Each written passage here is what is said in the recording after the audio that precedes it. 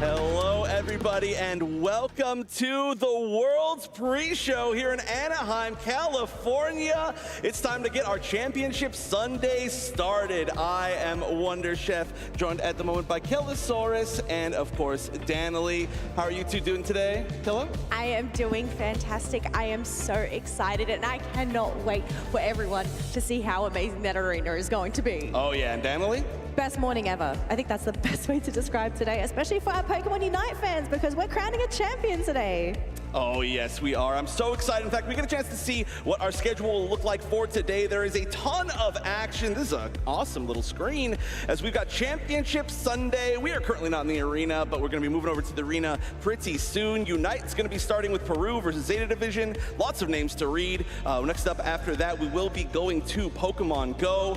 Then we're going to be going to TCGs, where we're going to be having juniors, seniors, and masters, and same thing for VG to close out the day. But there's going to be a good amount of prizing this weekend as these players and teams have fought very long time to make it here. Kello, why don't you read us out some of the prizing that we have for Pokemon Unite? Well, we can see that first placement there has that total allocation of $100,000 from a total of a $500,000 prize pool. Second place today will end up getting a total of $70,000 to share around. So those individual allocations, obviously we've already had our 5th to our 9th places locked in. We'll have our 3rd and 4th placement also playing out today as well, but we'll be focusing on these top 2 placements and who's going to get what. That's a pretty big difference there and well earned by these players. But we can start talking about them, actually, these 2 teams that we've got. We're going to start off with Peru, our team from Latin America, and a team that I think a lot of, I would say, predictions did not quite have making it all the way to these grand finals. LATAM South, as you can see right there, Carlo, Draken, Kea, Tempo, and Zynas. And I know that you all have been able to cast quite a bit of this, and actually we're joined by Soph, who has quite a bit, we've been able to see a lot of them this weekend. Have you been enjoying watching the Peru games? Oh, I just love what they bring to the table, and it's so fun to be able to see Latin America South performing as they have been. And of course, all the interviews that we have had with Nemo, that has been so fun because it feels like it's a player that is just so confident and just ready to trust their teammates, and I feel like it's all very mutual between all the players, and Chef, that really just makes a difference. Yeah, they have been such a big upset team. Obviously, we've known for a long time that they've been very strong, but we didn't realize just exactly how strong they were going to be this weekend. So very impressive to see them. And of course, they have not had a world champion yet from any of the Latin America sub-regions. It'll be very fun to see what they can actually do. Look at that. That was them winning yesterday. But our next team up, Zeta Division from Japan. Tomato, Rom, Tomi, Vitopo, and Wajiro. And I didn't mean to skip you earlier, Danily. I just wanted to give Soph a chance because she wasn't here after the opening. But Danily, let us know what you think about Zeta Division. No, Zeta Division, I think a lot of people coming into the tournament had high expectations for this team. They are a very experienced roster. They're obviously from Japan, which in Unite, if you get to play within the Japanese region, you probably get the most competitive, the most experience within the game. The games are incredibly competitive within that region. And for Zeta Division to be one of the top teams in that region, if you're the best in the best region, that's already a massive statement, especially when you're heading to the world stage. So obviously the goal here for Zeta, they want to be the champions themselves, but are their opponents going to give them the opportunity to be champions? Because I kind of want to mention that there's a very interesting dynamic coming into the grand finals, right? So Zeta, they lost to Aegis Flames. But Aegis Flames lost to Peru. So I'm kind of wondering, like, is there going to be a bit of a dynamic here? And maybe Peru, have they learned a big lesson playing up against Aegis Flames? And can they use that experience going up against Zeta Division? Yeah, that's a great question. We had a really interesting tournament so far where great little note from Chris Heroes I saw on Twitter this morning where every member of the top 4 of our tournament all lost one match in pool. So none of them came out first in their pool, which is really wild to see, but it kind of goes to show you give somebody a second chance. Some of these teams we know like Luminosity Gaming, who of course we were looking at to potentially be world champs again. They were not able to repeat, making the third, fourth place. We'll see what they actually get later today. But they're a team that is very, very good at playing from that loser's bracket. So a lot of times we will see these top 4 teams doing well in that situation. And currently we are here again today. So we're very excited to see where we're going to go with that. But I mean, Zeta, of course, from Japan, and we don't get a chance to see them quite yet. I cannot wait, honestly. I know we've all seen the stadium, right? And we've also all seen what Japanese fans are like, and they are some of the best of the best, right?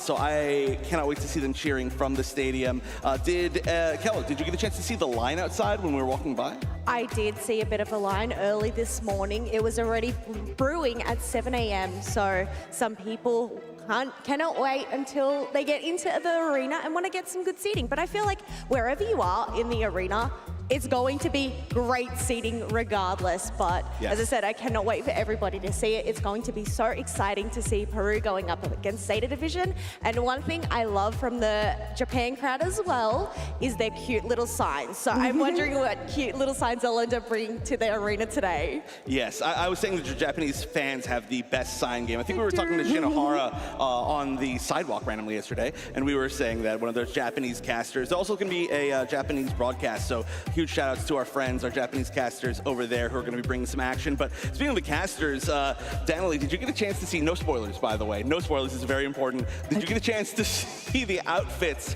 of our particular Unite casters for today? I explicitly tried to not look at them when I headed into the green room. I said, okay, it's gonna be great. I want to have the same experience as all of our viewers at home. So I was like, when we're going through the makeup room, I was like, okay, let's just sit down, don't look at them. So obviously the outfits, I trust these two to put on an absolute masterclass. But I don't want to talk about just the outfits.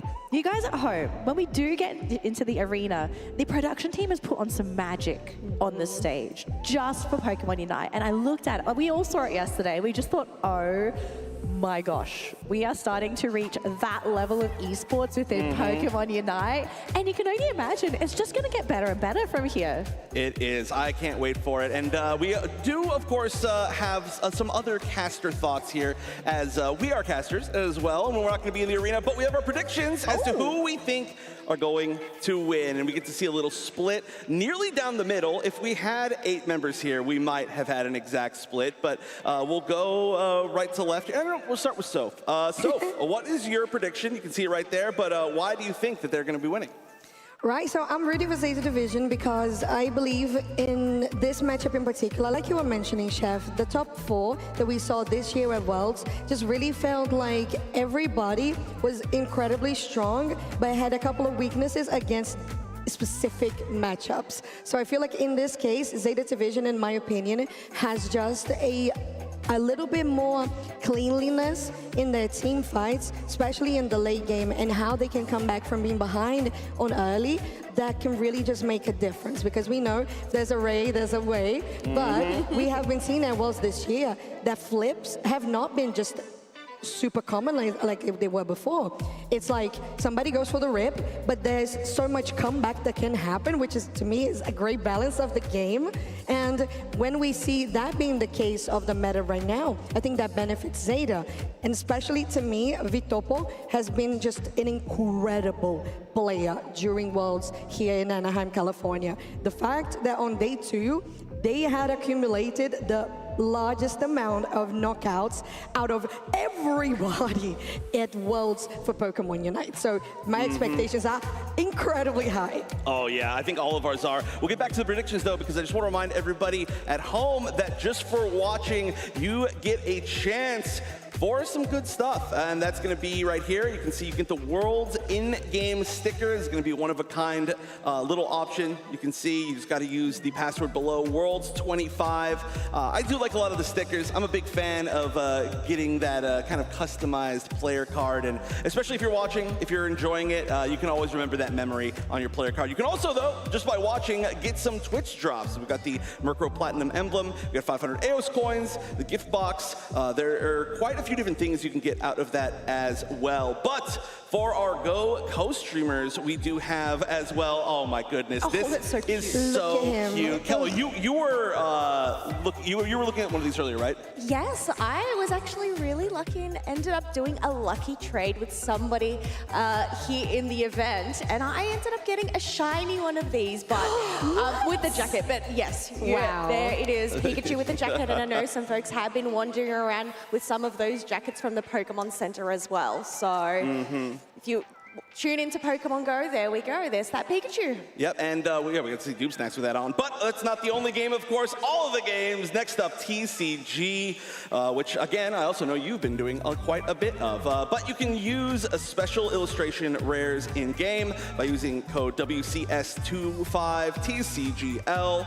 And I do love all of the cool cards that you get to use in live. I've been playing a little bit of live myself. That's not the only one, though. Even more, this is a ridiculous amount, by the way, of drops and rewards for this weekend, but I'm gonna keep going. We got the world's deck box, the sleeve, the coins, so many different things. I honestly can't even read it all out. That is a huge list, but basically just keep watching. And then finally, of course, VG, where you can get the World Championship winning Farigiraf. I know that's a Pokemon I really like. I know our producer currently right now as well. Big fan of this Pokemon. We actually were kind of like labbing it right when the game came out. So this is a really fun one to have. I think it's got a really cool ability. Use code WORLDS AR. I'm not actually going to read that one out because they always have the numbers right there, but you can see it on your screen. So lots of different rewards for this weekend. But of course, you know, the big reward for us here is that we get a chance to see our teams and our casters and our game all in this gigantic arena, which is going to be so fun.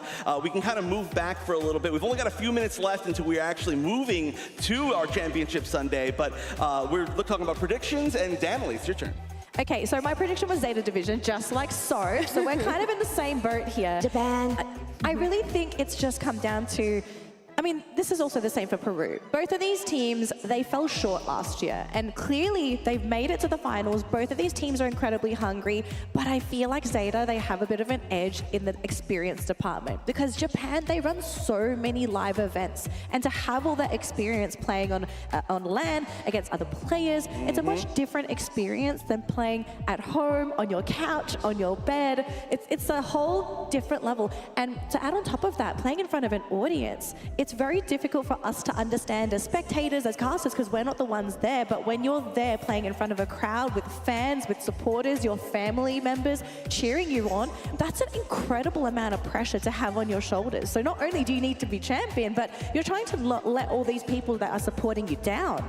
Yeah, there's a lot of pressure, and we're almost moving over. So Keller, real quick, maybe about 30 seconds, your prediction and why? Well, considering how Peru has gone at the World Championships, but also throughout the season and the previous years as well, they have that experience there. And I feel like they are hungry for that champion title, given their track record so far. I think that's absolutely a great call. I am going to go with Zeta as well, Zeta win. I'm just a huge fan of, honestly, all the Japanese fans. They have been so cool when we got a chance to beat them at ACL or here. They're all showing up, so it's honestly just a very cool thing to see. But altogether, like I said, we are just a few seconds out now from heading over to the arena for the very first time for a Championship Sunday at the Pokemon World Championships. It's going to be so incredible. I cannot wait for everybody to get their first look at what things are going to be like for the rest of today. But it's time for us to send it over now, as very soon we will be beginning with our first set for Championship Sunday.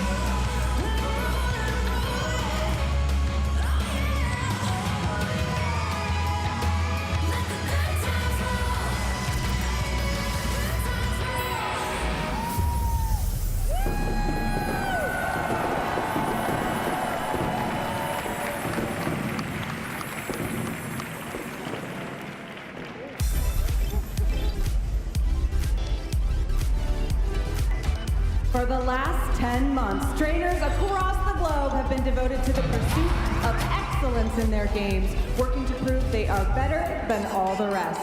Their dedication has led them to this moment. Welcome to Championship Hey everybody, Sunday! welcome to the watch party here. We've got a few different guests. I don't know, it was a really quick little switch out right there, but what do they call you to? Is it the speed burger? Yeah, exactly. Yeah. That's why we got up here so quick. We got the speed. Pretty accurate, but hey, welcome to the watch party with me. I can't wait to see Championship Sunday. This is already looking so cool, and of course for anybody out there on the broadcast, this is where you're gonna get a little look at kind of the behind the scenes stuff and a little bit more maybe information if you're not as familiar with the games. These two know way more about Unite than I do. I think that's pretty for sure. Hold on, Chef. I don't know about that. I think you're going to be kind of guiding us through a lot of this here, but my goodness, look at the venue with the checkerboard. I heard a rumor it's all LED. It'll change throughout the show, but I think we've got some players on screen as well. Yeah, this is cool. This is Peru Unite. So our teams, again, it's going to be Peru Unite coming from LATAM South, and we get to see a little bit of them right now. And then on the other side, it's going to be Zeta from Japan. Both teams that have been really strong for a really long time, but neither one a world champion, as we've only had 2 world champions so far in our past 3 years. And Japan are the current reigning world champions, but their team no longer exists. So Zeta is trying to win a second time for Japan. Interesting. Okay. So I'm not as familiar with the players of these teams. So is there anything that really stood out to you for either one of these this weekend? Were they like kind of a sleeper picks, or were you kind of eyeing them already and be like, okay, chances are one of them are going to make it to the finals? Well, Zeta was looking like the maybe crowd favorite overall to win. So they were pretty expected, but they lost their first broadcast match of the entire weekend. We do have a group stage though, so they were able to kind of come back and then play in the bracket stage, and they still qualified. And you can see them here coming out. Oh, that's so cool. Guys, I'm getting chills. I'm getting callbacks to playing the original main series titles and walking down that path to face my opponent. Oh my goodness, this is so insane. I know that we've never had anything like this in competitive Pokemon. This is so wild. My first Worlds was Anaheim in 2017, I think. It's cool to see, the growth over the past almost 10 years, and this is going to be Peru. But wow, look at this. This is honestly so cool. My goodness, you said this is going to be Peru so casually, but look at how high this is. And I heard that this team has been absolutely popping off this weekend. I heard that they were losing Rayquaza and still winning these games. Yeah, that's something that happens way more at the highest level. When you're playing like solo queue, it's a little bit harder to coordinate that kind of comeback. But for them, certainly they can do it. But their team, they've been really, really strong under a few different names over the past few years, and they've done really well at international championships. But they've never gotten nearly this close to being this successful. So they are the bigger surprise. So I would say then, are maybe they the underdog picks for this, or is everyone saying, okay?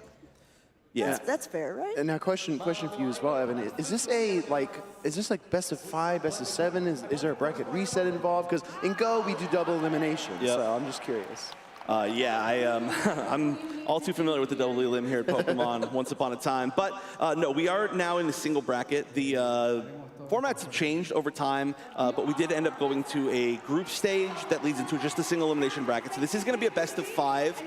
Plenty of time for adaptation, especially the fact that we have draft in our game means that there's a lot of time to make some really big adaptations. But it can go pretty quick. We actually have a little bit of a curse. I will say that our grand finals tend to be sweeps, which is not as exciting. This in the past. I mean, it is. I'm sure it's very, very hype for the trainers who are in it, having that momentum behind them. But yes, wow, look at this. I am so excited for them to see these outfits. Oh my goodness! Did you see them? No way, I haven't seen this. This morning. It's hard to see Straggles right now, but he obviously is wearing a purple matching cape suit. Oh my goodness. Yeah, I hope we can get some more lights on our commentators, because these guys always have the best fits, all right? I always say it, Unite has the best outfits in all of competitive Pokemon, and Spraggle's getting the crowd going. This is just a whole new level. I went on record saying, oh, there we go. Oh, the cape twirl, let's go. That's That's what I'm here for. If anybody out there, Oh my goodness! Doomstack's making magic happen on the screen. he's always making magic happen on the screen. Just the more That's literal true. type this time around. Usually it's verbally, right? His casting is absolutely insane, but I've never seen an actual magic trick on a Pokemon stream. It might be the first time for me. Yeah, and that was pretty well executed, if I'm being honest. I also love the fact that he's got the cape suit and then like 3 buttons down, amazing fashion. Although I have to give a shout out. I went on record on broadcast saying that you two may have outdressed Unite this weekend. That was an incredible set of fits. We took a few pages from your guys' book, and then we started to write our own. And I do think that here at Worlds, there's been a lot of cool different things among all of the different games. But yeah, I'm really excited to watch these finals. Amanda, that was just so modest of you. We can't let you have all the fun, Chef. We can't let you and the Unite crew have the best crowd and the best fits. I mean, come on. Yeah, that was a little bit too modest for sure. Come Yes, on. speaking of best crowds, I mean, we could really hear the crowd going absolutely crazy for your guys' game. So there must have been some really, really hype moments throughout this weekend. Yeah, I mean, so many upsets in the bracket. Of course, Luminosity Gaming was the last North American rep. They are 2-time world champions. They were really looking to be a 3-time world champion. They also won every single international championship over the entire season, which is a record that has only ever been done once, and it's the exact same time in TCG Seniors, I think.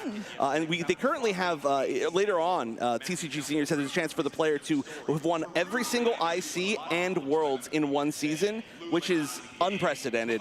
But we almost had it with LG. Unfortunately, they went out at the 3rd, 4th place match, and them playing is always really loud for the NA crowd, of course.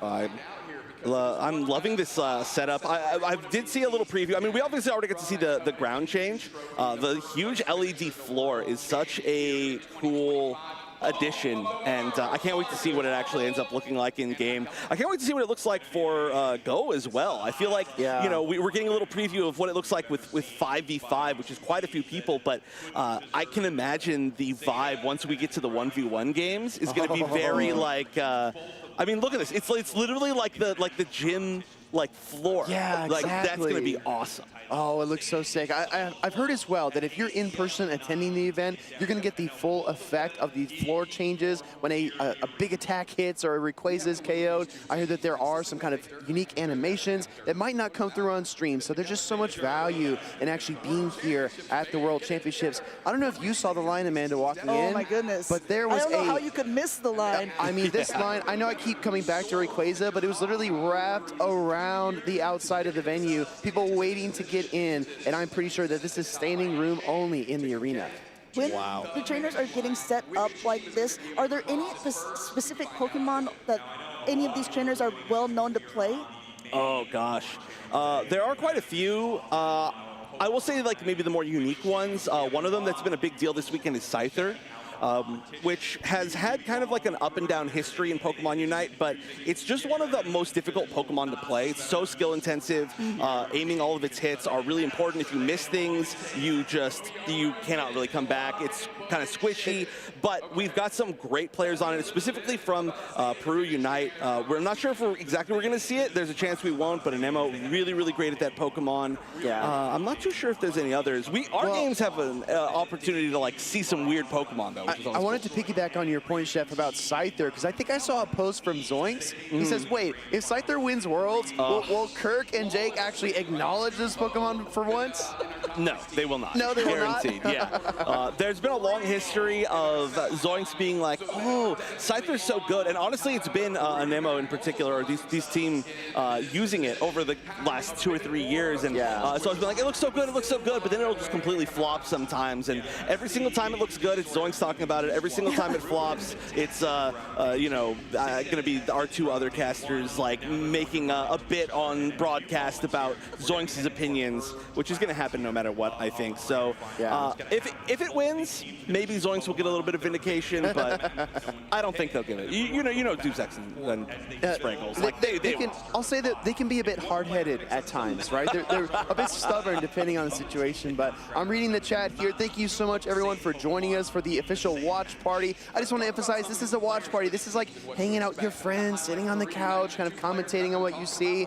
Maybe, you know, some Mystery Science Theater 3000 kind of vibes. We do have the official stream as well if you love to listen to the legends themselves as they commentate the battles more seriously. But if you want that like initial experience, if you want to learn alongside Amanda and I, we are all going to be following the footsteps of the chef here. Yeah, because now that I have an expert here next to me, I'm going to be fielding some questions because this format is a little bit different than if you just pick up the game itself and you're trying to go solo queue, you're trying to go in. So at this point, it is a draft, correct? And you're able to get some bans on both sides. Correct. Yes. So we did at least just, you know, for maybe people out there who haven't played for a while, draft did get added to the game once you get to a certain like rating. You know, once you've hit high enough in the actual matchmaking, you do get a chance to draft. But the majority of people don't get a chance to see it. That's why you don't know about it, Amanda. That's messed up. I just had one. I had to slip that one in there. So there was that point of time, at least, where you were definitely playing the game more than I was, though. Yeah, you think so? Yeah, definitely. It was the first type of game that I've played like that. So I mean, I did a lot of mistakes. I was like, oh what? Oh, you're supposed to go to the request? And then, oh no, I was a back capper for sure. Yeah, and secretly Chef was on your team in solo queue, and he's like, why isn't that Greninja doing plays? What's going on? Get back in there, Leafeon. It's like, wait, you use your Unite move at 3 minutes? What are you doing? See, you already know more about the game. I don't need to tell you anything. That's all you need to know. Don't use Unite move at 3 minutes. But yeah, that's actually explain the draft, of course, for anybody who hasn't watched competitive or gotten really high in ranked. We are going to have these teams start off with 2 bans a piece, or they get to kind of choose which Pokemon they think they don't want to deal with, who they think the other team is going to be really, really strong with. And sometimes it's just going to be meta Pokemon. Sometimes it's going to be Pokemon that the other team are kind of specialists with. We saw a team that had Zeraora banned out earlier for every single match they played on broadcast, and that is a 1% ban over the course of the weekend. So only that particular player from that particular team forced out that ban, which is a great kind of accolade. But after that, there's going to be a snake draft where it's going to be the first team chooses 1 Pokemon, the next team chooses 2, then 2, then 2, then 2, then 1. I think I might have said too many repositions right there, but they get the idea, right? There's 20 Pokemon on the field. Sure, yeah. I've seen some pick rates. I've seen Suicune actually pretty high, which is super validating for me because it's my favorite legendary beast, and I'd love to see that Pokemon succeed. What makes Pokemon like Suicune so popular? I'm a huge Suicune fan too. Suicune is one of the newest Pokemon to the game, and currently it is one of the few Pokemon that is just really good at filling multiple roles, where it's being played somewhat as like a tank, right? It's not a defender, but it's being played somewhat like a defender. It's very, very hard to take down, and it's very good at escaping. So it can be kind of the one that initiates. It also has these big crowd control moves, big AoE crowd control moves, where you hit them with multiple moves, and it starts to freeze everybody on the enemy team in a giant area. So it can be kind of used like a tank, but it can also be used a little bit more like a support, where it can kind of sit beside people and find these like cute little pokes that end up crowd controlling them, and then it assists in getting these big KOs for the big carries. And so any Pokemon in the current meta that are really good at multiple roles are strong, and just everything that Suicune is doing is strong. We are almost certainly going to see, I would say, a 100% encounter rate, which is the stat that we like to call, which is either it's picked or it's banned. Sure. Hey, I wish I had that back when I was playing Pokemon Crystal, because it was so difficult to find those legendary beasts roaming around the map, and I remember trying to catch all of them, but of course, you could only have one back then. So I'd really love to see some Suicune gameplay. In Pokemon Go, it's definitely like a bulkier water-type Pokemon. You know, we've got Snarl, we've got Ice Fang, usually like Bubble Beam, bait the opponent to take the shield, and then hit him with a Hydro Pump. It's like very dynamic, but also a little bit tricky to pull off. But typings, that's something we're not even going to see at all here in Unite, right? Correct, yeah. There are no typings that matter as far as gameplay. It is just purely the stats of the Pokemon. So we don't have to deal with, it's a pretty different like kind of mindset. You know, we don't have to think like, oh yeah, it's like, you know, pure water. Like what's going to be good against it? Like just the way that everything works on Eos Island is that it's just kind of negated. So yeah, just it's actually definitely really weird to be playing a Pokemon game, right, without typing. So you guys don't have typings, but we don't have held items. True. So if we were talking about any of the Pokemon, if you see it, are they usually running fairly typical held items for that Pokemon? Like if someone is new and wanting to pick up the game and they get what are some suggestions of the held items that they should be using for their games? That's getting more and more tough. Over the course of the past several months, maybe the course of this last year, we got a lot of new held items, and it's pretty unique. There are now some pretty tactical choices that are made after the draft. It definitely was for most of the game's life. Like, okay, you want to play an attacker, you're going to use something like Razor Claw. Somebody's going to be auto attacking. But now we've got items like there's Cursed Incense, which whenever you hit somebody, it reduces their healing effectiveness, so they get healed less. And so if there's a really kind of sustain comp, you really want to stop them from being able to sustain. Or there are certain ones that you have to get stacks by either knocking out enemy Pokemon or by scoring. That one's kind of a classic. And so if you want to focus more on an end game, you get a little bit more of an end game. So there definitely aren't 100% set in stone builds anymore, and that makes it pretty complicated to actually try and explain. But what I do is I just look at tournaments like this, and then I go to the very beginning, and I'm like, okay, that's what they picked. Learn from the best. Exactly, yeah. Yeah, Amanda, I think you told me your favorite held items were what? Leftovers and XP share or something like that? I do play a defender when I am doing this, and I have learned later, experience share is pretty good if you are playing a defender, right? Yeah, it actually is. It actually is very good. There's an attempt to troll, landing at 50%. But hello, friends. Don't mind me popping over here. There's a wild Sierra appears. I've just been roasting Amanda, so if you want to roast her too. No, I came here for defense. Thanks. Here for you. Yeah. You're done for, buddy. You're done. Right, Yeah, we got you I'm surrounded. Yeah, on every side. But to your point, Evan, we were talking about hell items a little bit. Why would you want to carry around something that was cursed? I know it sounds like a very topical question, but cursed incense doesn't feel like something I would pick up. I'm not touching that. Give me another one of those. Give it to Will. I don't know. He's curses them. I honestly have no idea. Well, I don't even know how it works. Do you blow the smoke from the cursed incense on them? Yeah. Is that how it works? Like pocket sand, you just hit them. You know? Exactly. Well, there's a Pokemon, for example, Ho-Oh, I think is relatively new to Unite, and it does have some pretty good regeneration abilities. Yeah. So is that something that people target when they go up against another team? You two really know more about Unite than I do. This is No, don't say that. He's coming for your job. Yeah. He can take it. He can take it. Did you see their fits this weekend? I'm telling you, they could. I know the glow. No, man, They did with Unite. Unite always has some of the best fits, and you guys kind of went up some. No, I said that earlier. I agree. There was a cape and a magic show at the beginning here, so I don't know. We're gonna have to really think again next year for a while. I missed a bit at the beginning, bit at the beginning. You guys got to fill me in here because already I'm getting sneak peeks of this arena, and that arena just looks sick, doesn't it? amazing. Wow, yeah. I'm sure you guys already had an hour-long monologue about this arena, but I need a moment for this. Well, I can see Chad is just when are the battles starting? When are the games starting? But I'm just still, like you, Sierra, I'm admiring this venue. My goodness. More importantly, the arena. Arena's pretty cool, but more importantly, what Dupe Snacks and Spriggles are wearing. Full cape suits. I don't know if you had a chance to see those. And as they came out, Dupe Snacks did a magic trick with a little wand turning into a flower. So just normal stuff. Just your everyday Unite. Yeah. Are you two going to do magic tricks next time? Well, now I feel like we have to. Yeah, we'll pull a Bumblebee out of a hat or something. I don't know. We got to think of something, Amanda. 3 games to 1. But yeah, we are getting set up. We do have a decent amount of setup time usually for Pokemon Unite, just because there's so many different players, and we have a lot of different devices as well. We have people who play on Switch. Of course, now you can play on Switch too. A lot of different mobile devices, and then even when you're playing on Switch, there are people who play in different ways. So we have people who play with Pro controllers. We have people who play with the Joy-Cons, which is pretty wild. And we even had a player this weekend who they play completely just undocked. They literally just pick up the Switch, and that's the competitive way that they play. Wow. Which was actually, I think, really difficult for production because they're like, where's the Switch? So in other controller games, you'll have claw and different holding methods. You ever have anyone hold the phone upside down or the device upside down? I think that would be difficult. I think it would flip, right? But yeah. No, we don't actually have that. There are a lot of really weird ways that people hold their phones, though. I mean, obviously, you two come from phone game as well. Is there any weird positionings for Go players?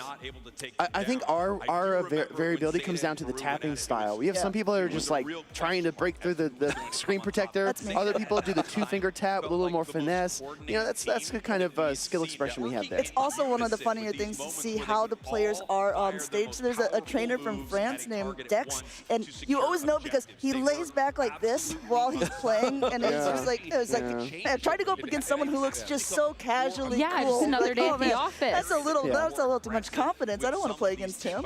It's like the backwards gamer league. It's like the opposite, you know? You don't like lock in, you're just like, nah, all right. It's the aura there. Yeah. Like, True. goodness. I mean, I'm excited to see this, especially too. There's been so much going on at the World Championships. Like, I haven't really been able to tune into too much of Unite and what's been going on. I've been hearing the crowd go nuts, like, at any single point, but, like, how hype is this finals? On a scale of, like, 1 to 10, where are we at? It is maybe a 10. We've had a lot of repeat winners for our World Championships, and then we are having a completely new winner this time around. 2 teams that are from completely different regions. We could have our very first Latin America winner ever for Worlds. And I don't know, it's pretty high up there. We're starting to get into it. Draft screen. So these are the picks, these are the bands. Top left, top right, there's going to be the bands. I love our new graphics for the draft scheme for this event. Very, very cool. So looking at the bands, do these make sense for the teams specifically, or like certain players' play styles, or is this just because they've been quite strong throughout this weekend? So the top left bands for Zeta Division, this is a little bit more kind of blanket. So the first band is just, it's a great Pokemon. Hoopa's just really good right now. And then Buzzwole means that they're probably going to try to be using something like a speedster, like an assassin type, because Buzzwole's really good at stopping that. On the top right, that's specifically character bans against Zeta Division. They've been using Comfey. You can see 2% ban rate on Comfey, but it's all Zeta Division. That feels very personal. I'm seeing 1% on the Buzzwole, which, like you said, is like a brawler, right? It kind of grabs hold of you and just beats you down, and the Comfey as well. So back in the day when I was playing more Unite, I saw a lot of like Comfey attaching itself to something like a Zacian. Is that something we still see in the competitive circuit?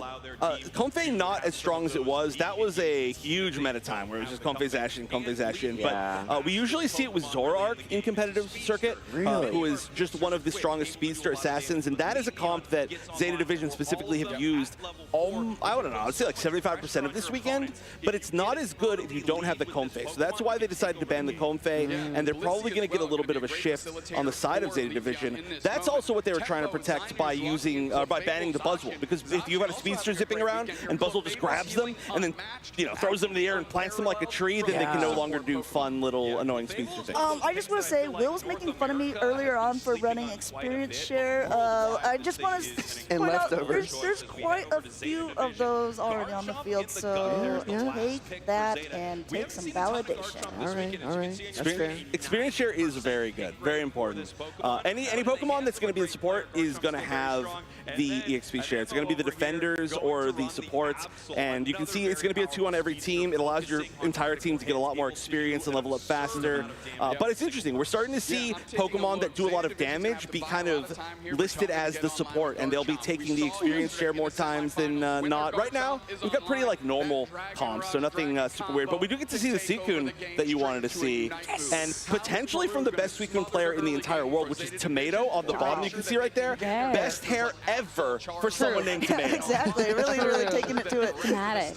Yeah, absolutely on brand. I've heard good things about VTopo as well. I heard that VTopo might have the most knockouts of any player this weekend, and they're in the finals here. Where are you getting all these stats? Why you? Both of you just keep You actually are going to take a shot. No, I won't reveal my sources here, Swift-chan. But anyway, no, I'm really excited for this.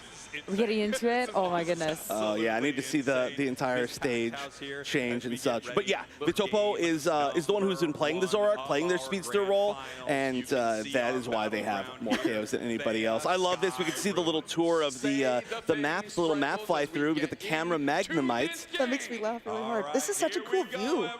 I know.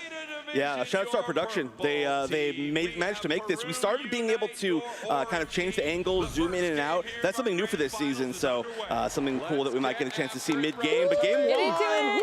Let's go, chat. We are in it. Pokemon going Oh, I'm so excited. Pretty normal comps though, and that's something we usually see in a 3 out of 5 is, I mean, since the comps can change so much, which is another thing that's unique for Pokemon Unite, you know, we don't have to like bring one team and then use it for the entire tournament in one deck. It's just, you can completely 100% switch up from one game to the next game. So usually for longer sets, like a best of 5, we see standard, kind of front to back, nothing too risky, and then the adaptations happen. Oh my gosh, early knockout there for the Zacian onto the Chansey. That's big, especially in that middle area, right? Yeah. Right there, the Chansey was trying to invade and get some like extra EXP, but they weren't able to. There's a lot of fighting going on. I was like, Oh my this is gosh. quite early for the game to be fighting, but I'm here for it. Making sure like they're really like, hey, we had Arena, we got to put on a show. Like they're going for it. I respect it. Something that I've heard before, I don't think it's like necessarily explicit unless you play Unite a lot, is that final hit is very, very important on those wild Pokemon. Yes, it's extremely important. That's how this game's gonna play. You have to fight for the final hits so you can get that experience. You can get the AOS energy for you to score. Man, Oh, Zacian's going crazy. Big play Zacian at it again. They just got 2 KOs on each side. This is one of the most like aggressive games that we've seen like the We're entire a week. minute And look 30 at this. in. Like this is how many KOs already? This is crazy. Yeah, sometimes in competitive games you won't see a single KO for like the first 4 minutes of the match. And Yeah. we've seen like 8. Was that a whirlpool from the Suicune? Is that what you were talking about when you said about, you know, crowd control? Yeah, so Suicune's big mechanic is that it has well, everybody has 2 sets of moves, right? But its first set of moves is water-based, and its second is ice-based. So you hit the water moves with the ice moves, and everybody that's within that AoE of the water move gets frozen because it freezes the water. So the whirlpool is the first one that you get, and you can see they're moving it, and then as soon as they hit it with ice, it should freeze everything that path. You can see right there. Exactly. That was a perfect example. I know, thank you. We actually paid the players to do that at exactly 7:40 in the match. Not scripted, chat, not scripted. But that's why it's so good. You see, like, if you can control that big of an area, it can win an entire team fight. Looks like we've got some level 5, level 7 action already going on. 7.5 minutes still remaining, too. This is also stealing from the other jungle, correct? This is what Absol used to do? Yeah. And then he's like, oh, I'm going back home. Yeah, there's such limited experience for you to get in any game of Unite at a given moment that if you can steal some away from your opponents, it is so valuable. It's hyper valuable. You get extra, they get less, and it's such a delicate balance of who's in the lead as far as levels and points and everything that if you can tip that scale, you can start to snowball if you're a good team. This Mewtwo right now is quite good as well. It's going to be just throwing a lot of projectiles over and over. They're fighting for this Regieleki. Oh, big secure. It looks, I think they're going to secure maybe both top and bottom. Well, in this situation, you want to try to break that initial goal zone, right? So you can send the Regieleki deeper into the enemy territory.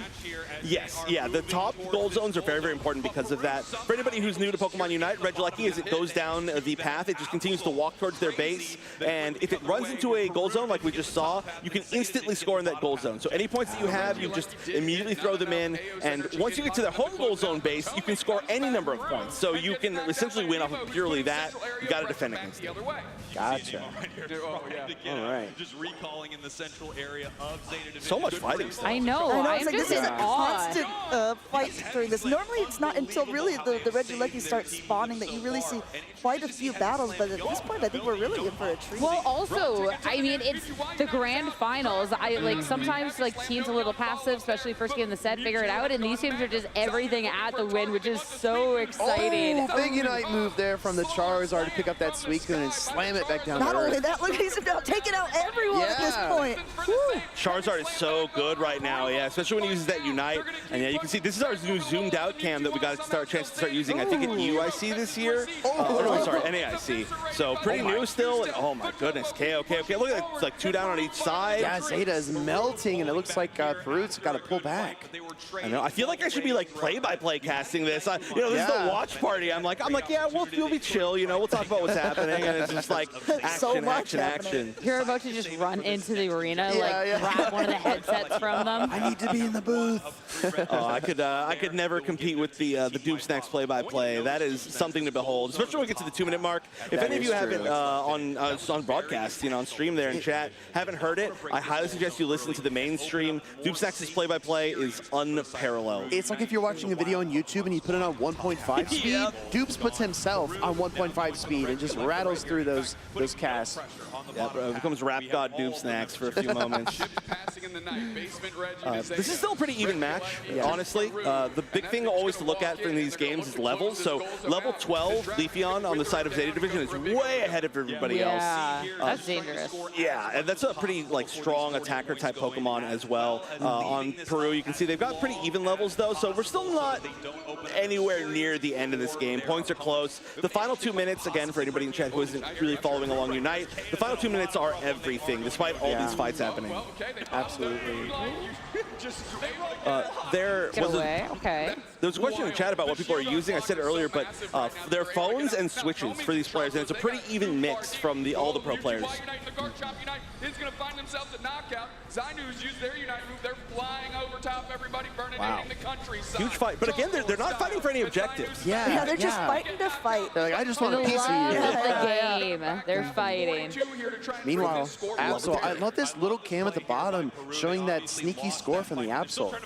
Yeah, that's another cool thing we got this weekend. Oh, nice catch. Yeah. But yeah, there's another thing that we got there. Sorry, this season is we got to add more observers, which is really, really cool. Something you see more from traditional, games like this. And we get a chance to do some cool, picture-in-pictures. We get a chance to do some cool switches around, these cool zoom outs and zoom ins, and just a whole different level of production this season. Stuff like this, right, where the teams are further away from each other. We get a chance to see where they both are.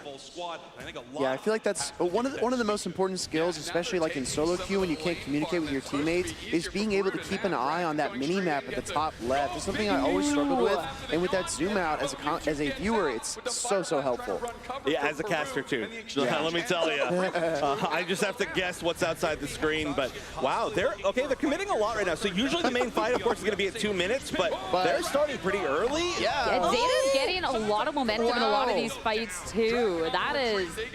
Yeah, they won't let him go. Absolutely not.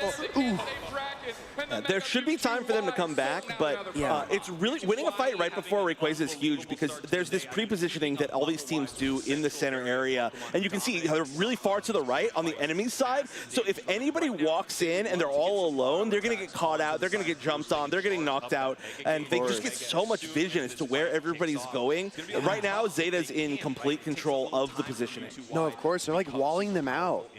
It's crazy. Yeah, quite literally sometimes when you've got some of these wall Pokemon, but they're making it around, and so this is where the big fight's going to happen. Another new thing we got this season is the Rayquaza health bar at the bottom, so that no matter where we're looking, we get a chance to see exactly how much HP it's at. Yeah, it's awesome. Thank you for pointing that out. I didn't even notice it. I was like, oh, are they going to fight? When are they going to fight? Another thing for people who don't know, the reason why it's a weird number, Rayquaza's health actually goes up as the time goes later in the game. So you can actually see it live updating, which is really cool. So why is nobody touching Rayquaza? This is the big objective. Well, I mean, you also don't want to be the one that starts trying to make momentum and just get collapsed on, right? It's going to be that little back and forth, a little bit of positioning. And then, of course, when you're looking at Peru, who's down, a little bit more pressure on them in the situation. So, and if you're the one to make a misstep, you just lose the game at this point. The game's so close. Agreed. Yeah, so would you say that Zeta Division is maybe more a little bit on the defense right now? They want to try to make sure that the Peru Unite doesn't try to get the Rayquaza because that could be the thing that ends up helping them win? Yes, if you have the point lead, time is your best friend. Oh, here we go. Yep, they had to make a move. They're jumping in. They're going to use all their Unites all at once for sure. Yep, the Charizard's going to start it. Rayquaza's actually taking a ton of damage, so there's a good chance they could end up burning it down, and hitting a big secure move could be huge. You can hear Rap God Dupesnax in the background, but it's whoever gets the final hit on the Rayquaza. But who got it? Oh, I think it's Peru. Yeah. Peru secured it. But they only have 2 members up. They only have 1 member up, so they're going to score right here. But as you can see, the members of Zeta are actually scoring without the shields because there's nobody to stop them. So you were actually talking earlier about how you can lose the Rayquaza fight and win the game. That's exactly what we're seeing right here. 19 seconds left. Zeta 100% has this in the bag. Wow, almost double the score. 10 seconds and counting here. one, it looks like they learned a lot from the This last one, time. yeah, it's for sure over. But that's like how good the strong teams are. Taking a page from Peru. 2, 1. Let's go. And the Leafeon is popping off at the end, too. That is crazy. Oh my gosh, the stage as well. Team win. That's cool. Oh, you can see the Pokemon picks on the floor behind them. Isn't that Wow. That's super cool.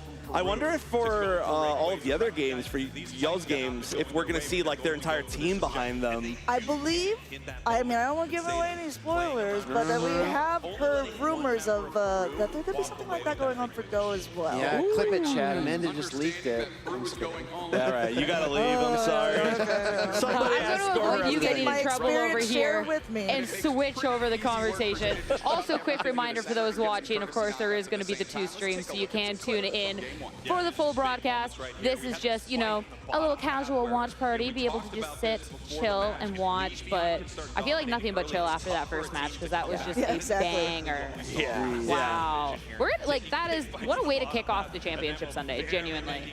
Yeah, tons of energy. We're really happy, you know, we didn't get a chance to be on Championship Sunday until this season as well. That's so good. That's lots true. of new things, and we're happy to be able to kind of start things off. And one thing we were worried about, if I'm going to be 100% honest, which is kind of true for anything, is, you know, we start pretty early over here. We weren't sure if everybody was going to be up and awake, but like you mentioned, the line was ridiculous. Before we got in, it was going down the block to be able to get into the arena. So seeing all the fans being in there and being excited and cheering, it's so cool to see. Ooh, okay, this makes so much sense.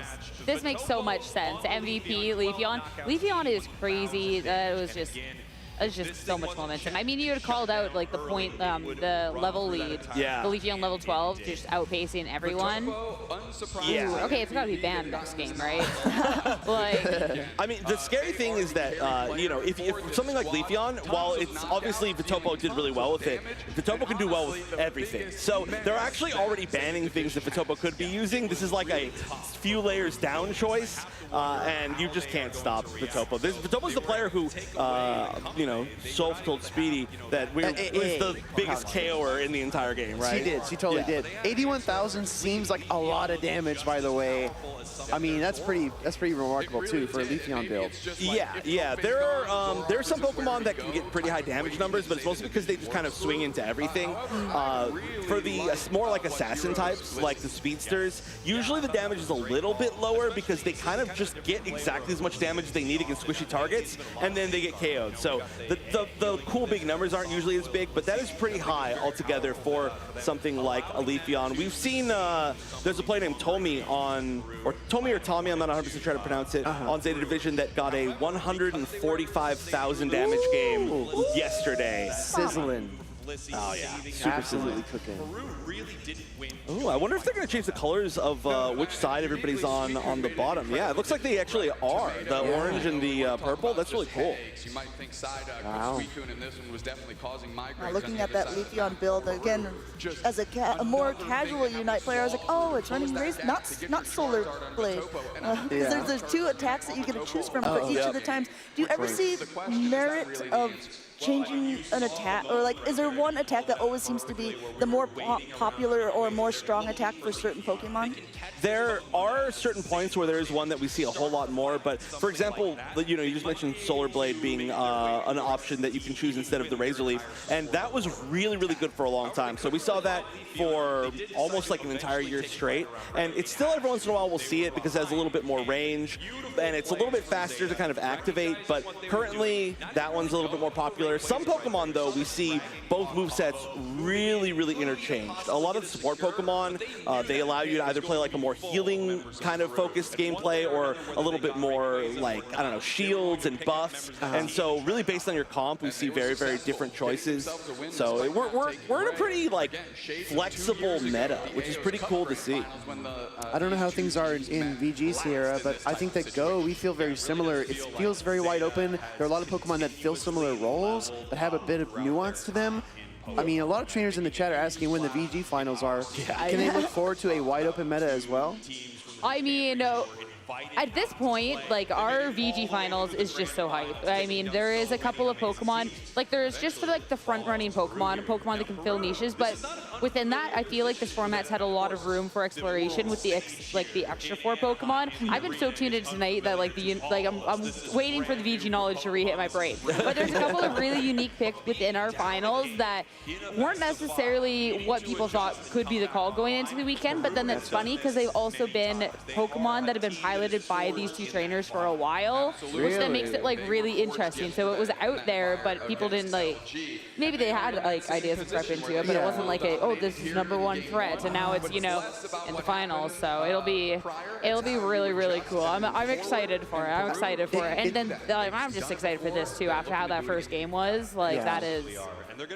It sounds like more personal if you've been using a Pokemon for a while and then you're able to bring it to like the biggest competitive tournament. Because I feel like a lot of trainers struggle with that. Maybe their favorite Pokemon is Blastoise, but it's not like particularly relevant in the meta. So you're like, how do I make this work? How, is this gonna, you know, am I throwing if I play this Pokemon because there are better options? So I think it's cool when players can win with their best for their favorites. I mean, it's like for these trainers too, because I will say for the video game with the Pokemon, I don't think it's necessarily, ooh, we're playing with our favorites. Like, I don't know if Fruit Bonnet's going to be, like, you know, the favorite out here, but it is just kind of like that comfort level and having a team that really fits what works for you and being able to pilot that team throughout a good chunk of the season, as opposed to, oh, what is the call for this event, and kind of switching off. So it's like the reps with the teams really help that knowledge, and it's going to be such a good finals. It's going to be such a good finals for the video game.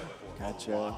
Yeah. It'll be good. It'll be good. And of course, we went over the schedule earlier when we started, but it will be Unite going into Go, going into TCG, going into VG.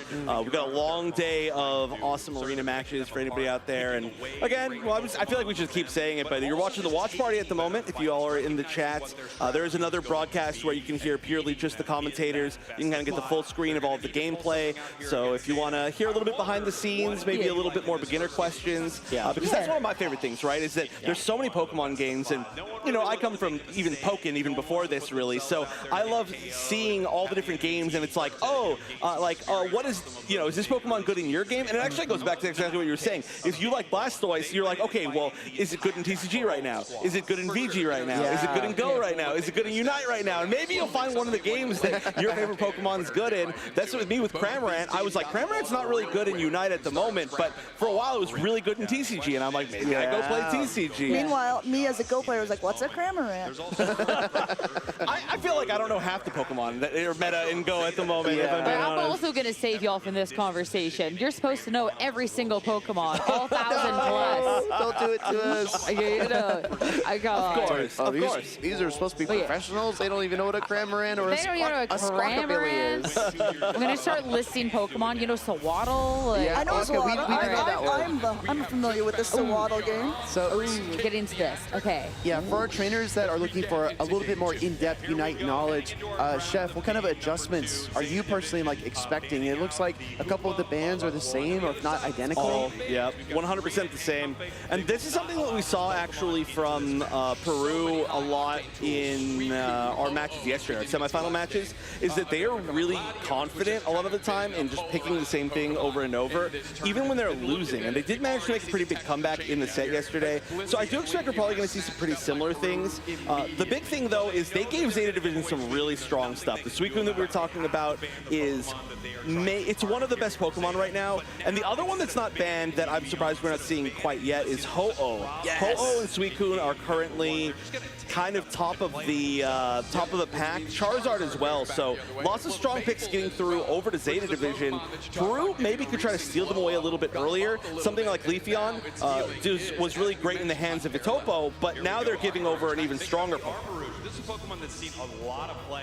Ooh, looking at some of the picks here. Is that a Ceruledge? Armorouge. Armorouge, excuse me. Oh, You do know what every... Get him out of here, guys. It was a test. It was a test.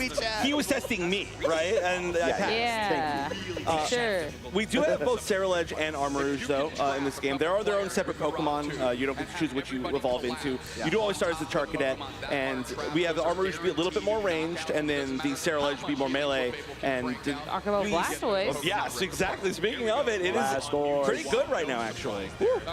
So do we see these players typically running Hydro Pump, Rapid Spin, Surf? What's the typical kit? Well, it's so as you can see, it's only like a 9% pick rate. It's a little bit more rare right now, and there are like reasons to pick both options. For anybody who doesn't really know how Blastoise plays in this game, you can play a little bit more of like a Spin Stoise, where its ability is that it starts spinning and it fires water out of its shell, and you can't stop it, and so it just kind of spins at you, and it's very scary, and it does a lot of damage to your entire team, and that's more damage focused. But you can also play Hydro Pump, which is a little bit more knockback focused, a little bit more range focused, and it helps support the rest of your team. And depending on what you want to play as an actual comp, both are super, super doable. I think, actually, I'm not 100% sure what we're going to see right now. It might be Spin Stoise based on the items. A lot of times you can kind of guess what the builds are going to be based on what their items are going to be, but this is the first time I think that I've seen them pick up Blastoise this weekend, so... And I'm curious about the Blastoise and the Charizard, because I'm listening to them talk, and they're talking about how much scaling there is on the team, so I'm kind of worried about that little bit of early game, because it kind of looks like there could be a little bit of bullying. There could be some bullying, and the funny thing is usually Zeta's the one that are doing the bullying, so we'll see if they can kind of make sure that they're not the ones getting bullied, you know? Can't get fighting fire with fire and water with water, I guess, if it's the Blastoise.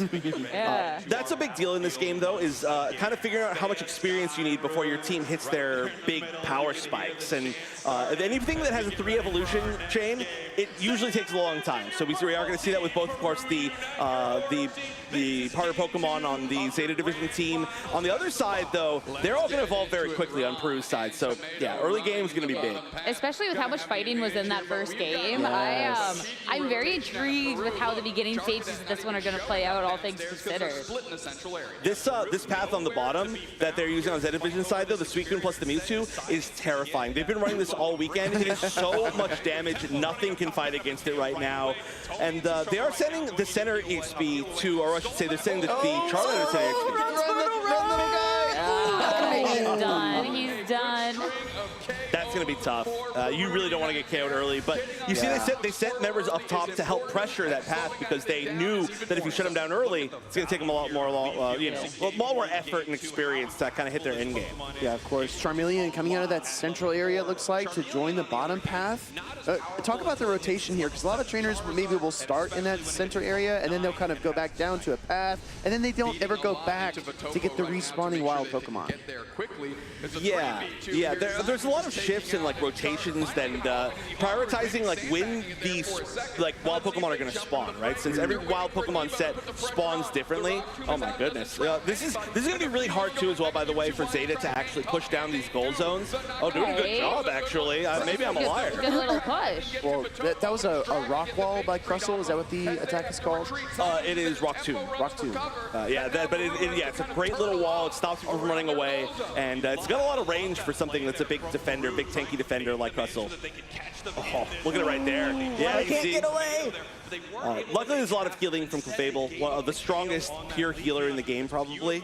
Yeah. But yeah, when they get a big catch, especially once they're later in the game, they can get a KO. I mean, nearly for free. What their strategy this game is going to be. Trap in the so if you notice, for newer players, if you guys are watching the stream, at the 8-minute mark, there's these wild spawns that are in the middle, and they seem to go up to it. And it looks like the blue team with Zeta Division got all of the wild spawns there, so that helps them level up quicker and get more experience. Yeah, this is a game about like pre-positioning to where everything is going to spawn, right? That was a nice catch.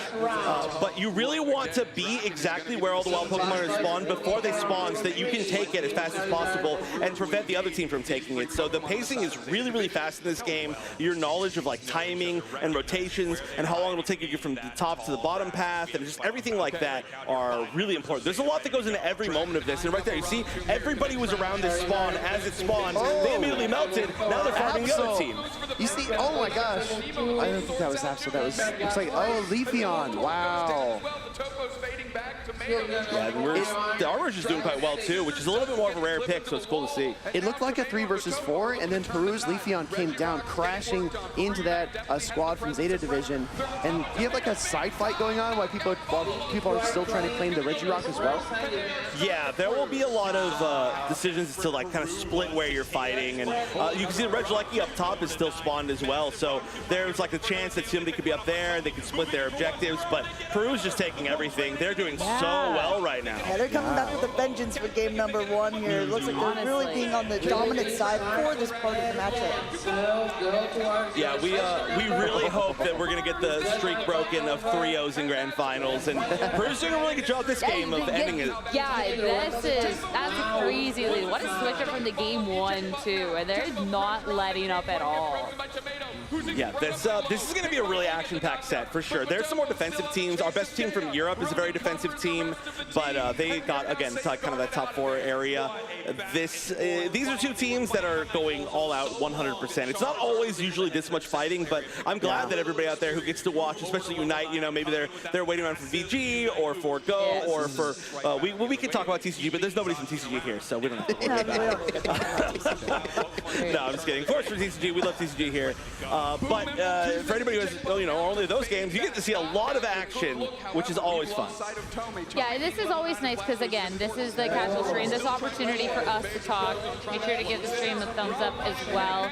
But yeah, and also a fun way for us to be able to interact with people. I was just going to say that, just hang out with the casters from other games. So we are all running around through each time. So it's like it's really nice to just catch up a little bit and see what's been going on in each game. Yeah. Ask questions, and if you want the full screen, then there's another stream for you. But again, with the zoomed out camera, I absolutely love that. It is so good. Did you see all the positioning? Yeah, so useful here.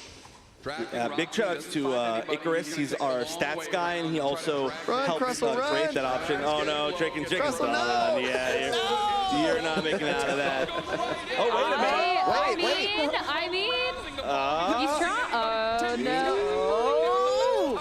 Honestly, what a little bounce back here from Zeta, though. Like, be able to actually fight back now that you have the Blastoise and the Charizard online. Oh, Spin Stoice, let's go!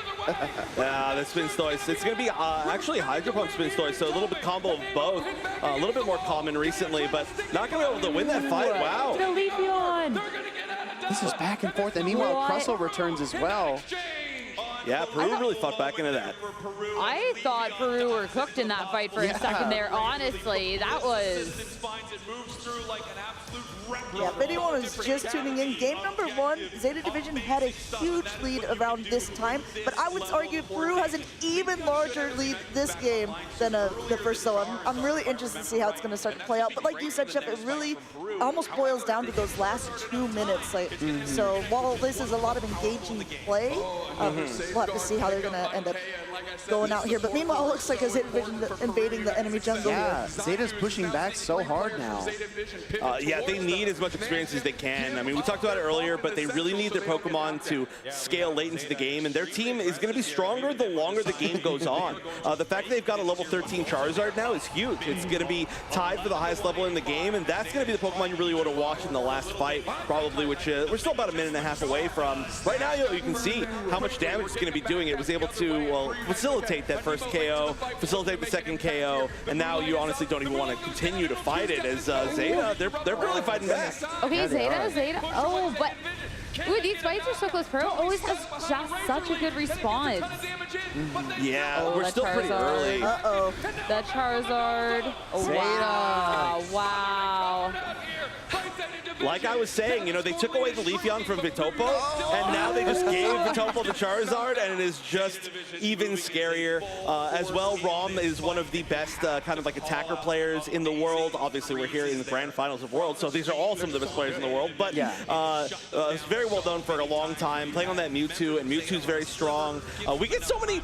Actually, wait a minute. Oh, we're almost completely in like Gen 1 Pokemon on the side of Zeta Division. I just realized that. I was going to say there's a lot of Kanto. Yeah. Exactly. Is this Aos Island or is this the Kanto region? We do have some side events where you can only pick from, you know, like one region, for example. But This feels big because Peru was able to claim that Registeel at the bottom there and get a buff going into this Rayquaza fight, right? yes, which will help them. They're actually going to back up a little bit, but yeah. So each of the different Reggies gives a different buff, and it lasts for about 60 seconds. We have actually a timer for the buff on the very bottom side, but that will give them a big advantage. They're playing very defensively because they have such a huge lead now too, so they can hold on to the buffer as long as they can. They can hold on to the lead as long as they can. They're just kind of chilling. We got to see Zeta make a big push, and we saw Peru make a big push last time. It worked pretty well. They weren't able to win the game, but they had to be the one on the offense. Until it didn't, you know. Yeah, exactly. They got the Ray. We don't have to talk about what happened after that. Waiting for their Charizard. Charizard opens up. The Rayquaza kind of poking at it, right, to see if they can get Peru into this fight. Yeah, that's really how you get the other team to re-engage on you, is you threaten to just burn down Rayquaza and force, we call it a flip, to see who, oh my goodness, we actually missed a huge KO right there. Suicune going down, that's Tomato going down, that's a huge part of their team, and you can see as soon as that happened, we see Peru moving in, right? They want to take advantage of that, and they're doing a pretty good job. They're getting pretty low as well, but a second KO onto Rom, and they're, I think, crumbling a little bit on the side of Zeta. I'm telling you, I'm seeing a lot of orange, and it's going to be, a lot of blue and a little less orange here. Yeah.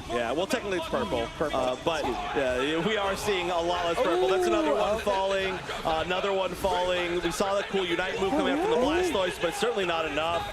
Then you see here, Peru's playing really smart. They're not burning down their Rayquaza. They allowed it to reset. They know they have a huge lead. They only need to just hunt down the enemy team. And they just knocked out the entire purple team here. So good. Now they're going to score. I think the curse is broken. Only 27 seconds left. I don't think there's any way to come back into this. This is Is it Rayquaza? We don't need no stinking Rayquaza here. They're scoring on the home pad. Yeah, I mean, fun fact, you know, there's a lot of people, especially, which is fully understandable when you're playing at like a little bit lower level of the game, like, you know, lower level ranked matches and stuff, where they'll say, okay, all that matters in this game is Rayquaza. We are in the most high level match literally ever played of Pokemon Unite, and we have a 0% win rate of a team taking Rayquaza. It was the first one was the team took Rayquaza and lost, and the second one nobody took Rayquaza. So it just really goes to show you like how well these top teams can flex around what a lot of people consider like the ultimate objective. I mean, for Go, a lot of it comes down to, you know, losing the lead matchup, losing the switched-in matchup. You kind of feel like it's GG's, but the best players, to your point, Chef, can just bounce back and totally flip things around. And I think that also, like, it gives players watching at home a lot of hope. Like, maybe, you know what, if my Unite match is not going well and there's only a few minutes left, it's not really over yet. I just need to be, you know, creative and careful with what I do. Yeah, that's really, I think, what separates in most games the best players from the, like, pretty good players. Is how to play from behind, right? I mean, not that anybody can, but it's not the most difficult thing in the world to play from ahead, right? Where you're like, hey, I'm winning. This is fun. But if you know how to deal with your situations that are losing, then that's really where people build that consistency for every single game. But wow, this has been a great set so far. I'm happy for anybody who is their first time seeing Unite and first time seeing, obviously, Championship Sunday. If this could be the match. Also, we got a chat question for what's your favorite Pokemon? Ooh. Across the board. While we're watching over replays. Yeah. Mine's Cramorant. Mine's an easy one. Okay, that's... And mine is Sableye, and it is in the game as well. So. Amanda does the best Sableye impression. Mine, I've kind of like been tipping my hat. My poker face is not very good. It's got to be Blastoise. And what's your Blastoise impression? What's that? What's your Blastoise impression? Pretty good. The Cramorant? I don't know how to do a Cramorant impression. It just has a little wings. You just have to like. That was pretty good, honestly. I'm not gonna fire fish out of my mouth. Okay. Yeah. Not committed to the bit. Yeah. And Sierra? Yeah. It's Slitherwing. I didn't know that. Okay. Yeah, put the fists up, the fighting bug, you know. Yep. Yeah. All right. Okay. Back-to-back games. Leafeon MVPs. Everyone's saying it. Leafeon's so good. I mean, Leafeon is so good, honestly. Like, from my limited time casting Unite, it's just like, I watched Leafeon's just stomp the games, and I'm just like, This is the difference maker. Why are we not taking care of this? Like, it's just, I don't know, it's such an insane Pokemon. They, like, it's so much pressure, especially early on. What does Leafeon's Unite do specifically, maybe for the people who Good are... question. It's a single target, just like really big strike. So you jump onto them and then you land on them, and it's really quick. It's not as flashy looking as some of the other big Unites, like the Blastoise one, where it does the big spin. It literally just targets at one thing, it dashes at them, it jumps, and it lands on them. It does a ton of damage, but it is really, really strong, despite the fact it's not flashy, because you just find their weakest target, the most important backline target, and you are just on them, and the burst damage is ridiculous. So much damage, yes. so much damage at once. It's actually crazy. Yeah, I remember playing solo queue, and I could play a dozen games, right, back to back to back, and getting 9 KOs would have been like, you know, wow, that was my best game of the day. But that's like routine for this Leafeon trainer here. Yeah, but Topo, it might be the MVP of the entire tournament. Obviously, we got to see who wins the entire thing, but... Are we just looking at a situation to whoever picks up the Leafeon's going to win the game? Because that's kind of how it's gone for both of the games. The Leafeon MVPs for each. Honestly, like, that's my weird. early prediction. Okay, sorry, not Leafeon is not like the top of the meta, even in its role right now, but it's always solid. It has one of the best escapes. It has a little bit more range than most of the other assassins, so it can play a little bit safer. And it's really good at dealing with objectives as well. So it's always been solid. It's always been solidly good. It's been meta for a really long time, but not usually like your first pick. So it's surprising to see that it has been the decider. I don't know if it's the only decider. I do think that the draft in the last game of like choosing the really, really late game comp from Zeta hurt them a lot. And I do think that that's why they chose Leafeon. For anybody out there who hasn't played yet, the evolutions all evolve very fast, and they're all very good. So if anybody likes evolutions, Unite might be a game you want to the try. game for you. Yes. Speaking of evolutions and draft and solo queue, I guess I was in a solo queue. We were drafting. All people would know each other, and we ended up doing the whole evolution line. And I was the last one, and it was between one. I'm like, I don't have the Sylveon. I have the Umbreon. Please have them pick the Sylveon, and it worked out perfectly. That's so cool. That's like if you're playing Pokemon Go and you notice like a theme in the gym. Yeah. You're like, oh, I'm gonna put like a small pink Pokemon in this gym, just like, you know, the other ones that are already there. I wanted to ask you, Sierra, and also you, Amanda, in terms of Get lost, Chef. Sorry, Yeah, Chef. outta This here. is for us here, because what I really admire about the Unite kind of like player storylines is that you get those cameras, those POVs right on the player's face. And I keep thinking to myself, if we could see like in Go or in VG, like right there looking into their eyes when they're making a player, they're thinking about the next move, because we have like the off cameras, we can get to the side, whatever, but I want to see that perspective. How do you both feel about it? You think we should bring that to the other games? I feel like Yes that's a and tough no? one, because I feel like for Go it could work quite well because there's so much more like quite in that moment, whereas like VGC, since it is turn-based, I feel like if you have the camera while they're like making their decision at least closer up, it's not quite going to be the emotion. The emotion is when the turn plays out, which I think the side camera is fine for. Like I feel like it's just like the way the game plays out. Like it wouldn't be a pose. Like I love being able to see the player emotions, but I feel like because we already always have a camera on our player no matter what while they play, so I don't need like the close up one, right? That's fair. That's So totally you fair. still get the pop off either way, and it's kind of cool when you have the pop off and you see the background or the stage light up. Like I don't know, it's cool. I feel like the cameras in Unite are very reminiscent of like other esports and stuff, to where it's like in the base, which is cool because Unite obviously has that little bit of a different direction, but.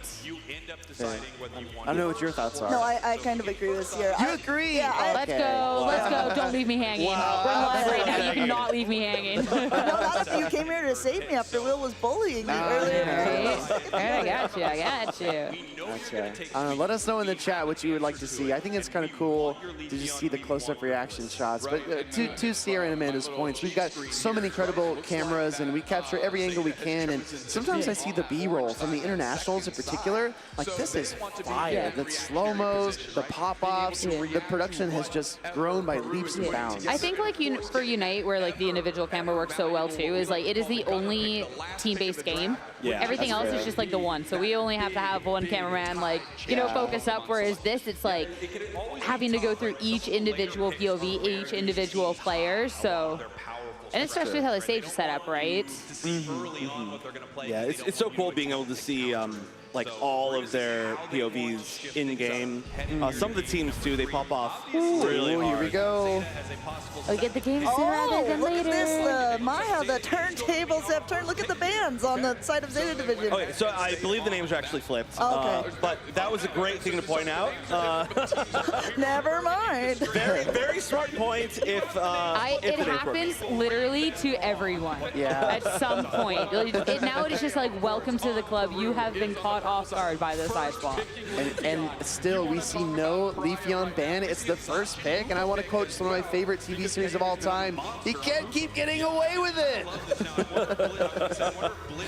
Yeah, this is cool. This is what's so cool about like Unite in the pregame is that you really get a chance to see what the high values are that start kind of evolving into each set, right? Like, for example, in I would say maybe 90% of games yesterday, we didn't see the Leafeon. It does have a 46% pick rate, which is pretty high, so maybe not 90%, but we didn't see it especially highly valued. Like, I haven't seen a first pick Leafeon at all over the course of this weekend. Wow. But the fact that it would be a first pick, it kind of like shows, like you can see into the minds of the players. Suicune, maybe the most common first pick. So to pick it second and neither team picking it first, it goes to show like, okay, the Leafeon's big, and then the Buzzwole is to kind of counter the Leafeon. Oh, finally. Let's go.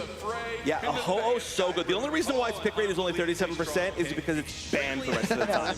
Yeah, I noticed that the bans have changed for also because the Buzzwole was the top pick, but it's been banned for the first couple of games. Yeah, it's because Zeta, they wanted to play with the Speedsters, but now Peru's the one playing with the Speedsters, with the Leafeon. So they're like, okay, well, if we're not defending our own picks, let's just pick it ourselves, which I think makes a whole lot of sense. And then now the smart choice, the Zacian runs really well into the Buzzwole. So they knew that we're unbanning Buzzwole, we're picking it, so we're going to ban what's good against it. There's so many mind games. Do I see the James Bond Inteleon over there on the left side of the screen? You do.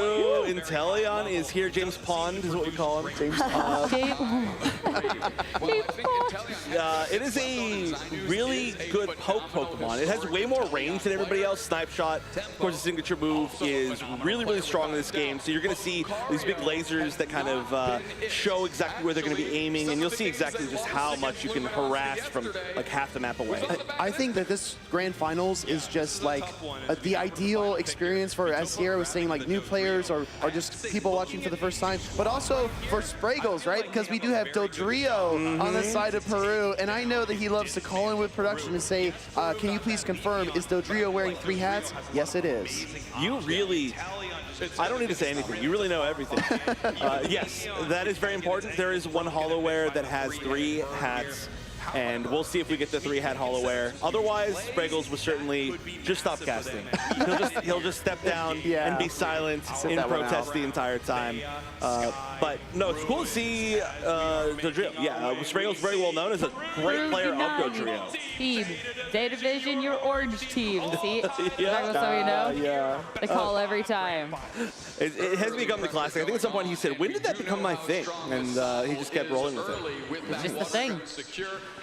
Hello, Mewtwo, bottom half. So cool. It's going to be really hard to deal with. Tomato as well, possibly the best O player in the world at the moment.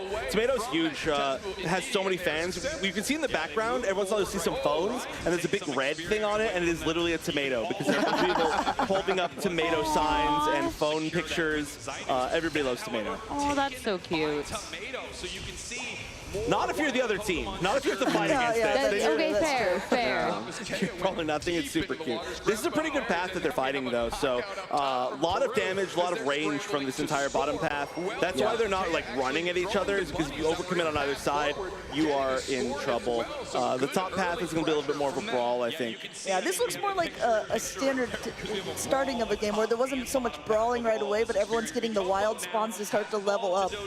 Yeah, it's because they can challenge each other a little bit more. It's going to be a 3v2 here, so they are going to have to back up. This is when you can start to push. The trio is really good at chasing as well, so yeah, you can see them poking him a little bit. Ooh, finding their friend. The funniest part of Dodrio gameplay to me is that the players that use it keep moving constantly, because you need to build up that meter to get your momentum moving forward. Yeah, a lot of speedsters have that mechanic. Very similar thing with the Leafeon, actually. You can see the gauges below their health. Wow, got away with it. They did get a return KO, though, in the meantime, so we might start to see this aggression again. Peru, though, they got a lot of points really early on. They're doing pretty well. But, yeah, like we were saying, the speed is really funny. Like, you'll see them sitting in tall grass, they're just spinning. Gotta get dizzy after a while, right? That's what 3 heads are for. One gets dizzy, and then the next one takes over. Fair, fair. Which gives the agency Little contest here in the middle, our Swablu's and Altaria. Yeah, the 8-minute spawns, very, very important. It's one of the first really true big neutral spawns, so you really want to take that from everybody else. But look at this, super aggressive from Zeta. They're all the way in the other center area, so they're trying to steal away that XP. And that's one thing we see a lot from Ho-Oh. You were talking about the regeneration. You gain back this passive life really quickly, so it goes off on its own and it tries to harass the enemy center area or like just different weird little spots a lot because it doesn't really need anybody else with it. It just automatically self-sustains. I don't want to drop any spoilers, but I heard good things about Ho-Oh's Unite move, so hopefully towards the end of the game we might see a little fireworks on the field there. Oh yeah. I won't spoil it either. We'll see if that actually happens. Certainly it will, though. One of the most hard, most difficult Unite moves to use. Yeah. This is a much less like I don't know, fighting-oriented game. There are a lot of fights, but compared to the other games. Absolutely. I'm curious to see the Buzzwole gameplay. I remember game 1 that was banned out of the draft, so it might actually be pretty useful here. We'll find out. It should be. We'll wait until like in the team fights. Yeah, there we go. The Buzzwole is almost definitely going to be targeting a Nemo on this Leafeon. And we got the Suicune. That's another great option as well. One of those two, both are going to be big targets. You can see actually kind of hit them both, and they worked out pretty well. No, Ho-Oh, get out of there. Yeah. No. Not the worst thing in the world. James Pond just gained his double zero. The real question is, can the Dodrio get this before they get back up? It doesn't look like it. The Leafeon's going to go up and try to take it from him. Yeah, we can see it on the little picture. Oh, they You doubted. Huge news in competitive Pokemon. Dodrio is going to get Peck, which is actually getting buffed in this new season as well. So you might see some Dodrio gaming and go as well. That's funny to hear because obviously Peck for VGC is just a really it's not used, right? Like that is a Route 1 type move. That's just funny to hear. It gets back, guys. Yeah, oh my God! It's like we upgraded. We got Scratch. It's like okay. Okay, guys. Water gun. Yeah. All right. That is what I love about Go, though. It's like all the cool little things that you don't get to experience in other games. As competitive. So Zeta Division does close out a goal. Ooh, Zeta's getting confident. Yeah, they are. I like the fact. I mean, obviously this is grand finals of Worlds, so it just goes without saying. But these teams don't let anything get to them. They're not tricked by anything. Look at that damage from the Leafeon. My goodness. Yeah, all the leaves of the Razor Leaf return to you, and so if they all converge onto one spot where there's an enemy, it chunks them. And to me, it's like it's one thing if you can hit, an Inteleon for that much damage, but hitting a Blissey, which is an absolute unit, that is wild. Yeah. Just that's also why he's so good at chasing with Leafeon. Oh my goodness! Oh no! Careful! Hide and seek gone wrong. That was so much damage. Oh my goodness. Yeah, that was what they did. They set up the leaves, they returned it to them, and then they used the Unite move, which is a huge amount of burst. So they almost got a KO 1v4, but the fact that they got caught out by the Buzzwole, which is why they chose the Buzzwole. Buzzwole just shut somebody down for a really long time. Wow. Zeta's really fighting back into this. Yeah, absolutely. Yeah, just beautiful stuff there from Zeta. The damage line for Peru is the one that you really need to watch here. They've got like this kind of like mid-range front line, but it's going to be Zynos on this Inteleon. They need to hunt them down and find a way to deal with them in a fight. You can actually deal with it. They just got a double KO. Thank you once again, going with the script. Peru's chasing. Yeah. Get him. Peru also just leveled up a couple of Pokemon off that. I think they have just a slight level advantage. you know, with the exception of that level 12 Dodrio. Yeah, yeah. I mean, it's still relatively close, and we're about a minute and a half away from, of course, the final stretch. So this is going to be a pretty even game. The points lead is pretty big, though, for Peru, and that's going to be huge. We saw how strong it can be to be the ones that are, like, defending and holding on in the middle area for the last 2 minutes at Something least. that I noticed, too, again, for newer players like I was when I was making mistakes, is that there was a very low amount of points left on the scoreboard, and then the Leafeon broke it with 40 points. Yeah. Instead of breaking it with, like, say, 4 points to be able to just take it out. Right, yeah, we call that an overdunk. So, you know, if there's 100, you can see 100 HP on this goal zone right now. You can score 99, it'll be down to 1. You score another 50, and you're going to get a total of, you know, 149 points on that goal zone. I had to do the math really right there. I'm glad I didn't mess it up. I Thanks. was going to get my calculator out. I know. Real tough math. But yeah, it allows you to get more points without having to score further into their base, which is really, really important. And sometimes they'll value getting more points. Sometimes they'll value just breaking it faster so that they have more map control. Again, it's like big macro decisions. I see. Hello, picking up some Eos energy up there. 30 seconds to the Rayquaza spawn. And like you said, Chef, that point differential is probably going to force Zeta to poke at the Rayquaza and try to flip it. Yeah, the big thing too is that Peru has longer range because they have this Inteleon. A lot of times you get these kind of standoffs near the end of the game, and you can just sit there and poke and poke and poke. But that's actually potentially a huge catch. If they can get 1 KO here, this is going to be the fight. Usually it's around center area, but hey, they found an opportunity. Peru's doing a good job of like fighting them back. Yeah. Absolutely. Yeah, the amount of health they were able to get and pressure back. And still having that goal zone there helps so much because they're able to cycle in and heal a bit. Luckily, we didn't use too many resources on either side. We actually didn't really use any resource, so we're just kind of chilling, but that could have been really big. Using your Unite moves is big. And you can see if you have Unite moves from the yellow dots on their portraits, but whoa, they're really going in. They're like, they're starting in. Oh, big pick. That's not good for Zeta. Wow. Whoa.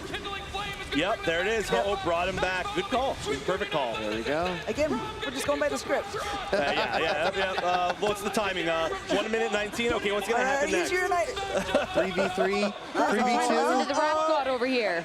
Zeta getting pushed back. Peru hanging on there. Wow. Wow. We get one last final push. So they did all get KO'd, but they're going to be back in time. We can see if anybody has Unite moves. Nobody has Unite moves, so it's going to be a really different fight for especially the teams that don't need their Unite moves as much. You can see they're starting to burn down. They need a little bit of damage on it. Well, as you were saying as well, the HP increases the later on the game gets, so this Rayquaza is going to be even more difficult to bring down than it was even a minute ago. Yeah. Oh, big burn. That is not good for Zeta. That is so much damage to take. And with only 40 seconds left now, I mean, even if they took the Rayquaza at this point, will they even have time to go back and score? Yeah, about 20 seconds is kind of the last chance you're going to get, but they're not even going to get that chance. Peru. Popping off. Peru was going. Absolute bear trap, iron grip on this game number 3. And reminder, I mean, now we're going to see Peru on match point. We have never had a LATAM world champion before, and they are so one step away. Yeah. That's so excited. Oh, what a well-played game from them. They held on perfectly. 4, 3, 2, 1. Shooting star. Wow. That was awesome. So well played. I would love to see a game 5, regardless of who wins. I think we need it with Unite. We had too many game 3s, or sorry, 3-0s only. Yeah. I had goosebumps after that game. The fans deserve it. Yes. Wow. The world champion, the first world champion from LATAM. These have been great games so far, though. This has not been a set that disappoints, which is perfect. Obviously, the first game ever for Pokemon World Championships in an arena. Yeah. We're happy we get to open it. Is it true that this is a rematch from a grand finals at an IC 2 years back? What is going on? Are they just like feeding you stats? This is the most You bizarre trying thing to make I've it ever look bad at this point? Like, Chef is the master. I'm trying to set you up because I feel like our questions are too basic. We want to hear your knowledge. Well, why did you pull that out like an hour into other broadcasts? That's weird. it's like you're like, huh? Is it true that But I mean, production's been telling me Yeah, this. someone feeding this all into your ear. I know they actually can't talk to you, so I know that's not true. I think Zoink's feeding me all of that. Yeah, you've got a specific line to Zoinks in your ear. You and Zoinks just studied yesterday. Zoinks is like, I got a really funny bit here. And it's just going to be going after Chef for 2 hours. I've got my AirPods in as well, so I'm just saying. Is it true that in 2021 these teams scrimmed at? When you put it that way, it sounds kind of. Dude, you're gonna have to you'll have to make sure to be here for Go and do the trade in return. Like, get some notes and be like, did you know that 3 years ago these two players actually had dinner together? I mean, I can't even make the jokes because I was gonna say like, oh yeah, I'll start bringing up like win rates and stuff, but you've actually been doing that. So I heard that our VG finalists had dinner together. They did. They're friends, and they had dinner, and everyone's prepping. They got ice cream together yesterday too. Yeah. But yeah, Good vibes. MVP, Lucario. I mean, it's not the Leafeon because it would have been nice for like the back to back. Yeah, like the narrative. pattern. But honestly, like that Lucario popped off. The Leafeon was on the team of Peru, wasn't it? So is it still the same amount of like every time The Go guys try and make the others like, yeah, every you're putting me time on the this spot. Leafeon is on a team, it's so well. You brought I it up was too earlier. locked in. I was too locked in. That was your I'm only fault, watching. 100% Sierra. My bad. That is correct though. Yeah, 100% win rate with Leafeon in this grand finals. Maybe And it was is first just the pick. best Pokemon. You guys are sleeping on it. Maybe, yeah. You never. I mean, hey, I'm not the one doing the bans. The proof's okay? in the pudding. That's all I'm saying, right? We'll see if we get banned. There's a chance it could be banned in this next match. I mean, it says it's been doing so well. But okay, to go back, yes, this was a rematch of an EUIC Grand Finals like 3 years ago. Oh yeah, I remember. But, yeah. Okay. Relax. It's too early for this. I wasn't even there, which is messed up. You were though, I believe, right? I think I was. Yeah. Okay, yeah. Yeah. But yeah, they were under a different name back then for the Japanese team, Zeta. We got to see a bunch of different organizations pick up teams for Japan. No bans, no ban. And I would like to see Hoopa, but this makes sense. But I love Hoopa as a Leafeon Pokemon. first pick. Yeah. There it is. And now, okay, so first pick from Zeta Division when Peru was the one who first picked it last time. So both these teams are now looking at it and being like, okay, this is what's going It to was be going from the decider. second pick to then like the first pick. Yeah. Wait, there's no. Okay, I was gonna say there's no way we're gonna see Mr. Mime, right? We have seen Mr. Mime in the past, but no, I think this makes a lot more sense. And you see, we're seeing the opposite picks now, where it's like, okay, now you have the Leafeon, so now we're going to choose the Pokemon good against Leafeon, like the Buzzwole, or Suicune's quite good against it as well, because you can stop it in its tracks. I'm just saying, Leafeon so far in the Grand Finals is at 100% win rate. Zeta's down a match, but has the Leafeon. We might I'm just get that calling best of five that you're looking for here. the script makers. They're putting the work in right here. Speaking of the script makers, I'm so happy that we have this aerial view while they're doing the draft because you're starting to see the Pokemon pop up as the players pick it. I think that is so sick. On each side. Yes. That's amazing. That's so cool. I love that big LED floor. LED floor is so freaking cool. But yeah, Garchomp, pretty rare, but Tommy, I'm not sure exactly how you pronounce the name exactly, but is probably the best Garchomp in the world. Really? I know I keep saying that for a lot of these Pokemon, but obviously we're in Worlds right now, We're in Grand the Finals. Grand Finals of the World Championship, you know. Yesterday, we were talking about damage and like how a lot of times like attackers' damage can get up to like 80, 90K for like a good game. We had a game where Tommy got 145,000 damage on Garchomp, which is higher than like good players playing in solo queue. It was ridiculous. Another pick that is pretty unique that's newer to our game is Glare and Rapidash. Yeah, what's that about? It runs really fast. That's it. Okay. No. It has a potion. Just like Zoinks. Just like Zoinks. No, it runs fast and is pretty, just like Zoinks. No, it runs, and when you run for long enough, it essentially becomes like resistant to crowd control, so it can just keep going. It just keeps going, and it does a lot of big AoEs around itself. And there are two ways to build it. You can build it as a damage dealer, which is what we're seeing right now, or you can build it as a support. The support has a little more crowd control, but really what it's going to be is we're now seeing double speedster, which is really, really unique, not something that we ever really see. So they want to dive into the back line and create a lot of havoc. Gotcha. Is this going to be, like, how are you feeling? Because obviously Zeta down a match.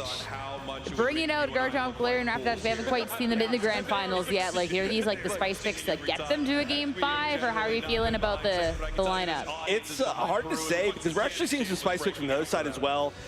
We got so it says Scizor right there, but it's Scyther. So the way that it works in this game, of course, just for anybody who doesn't know, is it shows Scizor. You can choose whether you evolve to the Scizor or you stay a Scyther, and they have different moveness. Oh, Let's that's go. so cute.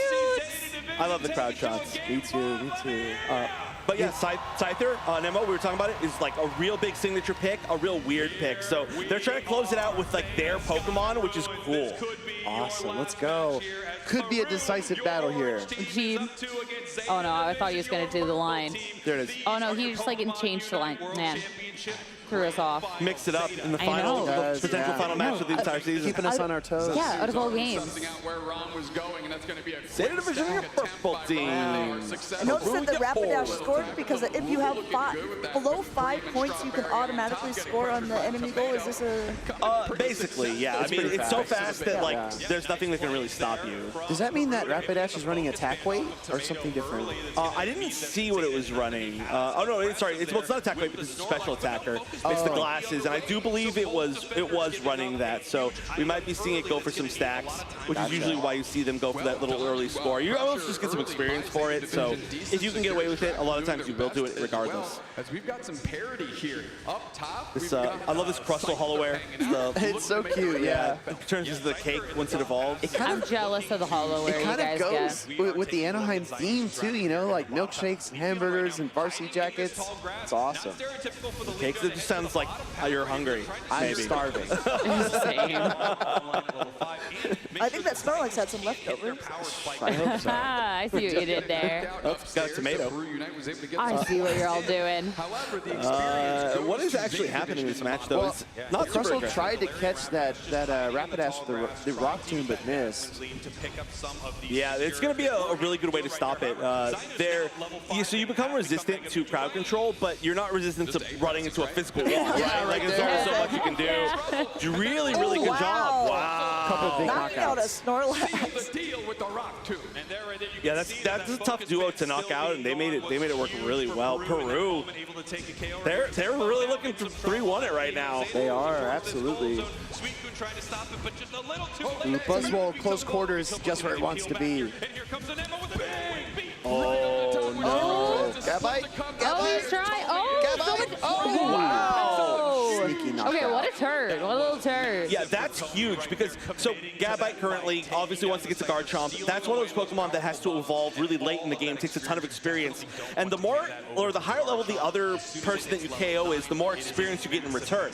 So they KO'd the highest level Pokemon on the other enemy team, and they just stole all of that experience for their side. So they're going to be doing really well with experience now. Obviously, it's not quite as high, but that's a really, really big win for them. Oh, here comes Scyther. Yeah, you can see Scyther is just so high level. They're going to be trying to really carry a lot with it. Scyther's a little bit more range than others. Wow. Leafeon. This is insane. Leafeon's for Zeta. We're going to a game 5. Snorlax needs those berries. Snork's passive actually makes its berries do more. Down to 1 point on that goal zone. So as you and Mana were talking about, the overdunk could be possible in the future. Yeah, they don't have a ton of points in pockets, but they might break it anyway. Zina's with 22. Reggie, like he's secure. That's a positive step for Zeta. Oh, that's a great escape. So hard to catch Leafeon. Buzzwole. Get him.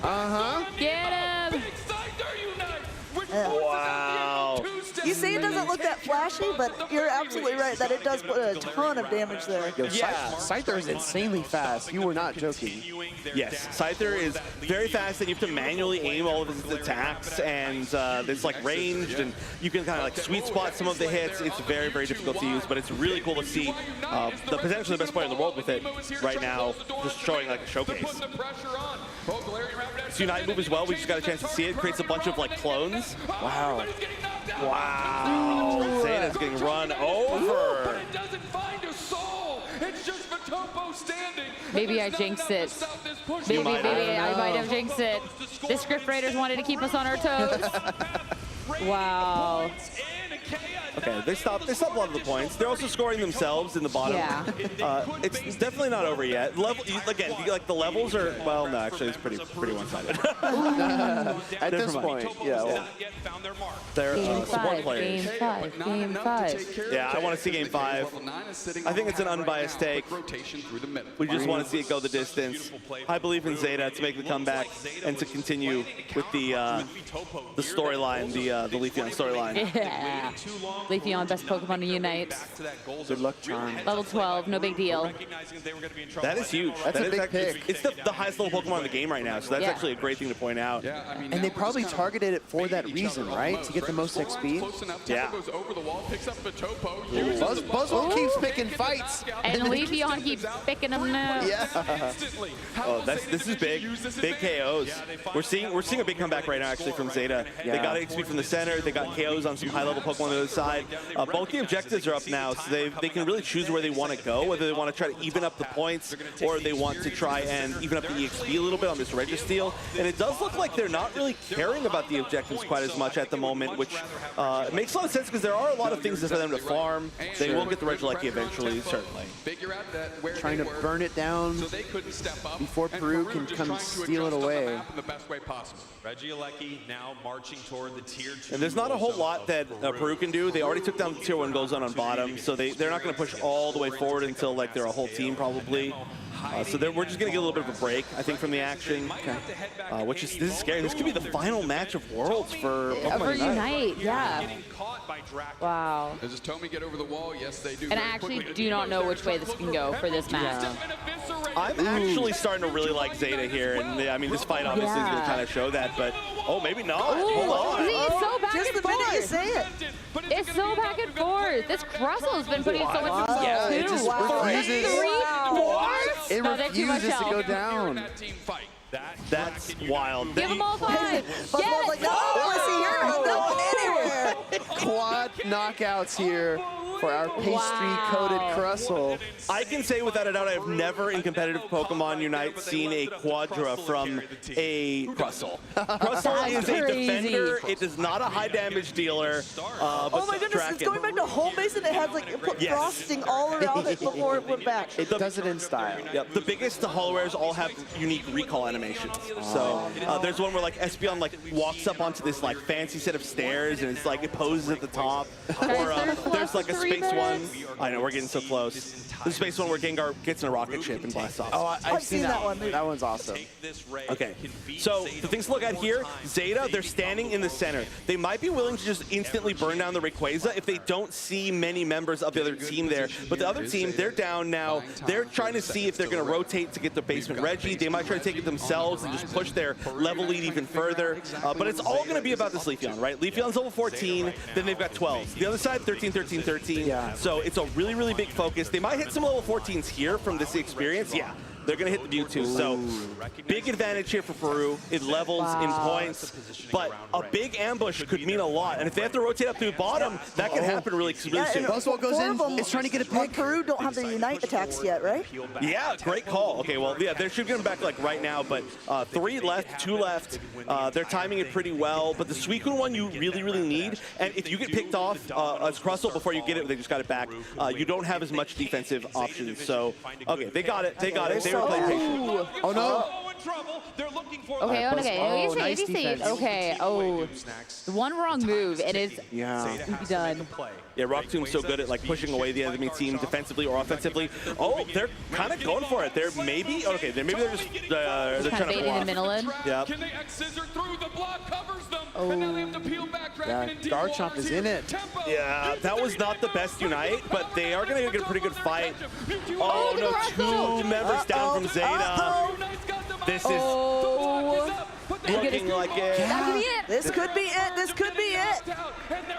The Carousel. Okay, there's a chance to steal. There's only one chance at stealing this Rayquaza from Vitopo. Leafeon. But they know exactly where Vitopo is. They use the Unite. Oh, they got a kill. They get the steal. They get the steal. They need to stop burning it down. Oh, if they get the steal, there's a miracle. No! The Carousel again. It's always the Carousel. Crustle MVP. Yeah, jump scare That's it. there. Like that's. We are the beginning and the end. Wow, this is going to be Alex it. trying to do all it can, block him out. I mean, that's a great way to stop them for a minute, but it's not going to be enough. With 30 seconds left, there's no really going to be anybody that can score. You can see two members of Zeta are on the bottom right. They're trying to score, but they only have a few points in their pockets. They actually have none. They're behind by 200 and, I don't know, 19 points. More than that now. 19 seconds left. Wow. We're seeing right now the crowning of our very first LATAM World Champions ever. That's so crazy. awesome. What a crazy game too. And then easy Crustle, like let's call it now Crustle MVP. Like let's just Yeah, no, Yeah. unanimous. Let's go. Watch him pop off. This was super unexpected. I mean, huge congratulations to them. It's like you say, they were kind of the underdog team, Yes, right? That they performed so 100%. well, but people weren't expecting them to be able to take it, and they reverse swept essentially. Yeah, not only that, they took out the top two favorites in the entire tournament to win Worlds. So there's like not even a question. I mean, Yeah. Luminosity Gaming, they took them out yesterday in a very close set. And then today, now they've taken out Zeta. And those were the two teams that everybody was saying, this is going to be our grand finals, 100%. But the reason why both went down is literally just Peru, who also, they're a team that have been together for years. They've been competing together with the almost exactly the same like set of players for basically like since their rematch that they had, or with the first time they played against them at EUIC, and they've been coming on their own dime to a lot of the international championships to compete. They place a lot of times in the top 4. They really like try to scrim everybody that they can. So they've just stayed dedicated more than most of these teams that we have in the rest of the scene, and they've stuck with their teammates, and it's great to see that like pay off, especially for a region who hasn't had a chance to shine, our third ever region to win. Absolutely. You love to hear stories like that. We have similar things in Go where it's like players who have been around for a while finally find their groove, and then to be able to do it the first time that Pokemon has been in the big stadium, this is an absolutely incredible thing that I think they will remember for the rest of their lives. It's history. It's literally history. People will read about this years from now, and we are so honored and blessed and privileged to actually be here, seeing it happen in real time. And I'm sure That Buzzwole's like, nope. yeah, Buzzwole, such a monster. But I agree with that. All of you here, Crustle. Crustle's the MVP. Yeah, like there's no doubt, honestly. I've never seen anything like that, if I'm being honest. That Crustle play was ridiculous. Honestly. Also, congratulations to Proof for winning Worlds, but more importantly, congratulations to Proof for actually beating Leafeon in this set. Yeah, right? There it is. Breaking another curse. Yeah. What a time to pop off, too. Just like genuinely. Yeah. Wow. The most important time literally ever. I think it's Honestly. it's so ironic we see assists, but we actually witness at least 5 or 6 KOs as well. Yeah.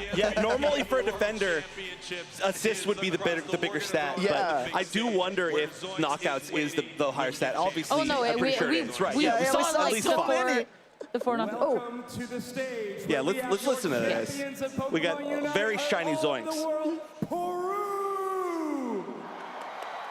Give it up, chat. Give it up. Let's see some claps in chat. All right, we got to hear from this team. An amazing grand finals, and you had a rematch against this team. It was phenomenal. But the first question, how good does it feel from top 4 last year now to the world champions this year? ¿Qué se siente subir de un top 4 del año pasado a finalmente ser campeones mundiales?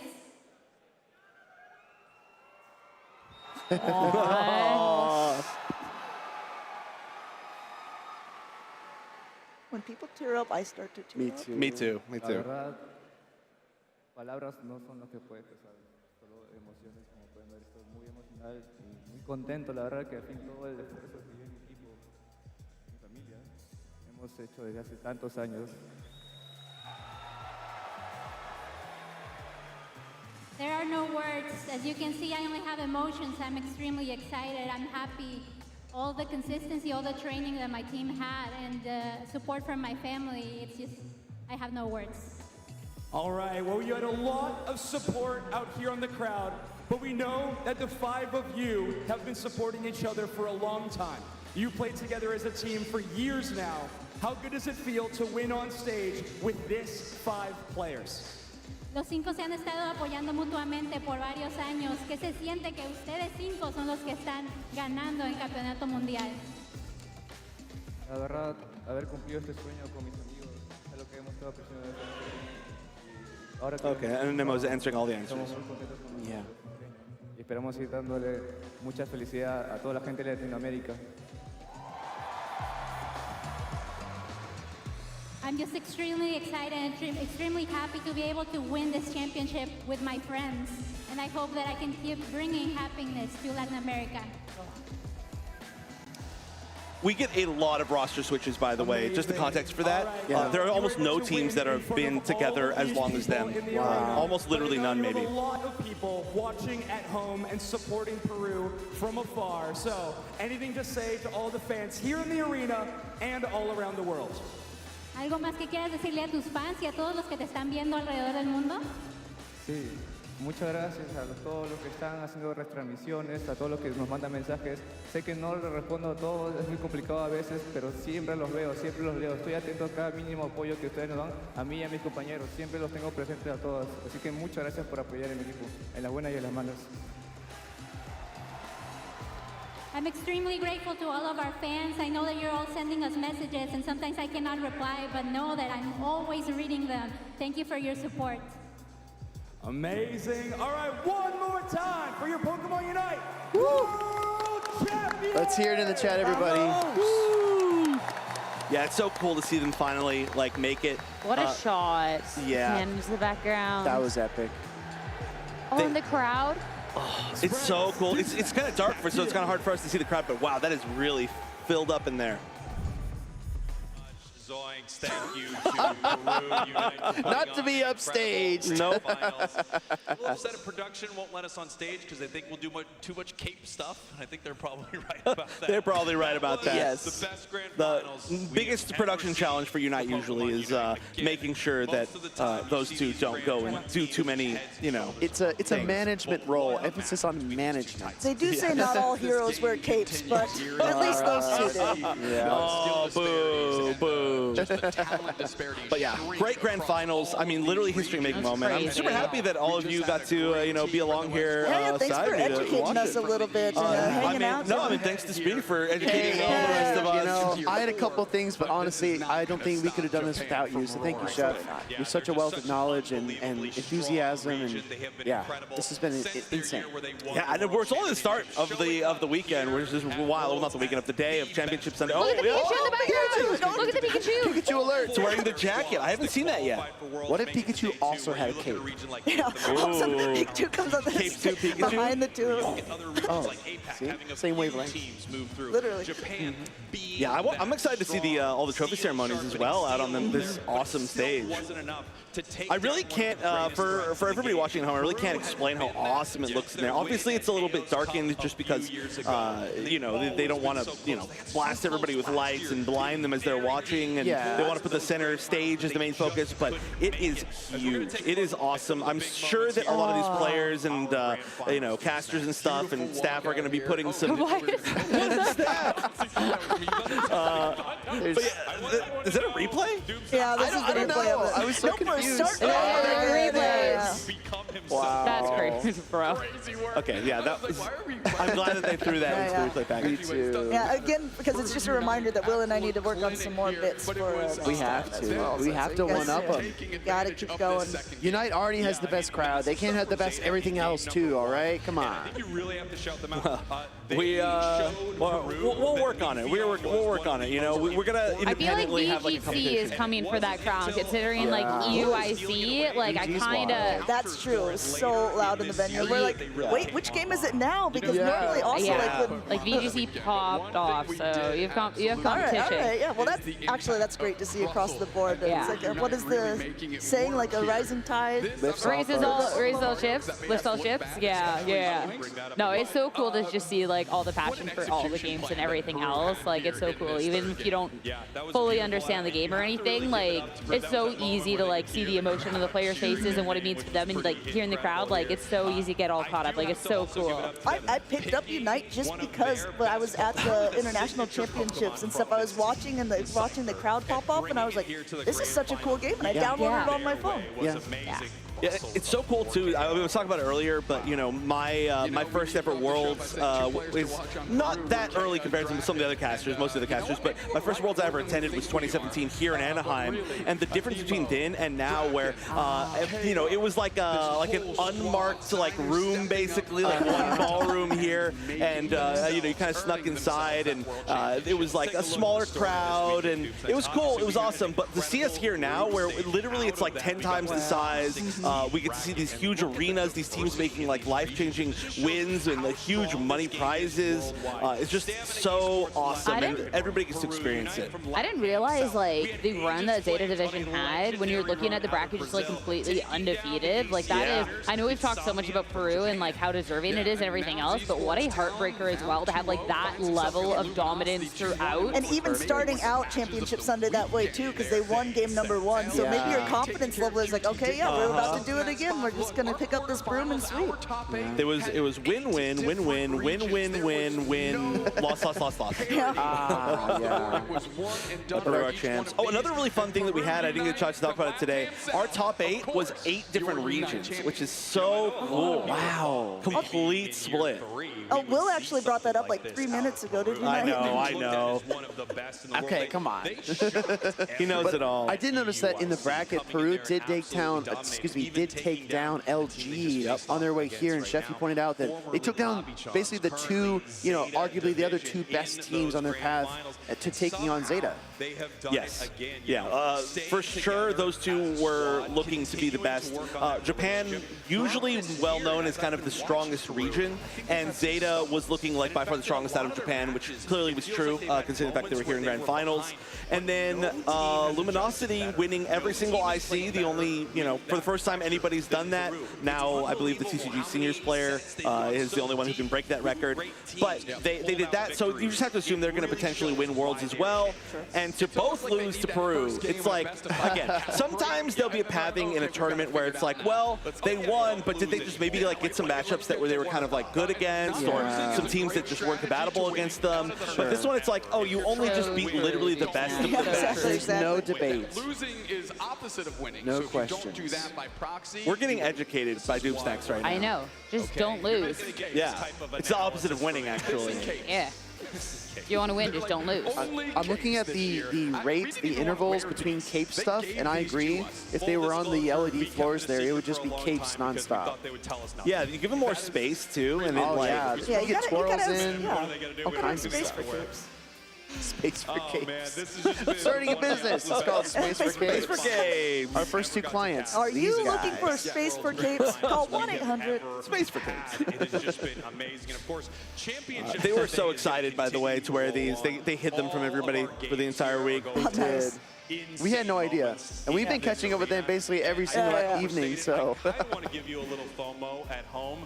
Being here, I love how they each wear it differently too, you know? Yeah. Like the classic Doom Snacks button down with the chain, and then the more buttoned up Spraggles. What are we doing here? Are we screaming? Yeah. I think we're about to cheer. 2, 3.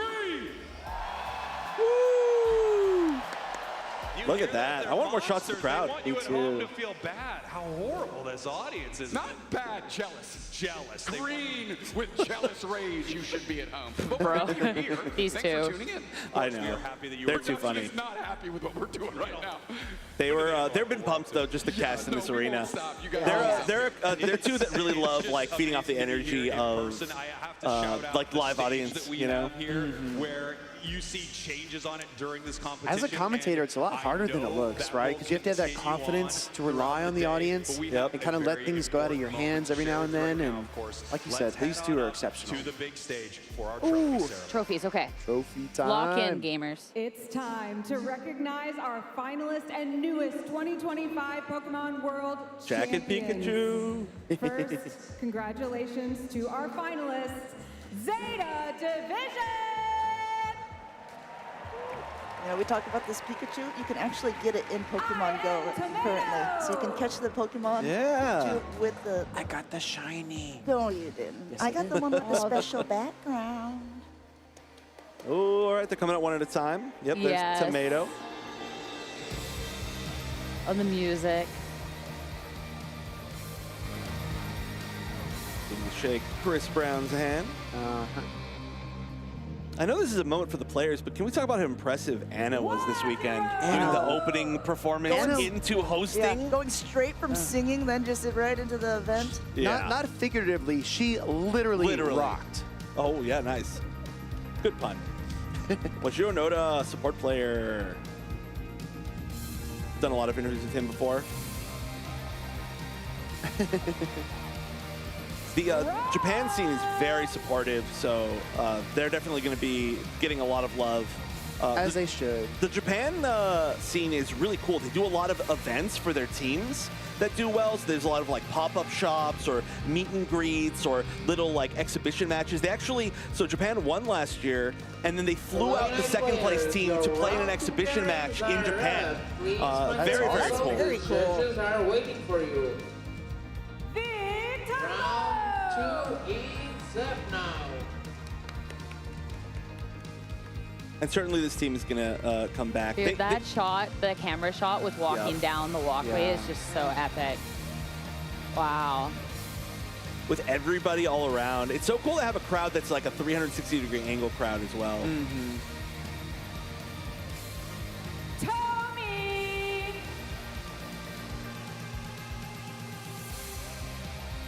And how cool would you feel walking down like that? I You got know. the smoke rising, you got these lights going behind you.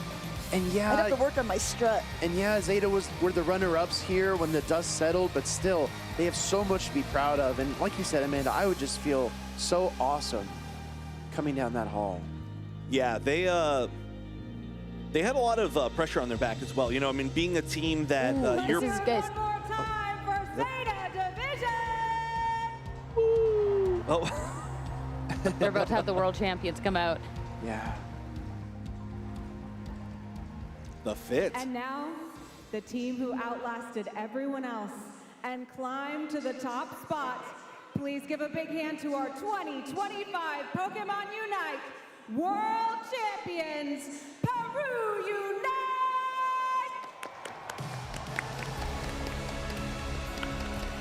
Animo!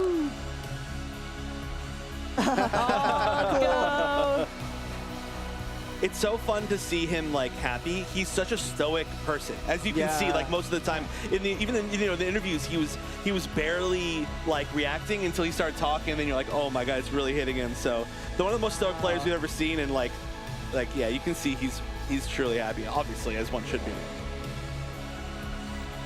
Wow.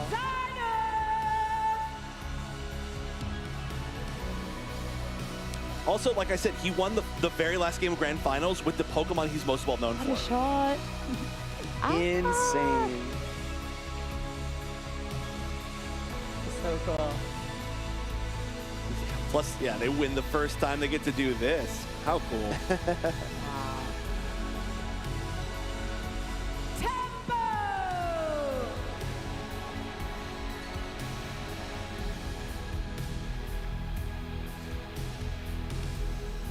The way our regions are split up as well, there are 3 South American regions, and they do play with each other a lot, but that's just not how the league goes. So they're like not only representing their own region, which is LATAM South, but also LATAM North and also Brazil, because they are so close.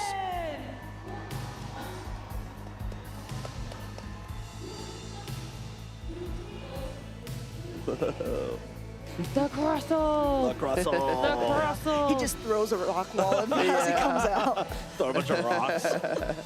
He traps Chris Brown inside the little thing with him while he takes the trophy.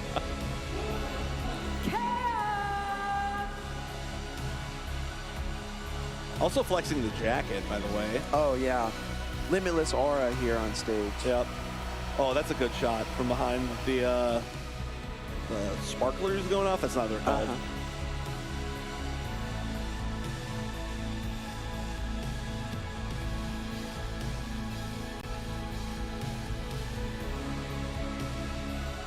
One more time, let's hear it for your world champions, Peru Unite! So cool. Let's hear it in chat as well, What a everybody. moment. Come on, give it up. Yeah, so well deserved. It's so cool. They've fought so long for like a big win, and they've been just short even a lot of the ICs. So like, yeah, being dedicated, fighting for years for a spot, being a top team, but like not like the top team, and then dethroning the best teams in the world is it's a great storyline for basketball. Participated this season to make it to this point, and a special thank you to everyone who watched the qualifiers and live events along the way. We can hardly wait until next season for another round of Unite.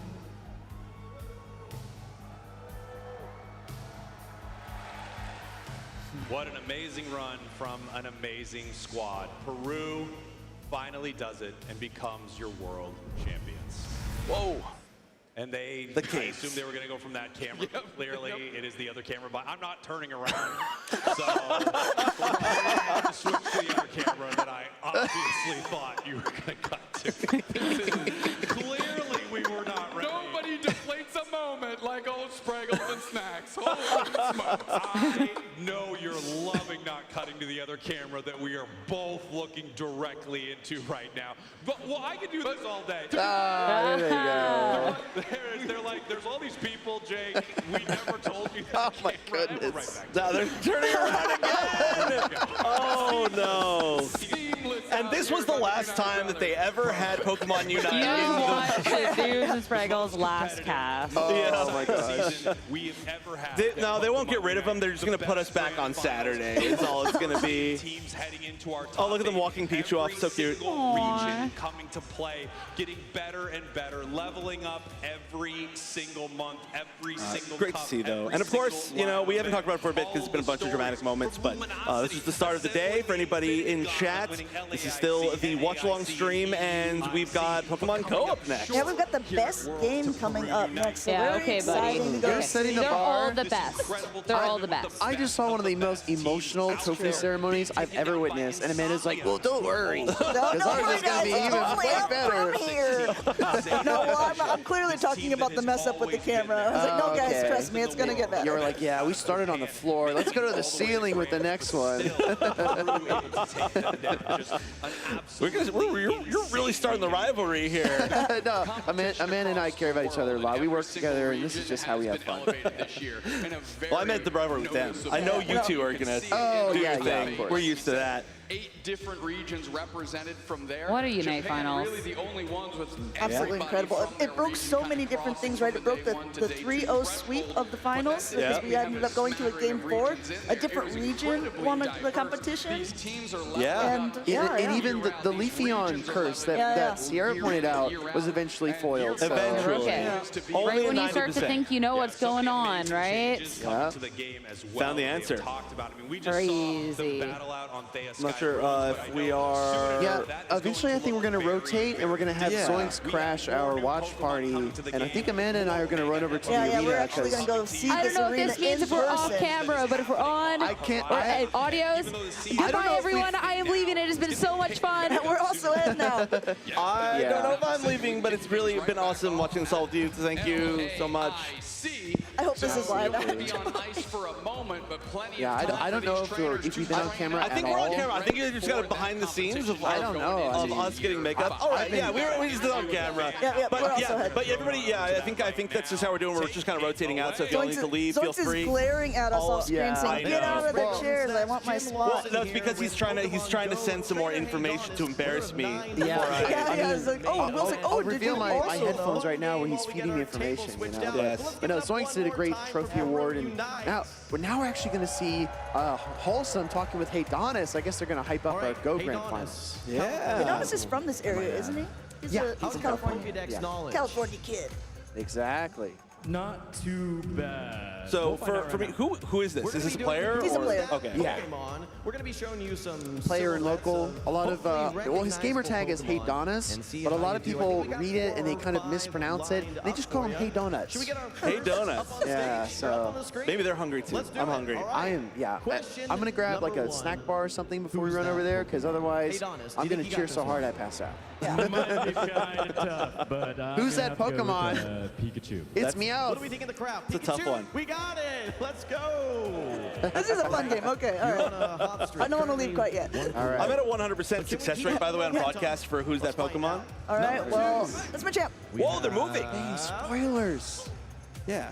Yeah, it's like the animated sprite here. Yeah, I saw If I know I think we one, got 4 arms. that means I got us. You're right. You got it. You should call it out. all the animated sprites that have been on the background of the Ghost stage this weekend have been Right? awesome. Nice. Let's go. And if they're the shadow, you know, it has the purple flames Yeah, the purple. surrounding it. Maybe this trainer went to the Pokemon Center, I think. Let's bring up number 3. Hey, Donis. Ninetales.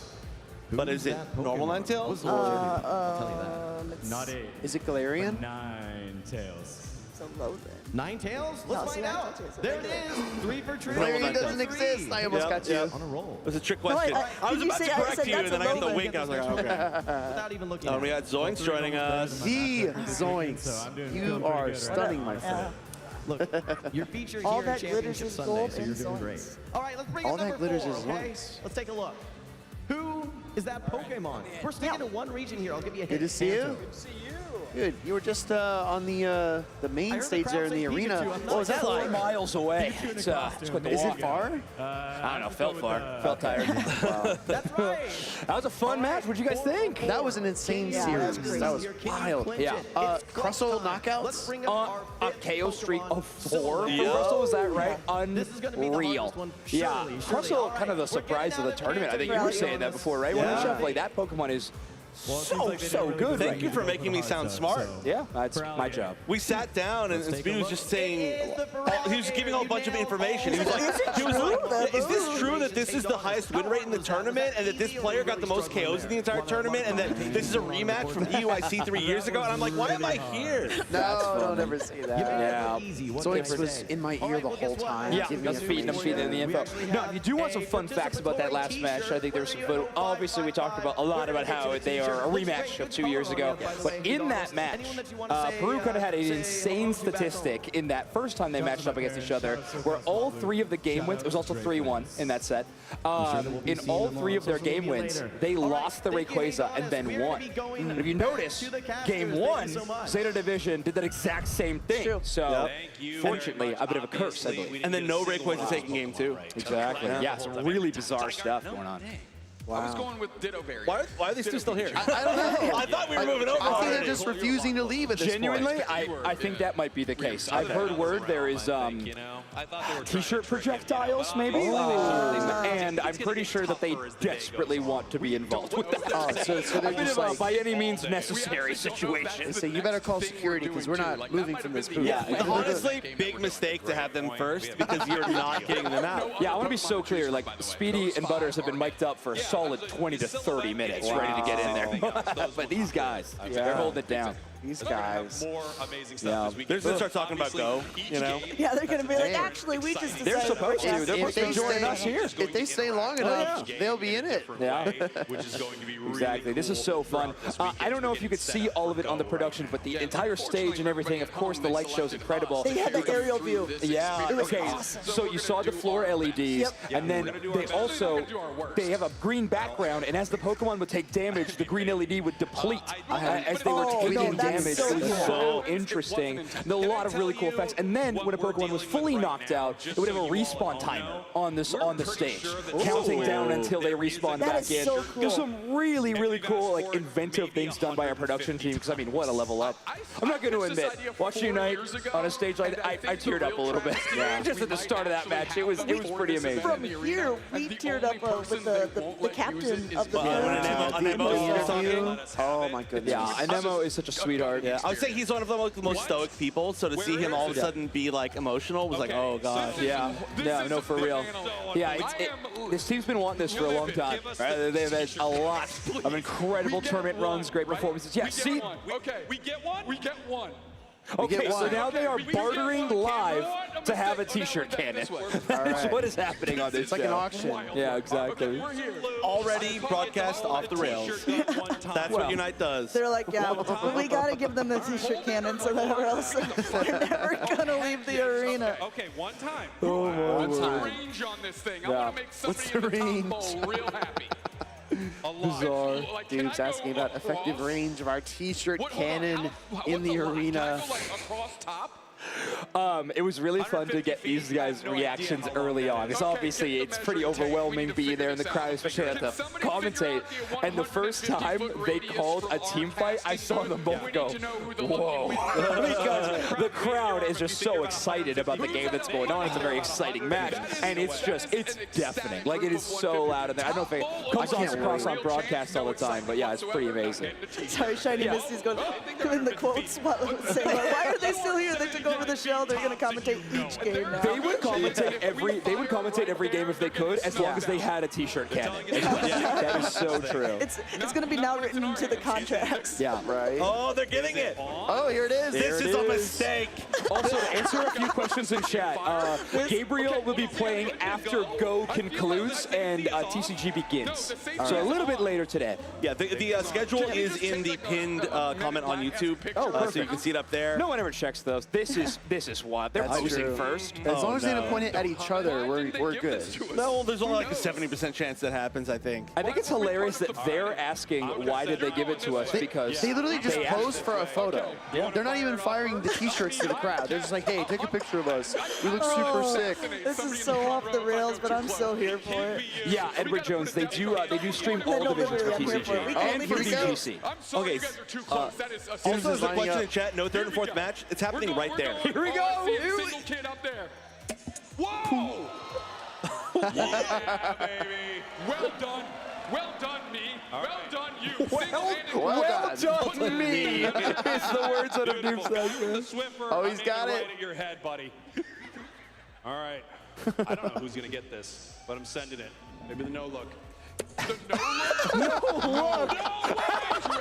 Did he get the other casters? I can't even tell. One more shot. One more time. Well, now you got to give me one. I know 150 feet. Well, you got to go like over here. Sorry, guys. Load me up again. Load me up again. Nothing I can do. This is BS. He doesn't get two, and I only get one. Oh my goodness. All right, they're loading them up. They're like brothers fighting over a controller. They're like, no, it's my turn. Yes. They have big Step this is Brothers like vibes. a give a mouse a cookie scenario. They said you can do it once. They just reloaded it. Have to do it again. They're reloading. It is scary. It is scary. You going like this way? They're fighting down on the knee. Yeah, he's like crouching down. Oh, jeez. Okay, you ready? Yeah. 3, 2, 1. Go! Oh, didn't take a safety off. This is like us yesterday when we were trying to turn on our LED. Yeah. We had like 2 different attempts at trying to like say something clever, like I am the best. they're like the lights are the brightest, and we tried to turn on our LEDs, and mine fired, but poor Amanda has kept on like flashing and misfiring. I was like, nope. Like, no. Oh, no. You two are definitely. We're trying to get on these two's level. You're like them, yeah. Exactly. I don't even know how to really explain it. A little bit of technical difficulties with the t-shirt cannon, so take a look at that. Leave it to them to break the t-shirt cannon already. Did you, wait, hold on, Zoinks, did you and Gabby coordinate? Because honestly, the vibes are immaculate on both sides. So she picked up a medal off the periodic table, so did I. Yeah. And we mined the medals for these jackets. I hope it's not radioactive, because you've been wearing that for quite a while. Don't ask. I'm going to take a very, very long shower. Season's over. You got a few months to recuperate.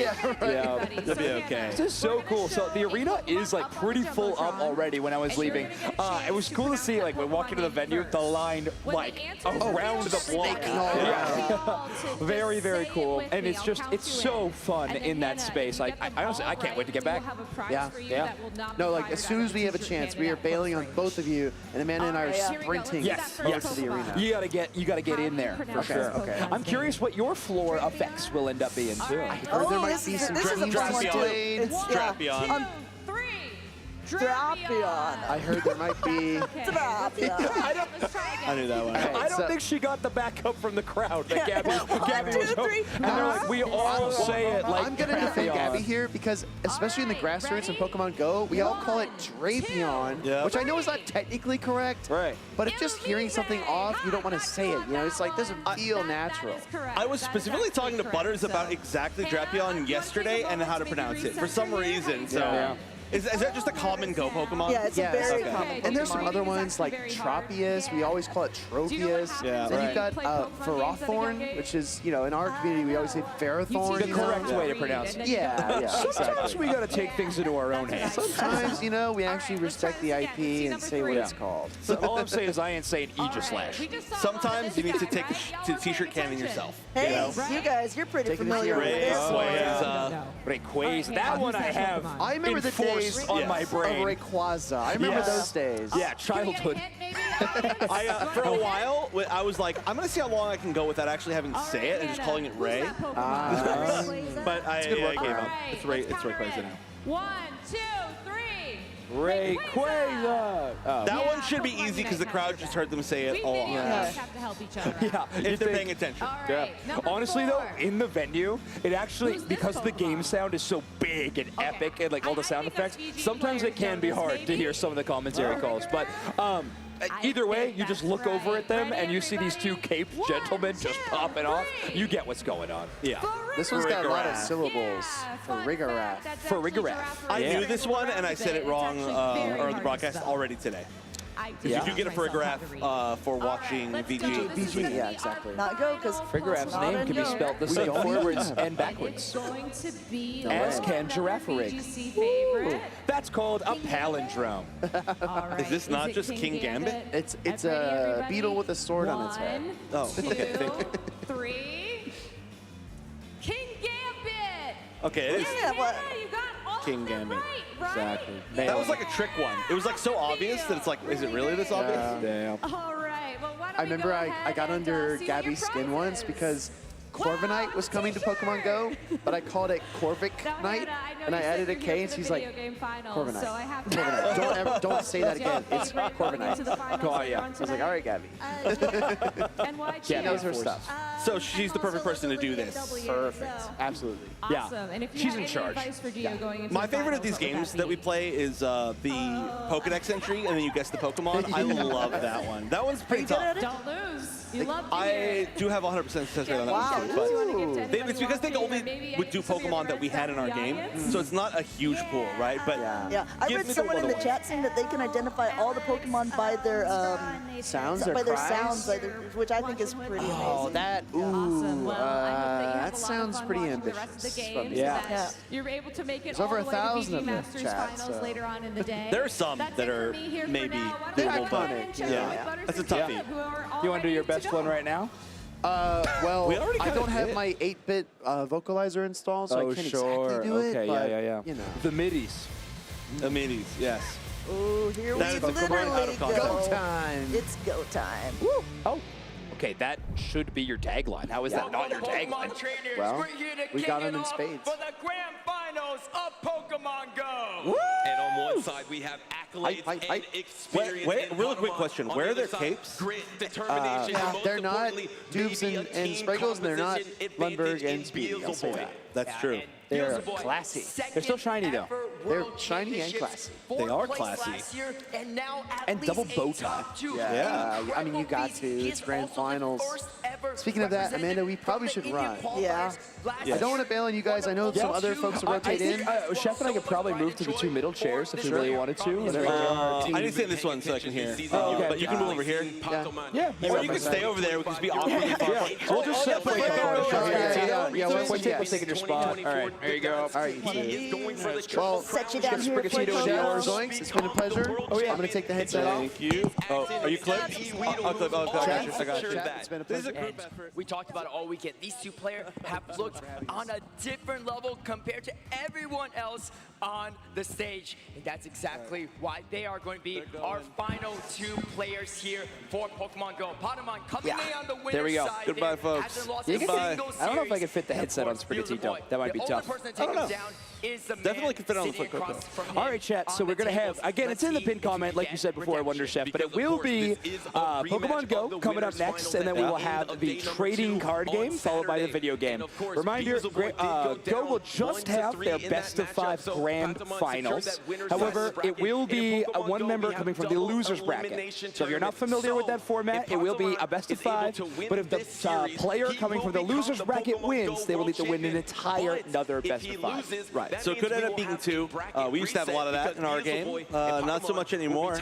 But hey, you know, we finally broke our 3-0 curse. Isn't that exciting? Exactly. I'm excited to watch this, though. I know that I was talking to Jake and Kirk yesterday, and they were like, we need somebody who really knows Go. And I was like, Zoinks knows all the games. Yeah, it's true. Yeah, I could do some good. Go talk for sure. Yeah. Especially because all the Go-casters apparently don't like us and won't join us. You got to see the arena, but yeah. No, everybody, VGC will be happening near the end of the day. So it'll be concluding with VGC, and then I guess the closing ceremonies after that. Yeah. Oh, I'm so excited for that, to see what's going to be happening later today. I don't know any announcements or anything, but I'm excited to see it. That's fun stuff. Go is fun to watch, though. For anybody who maybe, can you watch this? That's a great question in chat. Can you watch this as the commentators? Yes, this is the watch-along stream. So this is kind of like the behind the scenes, and you get to ask a few more beginner questions, and we talk to chat. But the main stream is just Pokemon. It is just the straight-up mainstream. So feel free to jump over there. You will only be hearing, of course, over there, Butters and Caleb, who are awesome commentators. But we appreciate any of y'all hanging out in here as well. You know, we just want a little bit of secondary place. If anybody has any questions in chat, by the way, about the game or about the event or anything like that, we are always here to answer. That's kind of what this is all about. Exactly. Oh, man. This is going to be a fun one. So we're going to have 2 pretty amazing Pokemon Go players. And the exciting thing about these 2 players, too, is that a lot of people had anticipated them to go extremely far. We got Beelzeboy, I believe, playing from India, and then Padomon also playing in this tournament. It's going to be a very, very fun grand finals. That's awesome. I mean, just to keep it like the lower level, though, I feel like a lot of times, you know, like our game, I feel like it's pretty easy to like kind of not understand everything that's happening, but understand the main concept of what's happening. VGC and TCG, they're obviously so popular, but Go, I feel like I hear a lot of people and they're like, I don't really understand this. Like, is it just like, are they just like pressing fast? Like, what's exactly going on, right? Like, is this like VGC? Is this like what is it exactly like? And Go's awesome. Go PvP is awesome. I love Go PvP. It's a game of bluffs and resource management, and there's this constant pacing to it, which I feel like is really similar to Unite, right? Yeah. Where uniquely both of our games are, it starts here and then it's going to stop here. Them because eventually it'll do enough damage. Us because we have a timer. But it's really cool that we get both of these fast-paced games to start the day. Yeah, it's going to be really exciting. Lots of high action moments in this one. But yeah, if you've never watched Pokemon Go PvP and maybe you're tuning in because you were waiting for the trading card game to happen or the video game to happen, Pokemon Go does have some really cool stuff. And obviously Butters and Caleb doing a great job of breaking it down right now. I think I see Anna on stage, which means we're going to be bringing on the players very, very soon. Ooh, I'm excited. Yeah. How'd the player walkouts look from here? Very cool. Yeah. Sarah was here going, oh. She was leaning forward going, oh. Are you ready for your Pokemon Go finals? Yes. Only 2, not 10 this time. Let's get right to it. Whoa. Oh, they get the intros too. Very cool. Okay, hat's got swagger for sure. Yeah, that's a great hat, by the way. Ooh, do we have any predictions for new megas for the Legends ZA? I do not. You know predictions? No predictions. Okay. I feel like we got to get a Greninja Mega Evolution. Oh yeah, that's starters. I think a Greninja Mega Evolution is what I will predict. That's my guess. Yeah, that's a good one for sure. That would make tons of sense. Definitely for the ones probably for maybe the ones that are the partner Pokemon in ZA, but I'm not 100% sure. Cool intro. Yeah. Please welcome to the stage your Pokemon Go finalists. First, let's make some noise. Your champion from Spain, Pokémon! Yeah, look how cool that is. The fog and everything too. I love this. Also, Pokémon, I feel like this hat you can see in the photo behind them is a signature part of their look. Gotcha. Multiple international championships, multiple regional performances, and this hat, it's always on. But right now they're flexing all Pokemon Center gear. They got the hat, the jersey. I think the jacket might be one. Oh, are they wearing the same exact thing? Hey, it's a good outfit. That it's a real is. good outfit. Good coordination between opponents. I'm actually not sure if those are the same jackets, but Just one quick moment with each of you. We want to talk to you No, about they're what's going through your head, what you need to do in this match. So as you head to your seat, what's going through your head right now, Pato Man? I'm feeling really confident, honestly. I also want to play this final because Belzeboy is a friend of mine and also a teammate. So I hope he also enjoys the final, and let's see what's going on. Yes, we love that. You love when two friends make finals, you know? No love lost, and also you might know a whole lot more about your opponent. Oh, yeah. Games and put on a good show. That sounds good to us, too. Thank you so much. Let's hear it one more time for your Go finalists. Take your seats, and we'll get right into this match. oh, they're getting started so fast. Yeah. So much less setup time than us. Yeah, I know. Well, all the setup time was taking off all of our stuff. Yeah, true. It's all our fault. We have Beelzeboy, Yeah, exactly. Patamon, looking really confident here. Beelzeboy just All trying right, to so put on a we're good going to start show. talking about the He two thinks the game teams is that so these two amazing. players He are going to be just bringing, wants to obviously, execute to at the this highest grand level, finals. put on an awesome performance. Like in the video game, if you're familiar with it, you are bringing a team of 6 Pokemon, but you're only bringing a few Pokemon to each battle. So in this case, you will be bringing 6 Pokemon to every battle, and then 3 into the actual individual games of your match. That's right. Right. I mean, Yeah, he said, matchups are super big, like the mind game of matchups in this. I was talking about it earlier. It's really interesting that our game is the only game where you can get a complete roster switch within one like game to the next. When every other game for Pokemon is you lock something in. Jim Lawson here on the floor with friends and family for Beelzeboy as well as Patamon. We have Jorge, Patamon's father, as well as BJ, friend of Beelzeboy. We want to ask them a couple questions, maybe get to know them a little bit better. Friend of Beelzeboy. That would be a great name, like a tag. Jorge, you have seen your son play Pokemon Go for many years now. Tell me about the evolution that you've seen as him as a battler. Good use of now that evolution. We see him making it to the world stage. You know, I was just mentioning, by the way, I just feel like just pointing out before I you know, Arth, you are the Unite third, fourth place match is happening right there, right now. Yeah, I saw it while I was walking up. I'm not sure if you can see anything that's happening, but yeah, it seems to be occurring. I don't know who's actually winning or anything like that. Yeah, big crowd there, though. I haven't heard any cheering or nothing, though, so we'll see that. But right now, of course, obviously we're focused here on the broadcast on Go, but, you know, we get to be a little bit biased as only the Unite casters have shown up here. I know. And of course our friends here. Well, yeah, we got some pretty to a quick Go. They're being a little quiet, not as many opinions. And is there a Quaxley somewhere? Or are we just missing one? Uh-oh. Yeah. Uh-oh. Quaxley erasure. Uh-oh. Someone find Quaxley. Yeah, exactly. But yeah, if you're just tuning in, this is the casual watch party stream for All Championship Sunday. We'll be covering Pokemon Go, trading card game, video game, but we already finished up with Pokemon Unite. But if you're interested in watching the main stream, that you can find that on the exact same channel you're on right now. Yes. It's, we're just trying to have some, some chill stuff. And I mean, the biggest thing here, again, I mentioned it before, but if anybody has any questions in chat about the games, you're a little bit newer to competitive Pokemon, or you haven't been keeping up with one of the games, just be sure to ask. This is one of the only broadcasts where we really get to interact with chat, which I think is super awesome. I love hearing from all of you guys. Yeah. I also think Mega Ember and Mega Clodsire would be sick. I've seen a whole lot of really fun options in there. Clodsire would be excellent. excellent. I mean, a lot of Clodsire fans out there, and I mean, myself included.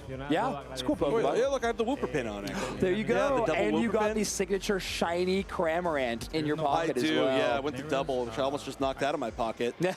Given to me by my friend Elm at Worlds back in 2021. Anything you want to Yes. tell him before he locks Shut into us his down. match? Yeah, it's going to be a fun one. I think Sprigatito and Fuecoco will be getting subbed out rather soon. I think we have the Unite commentators on their way to fill out this roster of 4 that we have assembled for Pokemon Go. That's positive thinking. All right. Also, Yeah. also I'm not supposed to be on this arc, Yeah. but it's okay. I'm here. I'm not leaving you alone. That's some great Unite teams out here, actually. I'm saying. I wonder if they're doing a side event. But okay. Go, finally getting set up, so we should probably lock in on actual Go. Thank you, Jim. It's fantastic to hear They do, of course, have to make sure that everybody's all set up and ready to go for all these games. Not the easiest thing to switch over from one game to another we all play on very different platforms, you know, which is it's so cool that we get to all share an event. It's something that's very, very rare. You know, whether it be us being on Switch and mobile, or Go, which is purely on mobile, and then going over to one that the platform is a table. Right. Yes. And then, of course, just pure Switch for VGC. It's funny. It's a little platform. Caleb and Butters are giving us some amazing breakdown of this team right now, but I do want to just shout out a couple of things going on in the Pokemon Go metagame at the time being. Bug types on a gigantic rise right now. Some really powerful changes to a few of the moves, specifically Bug Bite and even X-Scissor. So a lot of those Pokemon doing really well. And Fortress, a Pokemon that hasn't been seen in forever, making a debut on the winner's side grand finalist is really, really cool. Okay. That's you know a lot about the meta. Very in depth. Of course, also you can see the shadow version of the Pokemon when they have that board on the outside, which is a very cool thing. Is that new for this, or does it just look slightly different? I feel like their entire the animated like sprites are new. This I believe they had them at NAIC. Okay. At the very least, but yeah. So, and of course, Shadow Pokemon, if anybody is unaware, have been making a debut in Pokemon Go from a whole long time ago, back to the GameCube days, I believe. Shadow Pokemon, they do more damage in Pokemon Go, but they also receive more damage. So, bit of a catch-22. It's interesting to see on some Pokemon where Shadow Steelix is normally a well-known Pokemon for its bulk. Because it's so defensive, so tanky, you also have that extra damage. You kind of forfeit a little bit because you have such a wealth of tankiness and defensiveness. Also, Steelix showing up a whole lot because of all the bug types going around. Makes so sense. ground type, ground steel type, and Steelix, one of those Pokemon that can kind of learn some of those of the Fang moves, you know, Thunder Fang, Ice Fang, so on and so forth, which is just really good coverage for a lot of, and type advantages, very important in Pokemon Go. Yes. We're finally back into the type advantage arc of Worlds here. Another great question out there. They said, there was wondered, does mashing with more than one finger make Go faster in Go? And the answer is no.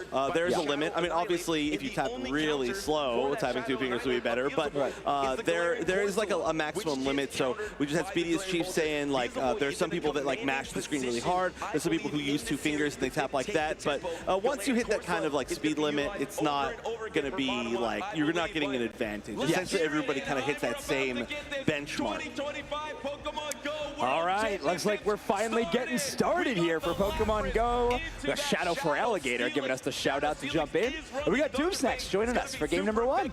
If he can get down into these chairs with that cape on. Yeah. I love that the cape stayed on.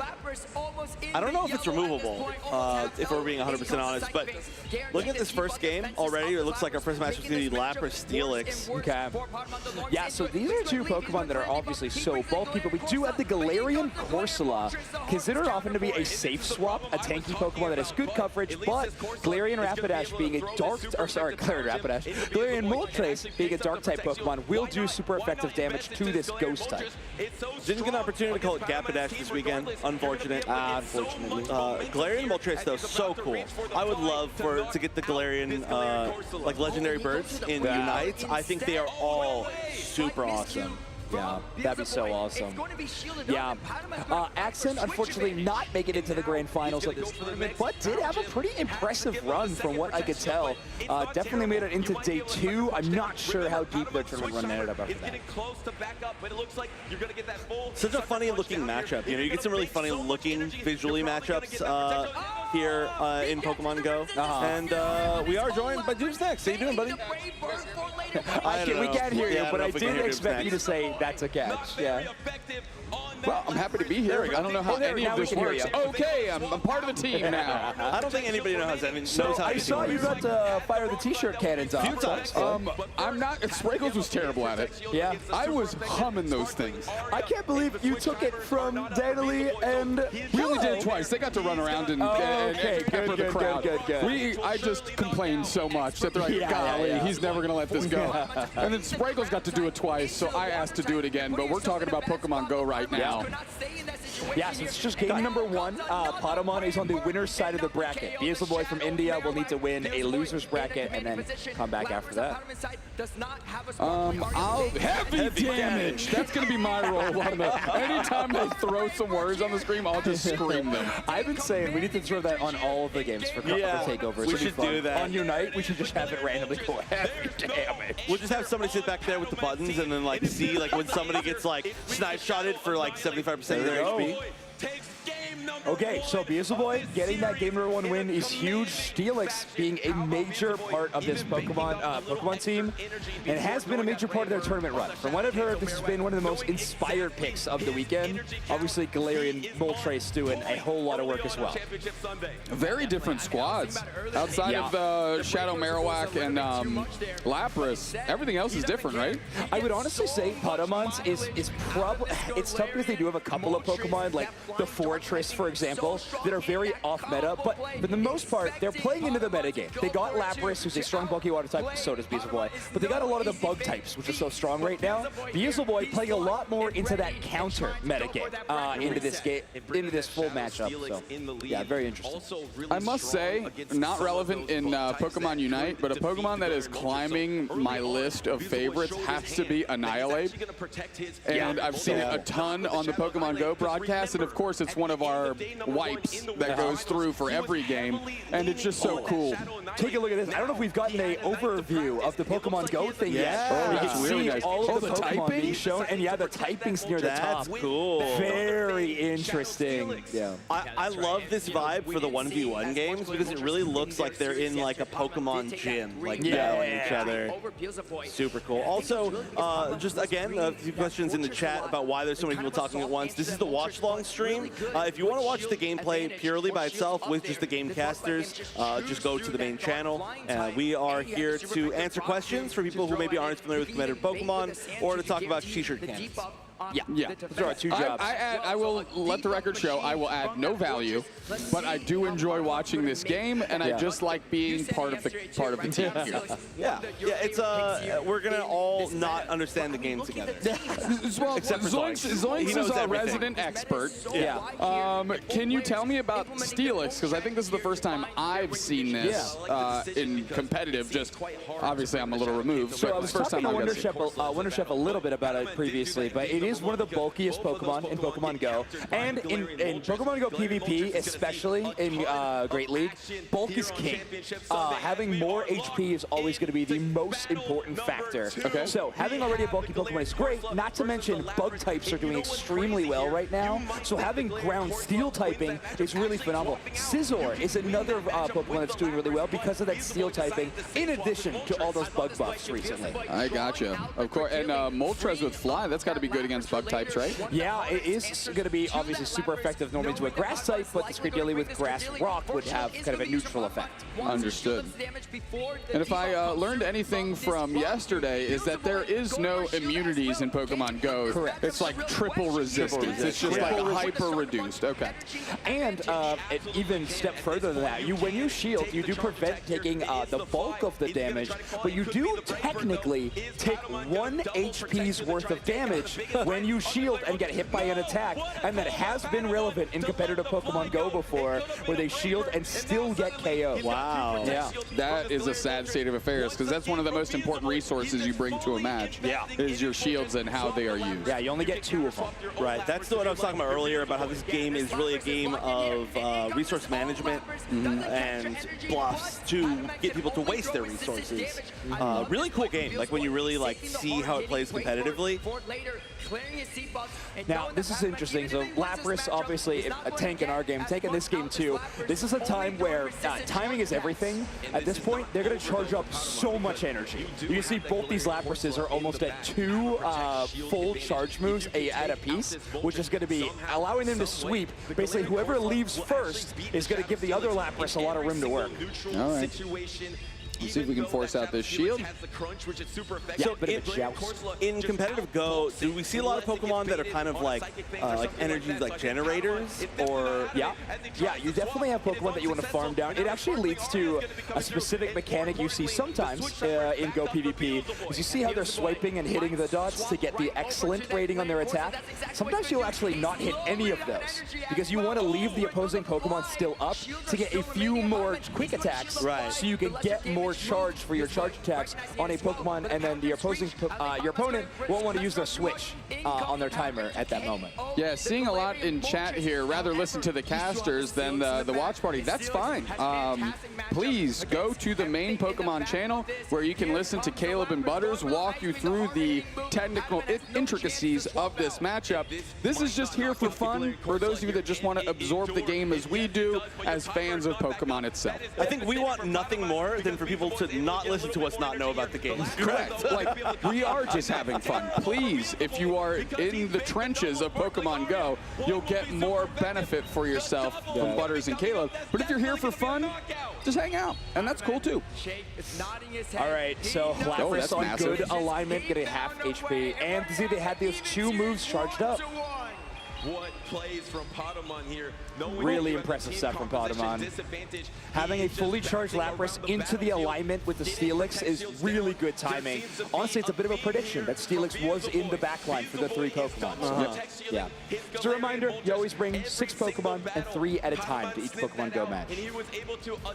It's pretty different from VG, where you are always bringing the majority, right, of your Pokemon, because it is a 4 to 6. But 3 to 6, it feels like there's a good chance that you could just you could almost bring 2 full comps, or you could potentially never see a lot of the Pokemon that one person particularly brings. Just the percentage being literally 50% of what you bring. Very big difference. Absolutely. I'm taking a look here. Was that Credilli? Yes. Yeah, Credilli doing a good job. What's Credilli's role here? It feel like it was a lead, right? Yeah. And it was just kind of absorbing some damage going from there? Yeah, so if you have Credilli in the lead, you got to kind of look at the opposing side, right? They are a rock type. There are very few steel fast moves in Pokemon Go. I think Steel Wing might be one, and it's not too often. Is that from Skarmory? Skarmory will have Steel Wing, yep. So you won't see too many of those. So Credilli doesn't have too many weaknesses on the opposing side. So it's kind of a safe start, and you can go from there, try to see what the opposing Pokemon will be bringing. I'm kind of surprised we haven't seen the Galiciapod quite yet, but again, Beelzeboy with the sort of anti-meta team, Galarian Moltres, while taking super effective damage from bug types, does hit back with the flying type attacks against those bug types as well, so pretty dangerous. So Galiciapod steps in as Bug Water, right? Yes. Okay. And Fortress Bug Steel, which is kind of funny. I think the majority of teams you would see with a Bug Steel type in this tournament were Scizor, far and away. However, Fortress, the one to make it to winner's side of the grand finals. Yeah, for sure. I would, you know, a lot of Pokemon on the side of Beelzeboy that we've done a couple. I've done a couple of these watch parties so far, and I have not seen a Tinkaton. I have not necessarily seen Annihilate and those. I have seen Annihilate this weekend, however. Yeah. Yeah, no, some recent changes for sure brought a lot of Pokemon to the front. Tinkaton's interesting. So we didn't talk about Tinkaton yet. Is Tinkaton to bring some steel attack typing, or? Yeah, I believe so. I'm trying to remember. I don't know Tinkaton's fast attack. Maybe we can see if they bring it out in one of these attacks. But okay, Shadow, and I do love that Pokemon Go calls it the Kanto Marowak because Alolan Marowak, a very, very relevant part of their metagame. Ghost Fire, right? Yeah. Okay, so important note, Patamon did switch the Lapras in first, which means this is Beelzebub Boy's decision to be throwing in this Shadow Steelix. Psychic Fangs. Yeah. Okay. The Fang move's just having so much good coverage. So Steelix, for example, will have, I believe it is Brutal Swing, Psychic Fang, and then its fast attack, I try to remember now, but I don't think it has a single Steel move as a part of its rotation. Oh, that's funny, actually. That's very like similar to VG, right? Like the Fangs and the punches, they all have like so many different versions. If you're Pokemon that can really use them. Okay, well, Steelix quickly dispatched of, and we still have a Pokemon here for both sides that we might be unfamiliar with. That mystery is solved for Beelzebub Boy as Moltres, Galarian Moltres steps in, and then Marowak is back. Because Marowak was the lead, Marowak has a lot of charge move, or has an energy on their charge attack. They're trying to immediately threaten the Galarian Moltres. They're trying to bait out the shield, thinking they were going to use Rock Slide, right? Exactly. But they used a less energy required. Exactly. Okay. So, but Beelzebub not shielding it. And they did it again. And this time he does draw the shield. Gets one shield, yeah, exactly. But now, this Galarian Moltres has 2 attacks worth of energy built up at this point in time. However, Patamon does have full shield still available. We still don't know the third Pokemon for Patamon, by the way. That's true. It's Glisseopod, sorry. Wait, how do we know that? It hovers when it's like a transition where you could switch the Marowak. Oh, I see. Boom, there's Glisseopod. Yeah. But the Fly is so quick to charge. Fly is extreme. It's a lot, so as a Brave Bird, this is going to hurt Glisseopod. This might be it, right? Is it Glisseopod? Heavy damage! Is it Glisseopod? I always thought it was Glisseopod. Oh, I've always had it in chat, somebody phonetically type out how to say Glisseopod or Glisseopod. Where's your heart at? Is we had the game earlier where I got all of them wrong, but Rayquaza. Well, that's at least the one. Wow, Beelzebub Boy We're just hearing from production. Thank you, production, that it's Glisseopod. Glisseopod. Huh. That's a weird way for you to say Glisseopod. Okay, yeah, that is or Glisseopod. That is a weird way. Glisseopod. Okay, fair enough. I'm willing to argue that there is more flow in the 2 ways we said it than whatever they are telling it is actually is. Here, let's get a replay. They are never asking us back. Yeah, Shiny Misty mentioning this. By the way, shout out to Pokemon Go for this new background for the battles for PvP for Worlds exclusively. Oh, yeah, really cool. Arena, you can see the TV where the battles are happening up there. It's really cool. It looks kind of like what we're watching in real life right now, if I'm being honest. Feels like maybe we're in a simulation. Whoa. Except for heavy damage. In game, they don't have a cool LED floor, so maybe real life is cooler. That thing looks awesome. You know, I was fortunate enough to be in that arena for Unite earlier today. I wasn't. The energy in there is good night, brother. You know what? It was awful, dude. Yeah, thanks. I was here. Bam. Beelzebub Boy popping off. Reminder, again, the losers bracket really needs to get this next game win. Can only give up one more, but if they can reset the bracket, that'd be huge. Galarian Moltres, a huge part of that last game. Obviously predicting that first, I believe it was the Bone Club. Really, really smart. They allowed them to sweep through, and knowing that Glisseopod was in the back. Is its charge attack also a flying type? So the 2 charge attacks it has are Brave Bird and Fly. Quick attack. I'm sorry. Yeah, I think they call them fast attacks is what Pokemon Go does. Okay. Probably because quick attack is an actual I believe move. it's wing attack. So yes, I do believe it is a flying type attack.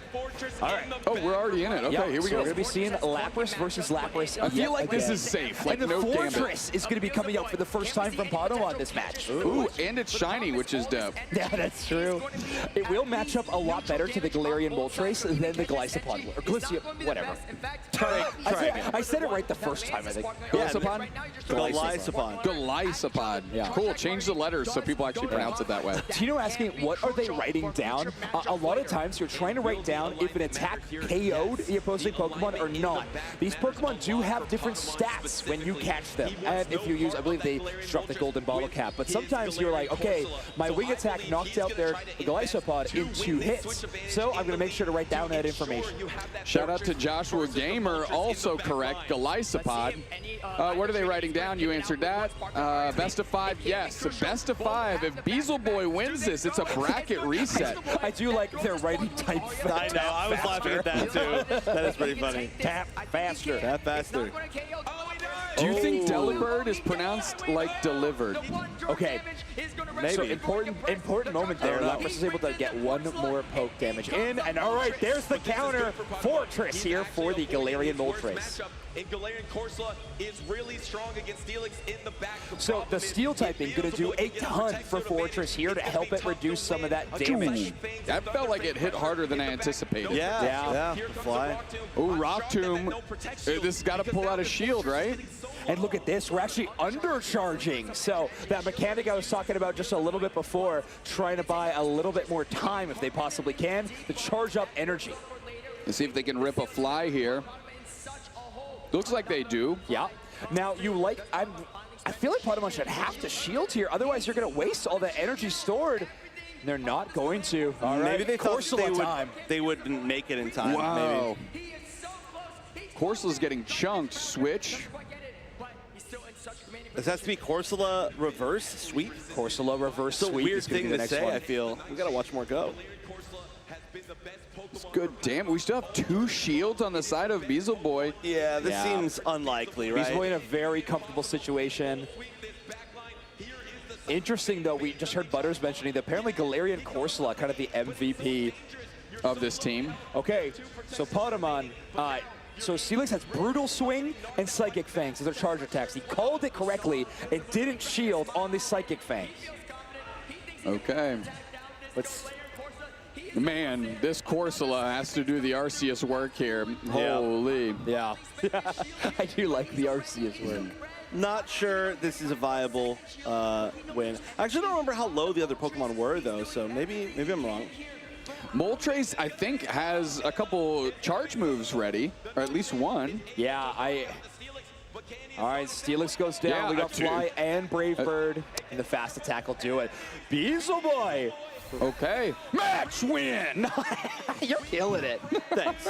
So we reset the bracket. Beelzeboy now, so we're on the even footing. Just 1 more best of 5 will determine our Pokemon Go World Champion. That's cool. That's fun. I love seeing like like bracket resets and like game 5s. Yeah, you might have mentioned or heard us saying it, or even Butters or Caleb mentioning it.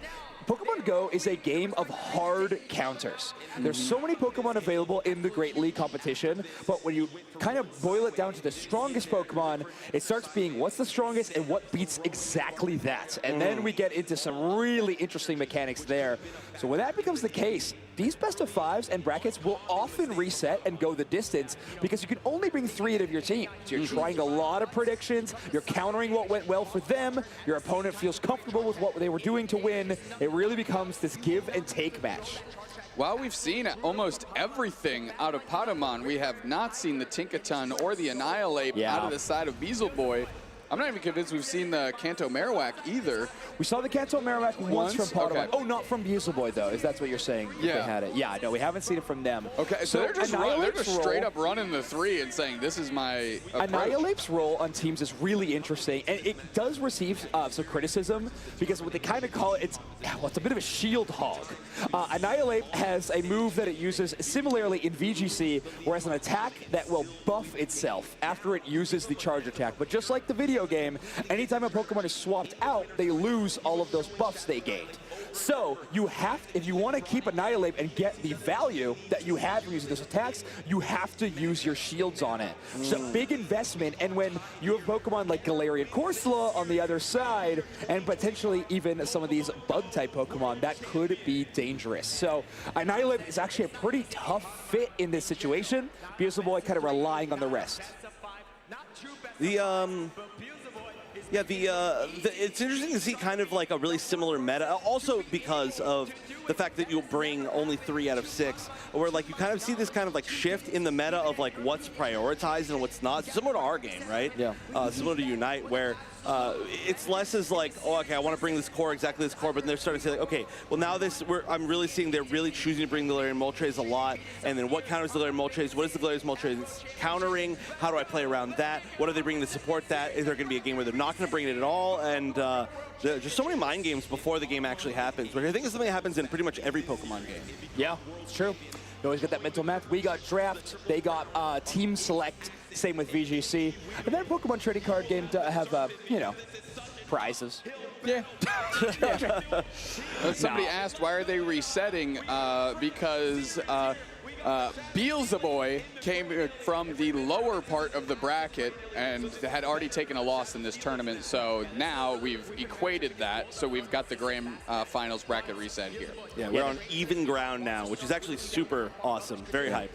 Yeah, they're playing a double elimination bracket, which is a pretty ruthless bracket to play with such a big field of competitors. You can only take 2 losses, or you can only take 1 loss in an entire tournament. 2 losses mean you were eliminated. So we now are set. Pokémon taking their first loss of the entire tournament in that last best of 5.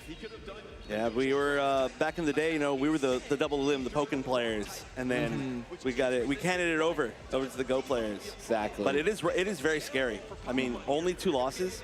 I mean, we started to kind of hit the same direction with Unite as well. Oh, wow. That's a catch.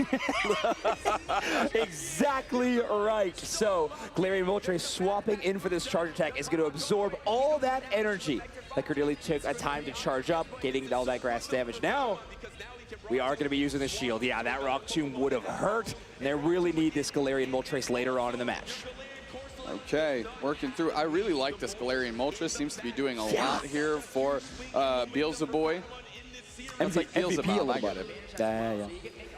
This, yeah, the Galarian Moltres done a lot, but it seems like there are a lot of options on the other team to fight it, but they've just been making really good reads with the shields, right? Yeah, I know. It's been some really impressive catches and, of course, fantastic blocks.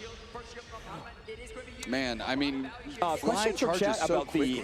Oh, sorry about that. Yeah, I didn't mean to cut you off. But question in chat about why they're using headphones. So we do have headphones on the competitors with crowd noise in them, so that they wouldn't be given any extra information from either the commentator sound in the arena, or potentially if someone is cheering with a major moment, that they would be getting extra information. Okay. Using the ground type, super effective here. Not the a lot of Psychic damage. Fang straight into Corsola. Yeah, it is a catch in a way. Not enough for you to yell really loud, but it will be a no shield. But it did reduce the defense, damage. so yeah, no heavy damage, unfortunately. Psychic Fang does have a debuff on the opponent at a random chance, so pretty lucky play there. What decides when they use the heavy damage graphic? What's the percentage? Whoever's That's like the backstage limit? with the button, I guess. All right, whatever they feel like. That crunch was huge.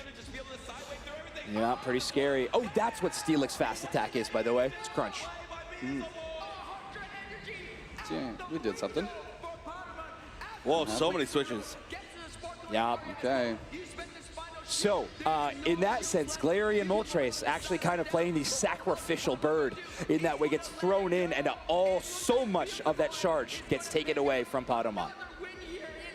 Okay. And this is, Beelzeboy feels like they're on the precipice here of taking Game 1 win in the Grand Finals reset, and they do. So impressive.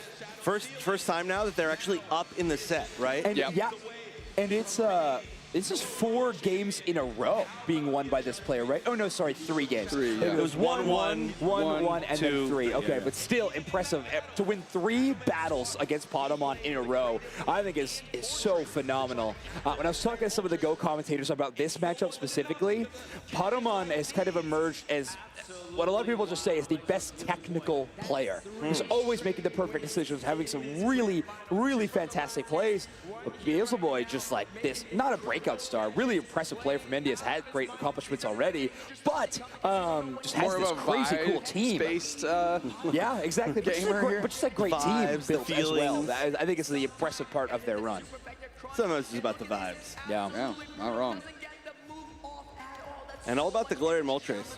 Yeah. That's got to be really cool. You know, one thing that we were talking about with Unite, which is a hot topic, I know, with who we have here, but how cool is it that Anemo won Grand Finals Worlds using his signature Pokemon, Scyther? Oh, Scyther, yeah, that for is sure. Such a cool and flex. Tempo looking crazy on Lucario, too. Yeah. For the first time this tournament, it looked like a serviceable Pokemon. And then, I mean, Peru was on one. I mean, and then, of course, the true hard carry, Crustle.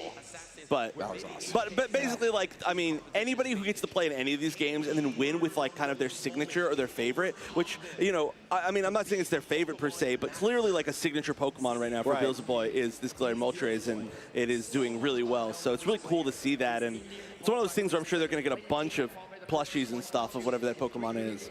And Joshua asking in chat, in Go Battles is not only the primary typing, they do have both of their typings. The only big difference in terms of typing and weakness and super effective like it is in VGC is that there is no immunities in Pokemon Go. There's just triple resistance. But there is some pretty heavy, super effective damage when you get that double weak attacks, things like that. Yeah, it's pretty scary.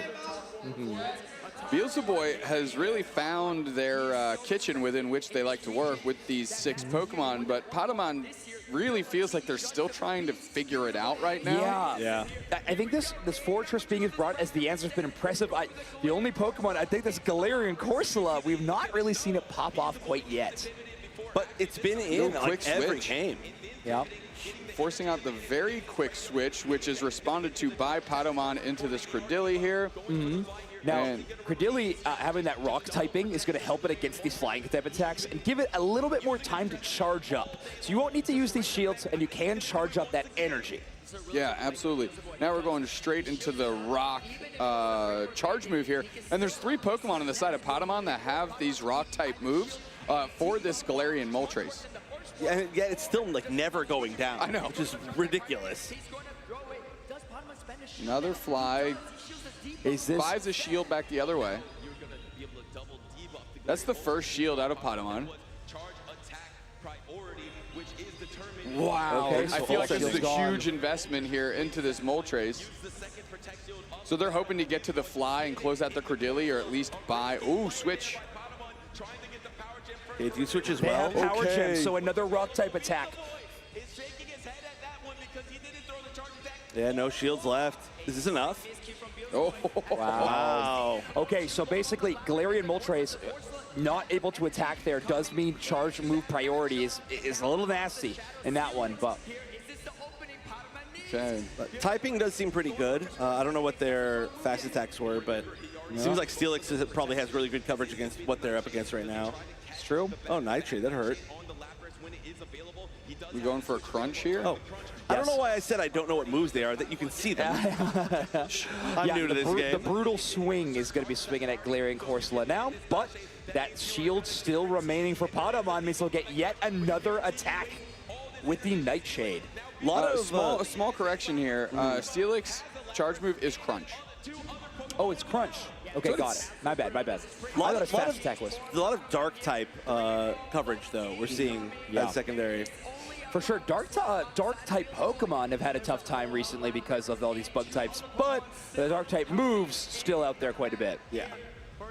Okay, we have the swap here. This one is this one looks a little rote, I think, for Patamon. Still having 3 available Pokemon and a pretty good angle here on the opposing Lapras. I think finally we see a solid answer for Patamon. I think this Galarian Corsola lead might be the answer they were looking for.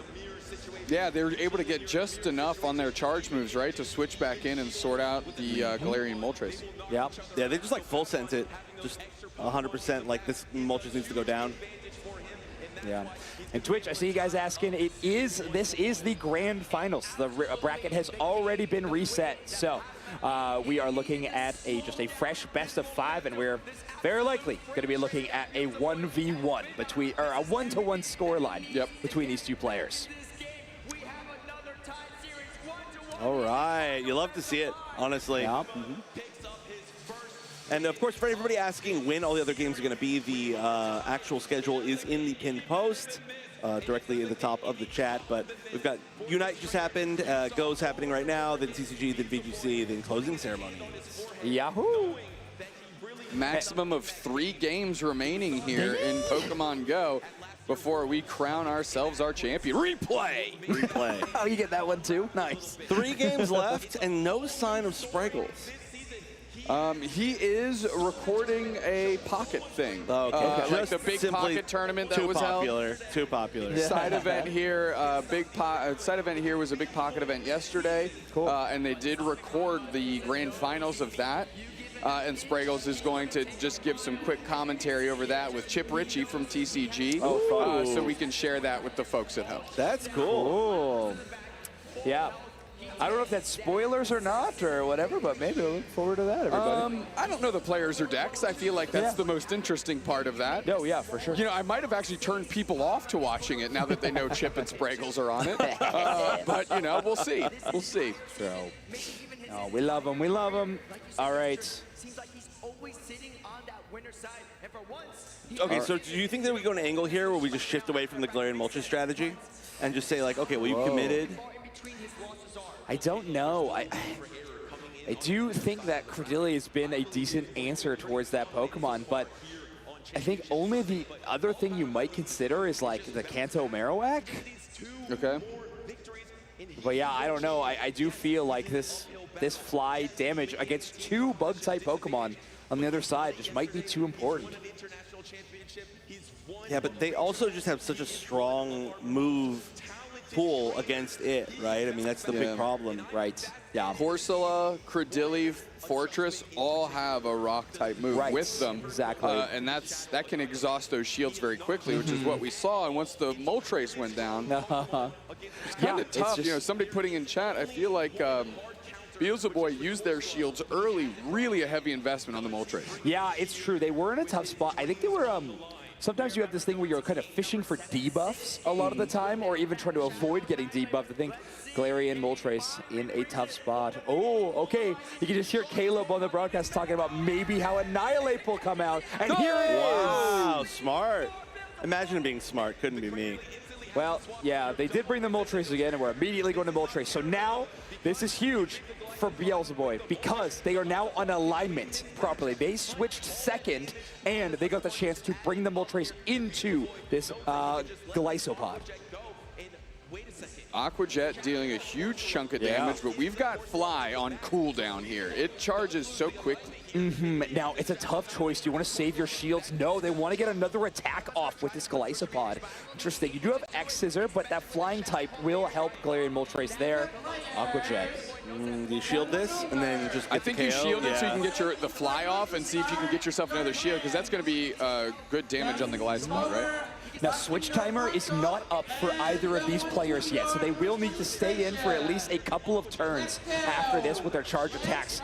Fly will knock out the Glisopod, which means now this Galarian Moltres is stuck here momentarily and cannot switch until those little boxes on the right-hand side fully get their timer finished. Was this a Brave Bird out of them? Maybe going for heavier damage if they decide not to use the shield. A will shield. Okay, interesting. Well, maybe just didn't have much choice, right? Just got to use something before you get KO'd. So at least force out a resource. Yeah, so Annihilate, not too worried about this Grass Knot at the... Never mind. Okay. Holy. Reminder. That wasn't glass heavy cannon. damage? Yeah, where's my heavy Can we get a heavy damage graph, please, production? Damage! Can we fly in a heavy damage, please? Yeah, not for the mainstream, just for us. Yeah. Chris Boy asking if we're getting a trailer at the end of the championships. Whew.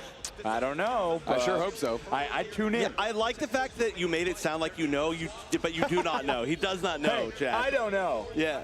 Okay, yeah, sure. I don't know. Maybe you should tune in. Well, I mean, you definitely should tune in. Yeah, let's not leave it up to, whatever your heart's telling you. If you're a Pokemon fan, the closing ceremony of the World Championships is always worth watching. Yeah. Yes. Exactly. Oh, wow, that power gem hurting the ice type of the Lapras. Okay. Yep.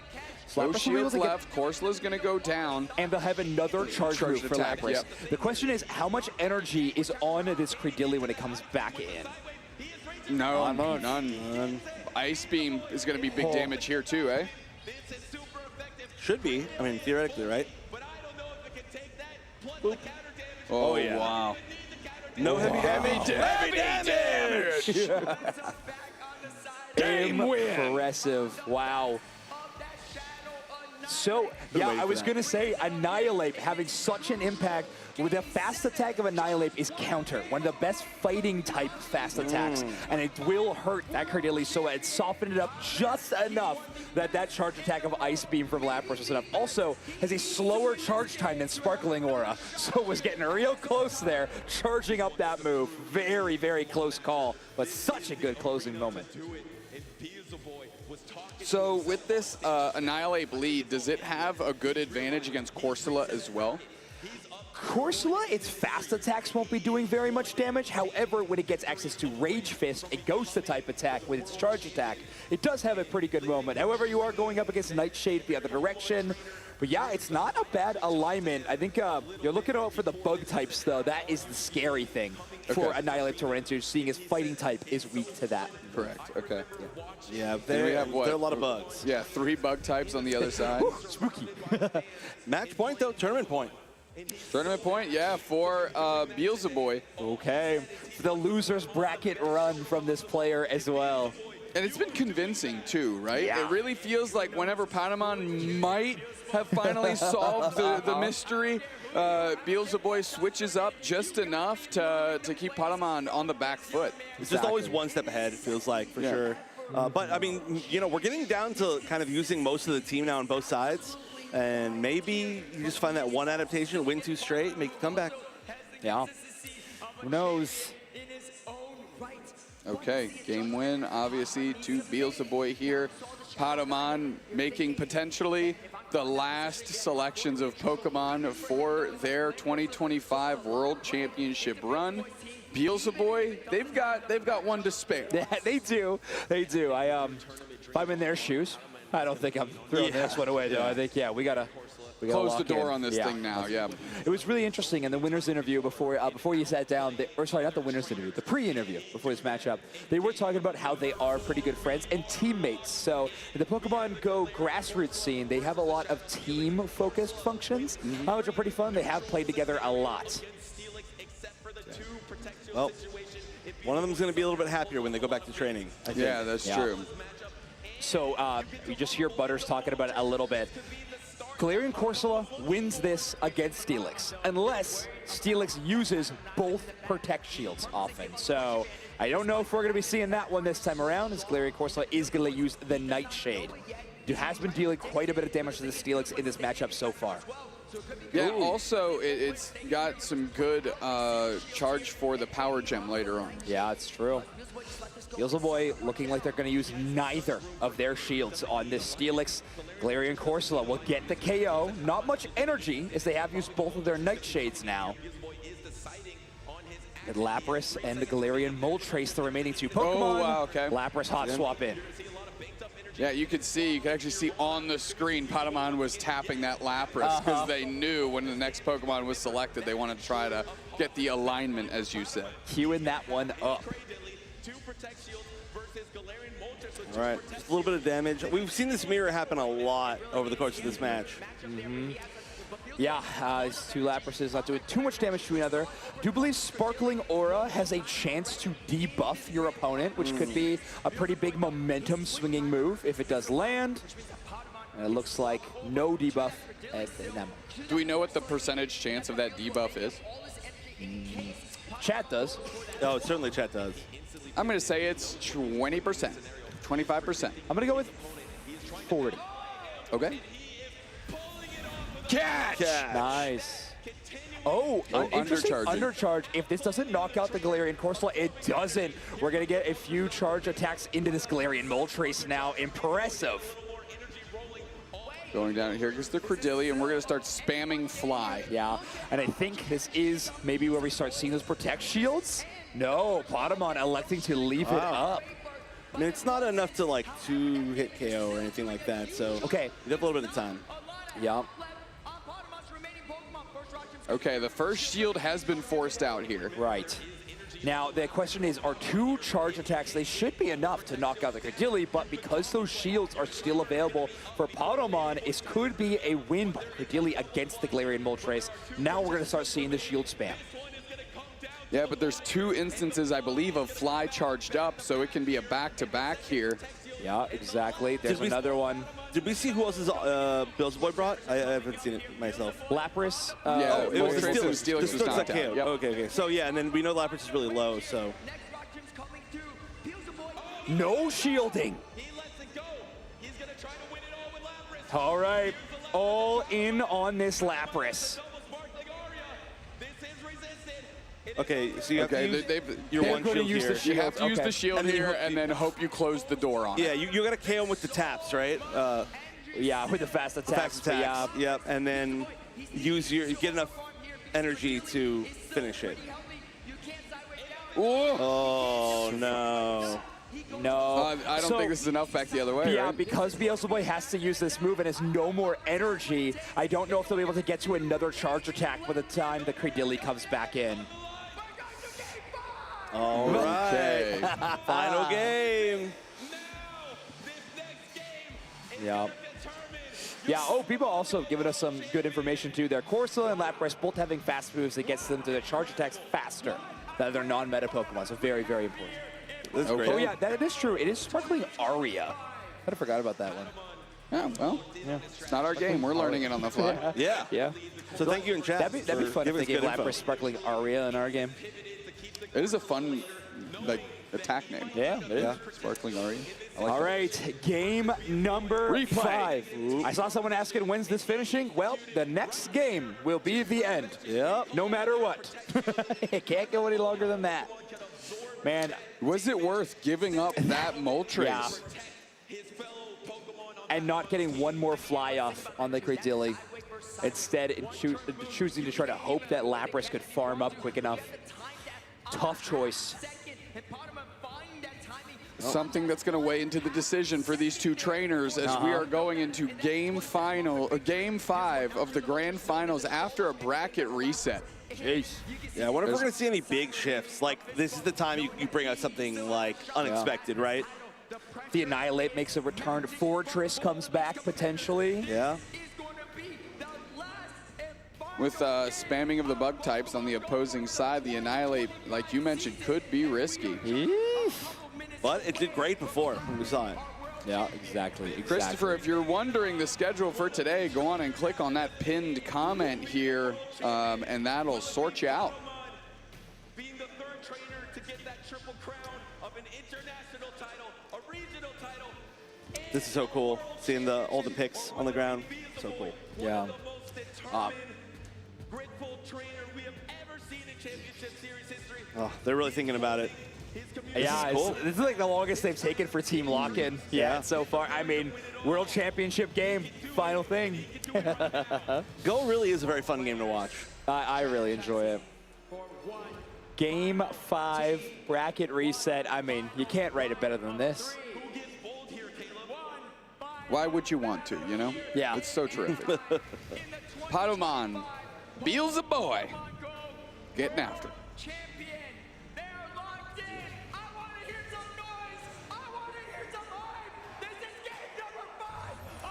Let's hear some noise. All right, here we go. Corsola lead. Lapras lead. This feels safe, right, for Beelzebub. Yeah, Supersonic and the Great League, which is what all the Play Pokemon competitions play, you can only have 1,500 or lower CP for your Pokemon. Okay, Fly. Gonna start chunking through this Credilli. That's good so damage. much damage, yeah, for not being super effective. Yeah, the Rock Tomb is huge. I think kind of the thorn in Beelzebub's side, like that one thing preventing them from getting these wins is his Credilli. So having an answer is going to be so important. All right, charged up for Brave Bird. Immediately Yeah, shielded. and we're going to get that shield because Pokemon's Credilli has Rock Tomb ready to go again. Yeah, I mean, worst case scenario, you get another shield out of place here, right? So that'd be so important. But there we go. We do have the Rock Tomb line. Oh, we got Ben joining. What's going on, Ben? You asked that before he put his headset on. That's totally a fine. little He bit heard mean. us. He heard us. I know, but he can't respond. All right, there you go. How you going? Oh, we still don't have you yet. We'll get to it eventually. Yeah. We're watching Criminal the very behavior. final game, Yep. post-reset, game 5. Yes, do we, Dan, it's amazing. Do we agree that Pokémon feels like they have a bit of an edge here? Yeah, this Galarian Corsola into the Steelix is so good in terms of alignment for them. And it's their second shield gone, though, I believe, though, right? Pokémon only has has 0 remaining now. now. No shields playing straight up. No shields left. This Nightshade should KO. Which puts everything on the back of this Moltres Lapras combo, but we haven't even seen the third Pokemon out of Pokémon yet. Right. And they're already clicking to switch as Pokémon to get that Lapras out in front. We're going to have 2 full HP Lapras for the 20th time this Grand Finals hitting each other. Going into Moltres is Beelzebub for that quick fly to try and square this thing up here. Yeah, here we go. Just get a little bit low, win the trip. Oh my goodness. Soaking that up. Pretty good damage. Yeah, that's heavy huge. damage. Medium to heavy damage. Now the question, will Galarian Moltres survive the Sparkling Aria? It will not, but now their own Lapras has so much more HP. Even though it is the only Pokemon left. 2 Pokemon in the back, is that going to be able to get through it? A lot of them have taken a ton of damage already. Right. So, honestly, Beelzebub being in this position will have a lot of time to build energy up. Yeah. So you see they won't even throw a charge attack. Instead, fast attacking down the Lapras. Nice And look how low they are. Yeah, there's no shields left, and they've got tons of abilities through. Immediately, just getting rid of this Corsola. I think Pokémon knows the tide has turned. Beelzebub on the doorstep here. Cordilli comes out. Just the fast. He's already popping off. He knows Sparkling Aria's gonna take it. Lapras coming in super clutch. Very well navigated by Beelzebub. Incredible. Take your headset off, bro. Yo, is this like game 10? 9. Game 9. Game 9. Yeah. 9. Yeah. 3 Pokemon sweep game 9. That's crazy. Yeah. Bracket reset and everything. Beelzebub has really felt every time that Pokémon was kind of getting back into the game, it felt like maybe he was figuring something out. Yeah. Beelzebub switched up just enough, not necessarily the Pokemon, but how they were deploying them. But also, wasn't Pokémon undefeated coming into this Grand Finals? I believe so, it's yeah. like the only losses is twice to Beelzebub. Beelzebub, yeah. Right, In the Grand winner's side of the Finals. bracket goes pretty punishing. You can only, if you take a second loss throughout the tournament, you are eliminated at any point, day 1, 2, or obviously Grand Finals. Yeah. Or today. So many upsets as well across the early part of the brackets, right? So many players like going in as the favorites, coming out like 0-2, dropping straight away, and then we get this. Like this finale is so cool. So sick. A very, very fun Grand Final. I can't necessarily speak to TCG, but it felt like Go, VG, and Unite had a lot of wild upsets this weekend and performances from maybe lesser-known quantities that not a lot of people had, had on their radar. Yeah, I was like, TCG had a load of upsets as well. Oh, they did? Nice. Yeah, they did. As Henry Chow, which is one of the top CP earners for the season, they were out pretty early on. You had Tord Reklev. He was out pretty early on, maybe made day 2, but didn't make it through the asymmetrical top cut. So TCG's had a lot of shakeups as well. We're going to see something new here too. Very exciting. Also on TCG, Gabriel Fernandez going for the perfect season, has already won all 3 ICs in the TCG for their division, and they are in the Grand Finals today. So exciting. So exciting. I guess like they might as well win Worlds at this point, right? Yeah. Unite had those hopes pinned on Luminosity Gaming. They were kind of our last opportunity. Out in top 4? Yes, out in top 4. And they did get 3rd place. We actually got to watch them win and get 3rd place in the tournament. Okay. Yeah. Nice. What a good representation here for India in Beelzebub as well. So far, our regions that have won the World Championships this year is we had earlier on today Latin America South, or a team from Peru, and now India winning a World Championship.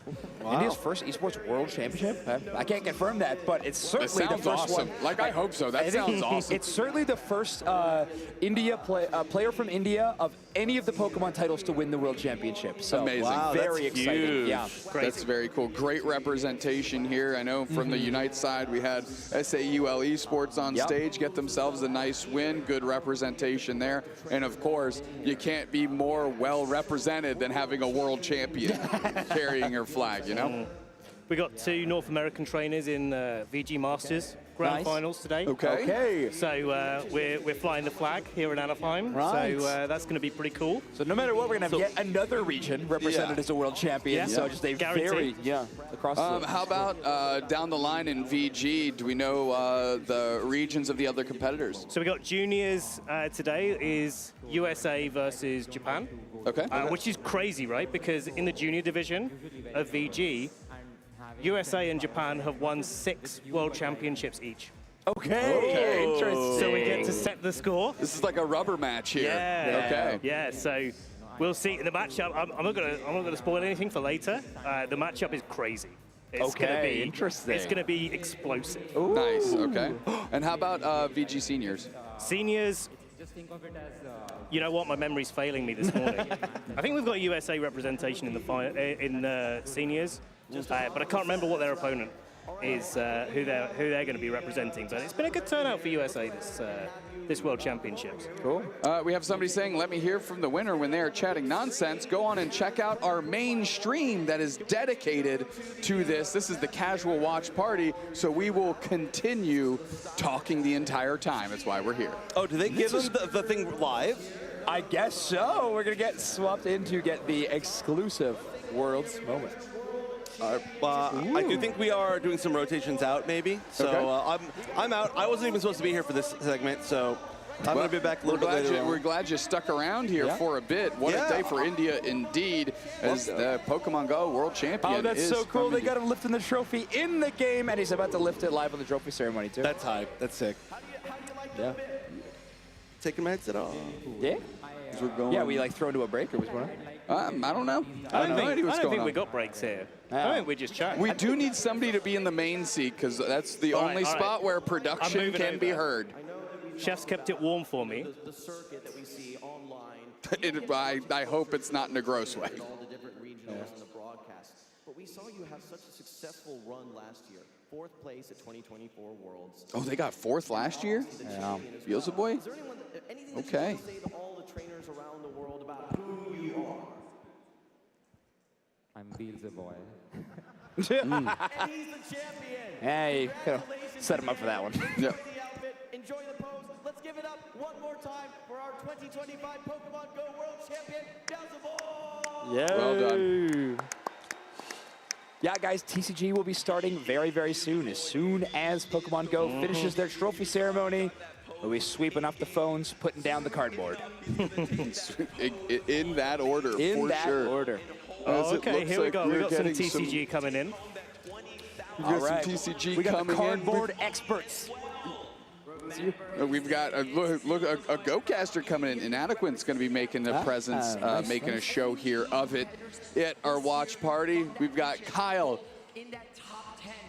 Gasukovic putting on the headset here. 2002 state champion in the trading card game. What a legend. Yes, sir. It's 2004, but thank you. I round down. Fair enough. Why didn't you win it in 2002? I mean, that's what I want to know here. What's that? Why didn't you win it in 2002 as well? They didn't exist. You know, some If they people did, would I say would've been that's a right good there. reason, but I'm not willing to let you slide that easily. How's your day been so far, Puka? It's been great. I mean, it's Championship Sunday. That's It true. makes it easy. Just get to drink in Pokemon and enjoy the day. Hey, did you bring the T-shirt cannon? I wish. That thing was awesome. That thing was sick.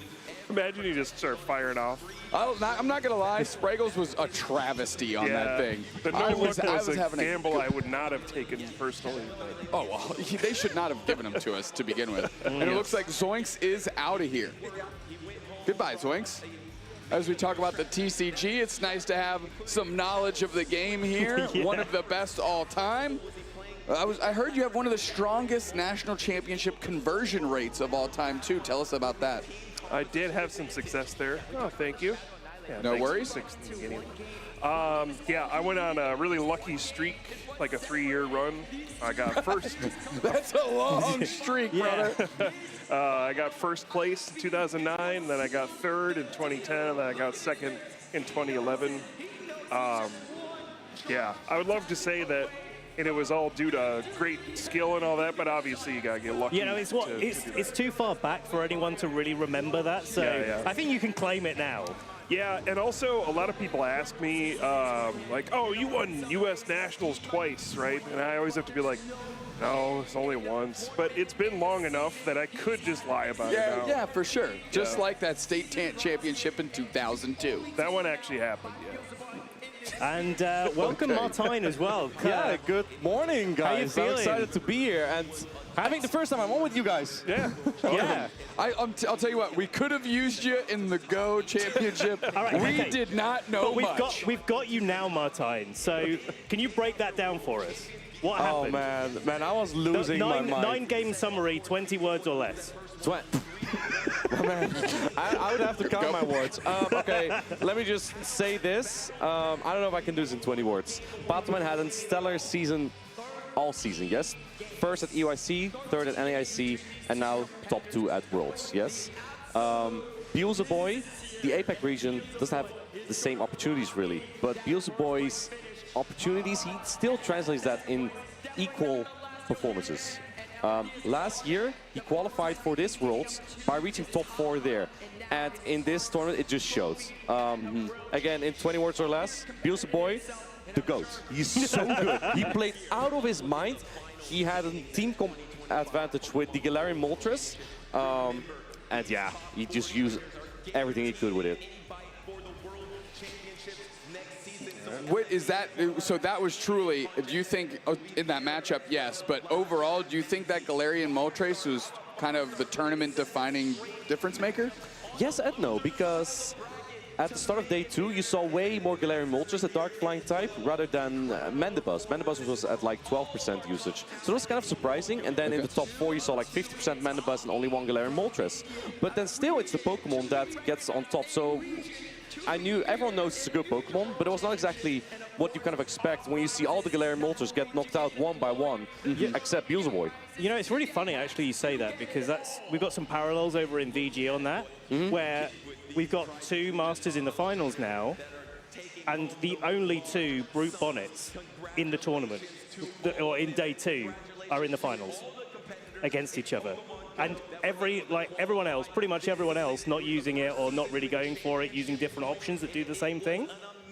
But then the only 2 different Pokemon actually made it all the way. So what is the role that Brute Bonnet fills on a VG team? Chaos. Okay. Chaos.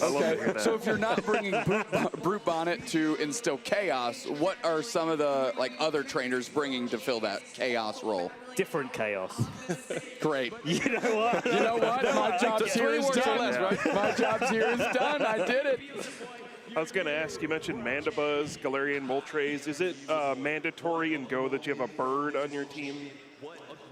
I think it's more mandatory to have the Dark type, because that's what they kind of feel more rather than their Flying type. You've seen in this meta, Ghost-type Pokemon are all over the place. It is so spooky. Dusclops, Galarian Corsola, even Sableye was around. I know Amanda's favorite Pokemon. No, oh, come on. Why you got to do this to me? Come on. Sorry. You know he's my favorite Pokemon. Favorite Pokemon. Come on. You just need a Dark-type Pokemon, and Galarian Moltres outputs Dark-type damage like almost nothing else. With its fast attack? Yes, correct. It's the Sucker Punch. Yeah. Okay, because it has the Brave Bird Fly, or at least that's what it had in that matchup. Yeah, like you talk about Ghost Pokemon, I saw a bunch of Runerigas across the tournament. I kept saying, every time I seemed to look back, it was still there. It's not a bunch, but they have been around. It's a very unique pick, and it has unique coverage. But especially, if you have the Galarian Moltres, that really trucks on the Runerigas. Yeah. Like you said, what a run.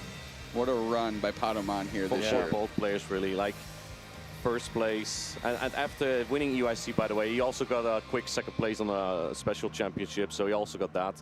He got 4, well, actually, he got 3 trophies this season and 1 medal, which is insane.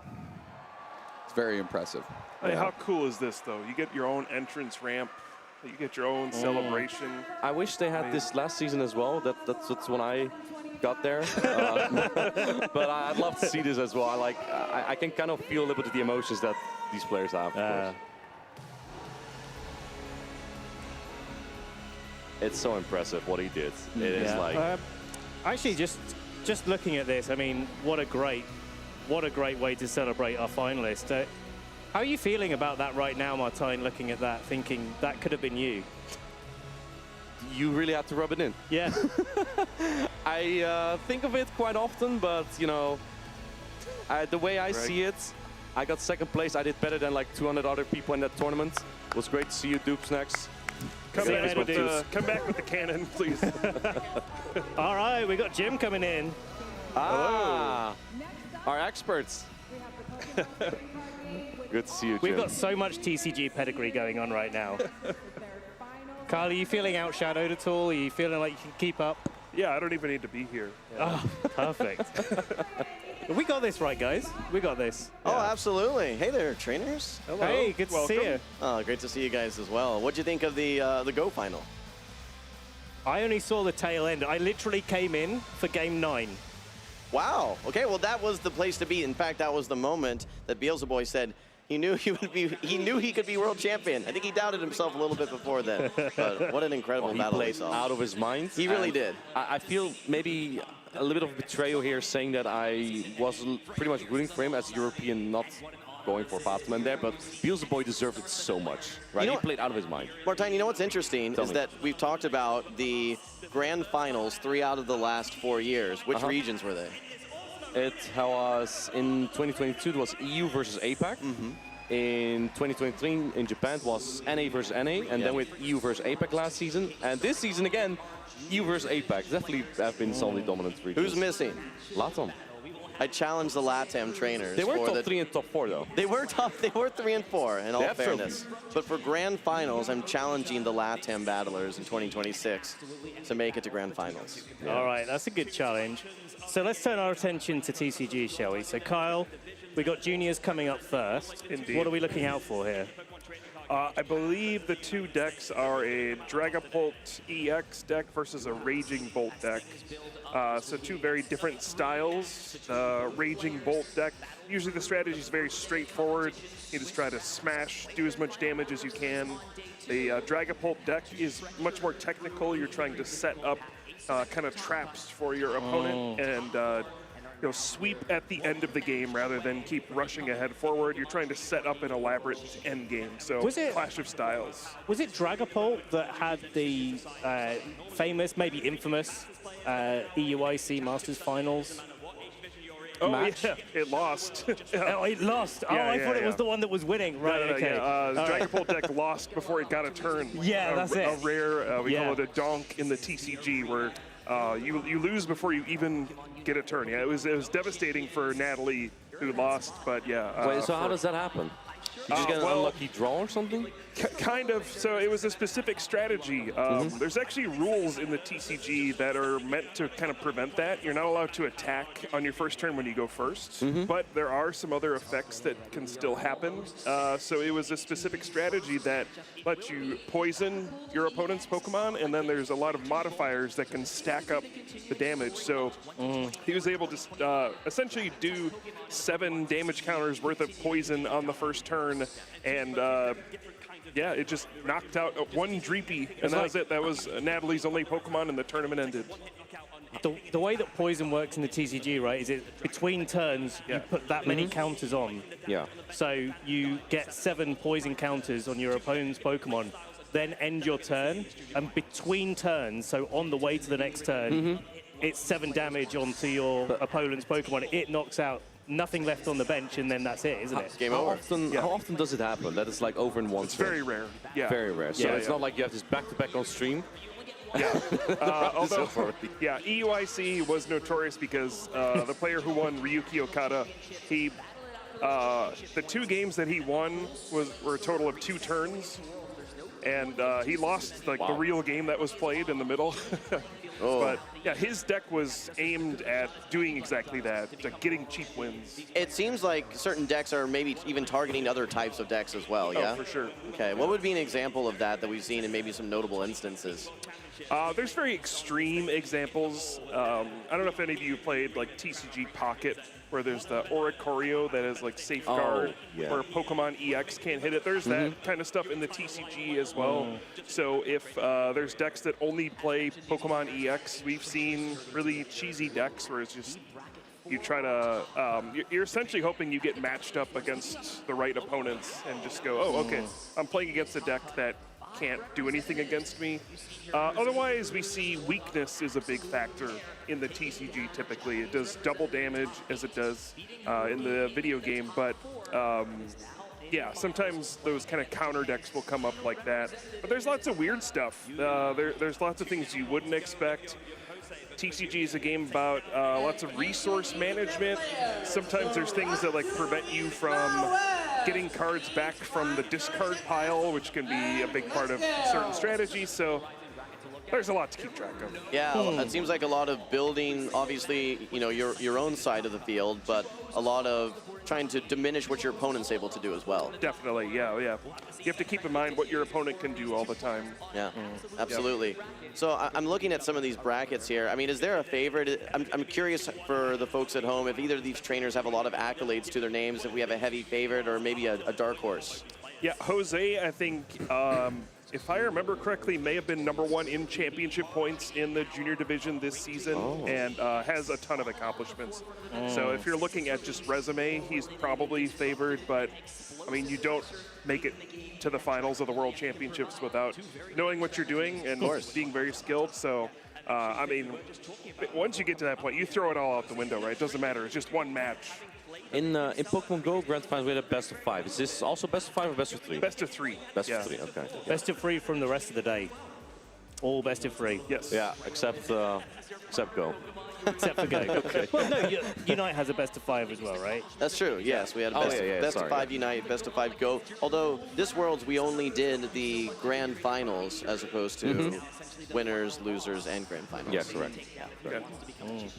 Something I noticed about that bracket is that all of the matches there across top 8, top 4, along the way to the finals were all 2-0 results. Is that something that you commonly see, or do you see things like, does it depend on the format you're playing or what's going on as to how sort of decisive these matchups can be? It really depends, and even that can be deceiving sometimes. It may look like a 2-0 was a dominant victory, but both games could have been extremely close, where it could have come down to, you know, player drawing the right card at the end, or whatever the case is. Do you love a good top deck? What's that? Do you love a good top deck? Hopefully we see some exciting ones during these matches, but yeah, sometimes there are polarizing matchups where you're just going to win more often than not, but you know, sometimes you have a good matchup and luck doesn't go your way, and you know, something happens where your opponent catches you off guard, and you could lose a favored matchup very easily. So there's, I think that's one of the exciting parts of TCG. There are a lot. Every game is kind of different. You know, you draw an opening hand of 7 cards. You don't know what that's going to be. Sometimes you may have to start with a Pokemon you don't want to, because you have to begin the game with a basic Pokemon. So sometimes you have to adapt to, you know, what cards fall your way. So even in matchups, you know, there's no like 100% matchups in the TCG. There's always a chance you can win or lose a certain matchup, even if it's something that is meant to completely destroy the deck you're using. There's always situations that can come up where you can still win. Yeah, what's really interesting is that when you start to look at the possibilities of outcomes, it seems like that there's a lot of variety that can exist in the TCG space. I know in Go, there's a lot of times where we're watching a match and we say, well, I think this one's over before it's even really played out, right? It's just a GG's. That's not always the case. It's in not fact, like one turn, but it goes quick. In the grand finals, there were some matches I was looking, oh, I know who's going to win here, and that really changed. But I think that what's one of the most unique things about, you know, a card pile and the randomization of shuffling is that there's so many different possible ways that one deck versus a different deck can play out. So I think the prizing is also a really interesting mechanic, because like, well, is the card that if the card that you need for a matchup, if it's in your prizes, like fine, you know, that's something that's part of the game. But is it high up or low down in your prizes, right? I'm sure you've seen that so many times, like where Or if they'd just drawn this prize a little bit earlier, maybe they could have gotten all the way. And I think it's like so interesting how all of those tiny little micro decisions. It's across all the games that there's so many of those happening. Like in Go, it just happens a bit quicker. In TCG and VG, maybe there's a little bit more time to breathe through those moments. But these little things really do add up. Yeah, and with Go, you have 6 Pokemon, and that's it, right? There's only so many variations that you can play in orders and things like that. How many cards are comprised in a TCG deck? It's a 60-card deck, yeah. And once you submit your deck, you have to use that same deck the whole tournament. So right there, in like video game, there's some variation, right? You bring 6 Pokemon, but you don't use all of them every time. Right. So there's that kind of mix up every time where you don't know which Pokemon your opponent's going to bring to the battle. In TCG, you always have the same deck, but yeah, sometimes cards are in your prize cards. You have to adapt. We saw even yesterday in 2 separate Top Cut matches.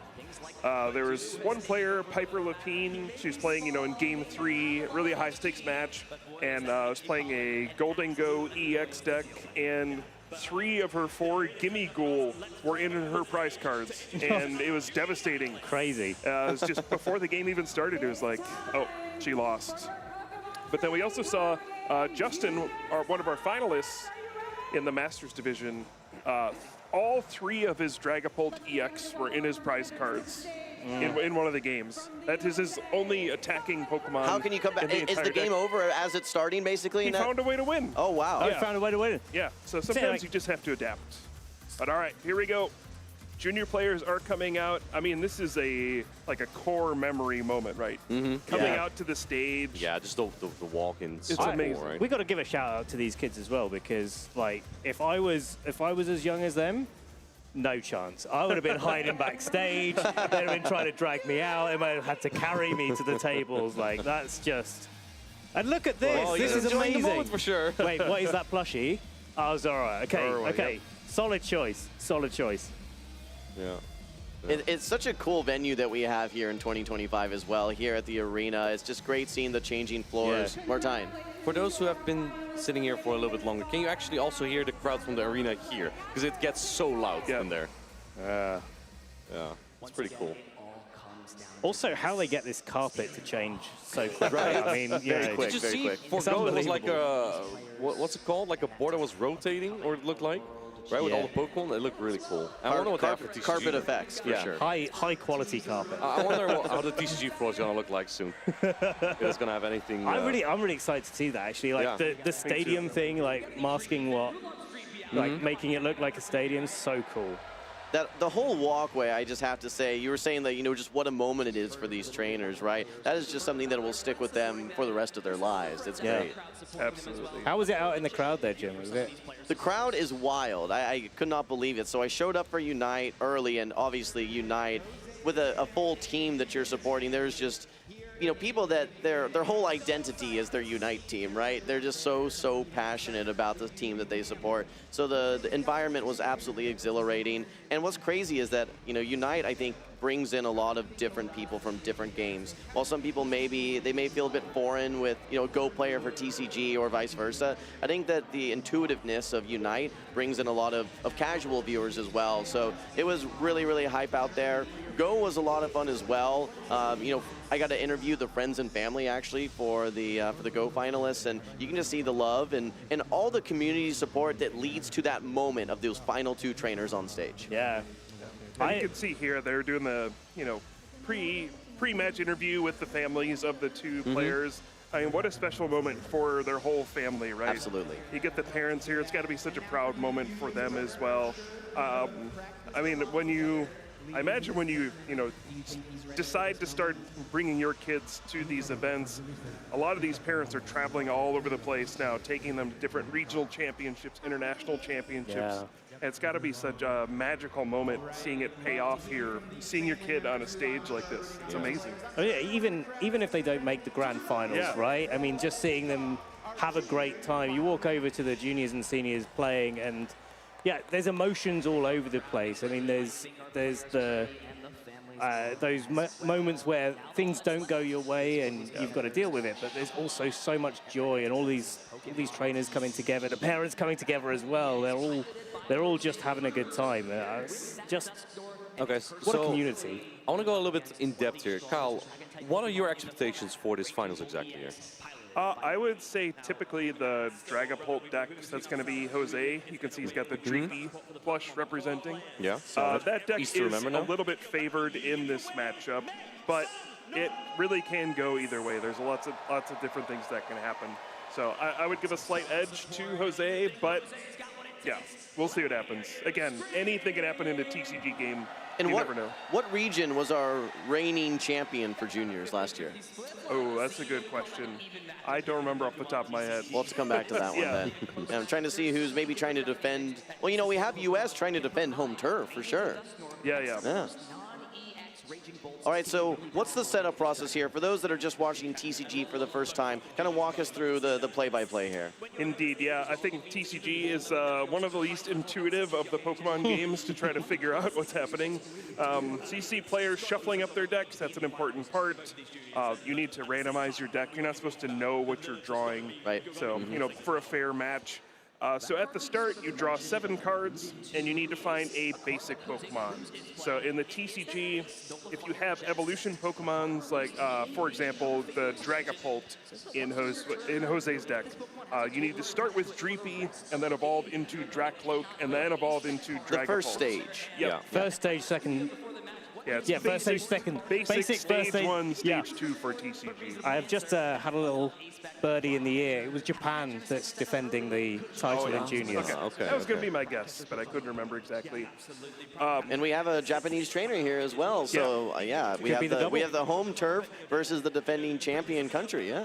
Historically, Japan has been very dominant in the junior division at the World Championships.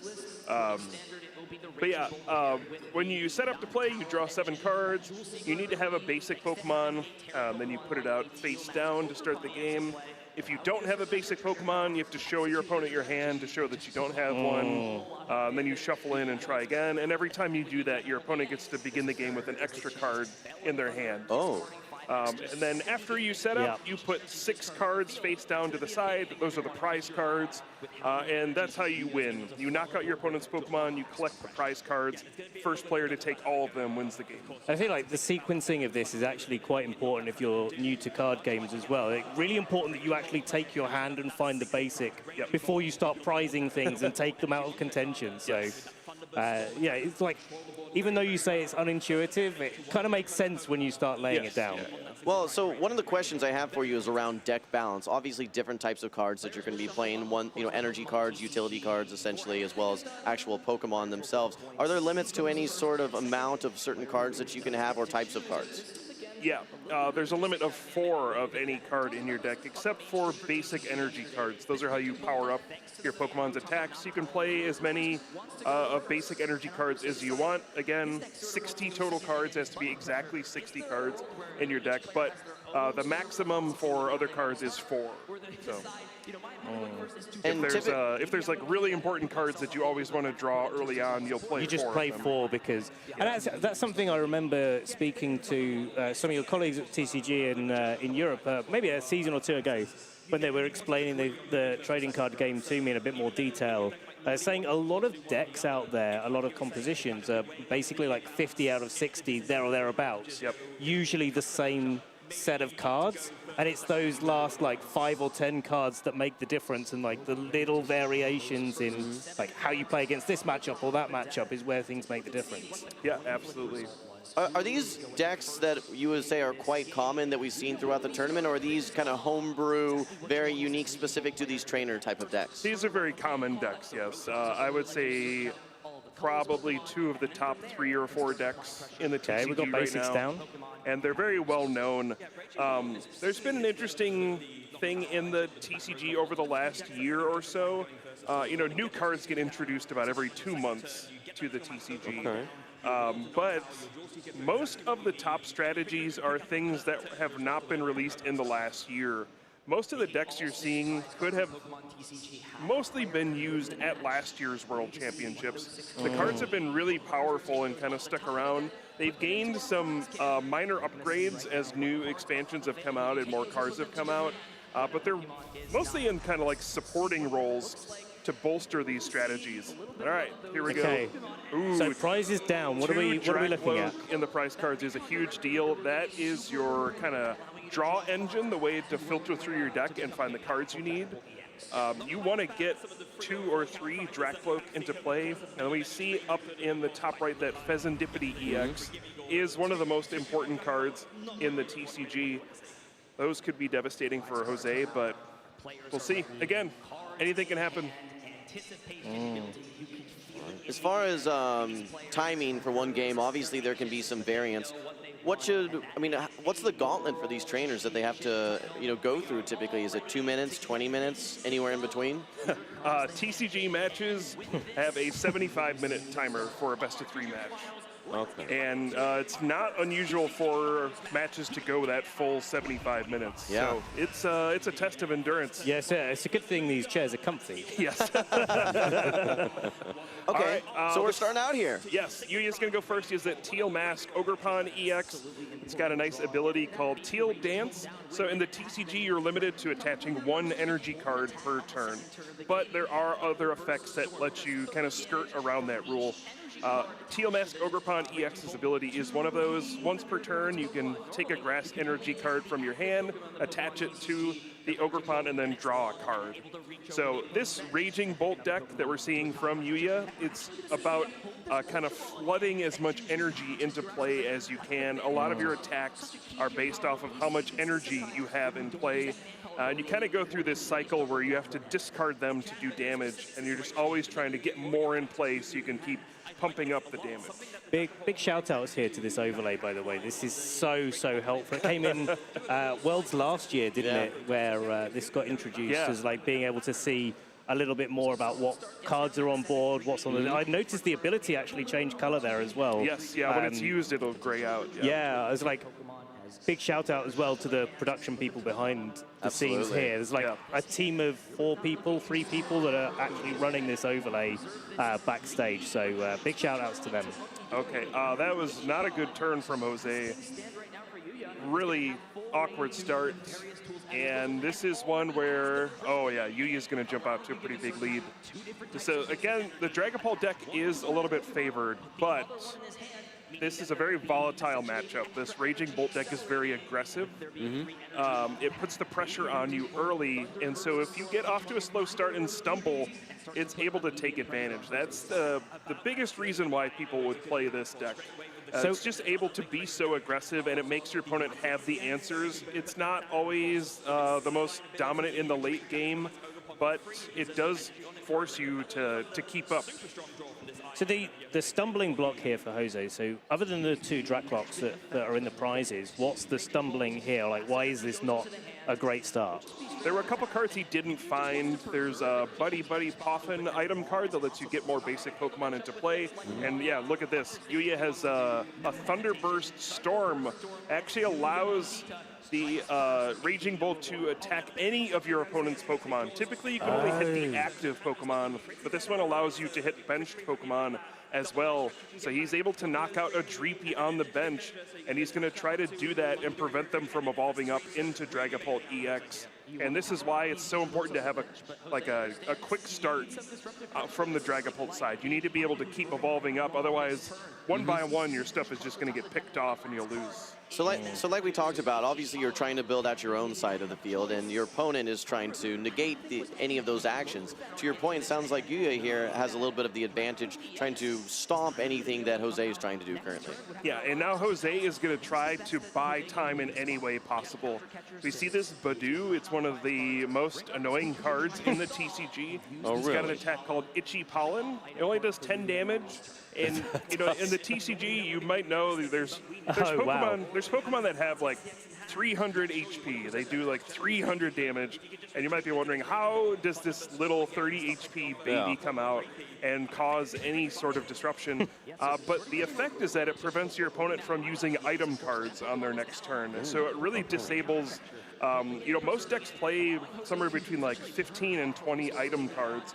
So it's just disabling a lot of the cards in your deck. Isn't it easy to get rid of it by just knocking it out? Because it only has 30 HP. It is, but all it does is try to buy you time. Yeah, it's like Stalls so the turn. so you can draw a little bit more, so you can dig deeper in your deck. Just like start setting things up. But I will say it did not work at all. Yuya just got out of it right away. So all we could see was that, you know, 10 damage into that Hoot there. Yep. It's still quite healthy. All it did was just prevent the items from being played that next turn, but essentially just stalling one turn, yeah? If that. Yeah, and it didn't work. In this situation, I mean, you're desperate. You have to try to find some way to slow your opponent down. Honestly, I don't know how long this game is going to last. Yuya is in a dominant position, and this can happen sometimes. I'd say it's not typical of the matchup, but every once in a while, this sort of thing, it just happens, and you'll see it. So you can only evolve a Pokemon in the TCG after it's been in play for one full turn. So you can't just, even if you have the cards in your hand, you can't just go, okay, I play Dreepy, and then I evolve, and then I evolve again. You have to wait one full turn. So what's happening here is Jose keeps, you know, having a Dreepy or maybe a Dracloak down, but every time he puts one down, it just gets knocked out by this Raging Bolt. Right. And so he hasn't had the time or the breathing room to be able to get up to that big Dragapult EX, so he hasn't been able to do anything. He's on the back foot. Yeah. Yeah. And especially like once the Dreepy gets knocked out, you can draw as many Dracloaks as you like from your prizes. You can't put them down on the board if you've not got a Dreepy to put them down onto, right? So like the structure of the bench is taking a bit of a hit by the looks of things. Yeah, this is, I mean, going into a finals match, you probably have it in your mind what your game plan is going to be, what your strategy is going to be, and this is basically a nightmare of all the things you did not want to see happen. Yeah. Okay. Unless you're Yuya, then this is exactly what you thought. Yeah, it's like, yeah. As if for Jose, is like, get it out of the way early. And at what point do you think, well, actually, this is really not going well, I'm not getting anywhere, pick up my cards and start game 2? Yeah, well, thankfully, there's only been like 7 minutes that have gone by, so there's no downside to at least playing a couple more turns. Sometimes the writing's on the wall, and it's like, okay, there's no point in using up my mental energy, let's just move on to the next one. This situation, it's not completely untenable. There are still ways to get out of this.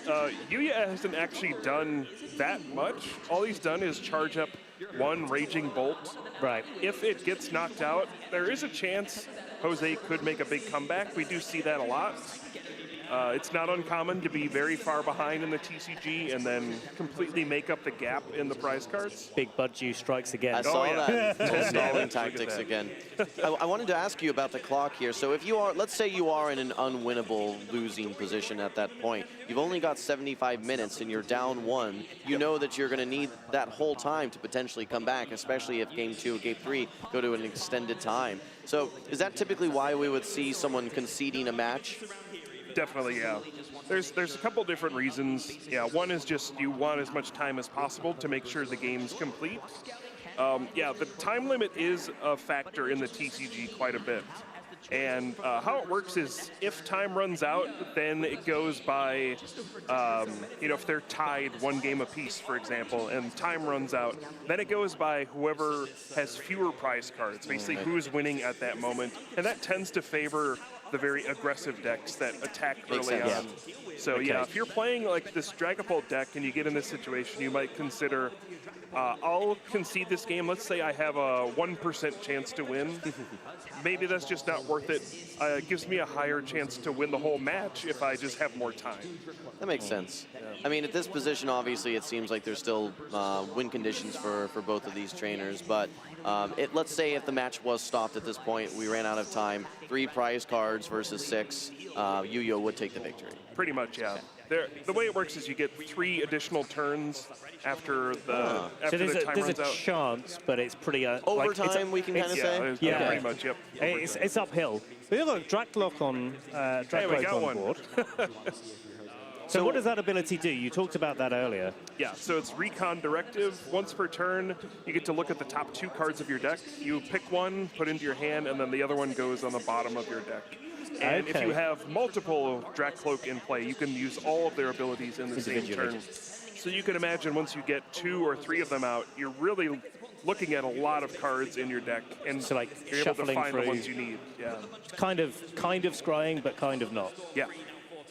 And it's card advantage, right? You keep getting more cards into your hand. You build up. That's another thing we haven't actually touched on for anyone new to the TCG. There is no hand limit. Yes. Like there is in other games. So you can just, you could have most of your deck in your hand and you think, yeah, I guess I'll use some of these cards now.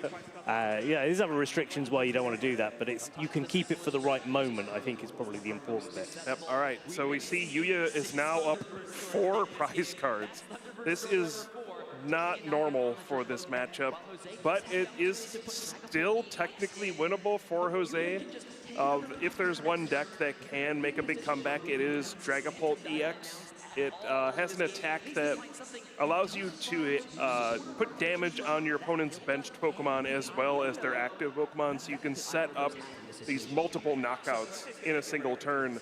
Now, unfortunately for Jose, his hand still looks quite bad, so he may not be able to put together some kind of comeback here, but I do want to note, even though it looks dreadful, your opponent is ahead by 4 prize cards. It's a massive lead.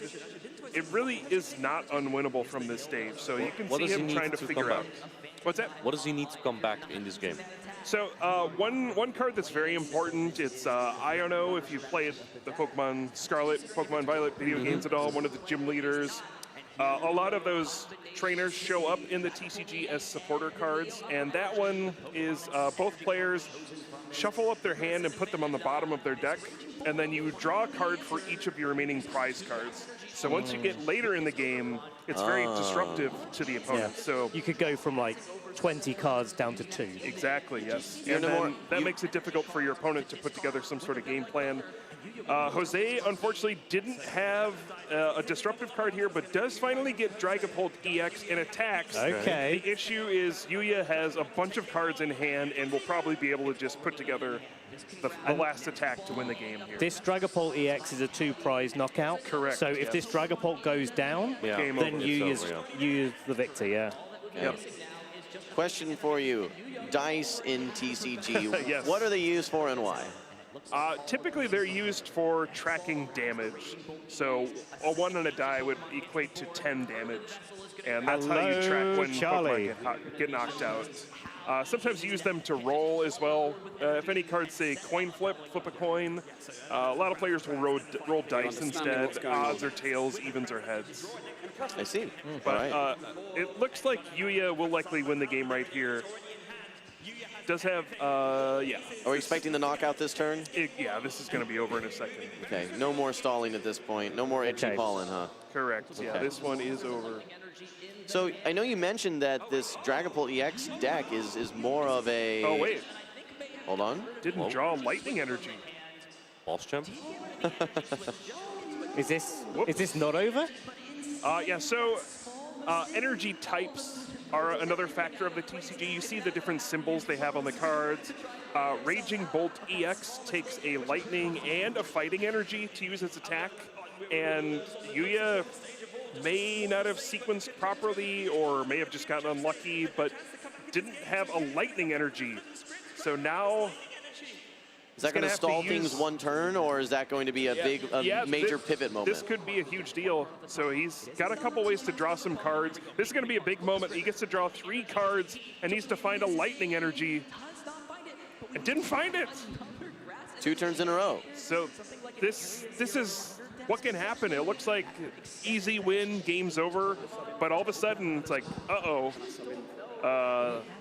I missed one tiny thing, and now I don't get to win the game. Then it becomes a little bit nerve-wracking. Whenever you give your opponent 1 extra turn to do something, that can open the door for a big comeback. Okay. So this is what Jose was hoping for. This is why you stick around and don't concede too early sometimes. It's still a long road ahead for him, but yeah, this got a lot more nerve-wracking for Yuya now. Well, it might be slightly too nerve-wracking for me. So I'm going to hand the reins over to Charlie here. You're going to take pole position. All right. Yeah, we'll make sure that no more first blast abilities can be used as Yuya does go. While we're getting Charlie set up here, what would an Iono draw do for Jose at this point? Well, he just drew it for the turn. Okay, that's crazy. It gives him a chance to win the game. It's going to put Yuya down to 1 card in hand. And again, Yuya didn't have the lightning energy to win the game. This is actually very winnable for Jose at this stage. Believe it or not, nothing has gone his way the entire time except that one little moment finally. And now he has an okay chance. There's 1 card he needs to draw off of this. He'll get 4 cards. He needs to find a counter catcher. It'll allow him to bring up one of his opponent's bench Pokemon, bring it to the active spot, and potentially set up a big play, and he did not find it. Listen, lads, I don't know the first thing about the TCG, so I'll just be breathing it in and providing some dumb commentary. Sure, yeah. Okay, so he's holding his cards.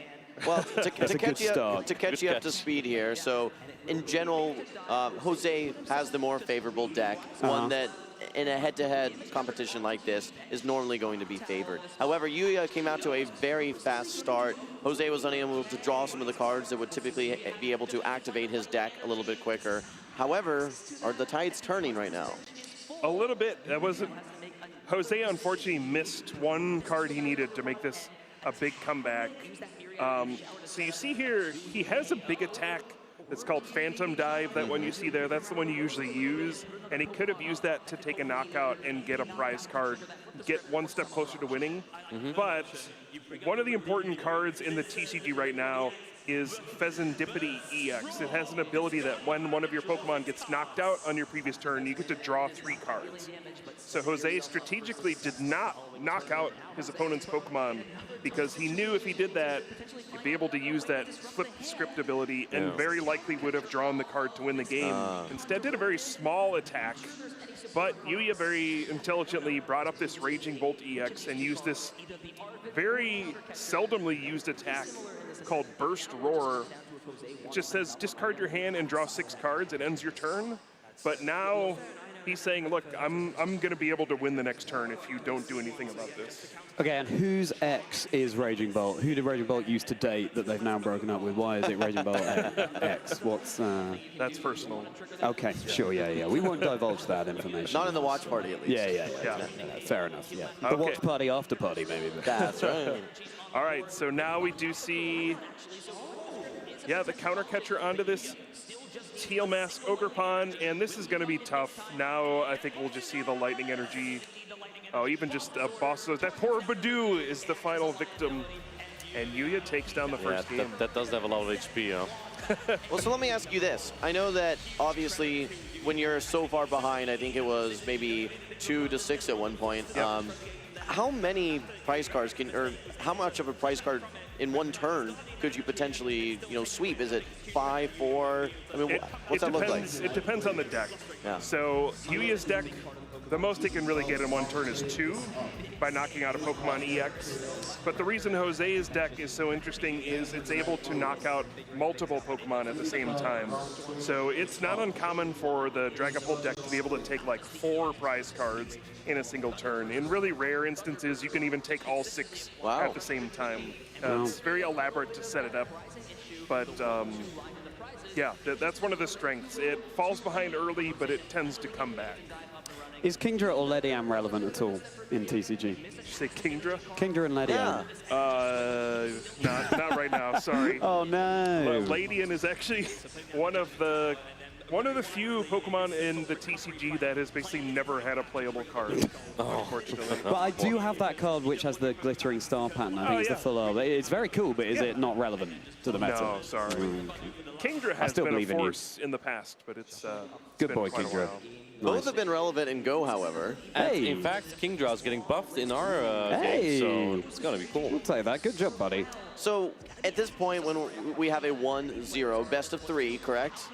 Yes. Best of 3. So, right, Jose probably feels like he whiffed a little bit in that early game, right? Yeah, so he's probably I imagine he's still feeling quite confident, thinking, hey, I have the deck advantage. Just need to make sure that I don't have essentially some bad luck to begin that matchup. There's still a path to victory here. Absolutely, yeah. I see an interesting question in the chat there. How would you compare the skills of a junior world champion TCG to a master world champion? That's a good question.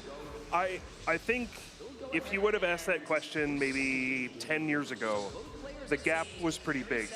But younger players have gotten so much better just in the last probably 5 years or so. We've seen a lot more players, younger players, embrace playing online on TCG Live.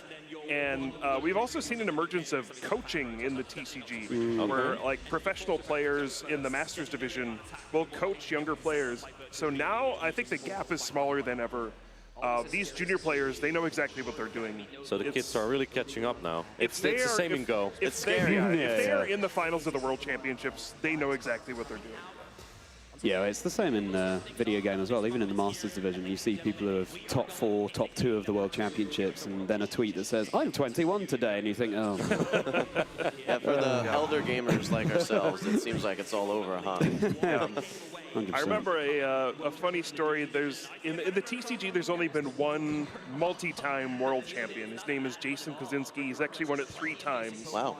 And when he won his 3rd world championships, and afterwards he was just kind of in a room playing against whoever wanted to play a game against the world champ. And some like 8-year-old kid walked up and challenged him, and he got destroyed by this 8-year-old kid. And just he had just won the world championship, and this like 8-year-old kid rolled up and just wiped the floor with him. And the parent was like, "Oh, hey, thanks for letting my kid win." And he's like, "No, your kid actually just steamrolled me." Wow. So yeah, kids are capable of anything, All right, well, bring us into this game here. Kind of catch the watch party up. And before you do, I'm going to dip out, but see you for the video game finals. Thank you so much. A pleasure, gentlemen. See you later. Lovely to have you here, even for a brief moment. All right, this is a good start for Yuya, so he is going first in this game. He has this Fan Rotom as an ability that you can only use on your first turn. It allows you to search for 3 colorless type Pokemon. I'm sorry, in TCG we say colorless, not normal. Sure, no, we can understand. With 100 HP or less. So it gets these Hoot Hoot, which can evolve into Noctowl, which is a very powerful ability, lets you search your deck for certain cards. The crucial thing was he got an energy attachment onto his Raging Bolt again. We saw this strategy in the first game of the Raging Bolt knocking out the Dreepy on the bench. So this is another picture-perfect start from Yuya. That's interesting. I know you mentioned just how we've talked about how volatile and how much variance can exist in these decks now. For you to have 2 games in a row go towards their advantage, you got to be feeling pretty. You've got to feel like you're close at this point. Yeah, but this time Jose is going to feel a lot better. Oh my goodness, he prized 2 Dracloak again. That is some bad RNG. That is devastating. Oh boy. And how many do you typically carry in your deck? 4 or 3? 4, yes. Okay. So he'll still have 2 to work with, but again, this Raging Bolt deck in particular is going to try to go after those Pokemon in the early stages of the game. So typically you want to fight back against this by getting like 3 Dracloak in play. So then they knock out one of them, you still have 2 more ready to evolve into Dragapult. When there's only 2 in your deck, first of all, you're less likely to draw them, right? There's only 2 in your deck as opposed to 4. Right. So when you're just drawing cards from your deck, you just won't see them as often. But also the maximum you can have in play at any given time is 2.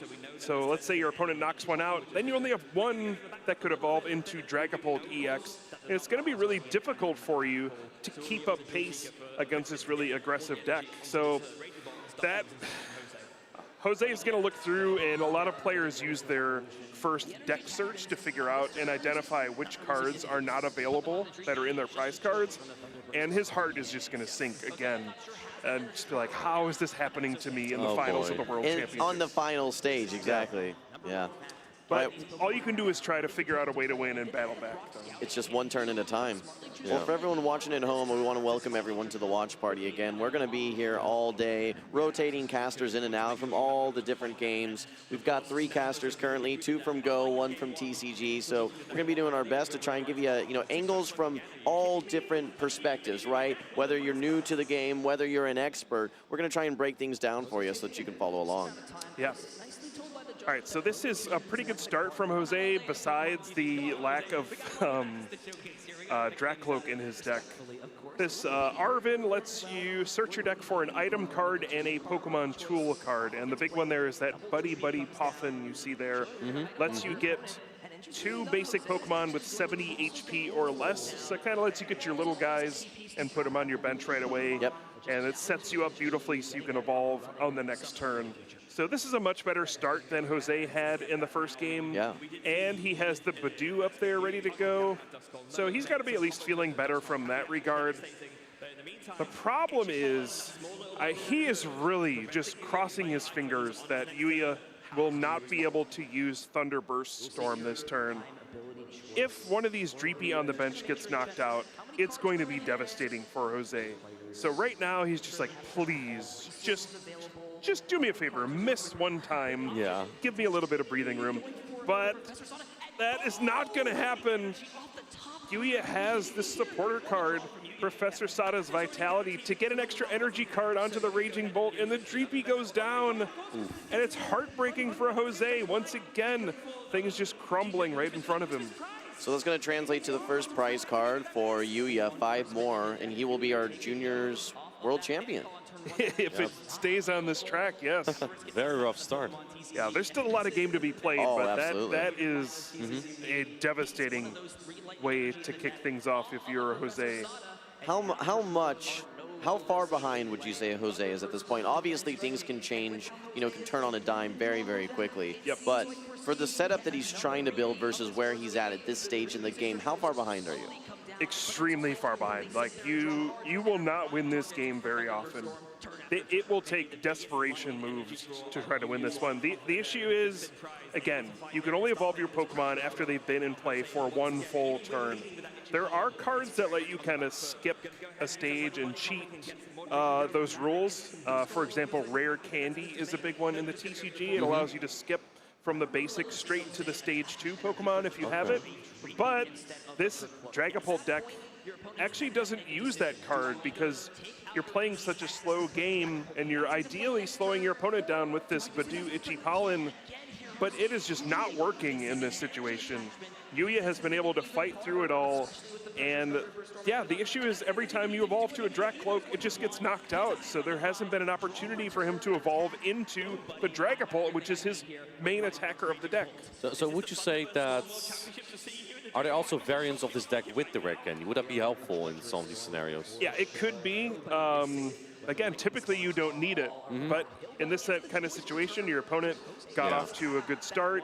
You had very difficult prize cards. Yeah, it's unfortunate.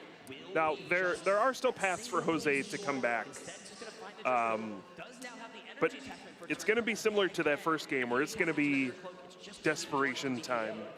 He's going to need Yuya to kind of get unlucky in the rest of the game to have a chance. Yeah, and obviously he's not really been getting the luck that he needs. And I mean, if you just look kind of probability-wise, this is not how most people would have expected this match to start out.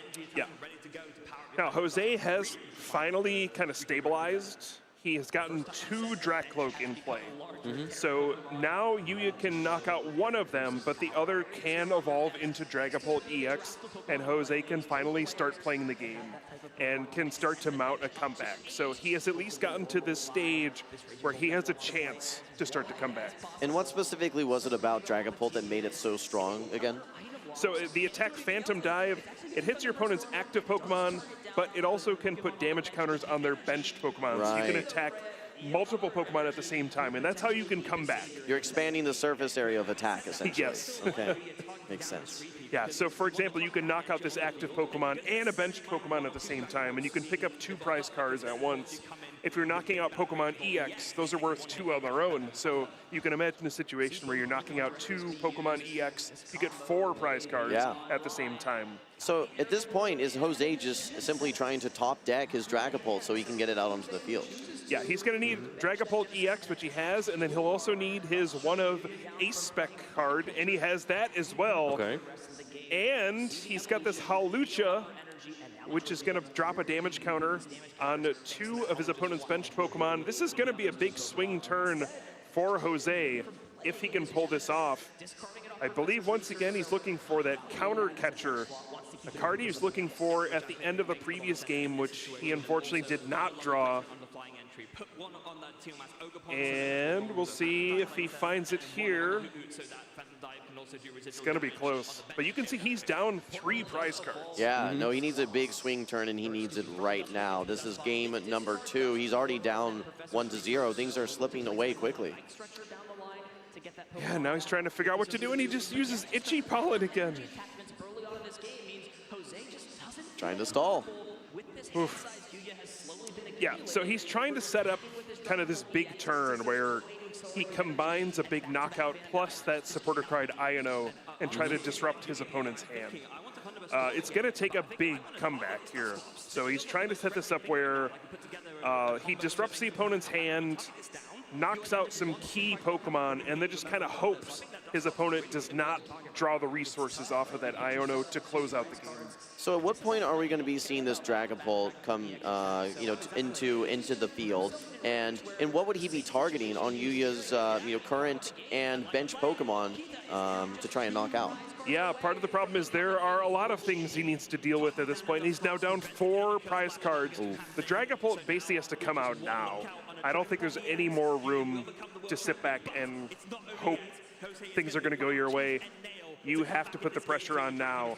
The prime targets, believe it or not, are going to be those Hoot on the bench. Why is that?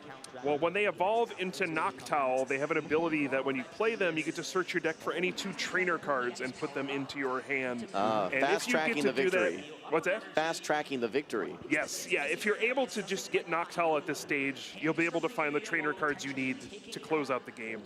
So a strategy we may see is that he goes after both of those Hoot at the same time, puts his opponent down to just 2 cards in hand, and says, hey, I just hope you didn't draw the cards you need. Absolutely. Well, at this point, I see... Oh, and I actually did have a question for you. Yeah. For your cards that remain available that you're drawing turn after turn versus your discard pile, how do you typically interface with those? Are your discards gone for good? Are they ones that you can eventually reactivate with certain supporter cards? How does that work? Yeah, we just saw a card, Night Stretcher, lets you get a Pokemon or a basic energy card from your discard pile and put it back into your hand. So once they're in the discard pile, they're gone, but there are plenty of cards that allow you to recover those cards. There actually is a zone called the Lost Zone in the TCG that is more like permanently gone. Oh geez, just another Itchy Pollen from Jose. This event could end right here if Yuya has the card Boss's Orders and a way to attack with his Raging Bolt EX. And we see that Noctowl can use the Jewel Seeker to search for 2 trainer cards. Is this going to bring up the Boss's Orders? Moment of the truth. So it depends. One thing is it did, Badoo's Itchy Pollen, again, is preventing Yuya from using item cards. And so it may have stopped him from using an item card to find an energy card. So this Badoo might have saved the day. The little Badoo that could. Okay. So he's currently searching through his discard pile, or is this through his hand that he's looking? Or sorry, Yuya's looking through the deck right now using this supporter card Crispin. He's just trying to prepare as best as possible, kind of load up his board. He knows that some disruption is coming. So he's just going to try to, prepare as best he can so that when he inevitably does get put down to just 1 card in hand, the resources he'll need to win the game are minimal. Let me ask you this. As far as deck strategy, when you're building a deck, are you typically trying to have Pokemon that have similar energy cards that I guess you can have more destinations for those energy cards, or do you try and spread things out a bit? It really depends on the strategy. There's lots of different ways to build decks in the TCG. This is a unique one, kind of where you play 3 different energy types. And oh geez, goodbye, Badoo. I think Yuya may have figured out how to lock this game up with no tension at all. I just don't know if there's anything Jose can do to deny the final prize card here. So is this, it's looking like this could be an upset then? It's looking like Raging Bolt is going to roar to a world championship here. Would this be the first Raging Bolt championship potentially? I can't remember if it won last season.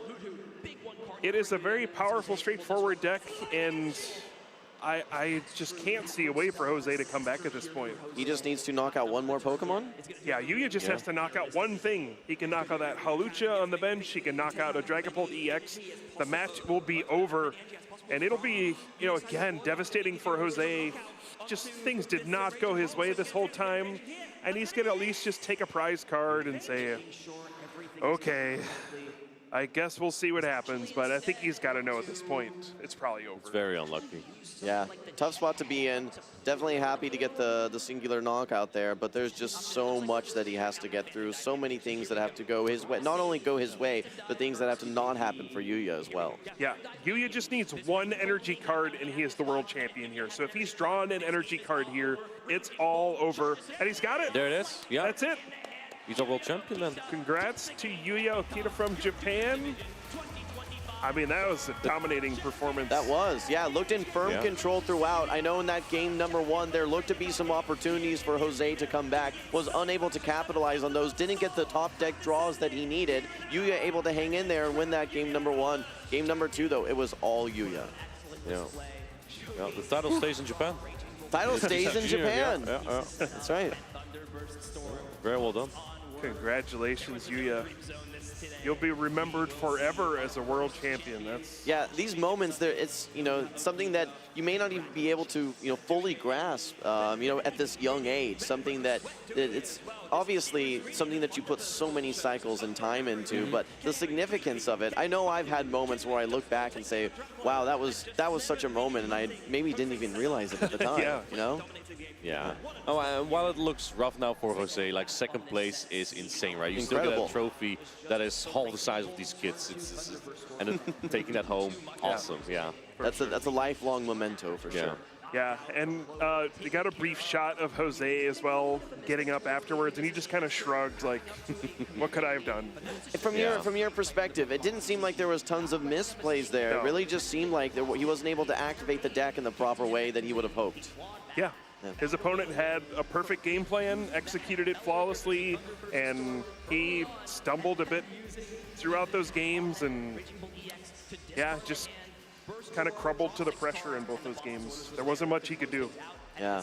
Well, congratulations again to Yuya. It was fun to watch here and kind of get an understanding for how the trading card game operates. Again, Martijn and myself from We would have been Go, lost without you. We would have been incredibly lost without you. This has been super informative, and I hope some people here at the watch party as well, and maybe coming in as fans of other games, are learning some things as well. Congratulations again to Yuya. I hope we get to hear from our winner too. On our Sunday. Yeah, absolutely. I think that they're going to be probably setting that up here. It looks like, I think Anna's on stage over there. Yep. Did you get to watch opening ceremonies, by the way? Yeah. Yeah, one of the coolest I've ever seen. Anna, such a talent, and obviously seen her in a host capacity, but it was really cool to see her in a singing as well. I know, yeah. What a rock star. I mean, almost like literally a rock star. Right? Actually a rock star. What was really cool was seeing kind of a blending of the rock and the pop and the hip hop all into just one soundtrack. Yeah. Yeah. Yeah, how cool is that to make a song that goes on the Pokemon World soundtrack and then perform it on the stage and then immediately transition that into being the host for the opening ceremony. Yep. Well, it's just a really good song. I actually added it to my stream playlist, the song, because like, especially near like the ending, it just gives that vibes of like, what if you are on that stage? It's something very memorable. Yeah. Well, I'm hopeful for Jose that, this is a moment that he can build on, right? I don't know if he's going to be moving to seniors next year or if he's got another couple of years in juniors, but this is obviously a stepping stone and a milestone for him. Second place, so much congratulations to him. Absolutely. For Yuya, lifelong memory, and this is the point where you finally get to breathe and just take it all in. Yeah, and of course, it's disappointing when you make it to the finals and lose. But that's one of those things, kind of like you said, where you look back, you're like, actually, that was pretty special. Yeah. Only a few people get to make it to the finals at the World Championship. I know all about it, but like second place right here. And only, of course, a bittersweet moment at that time. But just if you think you did better than at the last season, we had about how many competitors? 220 or so. I did better than all of them except one. Yeah, exactly. That's almost unrivaled. Let's hear from Yuya. Yeah. He's very happy. I'm happy too. I'd be happy. I bet a lot of people here are also very happy for you. Is there anything you want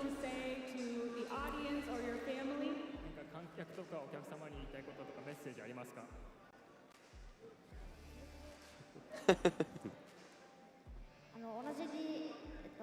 ？WCS のシニアリーグで3位になったリックと実況を共有してたのでお互いに勝ってとても嬉しいです。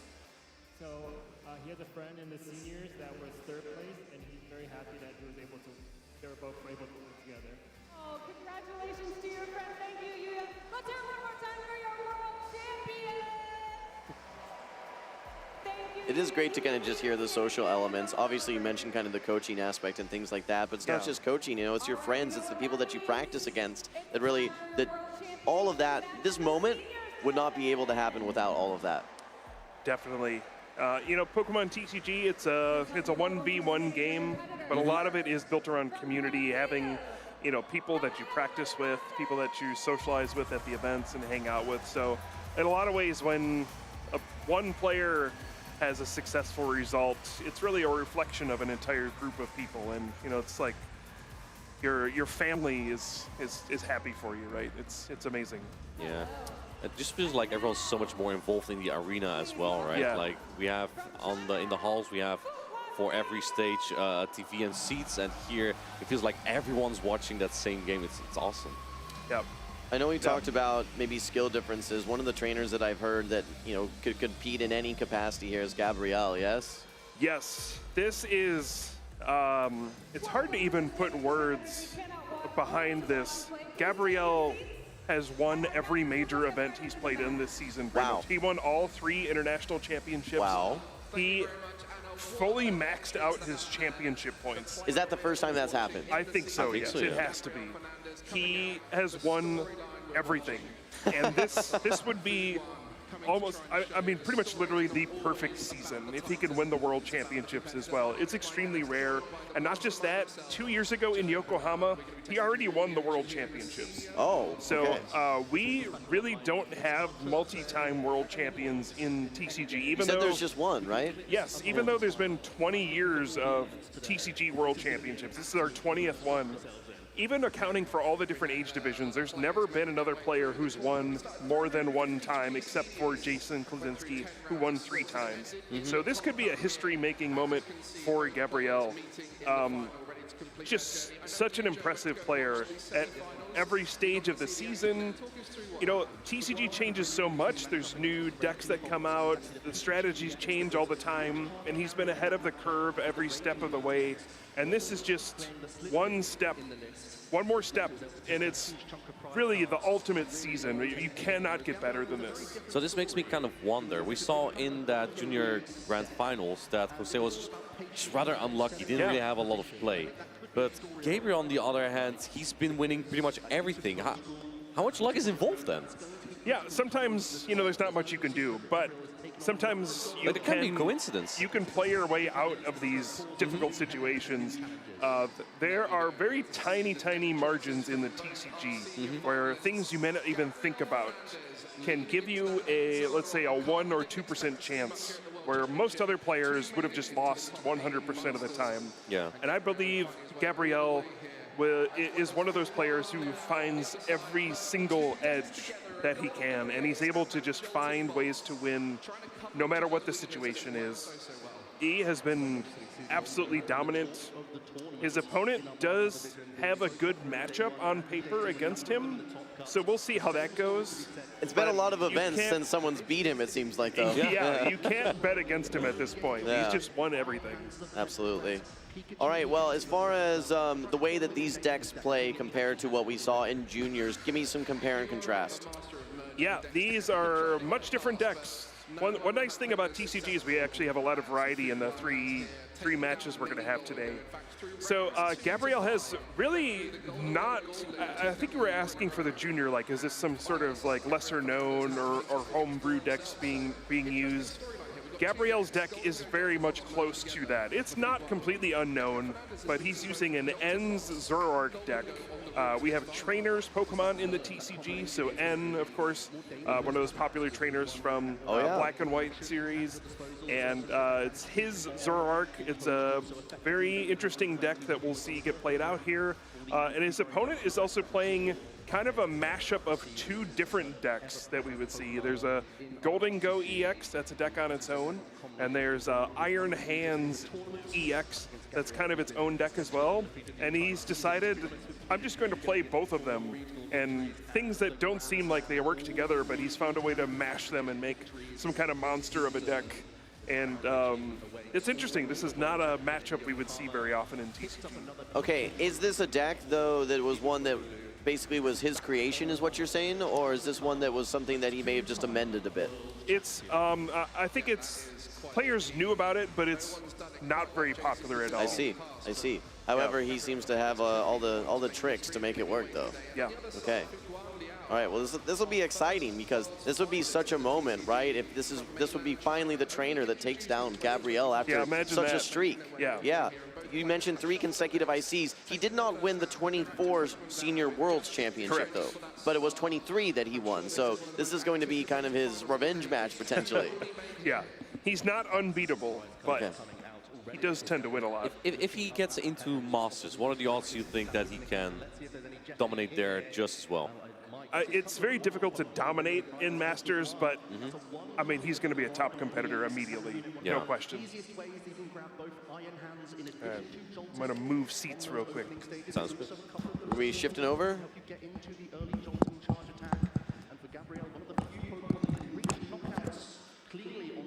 I see that Iono trainer card really? We saw earlier. Yeah. Have you used that before? I've not used the card before. I did play Scarlet and Violet. You have? Did you? I have. Yeah. It's quite fun. Hi. Yeah. Welcome. Good to see ya. Good to see ya.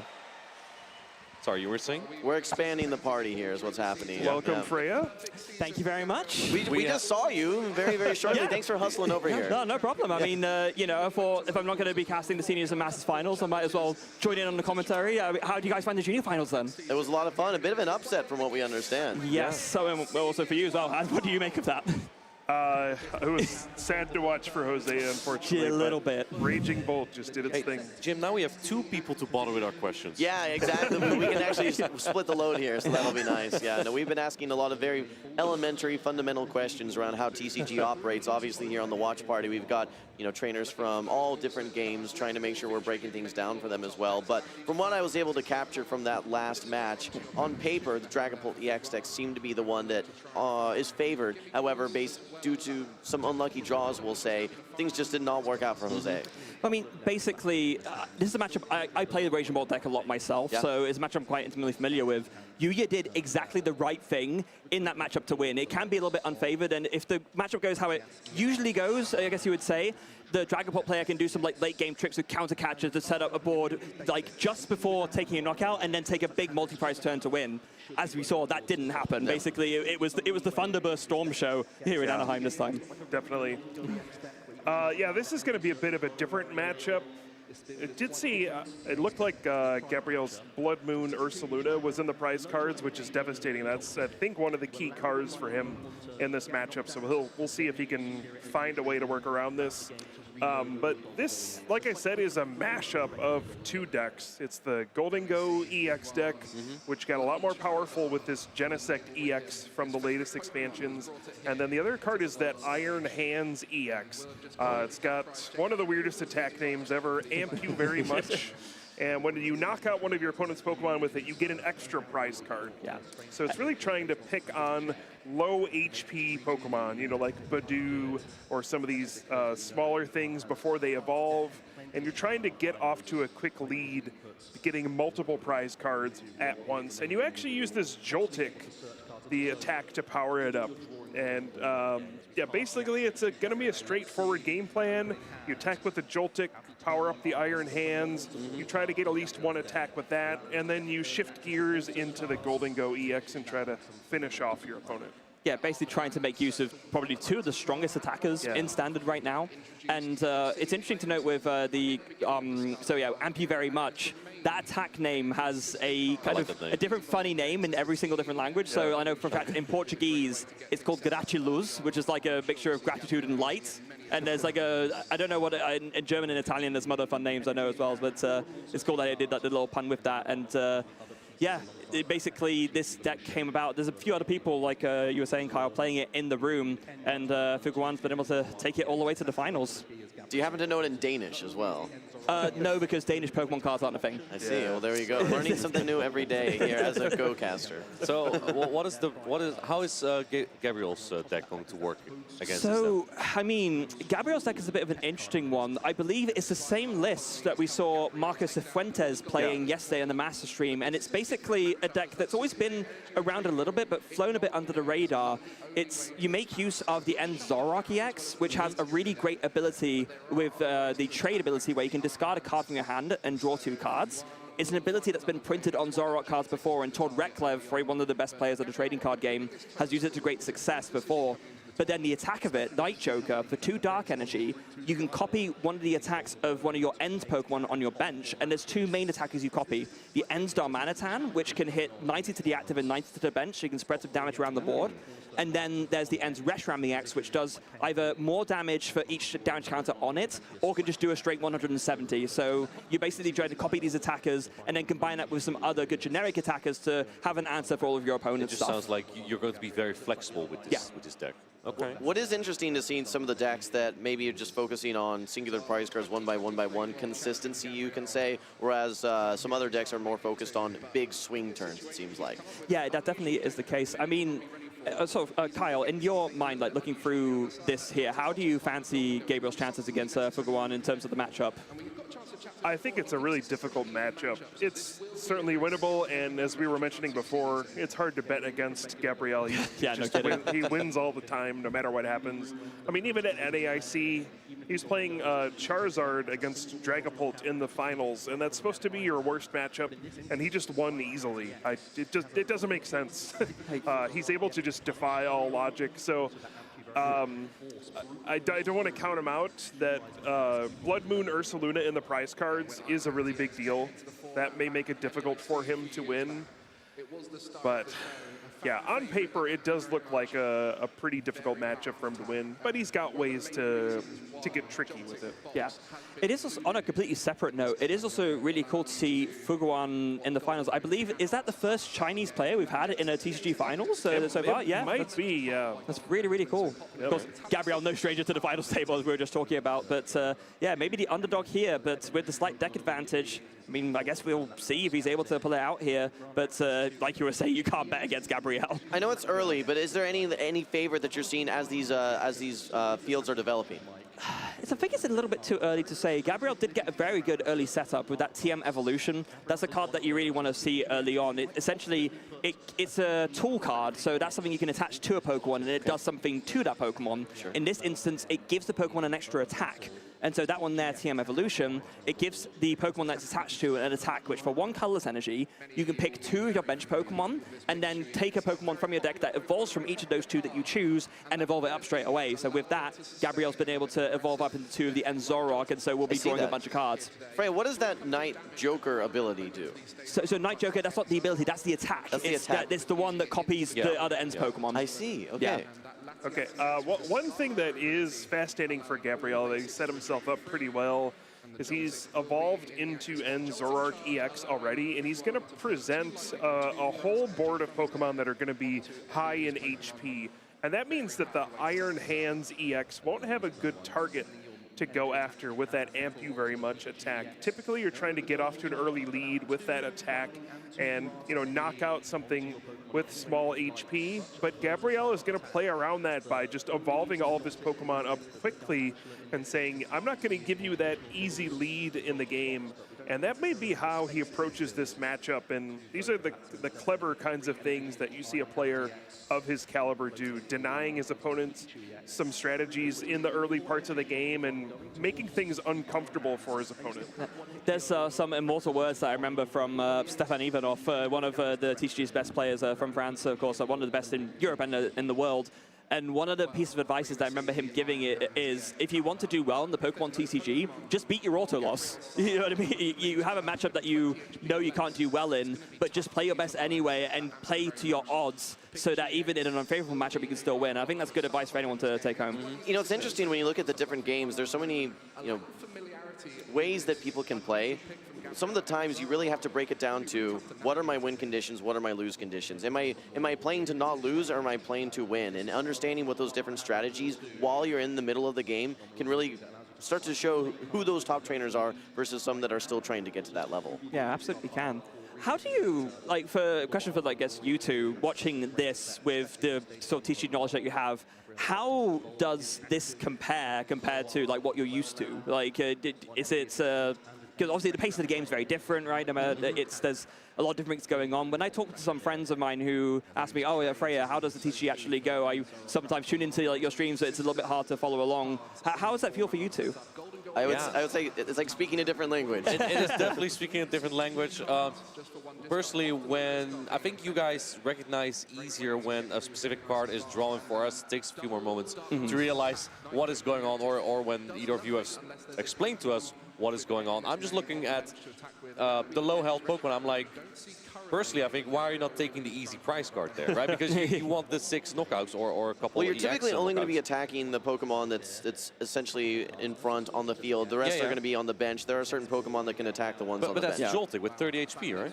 Yep. But I mean, the problem right now is even if he wanted to do that, I guess now Gabriel can because he's been able to bench his End's Reshiram. But until then, Night Joker didn't actually have any damaging attacks to copy. Right. Okay. So because you need to have something on the bench to copy to use it, and End Zoroark itself doesn't have any damaging attacks. It just has Night Joker. So if you only have Zoroark, you cannot deal damage. Yes. Ooh, okay. Sounds tricky.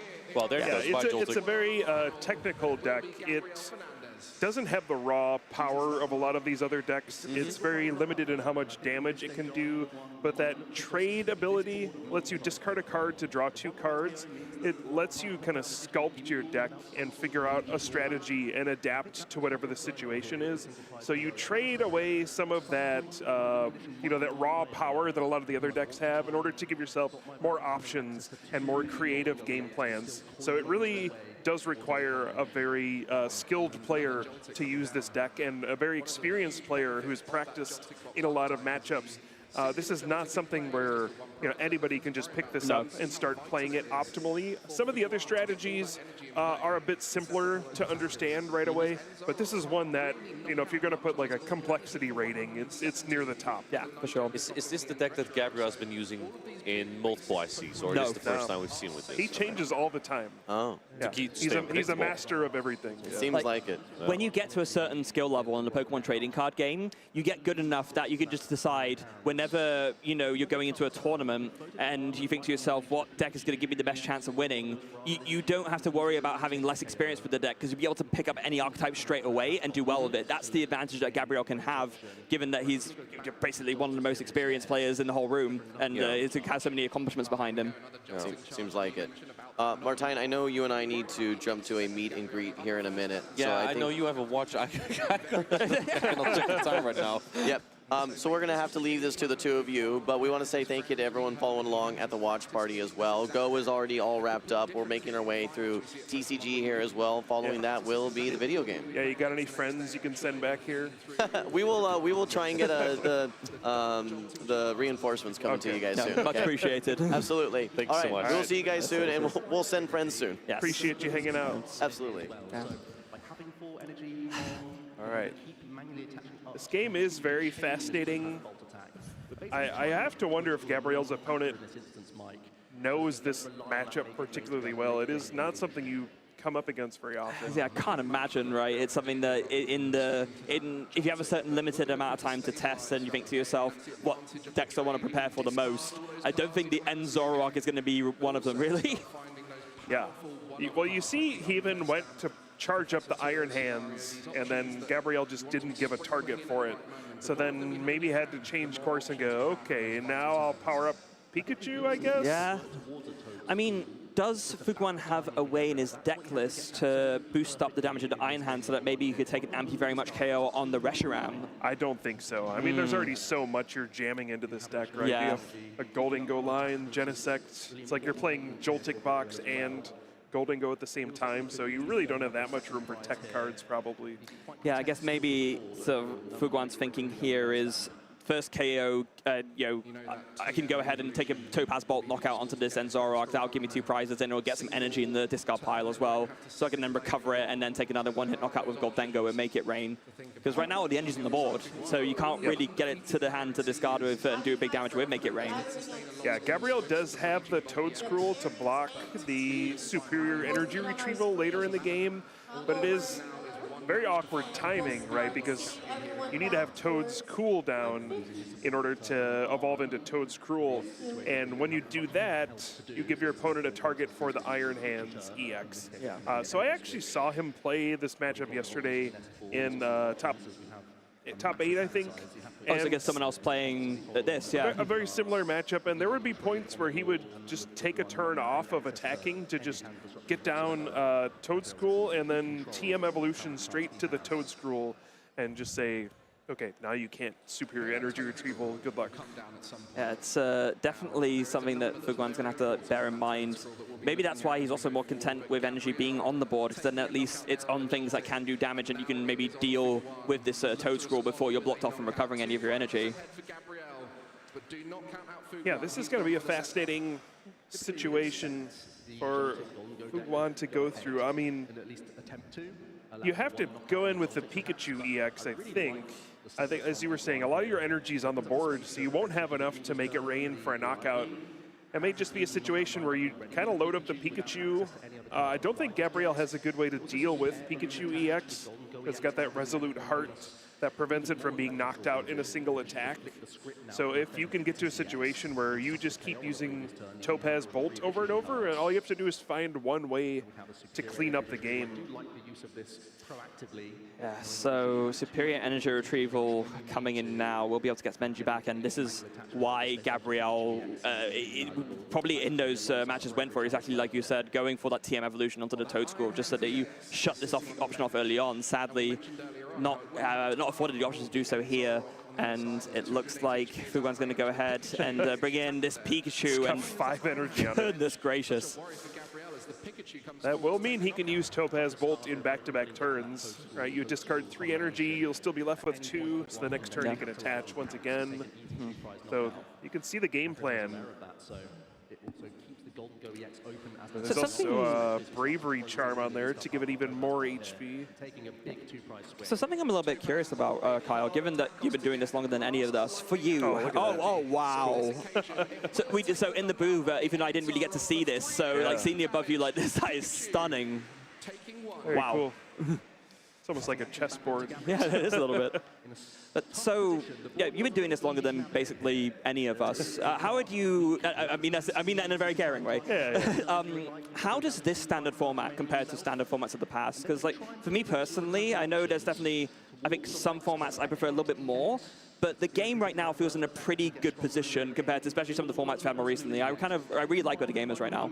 Yeah, I think there's a really good variety of decks right now. There's, I mean, at least, I would say there's at least 5 different top decks that you would realistically think had a shot of winning the World Championships, and then there's even a tier below where there's maybe like 5 to 10 more decks. And of course, some of them are fringe strategies like the Crustal, or there's other stuff like the Ethan's Typhlosion and other decks that, you know, are not the strongest, but in the right metagame, they could be powerful.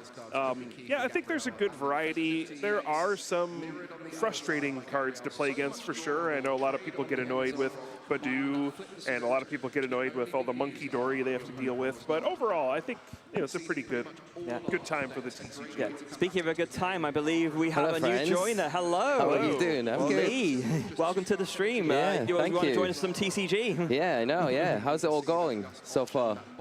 Well, so I just got back from the arena casting the junior finals, which was over in pretty quickly. It was a bit of a blowout, one-sided. Just one person did exactly what they needed to do in the matchup, and the other person just didn't really have an answer. And now we're into the seniors finals, where we have Gabriel Fernandez, who's basically one of the best senior players maybe ever in terms of just the amount of wins he's had at majors. Is this, if they win, it's like the perfect season, basically? Yeah. He's insanely strong. But up against Fuguan Liao, who is playing a deck that has a bit of an advantage in a matchup against Gabriel. So it's like you don't count Gabriel out because he is that strong, but Fuguan is not He's more than a chance, yeah. Right. Time for the Mochi dance. Look at this. Petrarun EX coming in. Got the Binding Mochi tool on the end Zoroark. That's going to boost the damage by 40. What does Gabrielle have planned here? Not sure. I'm not sure. Okay, it looks like the boss's okay. orders, Yeah. so he can knock out the Pheasantipity EX. This is one of the clever things you can do with this deck. Because because the binding mochi on it, you bring, yeah, that's really clever. So just to explain what's going on here to you, so the binding mochi is a tool that when it's attached to a Pokemon, it makes it do 40 more damage if it's poisoned. Oh, wow. The Petrarun EX has an ability where it can bring a bench Pokemon, a bench dark Pokemon, into the active, but then when it does so, it poisons it. So it's a way to switch out, but then you also boost the damage. So, and that will do usually the Night Joker attack that copies attacks on the bench, and you're going to copy the End's Reshiram attack, which does 170 damage. The Binding Mochi will boost it to 210, and the Pheasantipity EX has 210 HP, so that's an exact knockout. Wow. So, am I right in thinking that the Zoroark does not, this Zoroark deck does not really kind of favor going up against the Petrarun stuff? Well, it's not going up against the Petrarun stuff. It's making use of Petrarun by itself. Oh, it's got... okay. Yeah, like it's kind of like a drawback thing. The Petrarun lets you switch into the active, but the drawback is it poisons the thing that you send active, but then you turn it into advantage with the Binding Mochi extra damage. Gotcha. I'm pleased you're here, Fred. It guided me through. Yeah, you can see Gabrielle why he's one of the best. Piecing together a way, even this challenging matchup, to figure out a way to win. The Blood Moon Ursaluna still is in the prize cards, so it may be challenging to close out the game, but that Petrarun EX can attack as well. He does play Energy Switch, I believe, so you can use the End's PP up to accelerate energy onto the End Zoroark, then switch the energy over to the Petrarun, and you can use that Irritated Outburst to perhaps get the last knockout here. Yeah, and Irritated Outburst is one of these attacks that does more damage for each prize card your opponent has taken. So with Figron having taken 2 right now, it'll be doing 120, but then 2 more, it'll be 240, and that'll be enough to KO something like the Iron Hands EX for the game. Yeah, the unfair stamp as well was a game changer. The deck on the left is quite interesting as well because, I mean, Kyle and I were just talking about this before you got here. It's essentially a mashup of 2 popular archetypes combined together to kind of make use of the best of both worlds. So you have this, well, it's been KO now, but there's a Joltik that you play that lets you take 4 energies from the deck and put them onto your Pokemon in any way you like. And then the Goldengo comes in, and for 1 metal energy, you can discard energies from your hand to do big damage. So the idea being you flood the board with energy to KO, to attack with some stuff. Your stuff gets KO'd and it goes to the discard pile, you get the energy back to the hand, and you do big KOs with Goldengo. Because Goldengo's been pretty popular this weekend for you guys. Yes. Yeah. This is a crucial turn for Gabrielle. He needs to find a way to win the game. It's very awkward. Again, with that Blood Moon Ursaluna in the prize cards, I think it would have been pretty easy. You just put that down with an energy, and then you play boss's orders. The game is done. But with it in the prize cards, we'll need to figure out some sort of combination here to get a 2-prize knockout. I think fortunately for him, he's put himself in a spot where it's going to be difficult for his opponent to win on the next turn as well.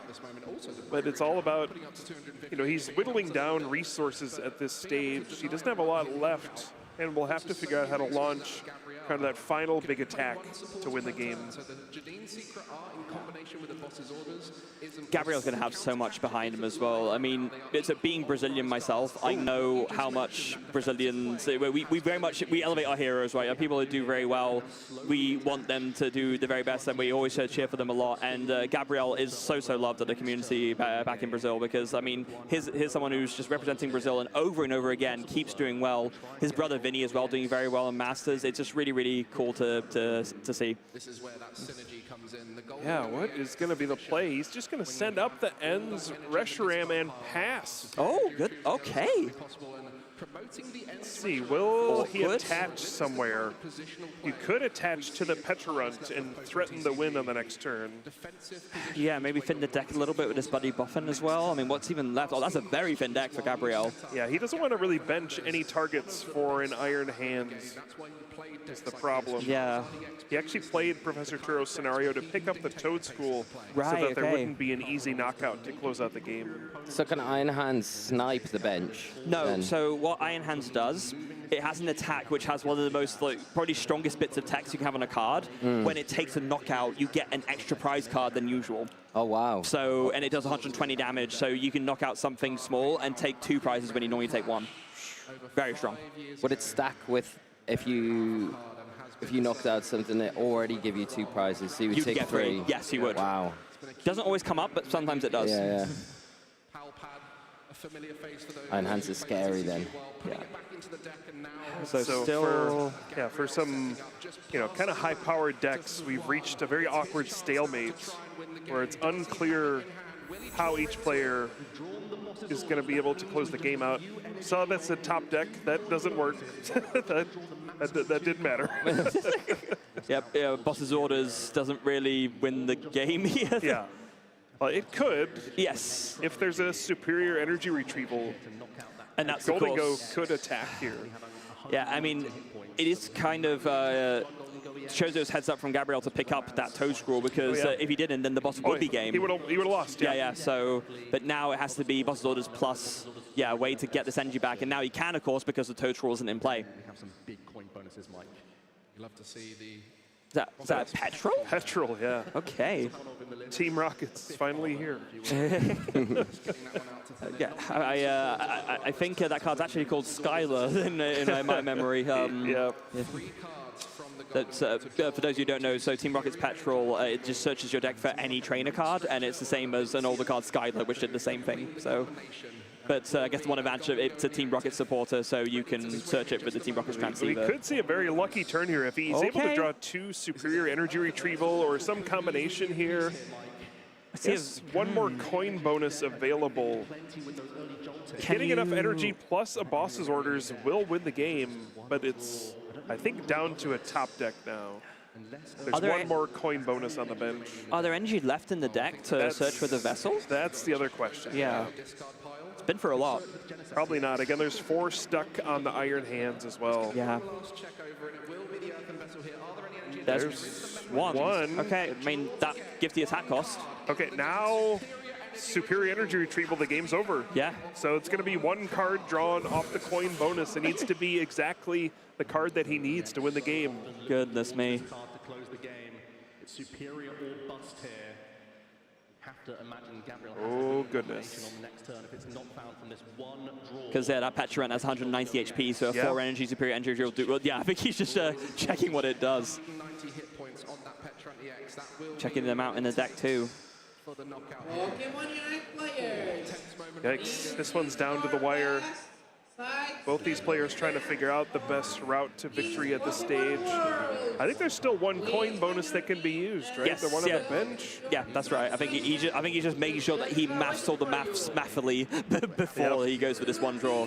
Yeah, and I think maybe considering, like, I can boss his orders to stall, but you cannot really do that with Petrarunt. It can always get you out of this situation. Oh, hold on. Oh, wait, hold. Prime Catcher as well. Prime Catcher. Oh, this gives you a chance to draw 2 off the coin bonus. Oh, very clever. That's not superior energy retrieval out the deck, but it'll give you an extra 2 cards. So going to commit to Okay. Yeah, that's smart. I like that. So now Fuguan will have 2 chances to draw a superior energy retrieval and win the game. Very clever play. Instead of just playing boss's orders, uses the Arven to grab the Prime Catcher, which also takes cards out of the deck to improve your odds of finding the right card here. This is really heads-up play. Do you get to then choose what cards you take out of your deck? No, it's going to be just 2 cards drawn off the top here, and one of them needs to be this card you see on screen. Yes. Superior energy retrieval. So Arven does let you pick cards out of the deck. It lets you take a item and a tool card from the deck, but now, so that's some piece of the puzzle there, because the Prime Catcher lets you bring up one of the Pokemon from Gabriel's bench, and then you also switch into the Goldengo EX, and then then you can use its coin bonus ability to draw 2 cards, and one of those, yeah, needs to be that superior energy retrieval to get the 4 energy to do a 200 damage, make it rain for the win. Here we go. Wow, okay. Will this be the best coin bonus of all time? 1, 2, oh! Oh, no! He accidentally revealed a card. No, it was, actually, I think when the deck was shuffled, it was in the deck the other way around. I think. What? Yeah. It was an accident. I think one of the cards, when Gabriel was shuffling, I thought I saw something. I didn't want to, like, 100%, like... crazy. Yeah. I saw it and I thought, did that actually happen? But I wasn't sure. I thought I just saw something. But no, that's actually what happened. Wow. One of the cards got shuffled in upside down. I have no idea how they're going to resolve this. Has this ever happened before? Not in a match like this.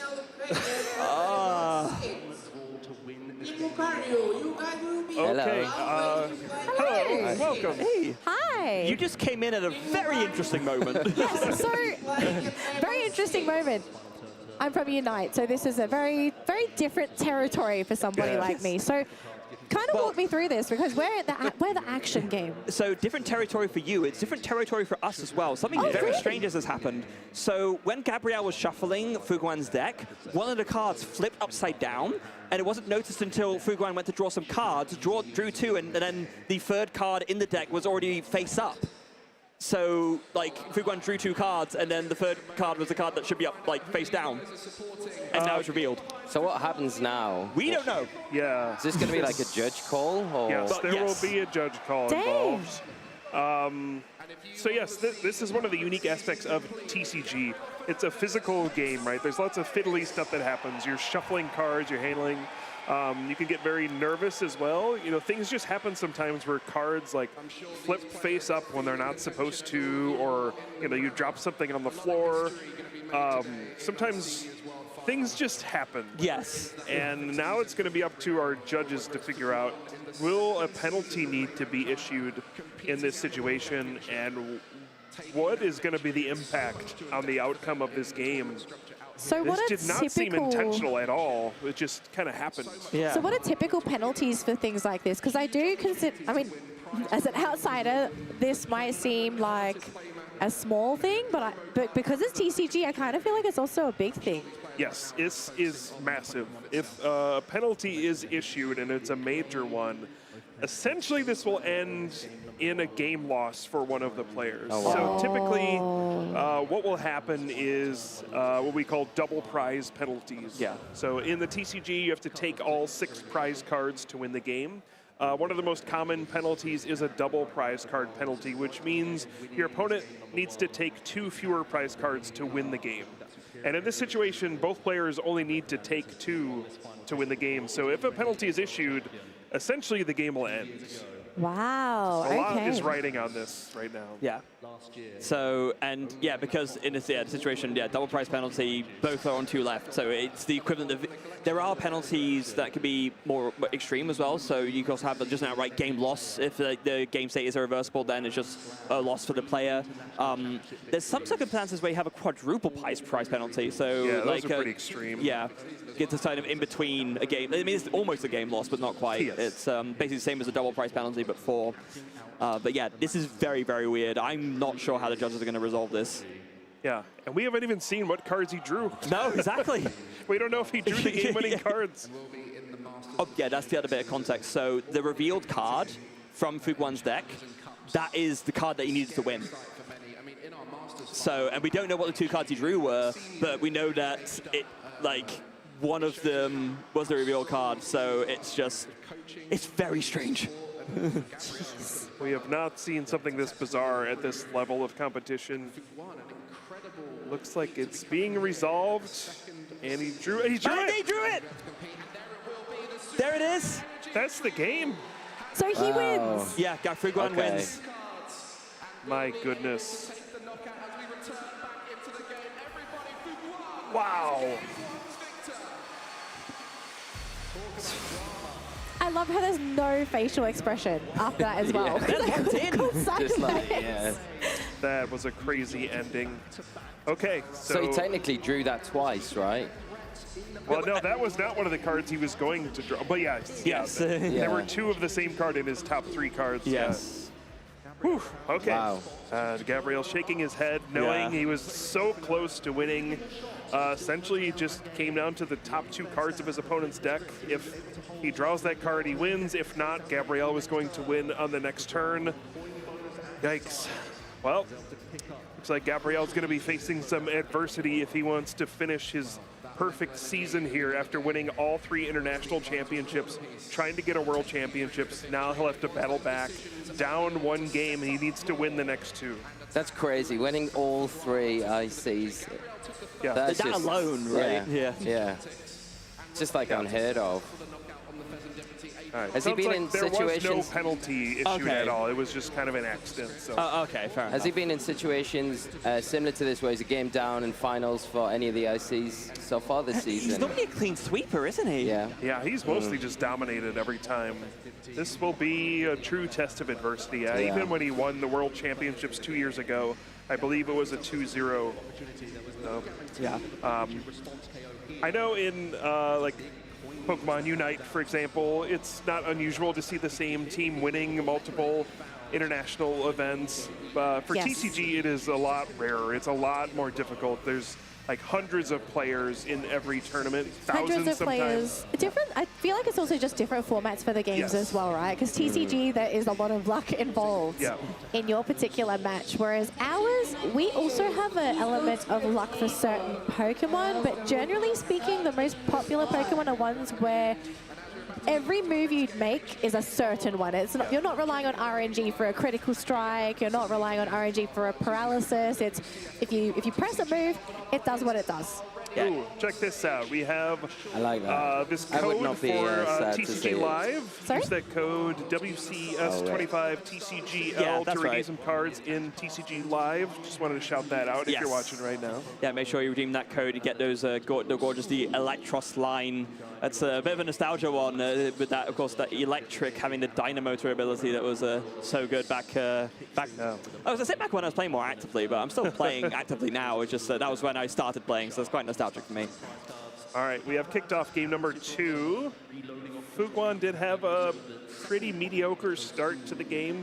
Just attached 1 energy and passed. It's not the end of the world for this deck. It can recover from the next turn, and Gabriel will be going second. Going second in the TCG is actually a bit of an advantage right now for most decks. When you go first in the TCG, on your first turn, you cannot play a supporter card, and you cannot attack. And supporter cards are typically very helpful for searching out the cards you need to develop your strategy in the early parts of the game. So for a lot of decks, it is preferred to go second. So Gabriel did choose to go that to kick off the second game. Yeah, and especially because right now there's a card in the game called TM Evolution, which is a Pokemon tool card. It's something that you can attach to a Pokemon and it makes it able to, it gives it some kind of effect. That one specifically, it gives the Pokemon an extra attack, which for 1 colorless energy, so any energy type can provide the cost for that. You can choose 2 of your bench Pokemon and evolve them up 1 stage straight away. So even though you're going second, you can still get like the advantage in tempo in terms of getting your guy set up. Okay. So that's how you get the Zoroarks out a lot quicker, right? Yeah, and I imagine if Gabriel can find the TM Evolution here, that is what he's going to go for. He did not. He just passed. His opponent's hand looked quite dreadful, though. I did not see any supporter cards besides Boss's Orders. We'll see what the second turn brings here for his opponent. Okay, there is a Brock scouting, looks like. Oh, and an Arven as well. All right. Should have a pretty good game here, assuming Gabriel has something to do on his second turn. Yeah, so Brock Scouting is a cool one. It's one of the supporters that came out in Journey Together, which is like our second newest main set. And it's a bit of a flexible one. So you can either use it to search for 2 basic Pokemon or 1 evolution Pokemon. So it's great in the early game to get everything on your board, get your attacker set up, and then later on you can use it to search your evolving Pokemon so that you can get into your more ferocious attackers. So what is, at the moment, what are the current popular decks? Is it the evolutionary decks, the ones that have the multi-stage evolutions, or is it more the legendaries? Like, what's kind of the state of TCG at the moment? I guess it's a nice mix. Yeah. Mix? Yeah, there's a lot of very powerful decks built around evolution. We actually see here Gabrielle has a deck around just stage 1 Pokemon, just Zoroark. A lot of the evolution decks in the metagame currently try to go up to a higher stage. Yeah. Pokemon like Dragapult EX or Gardevoir EX, where you have to evolve multiple times. Those are some of the most powerful Pokemon, but they take more time and resources to get into play, so they're a bit slower to use. But there are decks like one we're seeing here that's mostly revolving around basic Pokemon, like this Iron Hands, the Miraidon that we have out there. So there's really a mix. There's lots of different strategies you can use in the TCG. Yeah. It's interesting how Fuguan put a marker on the Latias as if to acknowledge that the ability is used. It's not really an ability that you activate, it just kind of is. Yeah, but so the Latias makes it so that all basic Pokemon have no retreat cost, with retreat cost being the amount of energy you have to discard that's attached to the Pokemon in order to swap it with one of your Pokemon on the bench. Yeah, it's I kind am of not the, a TCG person. Yeah. It's kind of the equivalent of like if you played like a main series video game, you know, you can like switch out your Pokemon. Yeah. In the TCG, you can do that, but there's a cost you have to pay in order to do that. But Latias EX has an effect that kind of lets you bypass that cost and kind of lets you swap between your Pokemon pretty freely. Right. All right, now Gabrielle did not have a supporter card on his first turn, but does have 2 Zoroark EX, and will be able to use those trade abilities, and was able to draw into this Iono, which will refresh the hand for both players. And Gabrielle will be looking to get off to some sort of aggressive start here. Missed an energy attachment on the first turn as well. You can only play 1 energy card per turn in the TCG, and most of Gabrielle's attacks cost 2 energy cards to use. So maybe a bit of a slow opening for him, and just has to pass without an energy attachment again. The perfect season is definitely in jeopardy now for Gabrielle. He's won all 3 international championships this season. He maxed out championship points. You literally could not have done any better than he had done throughout this entire season. He's here in the finals, hoping to close it out with a storybook ending, a world championship victory, and at the worst moment, things are starting to fall apart. I don't think I've seen Gabrielle like break a sweat before now. This is like a side of Gabrielle we've really not seen before. Fuguan's playing at Boss's Orders, so that's a card that lets you bring up Pokemon onto the bench, and with this, that attack that we were explaining earlier, the anti-very much, 120 damage onto this 70 HP, onto the 70 HP and Zorua 2 prize cards. So normally when you knock out a Pokemon in the trading card game, you only get 1 prize card unless it says on it it's worth more. But the anti-very much attack on the Iron Hands, when you take a knockout with that attack, you get an extra prize card compared to usual. So that 1 prize Pokemon turned into a 2 prizer. Oh, ouch. Yeah. All right, Gabrielle has to do something here to respond. He is under a lot of pressure at this stage, but he's going to need a pretty big combination of cards to pull anything off this turn. He's going to start off with this powerful A-Spec card. These are cards you can only have 1 of in your deck. Usually you can play 4 of any card in your deck. A-Spec cards are a very restricted class of cards that are extremely powerful, and the limitation is you can only put 1 in your deck. And the effect here is very devastating. Both players have to shuffle their hands into their deck. You get to draw 5 cards. Your opponent only gets 2 cards. And early on in the game, that can really limit what your opponent is able to do. So this is the way that Gabrielle is going to try to slow down his opponent and kind of cut off some of this aggression and hope that he can buy some time to crawl back into this game. Yeah, Unfair Stamp, a very fitting name, as you can probably tell. There is like the 1 restriction on it. You can't use it unless one of your Pokemon was knocked out during the previous turn. So that's like the kind of 1 restriction on it, but that did indeed happen, so Gabrielle was able to use it. So I guess in this situation, it's a pretty big clutch card, considering how things are kind of going super badly. That's a So game I just want to kind of go back onto Gabriel. So just the way that he's had this really, really slow start, is it a case of just a series of unfortunate events, just not getting the cards that he needs? Yeah. Indeed, yeah. I mean, that, and also it's a tough matchup for him. Like, this Fuguan's deck is probably one of the few decks that Gabriel's deck isn't necessarily the best prepared for.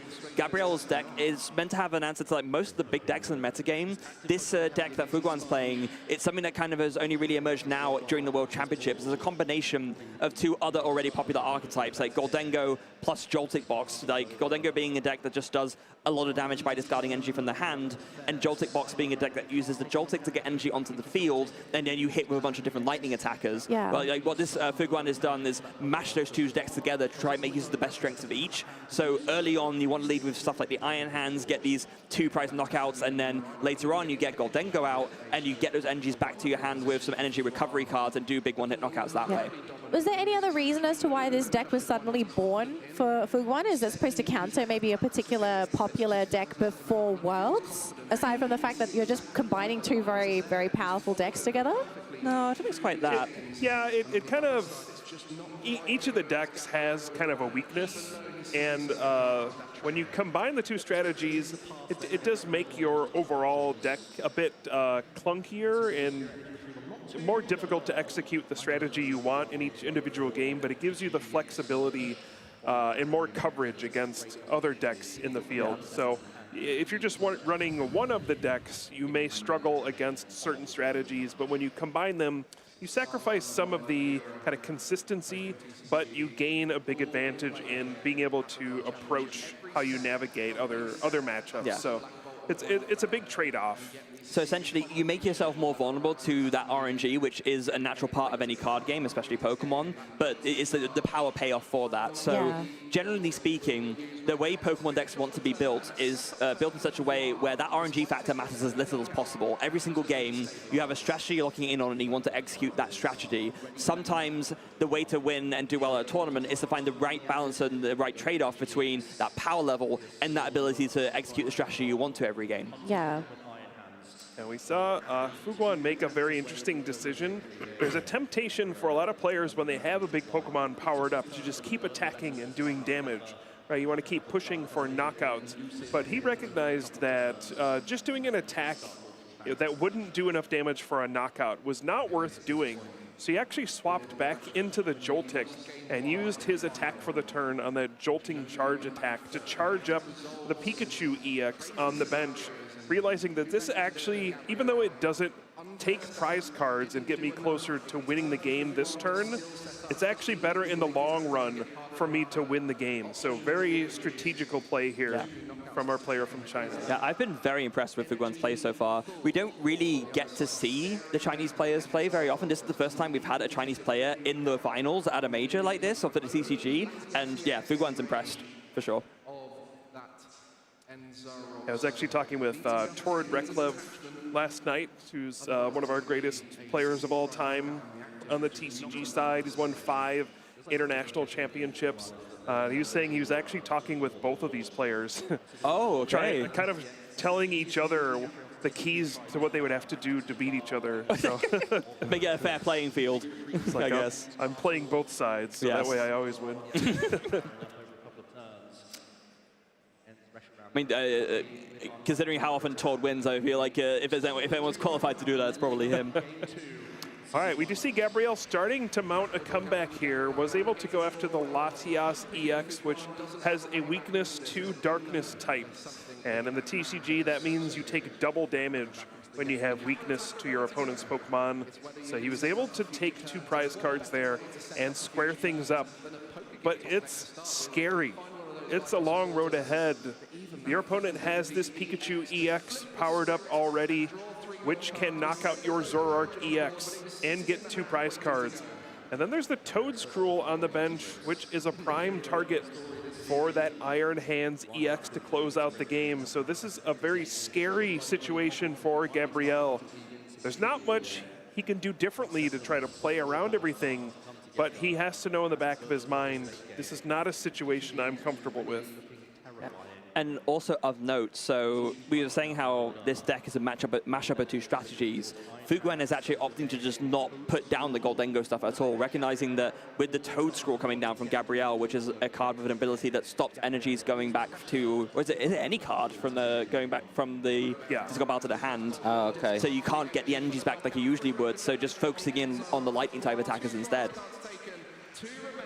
Does Pikachu have to discard all its energy after attacking? It has to discard 3. Yeah, so if you have more on it, then you can preserve those. But if you power up the attack cost, then you have to discard all of it. And now with the Latias gone, is that retreat cost back to normal now, I'm guessing?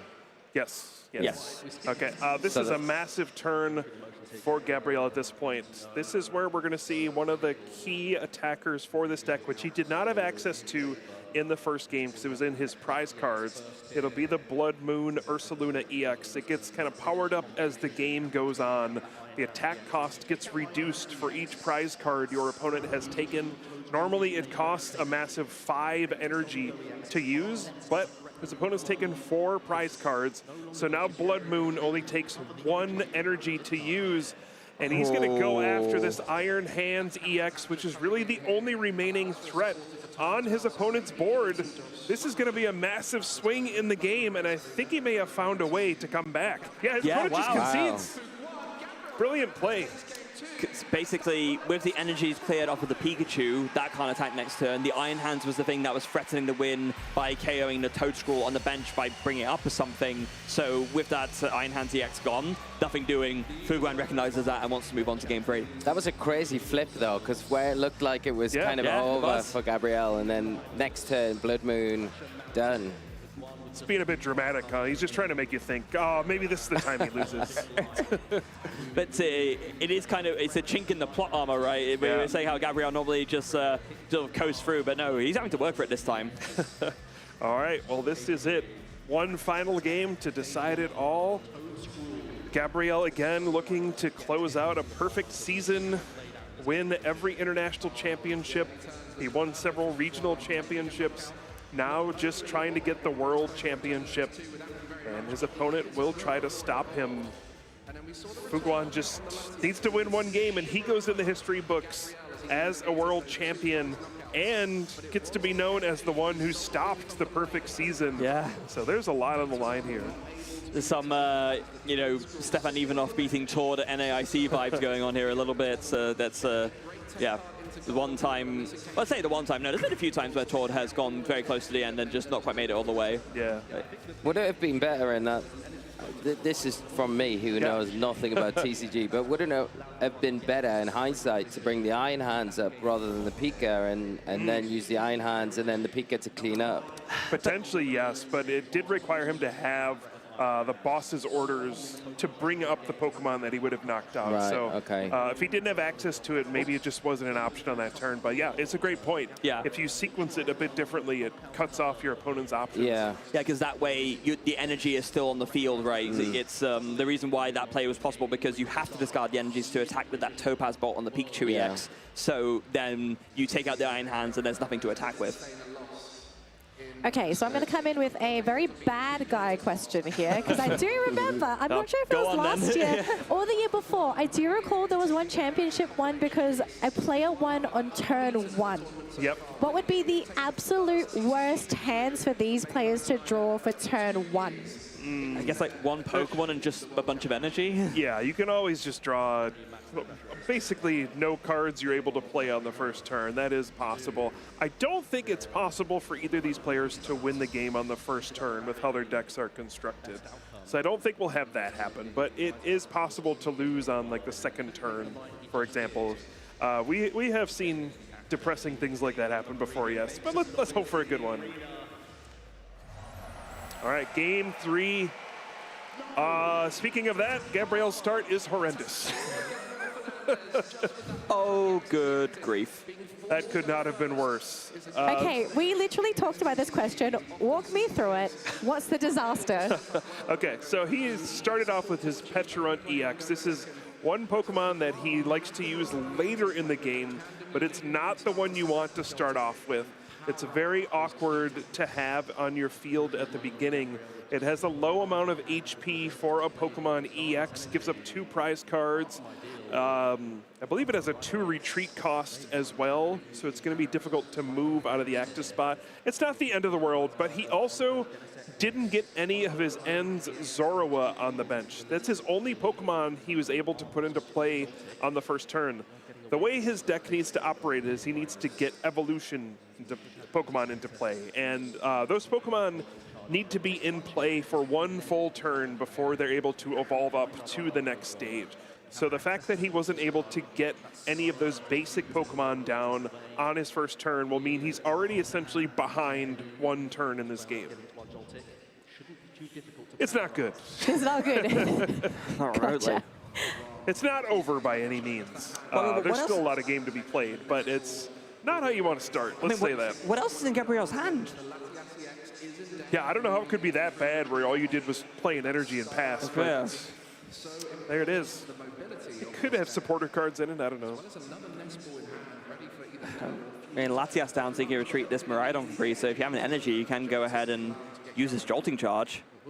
Yeah, and this is going to be actually a very tricky situation for Fuguan to try to figure out what are you supposed to do.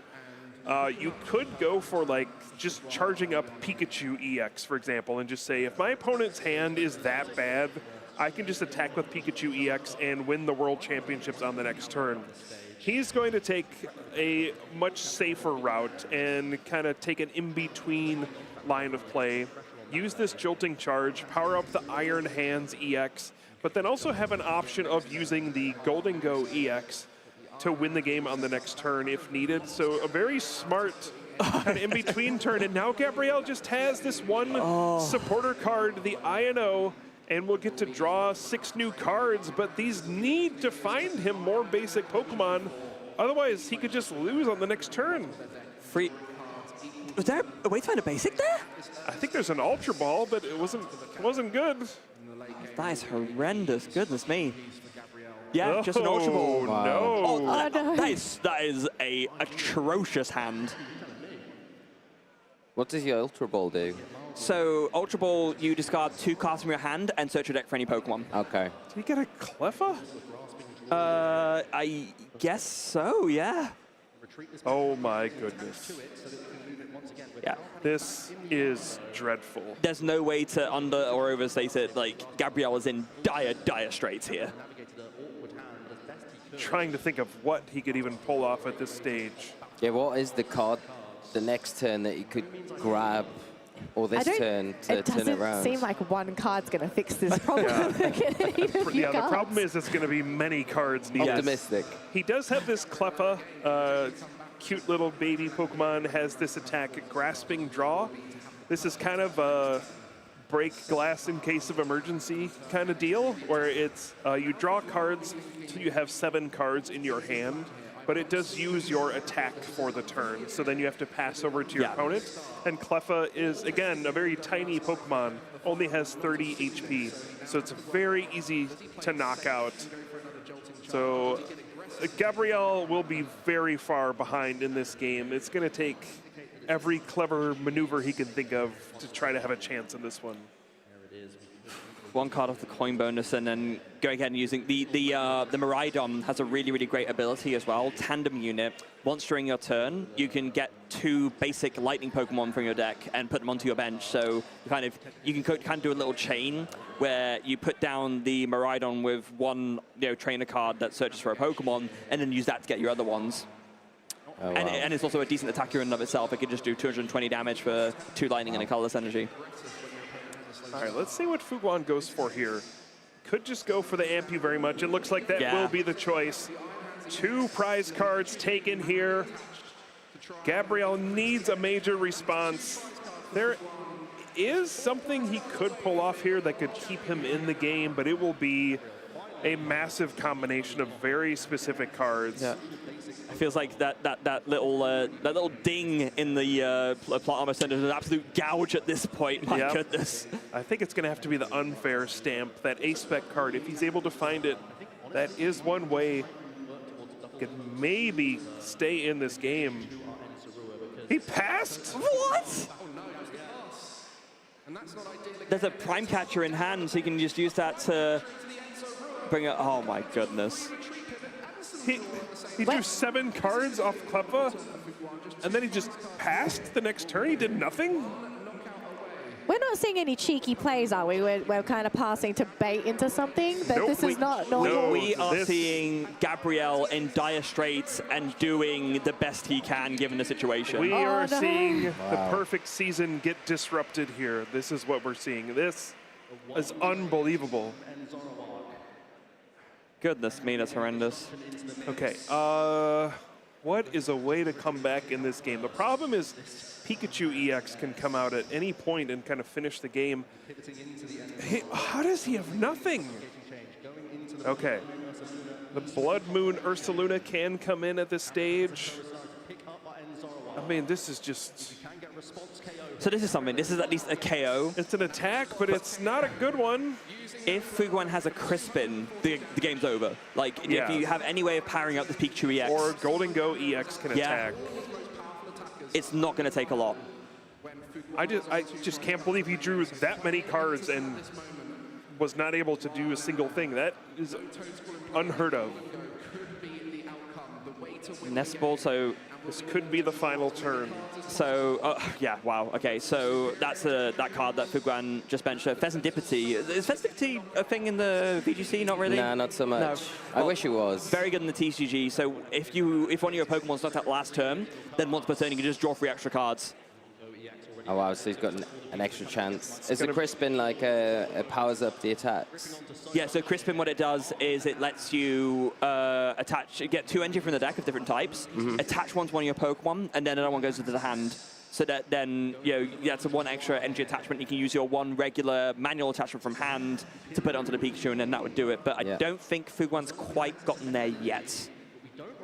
Yeah, I think it's about superior energy retrieval. It's about energy cards this turn. Yes. Are there enough so that Golden Go can make it rain, and what an aptly named attack that would be to close out the World Championship.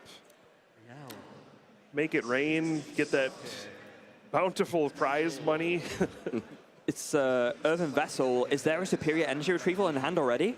I'm not sure if there is. He's World Champion. I believe so. He's putting his hand up like, hold on, I got this. Oh, no. No, okay. I was wrong. But again, this Pikachu EX is a threat that just cannot be avoided. Yeah. Because the Pikachu EX has an ability as well called Resolute Heart, which means that it can't be knocked out in 1 hit. It's like a built-in Focus Sash or Focus Band. So if it gets knocked out in 1 hit, it stays alive on 10 instead, or stays conscious on 10 instead. Oh, so there is no way to prevent this Pikachu from attacking. There's still a way out. Because Fuguan's at 2 prize cards, what's going to have to happen is Gabriel will need to hit the Pikachu EX with his ends Zorua for just 20 damage to kind of break the shield. Exactly. Okay. And then that would force Fuguan to have a boss's orders to win the game and win the championship.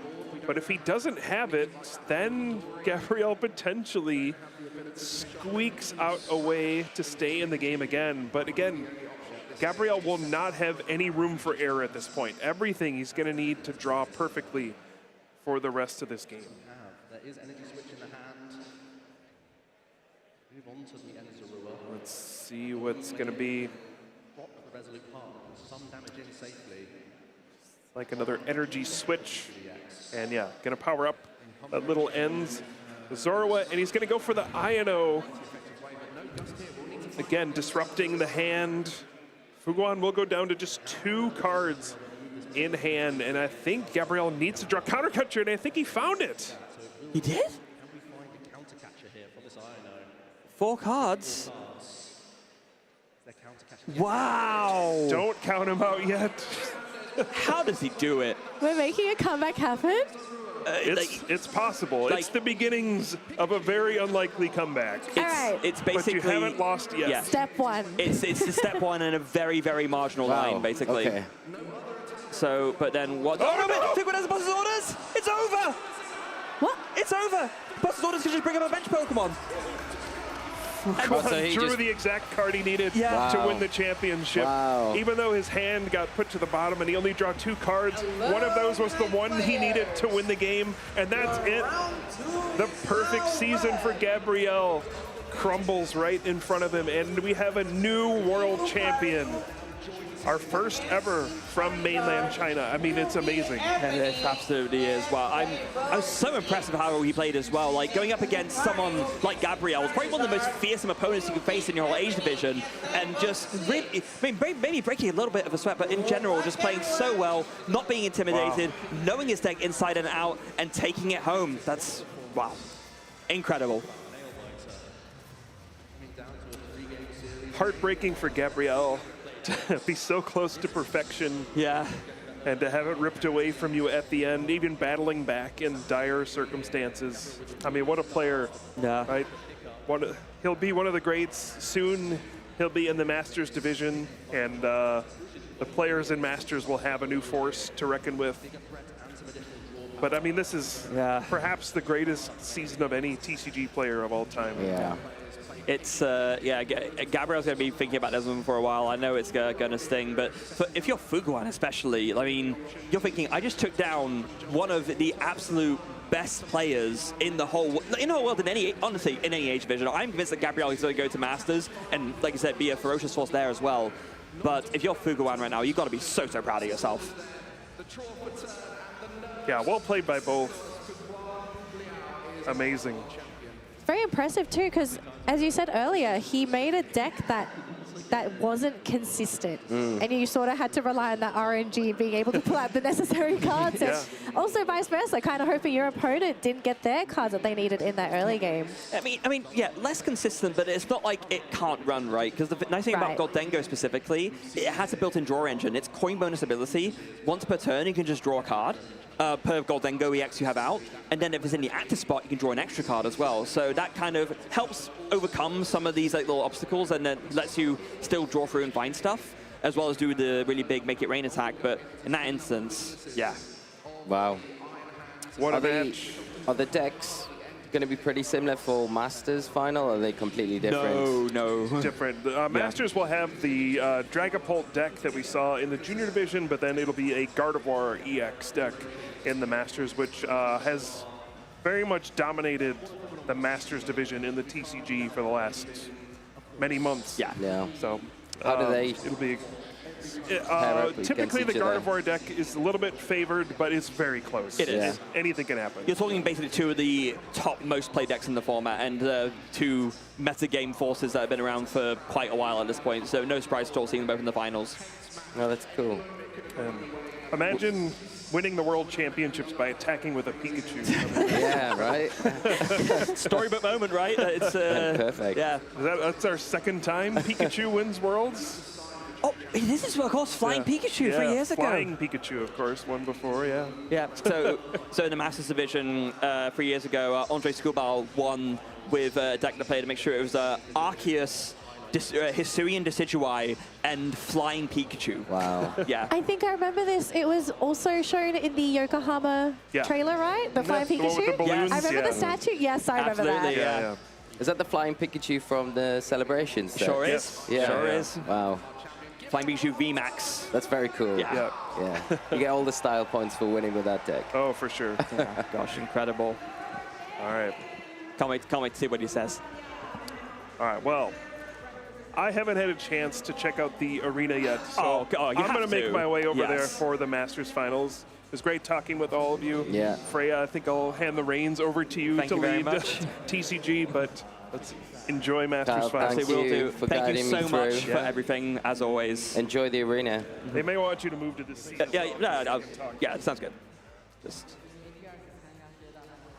shift things around a little bit here, or go ahead and just... now we've got a free spot. Oh, I mean, are we okay here? Should I move over? Like, what are we thinking? We can party. Yeah, we got it, yeah. Oh, good as this? All right. Staying as we are. Nice. Yes. So have the rest of us been to the arena? I have not yet. Not yet? No. Oh, you missed out. It's great. Well, I mean, I cast the junior finals, so yes, I have definitely been in the arena. The arena's amazing. Is it as good as what? Is it better than what it looks like on the It's screen? stunning. It's really stunning. I would say, personally, it's definitely better to be there. Yeah. It looks good on camera, but just being in there with all the audience, the players, the atmosphere, it's something. It's a whole monster on its own. Yeah. Really great. I was getting ready earlier and I was watching your guys. Oh, with Unite? with the t-shirt cannons. That was fun. But how was your final earlier? Oh, our final. Amazing final. We have a brand new champion, no repeats this year. We could have had another Japanese champion because we did have Japan win last year, but we had Latin America. That's awesome. So take the crown. The Peruvian team won. Yeah, so, I mean, this is amazing for Unite because a lot of people questioned how good LATAM was in Pokemon Unite. They thought, like, you know, is this region really as good as people say it is? Are they washed? But, I mean, you've got a team now that is the 2025 World Champion. I think that says enough. And you've basically beaten the strongest region in Pokemon Unite, which is Japan. Yeah, that's very awesome. impressive. I did catch a little bit of the Unite finals, and I did see that, Peru United did have a little bit of the upper hand, so I guess that basically continued. Yeah. Wow.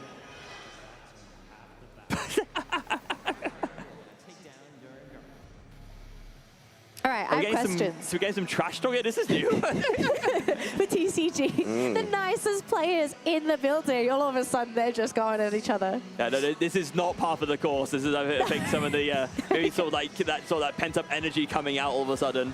I reckon it is because of the walkouts. You know how everyone walks out onto the stage? You know, you want to kind of flex a little bit? Yeah.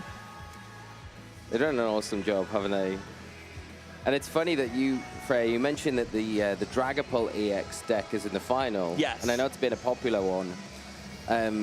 I reached out to Mike recently because it's my nephew's birthday recently, and they Mike is in who was just casting senior finals now. Yeah. And my nephew's really starting to get into Pokemon. He loves the card game. So I was like, well, I'll get him a deck for his birthday so he can start to go to locals. Mike said, I asked Mike, I said, which one? He said, well, there's a few. He said, Dragapult. Well, my nephew loves Dragapult. So I was like, okay, that's an easy one. So that's the one I got. So it's weird that it's the one in the final. I'm sure the basic deck is different to the one that... So did you get the League Battle deck then? Yes, that one. Yeah, so that variant of Dragapult that they put together for that product, it's not a variant that's played as much. It plays a thin Xatu line, if I recall correctly, which basically has the ability that lets you attach a Psychic Energy card from your hand to one of your Pokemon on the bench and then draw 2 cards. So that's like a way to get the attack cost powered up a little bit more quickly. But generally speaking, the Dragapult variants that are doing best don't tend to play Xatu. They tend to play other partners instead. Yeah. So let's say I want to get into TCG and I want to build one of the decks that our finalists are playing. How accessible are the cards in their decks? Is it something that I'm going to be able to pick up if I kind of wanted to jump in? Oh, absolutely, and it's for a multitude of reasons. So there's kind of like more product around than ever, and so sure, if you're a collector, you want to chase for those big shiny cards. Of course, the special illustration has the gorgeous ones, but like the base rarity versions of so many of these cards, they're pretty plentiful nowadays. So it's honestly, I would say now is one of the best times ever to become a competitive Pokemon player because you can build a tier 1 deck that could win a tournament like this for a very reasonable amount. Wow. And there's also products like the one Lee just mentioned, which actually come with a already tournament-ready deck for you, the League Battle decks and a few other products like that can get you there as well. So it's if you want to get into it, yeah, it's a great time to do it now. And like you say, then you've got the basics, and then you just, if you want to tweak it slightly, like I'm sure these guys have, you can just pick those cards up pretty easily and test them out if it works. Yeah, and you know, people have plenty of spares, so if you go to your local league, you can trade with folks as well to pick up the missing bits that you need. Especially, a lot of people will have spares of the lower rarity versions of cards because people are opening a bunch of packs, like I said, trying to chase for the really, really super rare cards. But you don't need to play the super rare versions of cards to just have the game pieces to play the game. Yeah. Do you get many players that do play the rarer versions just to bling out their Yeah, there's decks? some magpies for sure. Yeah, it's I've been a little bit of a victim of that myself as well. I don't tend to go for like the full maximum hardest to get cards, but I like to play the arts I like the most to look up, where no matter which like rarity it is. And sometimes that will be like one of my favorite cards that I own is all the way back in 2013. there was a print in Plasma Blast, the last set of the Black and White era, of Rare Candy, which is a pretty staple card that lets you basically skip from a basic Pokemon all the way into the final evolution. So if you go from Charmander, you go straight to Charizard. So in any like stage 2 deck, generally speaking, unless you really value that middle stage, you're going to be playing Rare Candy there. And the version of that from Plasma Blast, it's a gold version of Rare Candy, but it's the old style of gold cards where instead of it being like full gold, like it's like on the border. And I really, really like how that looks. I was able to find some at a local, a friend of mine was able to find some at a local card store, and I thought, you know what, they were there at a pretty reasonable price. I want to just get those and keep those, because I really like how they look. Yeah. So you can use the older versions of cards as long as they're in rotation. Yes, absolutely you can. That's cool. Yeah, because what they do with older cards, if they get printed in newer sets, and maybe say if there's some text updates, the Pokemon Company International will issue an official errata, and there's a compilation of all the erratas that have been issued, so that they say with this like name of card, this is how you currently play it with the rules Very text. cool. Yeah. Nice. So you can show your age through your deck. Yes, absolutely.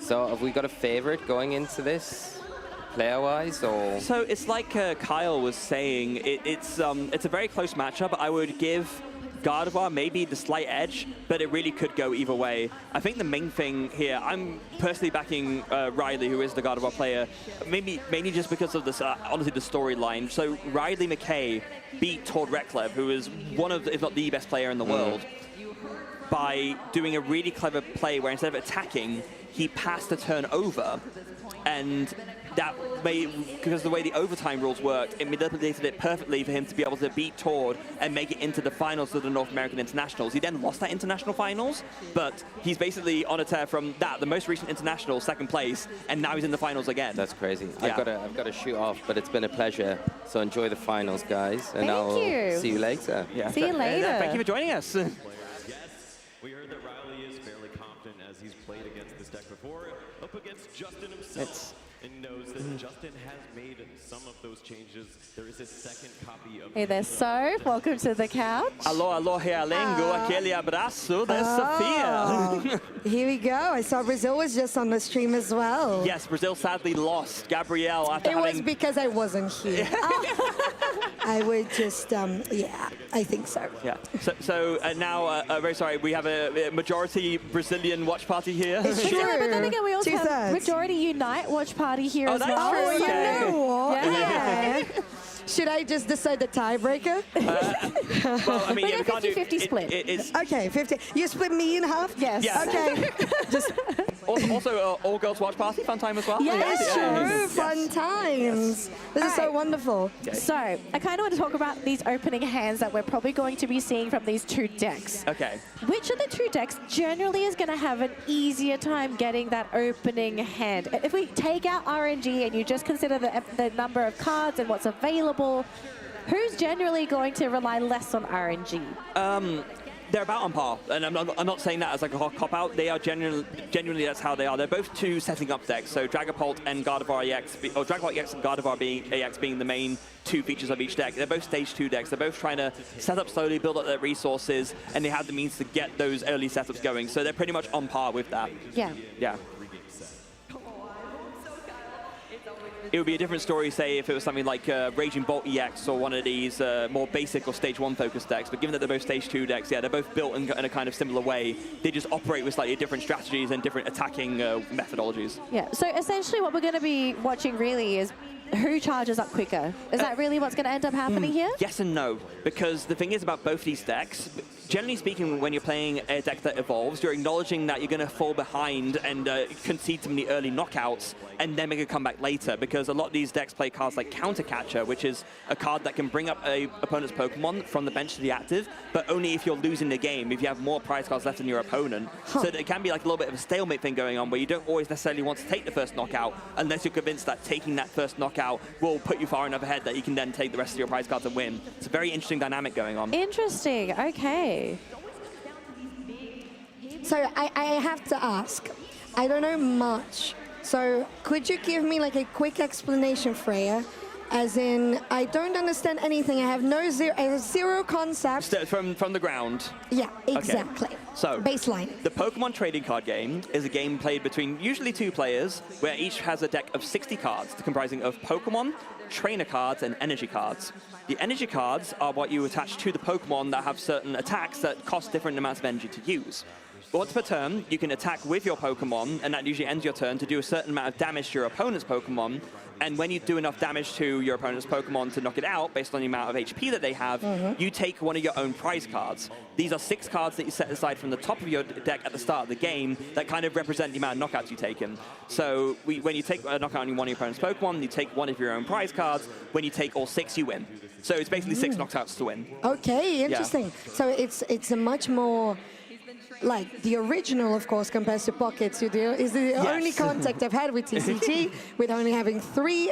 Do you have also, just like Pocket, a specific type of card, like the EX, that costs, that represents more of that price? Absolutely. So the 2 main attackers or support Pokemon of this deck are EXs. So you have Dragapult EX and Gardevoir EX, and just like in Pocket, each one of them, when they get knocked out, they can see 2 prizes instead of the usual 1. Yeah. That's awesome. Yes. There's no cards, like any cards that behave like Iron Hands in either of these decks, right? Where you'll be able to get the extra prizes? None. No, not quite. So both of these decks like to manipulate things a bit of a different way. And this is a bit prizes. of a... I'm getting a bit of deja vu here. So the juniors finals that we casted... Oh, hello, Chip. Hi. Welcome in. Welcome. Yeah, this is looking a bit familiar compared to the junior finals, isn't it? Like, Dracloak just don't want to stay in the deck. Yeah, a couple prizes. Dracloak is not great to start things off because that's one of the key draw power resources of the deck. And yeah, we did see that in the juniors finals 2 times, right? The 2 Dracloak, Dracloaks were prized, so a bit of a bummer. So we have 2 lovely Unite casters with us. So we've been trying to just trying to explain like the basics of the game and explain what's going on. Glad to have another TCG expert with me to help field some of these questions. Obviously, we get you up to speed. I would ask about Unite, but I guess it's a little bit hard when Unite isn't in front of me, right? It's true. No, it's fine. I think we focus on the TCG first because that's what's on the screen at the moment. I had such a great time. We can talk later on. I do just want to mention the Unite finals was so sick. I watched it in the arena. It was incredible. I enjoyed it. Yes. Super fun. Yes, I caught a few glimpses, and the few glimpses I caught also seemed really, really cool, especially with the arena graphics and everything. Oh, yeah. Oh, don't worry. It's going to be better next year. We have asked for some upgrades to make it even better. We can't spoil anything, though, because nothing's promised yet. Of course. But we have tried to use our voices to upgrade the game so things look better visually. Even better. I mean, we already know that Worlds next year is going to be in San Francisco, of course, in the Chase Center, I believe. I think that's been announced. You're asking in Australia, so I have no idea what that is. But I don't really know anything else other than that, really. Those are the only 2 things that have been like announced officially. So San Francisco. Yeah, San Francisco. That's what it is to me. Yeah, okay, fair enough. Yeah, but I'm glad you guys enjoyed Unite, so let's enjoy some TCG now. And we are on the Master Finals, right? And Chip, we were talking about like literal basics with Freya right now. So could you go a little more in depth, at least medium in depth, so that myself, a little layman in the subject, could understand, for example, this Dragapult deck. What is it based on? Yeah, so this Dragapult deck is really about getting, Dragapult into play, which is one of the strongest Stage 2 Pokemon in the format. It's got so much HP, a really efficient attack, and it spreads damage counters. So you can put 6 damage counters on the bench. You can set up multi-prize turns where you're more kind of trying to, as opposed to just KOing your opponent's active, manipulate the board, set things up for really powerful plays. Interesting. And combined with... oftentimes we see combined with the Dusknoir to, use that Curse Blast to blow it up. There's many different ways people have used this deck as well throughout the season. So, yeah, one of the big features of, I guess, for both of these decks is that Monkey Dory, one of the strongest cards in the whole game. Definitely. Oh, really? Yeah. How so? So it's a Drenabrain ability. It has a Dark Energy attached to it. Once per turn, per Monkey Dory you have with a Dark Energy on it, you can take 3 damage counters from one of your Pokemon and put it on one of your opponent's Pokemon. So you're healing your own Pokemon whilst putting more damage on your opponents, and like you're getting stuff like close to a knockout. Like a life drain. Against the reverse life drain or something. Yeah, so exactly like that. Very interesting. So because Monkey Dory is in play, does that mean that Justin wouldn't really want to go in for an attack yet? Yeah, I mean, generally speaking, you want the Monkey Dory to be on the bench. Sometimes you do use the Mind Bend attack. It can be like a clutch attack that does 60 damage and makes the opponent's active confused. But yeah. Yeah, these early turns, for these decks specifically, you know, strategies will change deck to deck, but both of these decks really are about setting up high HP Stage 2 Pokemon that have powerful attacks or abilities, Gardevoir here on Riley's side. So the early turns here, you know, this is Riley's very first turn. It's going to be pretty slow. It'll take a while because he'll take a moment and check his prize cards, which is what we see doing right now. Of course, at the beginning of the game, you set 6 cards off to the side. Every time you take a knockout, you add one of those cards to your hand. So he's making sure he knows which 6 cards are not in his deck. You don't want to end up in a situation where you're looking for like a specific Pokemon and it's in your prize cards, right? So in these high pressure situations, high stakes matches especially, players will do just this and take a little bit of extra time on this first search to make sure they know exactly what they do and don't have access to. And yeah, and it's about just kind of taking time, getting the board established. Both of these decks are really trying to build up to a strong board presence and then enact their like main game plans. And would you say this is, because at least on Unite, we use a lot of terminology like early game, mid game, late game. Absolutely, yes. Would this be like a more mid game focus or a late game focus, both decks? But I think both decks are mid to late game focus. Yeah, mid-late for sure. The Gardevoir deck probably can be a little bit more explosive. It's got one-hit KO potential. In this matchup specifically, it's able to one-hit KO Dragapult. The Dragapult is not able to ever one-hit KO a Gardevoir EX. So that's something Justin will have to manage for sure. Setting up damage onto a Gardevoir if that becomes an attacker at some point for Riley. Now remind me, Freya, do you remember, does Riley play the Lily's Clefairy, I imagine, yes, right? Yes, of course. There's no reason why you wouldn't, right? So the Lily's Clefairy is one of the newest additions that Gardevoir has gotten. It's a Psychic-type attacker that's really, really strong for 2 reasons. It has a pretty decent attack, so it does, for a Psychic and a Colorless Energy, 20 damage, plus 20 more for each bench Pokemon on both sides of the field. So if both benches are full, they can get to 220 damage, which is not bad.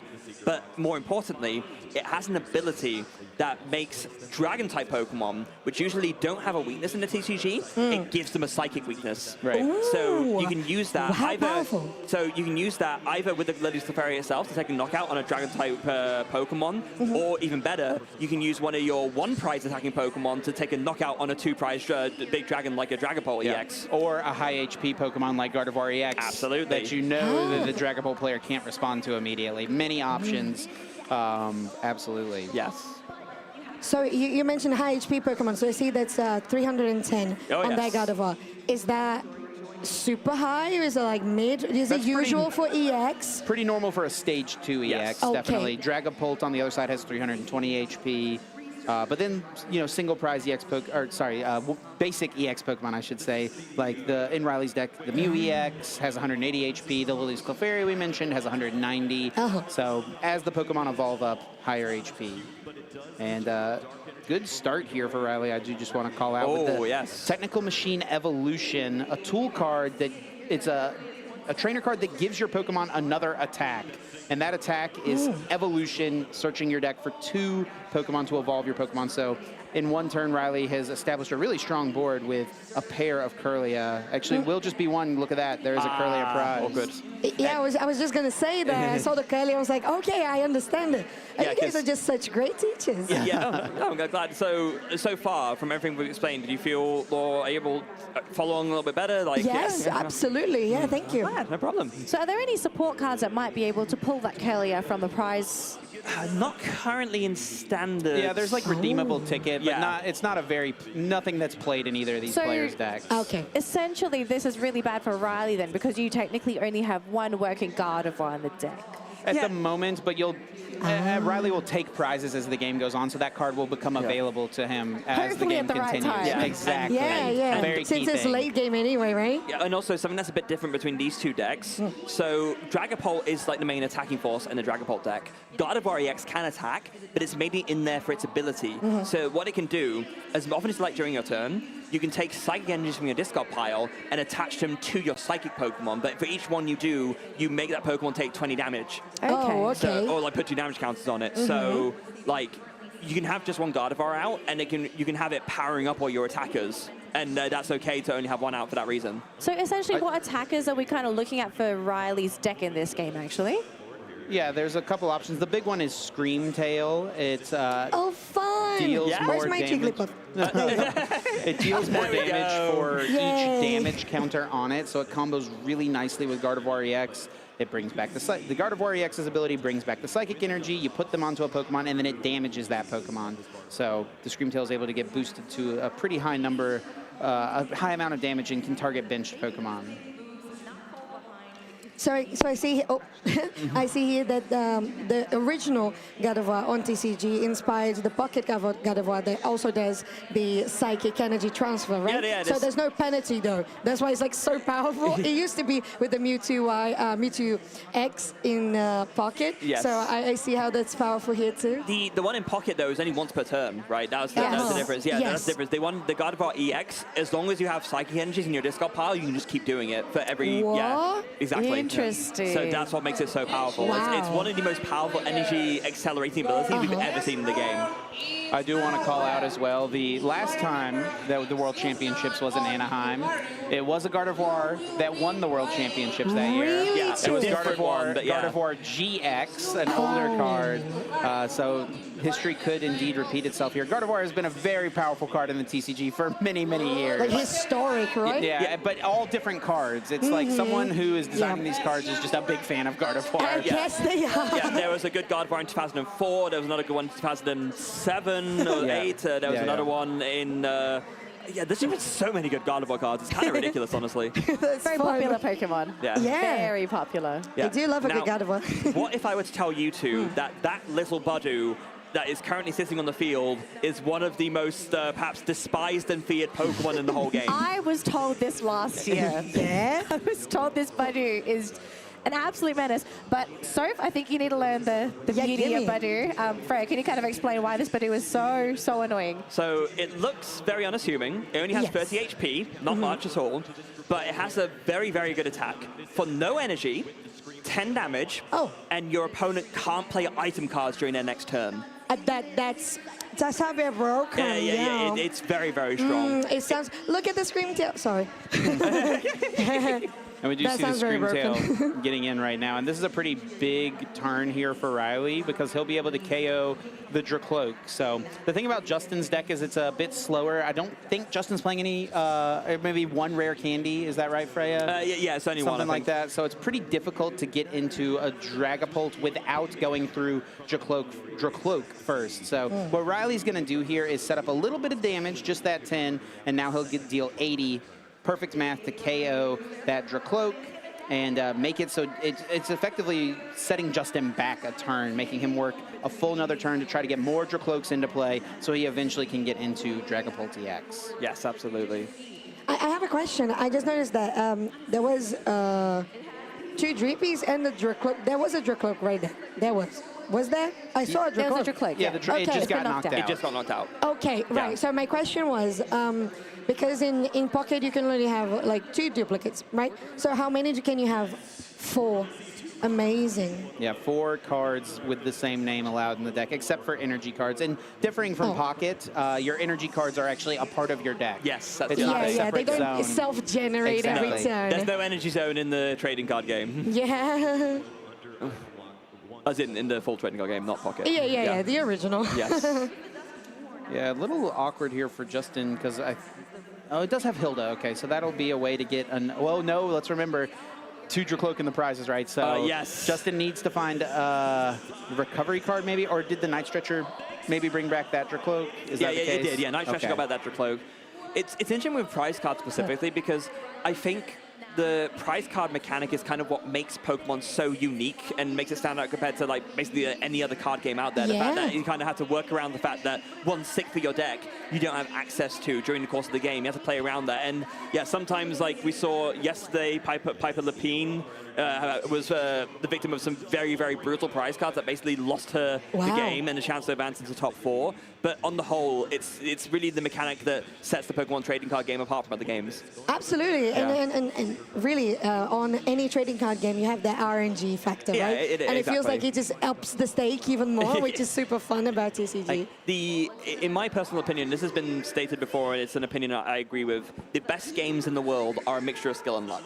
That's kind of the way I see things. Okay, do we have that Unite? Do you have luck factor in Unite?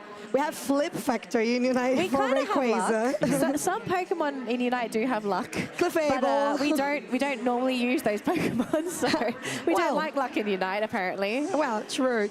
So I mentioned Clefable because you have your Wish as your Unite move. It heals, but you can get 1 out of 6 random abilities. It also double ups as a metronome. Yeah, it's kind of like a metronome, that fits. exactly. Yeah. Which is really fun of a concept. So it's interesting. Justin's trying to go for like a defensive, slow things down play here. It looks like you'll see players do this with the back against the wall a little bit right now. Justin just needs to buy time to get into Dragapult EX. So what he's done here is he recognizes that Riley doesn't have any psychic energy in the discard pile, and there's only 1 energy on this Gardevoir.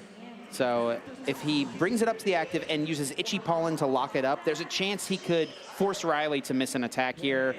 But Riley has the response with the energy in hand right away. So Riley will be able to still retreat this Gardevoir. But that's what Justin felt like he needed to do in that spot. It was kind of a try to buy himself just a little bit of time. Yeah, so that's going to be quite important to do. So yeah, so every Pokemon has a certain number of energy that you need to discard attached to it in order to swap it out for a Pokemon on your bench. That's called the retreat cost. Retreat. Yeah, that's the same as Pocket. Yeah, same name. Yeah, and then so with that, Riley can now bring up the Screen Tail into the active again and get another KO. There's a few different things he could target down. Maybe this Budu's kind of annoying. Maybe you just want to deal with it. Yeah, probably just going after a Dracloak. He does need to take one more odd prize. So another factor in the game will be mapping out your prize cards, how you're planning to win the game. You need to take 6 prizes to win, right? So Riley's taking a 1 prize KO. If he takes another 1 prize KO, then he could theoretically win by just KOing 2 Dragapult EX. They give up 2 prize cards each, and not be forced to go through any other small, low HP Pokemon. Try to focus mostly on that. I guess the Pocket comparison would be, because you have 3 points to win in Pocket, right? If you force your opponent to knock out 2 regular Pokemon, and then you force them afterwards to knock out a EX Pokemon, you force them to take 4 points to win in a 3-point game. And there's some similar stuff going on in the main game as well. Yeah, I was going to ask, you mentioned like this strategy, going directly for the Dragapults to get the extra prize cards considering they are EX. Yeah. What is this, in this case in particular, is there any sort of like downside to going for this strategy? Is there something that is like difficult or like risky about this strategy? It can just be a little harder to KO. It's got more HP, and for Riley, the main way to KO a Dragapult EX in 1 hit involves using a 2 prize Pokemon himself in the Lily's Clefairy that we mentioned earlier. So he has to make sure that if he's going that route, that he feels comfortable putting that low HP 2 prize Pokemon in play on his side, because that's something Justin can respond to as well. And this is setting up actually really nicely for Justin here. Found his Neo Upper Energy, the special class of card in the Pokemon TCG, A-Specs. There's a couple dozen of them at this point, I want to say. It feels like 20 plus of them, where they're unique cards that you can only play 1 of in your deck. So any of those pink border cards, they're very, very powerful, but you're only able to play 1. Yeah, so interesting. Basically the idea with A-Specs being you have to pick the best A-Spec card for your deck. It's not 1 of each you can play, it's 1 A-Spec card total. So you have to pick between all these different ones and decide what fits the best in my deck. Yeah. And so the choice for Justin is going to be this Neo Upper Energy, which it's a little bit unassuming. All it is, it's an energy card that provides 2 of any type as long as the Pokemon it's attached to is a stage 2. So it's just a way of powering up the attack cost of Dragapult EX's Phantom Dive in 1 go. Oh, I see. Yeah. It's very interesting. it's so nice to be able to learn with you guys here, being Unite casters, and just getting to know more about the titles, because we're all about Pokemon in general. So I love it. Thank you so much, everybody. This is awesome. So kind of a little bit of a side. I don't know if you noticed, how's the, if any, the TCG community in Rio? Because oh wow, that's a good question. I feel like in Brazil in particular, TCG might be more present in São Paulo as a city more than Rio, because I feel like São Paulo is very multicultural with nerdy stuff, gaming stuff, anime stuff, you know, those things. So I would say there are more shops, more local tournaments, and more places for people to actually try to showcase their decks and their skills. And although it's funny that I mentioned that, this year, in January, there was a regionals in Rio, wasn't there? Yeah, there was, absolutely. Yeah, I was going to try to go there, but I didn't have the time. So it's funny that I did say São Paulo, but Rio also part of the circuit in a smaller fashion. yeah, much love. Like I said, got a couple of Brazilian folks here on the stream. Abraço enorme para a galera PTCG brasileira se está assistindo. It's a little bit of Portuguese for those of you Brazilian speakers if you're watching it. Oh, for those Portuguese speakers if you're watching anywhere around the world. Much love to the Brazilian community and the community in Portugal as well. I know a few of the guys in Portugal, they're really, really nice. Yeah, plenty of countries that do speak Portuguese, by the way, so. Oi! Aquele abraço. Exato. Right, so where we are in the game right now, so we're on 56 minutes to go. What does this represent to the moment in time for the series? Yeah, we're kind of getting into the middle of this first game, I would say. You reach a tipping point where it's just kind of go, go, go for both players. Justin is just about fully set up. He went for one more slow play last turn, used the Badoo, Itchy Pollen, shuts Riley out of using any of those item cards. But Riley, I think, is content to still kind of ignore this Badoo and will go after this Dusclops. It's probably the most threatening thing on Justin's board besides the Dragapult, since its ability lets you knock it out. It gives your opponent a prize card, but you get to place 5 damage counters on something. So it's a way you can push for knockouts on Pokemon you wouldn't normally be able to KO, like that Gardevoir, for example. Yeah, it's a very an interesting ability. It's ever since it came out, like this line of Duskull to Dusknoir, it's been a really fearsome presence in the game because it can bring in a KO out of nowhere, basically. When you have these 13 extra damage counters that you can put anywhere on the field, you can pick off stuff on the bench this week. And also, we're talking at the very beginning about how both these decks like to play from behind. What these decks can do, if you use one of these abilities on Dusclops or Dusknoir to KO itself, you put 13 or 5 damage counters on something, you force your opponent to take a prize card. Suddenly those cards that only work if you're losing, you can use them, so you kind of use them proactively in that way. Yeah. Wow, what a cool strategy. Yeah, right? It's something really cool that any deck that plays Dusknoir can do. If Justin has a rare candy here, he could go after the Gardevoir EX right now, take a multi-prize turn KOing Gardevoir with the Screamtail, right? Send it to the bench, KO it. Jump back into this game, keeping the game tied on prizes as well. Wouldn't activate any counter catches or anything from Riley. So that could be really interesting. It would be really strong into Riley's board as it is, but would involve him finding rare candy. And I don't see it there in the hand. Ooh.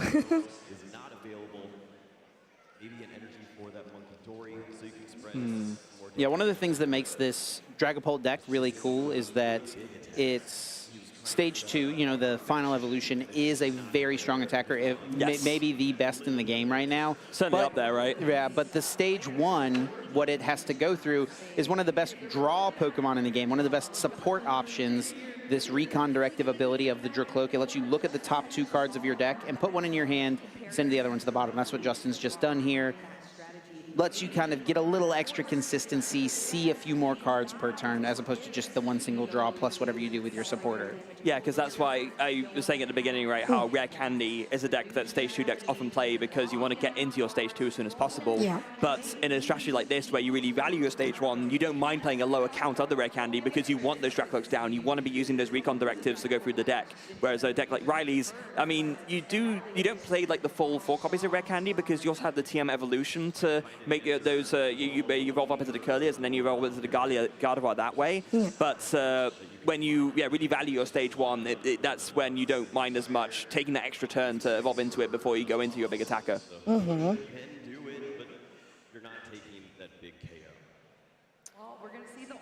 So just looking at the board state here for both players, who is looking a little bit better so far? Because we have both of the key Pokemon here for both sides, but we're not really seeing too many attacks. It's still more and more set up. I think it's still very much anyone's game, but Justin is feeling a little bit of pressure on this turn. Riley's 3 prizes up at this point, so Justin probably needs to try to make something happen here pretty soon. So what's Justin missing here? Like, what is he really looking for? He wants to be very mindful about leaving extra damage in play, right? Just enabling those Monkey Dories, much more easy for Riley to spread the damage. And he doesn't want to put his Dragapult at risk of just being easily one-hit KO'd by Riley. So he'd really like to combine an attack with something like an Iono, a very popular disruption supporter in the game, and also draw supporter.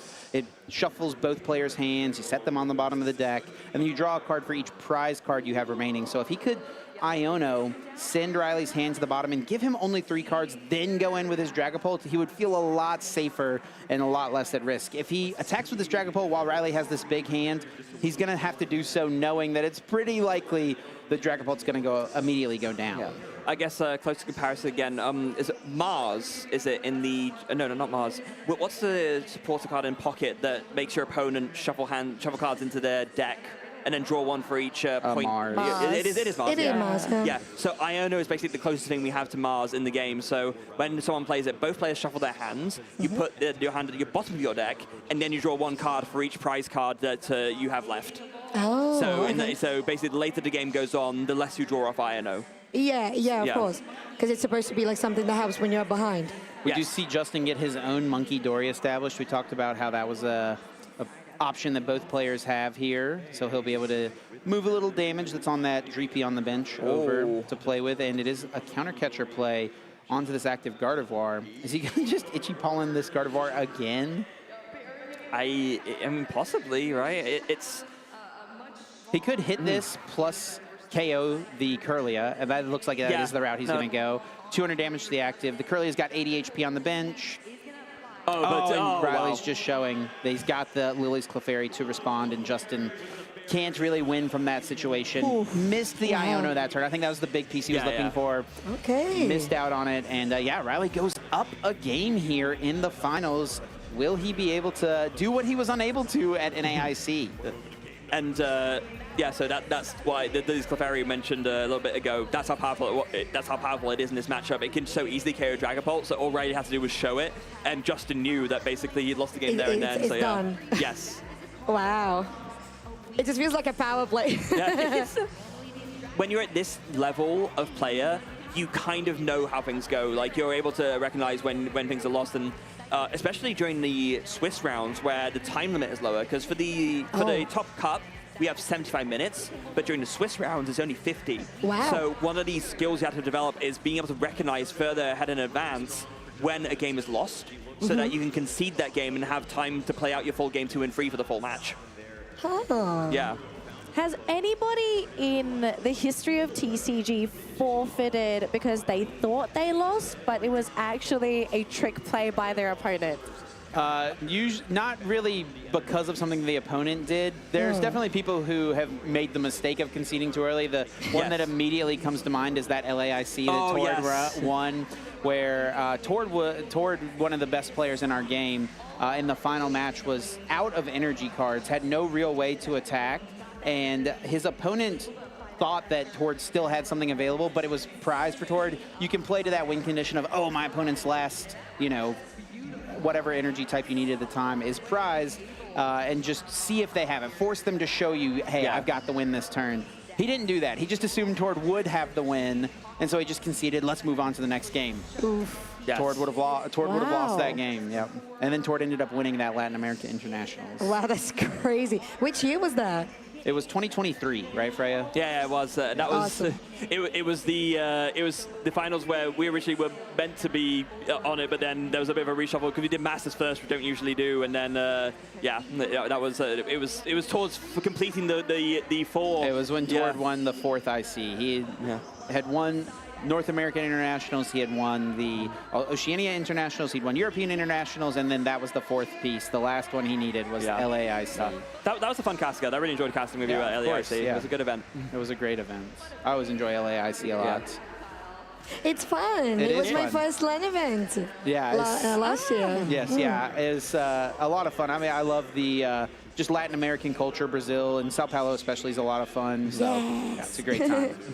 I always say I'm very disappointed at LAIC. It's happened a couple times where, well, it's nothing bad. It's a good thing. It's because whenever it just so happens that two non-Latin American players make the finals, it's a little bit less exciting. Yeah, at LAIC. Yeah, but in the room, whenever I mean, I remember it was a seniors finals one year, I think, or juniors. It was a Peruvian player versus a Brazilian player, and the crowd was like chanting back and forth. Like Peru on this side, Brazil on... Oh, it was my words. One of the most electric feelings I've ever had at a Pokemon TCG tournament. I mean, since you're going in this direction, I have to bring it up. My favorite match I've ever casted, Masters Finals at LAIC, Diego Hafshi against Azul Garcia Griego. There was a Brazilian in the finals. The crowd went the most nuts I think you've ever seen. Dude, and yeah, that Diego got so lucky in that game. He did? I mean, yeah, he did. But it was very exciting. It makes for an exciting moment. It was cool. So basically,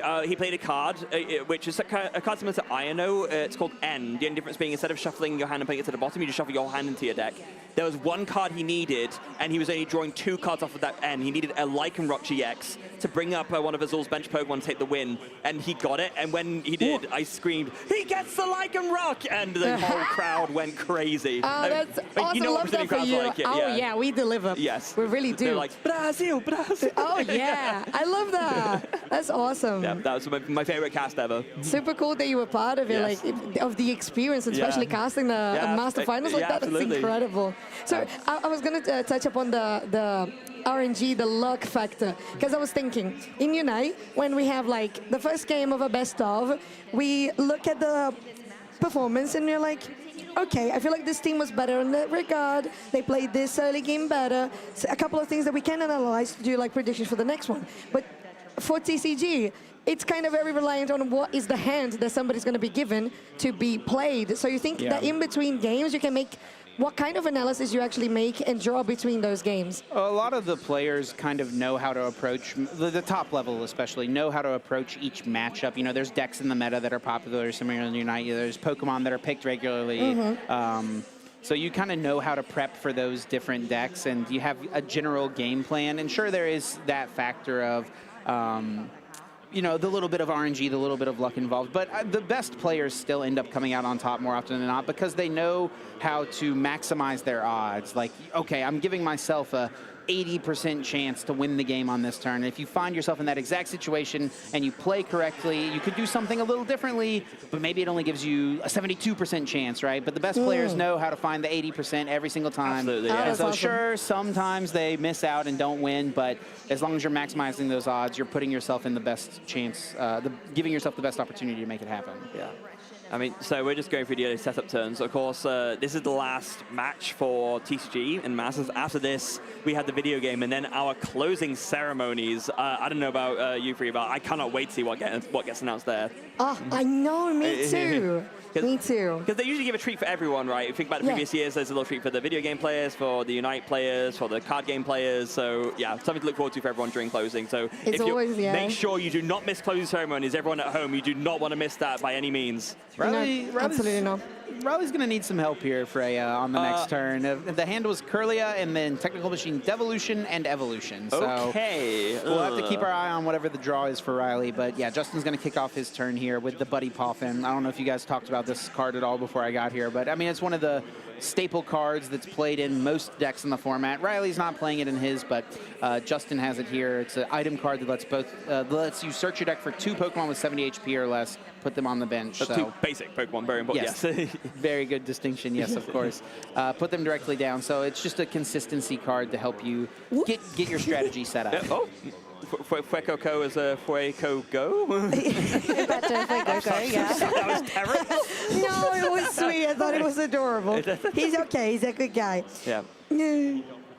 But yeah, so Buddy Buddy Poffin, that's one of the cards that has enabled Stage 2 decks to be, or even Stage 1 decks to be as competitive as they are, because you essentially have this one item card that lets you get out multiple of your little guys, so that at least one of them can survive and evolve up into something bigger. Yeah, absolutely. See a little Dreepy there, little Rolls on one side, little Dreepy on the other. Yeah. The Badoo? Yeah, exactly. You search for that too. Yeah, the littlest of guys, the Badoo.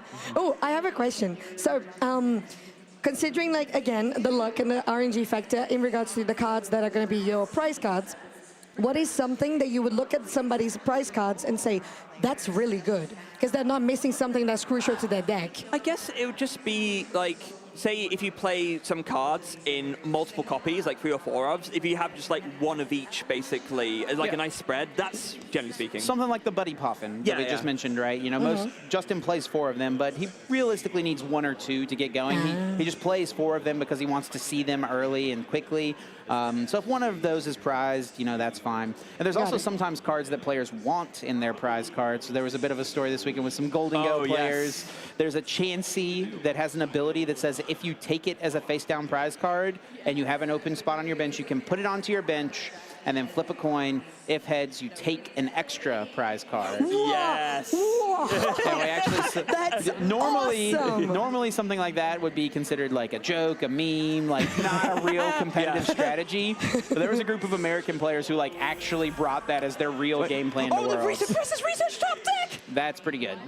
Yeah, Professor's. Yeah, Riley had nothing there. Was that really the top deck, or did he restart into it? No, he has not used restart. Wow. It was a top deck Professor's Research. Oh, and he researches into Secret Box as well, so he's got all kinds of options. Secret Box is Riley's ace-spec of choice. It's used by a lot of these evolving decks as well. It lets you have to discard 3 cards from your hand to use it, so it's pretty steep cost, but you get to search out 4 cards from your deck, specifically 1 item, 1 tool, 1 supporter card, and 1 stadium. Absolutely insane. Yeah, basically that was about as good a draw as Riley could have asked for. So does this suddenly put Riley in an amazing position over Justin? It's more so like if Riley didn't top deck something there, draw that card, he probably would have lost the game in like 2 turns. Yeah. Now it's a game. You know, now he'll get to actually play the game and see if he can find a way to close it out. I mean, if Riley wins this, he is the world champion. 1 game away.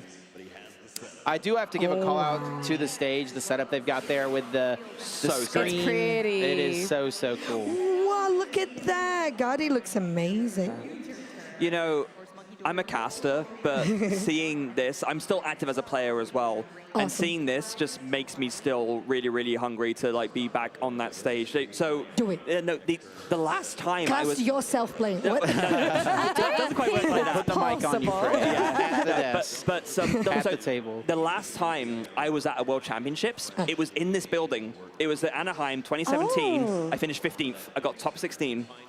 The year before that, it was in San Francisco again. Like it is next year. And then the year before that in San Francisco, I finished 9th. I missed out on top 8 cut on a tiebreaker because asymmetrical top cut wasn't a thing then. You mentioned. Yes. Oh, and so in my mind, I'm like, so this year I'm casting. It feels like a good lore completion. Next year, if I can go ahead and come as a player and avenge my bubble of a 9th in the same city that I bubbled in 2016, it's a pipe dream, but it's that's the dream for me. Yes, you're already setting up the story. Yeah, exactly. That's what I was going to say. The plot for the anime is just kicking in. Yes, I'm tuning in every week to watch that. Yeah, I'm going to basically my plan next season is that because being a caster in Europe, any event where I'm not casting, I'm going to play. So I'm going to be there as a player. I'm going to be going to all the regionals as much as I can, getting my reps in, and fingers crossed you'll see me at the World Championships next year as a player. So. Yes, best of luck for you. Absolutely. Wow. So in terms of Unite, do you 2 play actively as well, or yeah? Oh, we play. We play. Not We're not competitive. Oh, okay, fair enough. I think a lot of people would like to play competitive, but it's a whole different monster because we have a team. It's a team game, right? Yes. Unite is a team game. You need to cooperate with 4 other players. You have to also play against 5 other players as well, and things can get extremely chaotic if you don't have the right level of communication skills with your teammates. Yeah. And it's very common if you don't find the right teammates. There's a lot of internal fighting, a lot of internal conflict, and you know, a team like that is just not going to work out. So finding the perfect teammates is really the first step to trying to get into a competitive team game. And even though you might find the perfect player on your roster, sometimes you got players that have their own personal problems. Some player might be perfect for the team, but they don't know how to talk to their teammates. Maybe they're one of those internal players, like they're great when they play, but they don't know how to give call-outs, they don't know how to ask for help. And then you have players that are the other way around. Amazing communicators, really great for providing vision, but maybe they lack that mechanical skill to play a role that's very, very early game intensive, that basically they're the tempo controllers for the team. So it's a very, very complicated game. Like, it's the common thing like in the MOBA genre as a whole, right? It's like your solo queuers versus, I was going to say, like, one of the things that got me into starting to be a caster was like, I know quite a lot about this game, but I cannot perform. So what can I do with this knowledge, right? Exactly. And I was like, wait, I think I can and I enjoy explaining. You know what they say, right? Those who can't play, cast. It's true. Unless you're Freya. Yeah. There you go. Yeah, gonna try and prove that wrong. We have a new joiner. Welcome. Why don't you introduce yourself at the watch party? What's going on, everybody? What's up? I'm Zoinks. I was here earlier for Pokemon Go. Excited to be swinging in here for Master Finals. So we got I think CA is Canadian in terms of the regional tag, right? Yes. All right, let's go, Riley. It's a North America face-off here. This is a no bias. Yeah, it's very biased on this side of the couch. Don't worry about it. So I want to bring you in, but there's a kind of, to finish off the previous discussion point, I just want to ask one more thing. Chip, do you ever get the hunger to like play and compete at the highest level again? Like, Definitely. Especially being here, because my first Worlds was this Anaheim Worlds in 2017. Wow. I competed and qualified. I didn't do the best of that Worlds. I finished 2 and 4 in day 1, did not make it to day 2, but it was a great experience. And for my first season competing as well, it was a really hard year to qualify as well. Yeah, it was. They actually like lowered the point requirement in the middle of the season because there's and so it was a lot of fun. But yeah, I definitely get that. But you know, I very much enjoy doing what I do here with the casting and stuff, and giving a voice to the game for sure. Like, some people ask me, "Oh, would you rather play or cast?" It's like, well, I love both, so I do both. Like, it's, I mean, simple, I try to go to like 1 regionals a year or something like that. Okay. Imagine if we were just like, we're just gonna win a regionals right here in Unite. Us 5 stacking. It's interesting to hear that from the two of you because rumor was it that you two were just too good. They said you weren't allowed to play anymore, and you were only allowed to cast. What can I say? But just a rumor. Yeah, just a rumor. But enough about ourselves. Focus back on the game. So, like, as a starter, Zoinks, how much TCG briefing do you need? None. Done. Okay. Yeah. Zoinks is a TCG fan, Fred. Okay. Oh, I didn't know. Yeah. I subscribe to the Uncommon Energy podcast. So should you. Well, okay. That's not what we're here to do. We're here to talk about this tournament, these players. Right. It's been a great match, though. It has been really intense. I mean, that senior finals was... that was something. Oh, my word. That one was intense. But yeah, this one has been really exciting, too.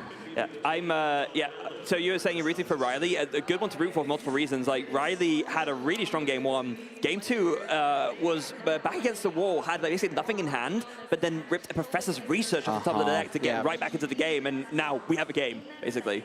Yeah, you played a lot in, like, what, the 2015 timeframe, is that right, Zoinks? Yeah, maybe like a year or 2 after. Like, 16, 17 was a bit more, but yeah, that was... So around about the time of the last Anaheim Worlds, then? Yeah, but I certainly wasn't of that level of competition. Like cities, were kind of the point that I made it to is the most competitive. But nowadays, just playing a few alternate formats in the trading card game. Definitely. The alternate formats are really fun. Obviously, not something we tend to feature on the main stage, but there's plenty of ways to enjoy the Pokemon trading card game. I'm a fan of Expanded, personally. I know Stefan Ivanov is as well, so... have you played any Expanded at all, or is that not quite? Is that not quite? You like GLC, right? Yeah, I do some GLC. I guess I own all the bulk for Expanded. I got a lot of Versus Seekers that I can put in some decks. Well, that's what happens when you played. It's not Expanded. It's just the cards you played with years ago, right? They just have rotated out. Just looking at the game again here. So, Badu coming in. Item lock, as ever, is pretty devastating. These decks, they tend to try and build to play around it as best as possible, but every deck needs time to set up, so it's always going to be a little bit tough.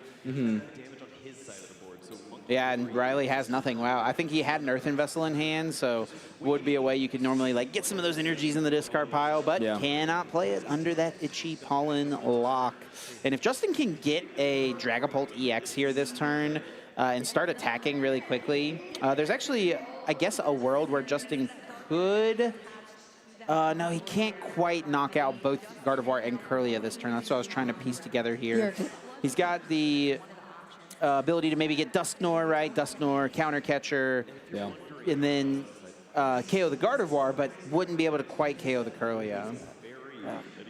So now the strength of Recon Directive really being shown here. The free Dracloak out, so there's a saying in Pokemon, often or at least in the trading card game, drawing cards wins games. So if you have multiple of these Dracloak out each time, you just look at the top two, pick one you need, do the same again, you're going to be able to piece together the combos. Yeah, I like to say that like the best cards in the game break the rules of the game, right? So true. You're only allowed to draw one card per turn. So generally things that let you draw more than one card are pretty good. On Gardevoir's side, you're normally only allowed to attach one energy card per turn. Gardevoir lets you attach a bunch of energy cards, so breaks the rules of the game, makes the card very, very powerful. And then mitigate that damage problem with just Munkidori. Exactly. Maybe one of the most powerful cards I've ever seen. Yeah, it's one of the best in the game by far right now. I remember at it was not this NAIC, but the one before, where Munkidori just came out, and basically almost everyone who was asked what's the most impactful standard card right now, and everyone said Munkidori. Right. Yeah. It's Power rankings, it's up there. It is very good. Completely. Have you ever separated win rate in a tournament by card and not by deck? Oh, have we? I guess Ultra Ball or something would just be really a staple. You have to remove some We've staples. not done it by card. No. I guess we could. We have the data. It just has to be compiled and presented. I want to give people more work. I'm curious. You're welcome to seek this data out. Yeah, Zoinks is just backstage with spreadsheets and laptops. Yeah. The API. So so for everyone watching, if you're just joining us, welcome to the watch party here. We're having a little bit of a more chill time. We're hanging out. It's not all of us are TCG experts here. I'm Freya Pierce. I am one of the TCG casters, as well as Chip, one of our TCG casters as well. And we have two lovely folks from Unite joining us as well. We have Sophie and Zoinks. So we're just kind of explaining the game, maybe a bit more of a casual vibe for those who don't know how things are working at all. Just having a fun time hanging out, watching Pokemon. Exactly, because it's all about feeling approachable about the new game. Just like you guys enjoy knowing more about Unite. We're all about, no Zoinks, Zoinks already knows TCG. I'm all about learning more about TCG. I answered way too confidently when Freya asked me earlier. Maybe you did. I was like, the more you know, this guy is a pro. It's too much. However, Dragapult Gardevoir, I mean, this has been a matchup basically all year. Yeah. Almost like the entire season. Has. Speaking of which, Lily's Clefairy, has it made an appearance in this game too yet? Not in game two, but in game one, Riley literally flashed it to indicate game. Oh, well, there you go. It was really awesome, really. He's just like, I have this, I've won, and Justin was like, yeah, I know you've won, pick up the cards, go to game two. That's right. Like I said before, it just feels like a power play, like, you're done. You just concede, you're done. Yeah, this is a really interesting play here from Justin now. He is going on the offensive. He's put his Dragapult in risk, but the trade-off is that he's heavily damaged both Gardevoir and Kirlia. So he's going to set himself up to try to close those things out with KOs later, regardless of what Riley does this turn, effectively. Yeah. I believe that my time is up, everyone. I'm going to go and enjoy the rest of the finals elsewhere, but I will, I can't see who's quite stopping out with me, but thank you all for having me. Enjoy the rest of the Masters finals, and everyone at home watching as well. Make sure you stay tuned. I hope you have a good time, and all the best. Thank you, Freya. Yeah, thank you, Freya. So now we're seeing, the last couple turns, Riley has not been able to do much because of the Badoo. The Itchy Pollen has slowed him down. Item cards able to be played. We're seeing him go through things here with this Earthen Vessel. Yeah. And it's pretty common, like, for decks to play a very high number of item cards. So things like Badoo just slow things down quite a bit and can bring things to a halt. Is there any, I don't know how to describe it, like Ranger-esque effects in the format anymore? Sure. So Pokemon Ranger, the card Zoinks is referencing, is a card that would clear effects of attacks. And, like Badoo's Itchy Pollen. Yes, so you could play this supporter card. It would mean, now I can play my items. Like a full heal?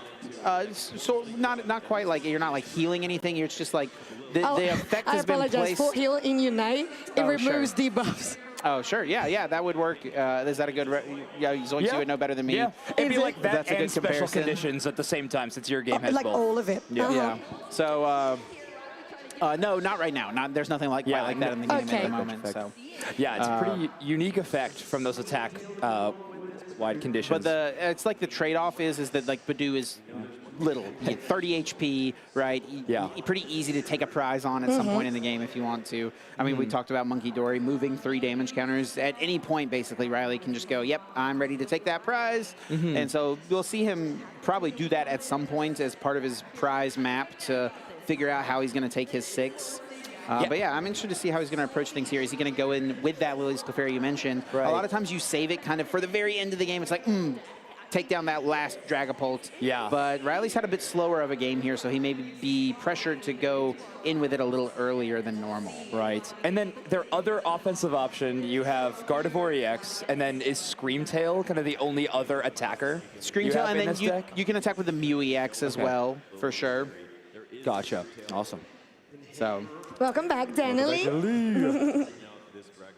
Rejoining us here. I see as well that the Mewtwo X that we have there is also genome hacking like Pocket too. Oh, yeah, it's actually a very similar Mew EX. Yeah, it's the same type of attack. This one has an ability that lets you draw cards. If you can use the ability, you draw cards until you have 3 in your hand. So if you're able to thin your hand down, only have 1, 2, or even 0, that's a little extra draw power for you, which is nice. Okay. So yeah, Riley is going to go with this Screamtail here. We saw it in Game 1, kind of be his strategy. But when he was using it in Game 1, it was to limit Justin's setup. You know, he was targeting Dracloaks, getting them out of play before Justin was able to get into a Dragapult. Now, Riley's first KO is going to come when Justin has an completely established board. He's got 2 Dracloaks, he's got the active Dragapult EX that he's attacking with, and he's also got that Dusknoir on the bench, which is a huge threat, and I think Riley's going to recognize that and go after it to KO it here. All right, so I just came back, Chip. Is Justin winning yet? Probably this game. No. He probably is. He's ahead right now, I would say, in like the board state. Riley's taking the first prize now, but there's so much damage on Riley's board.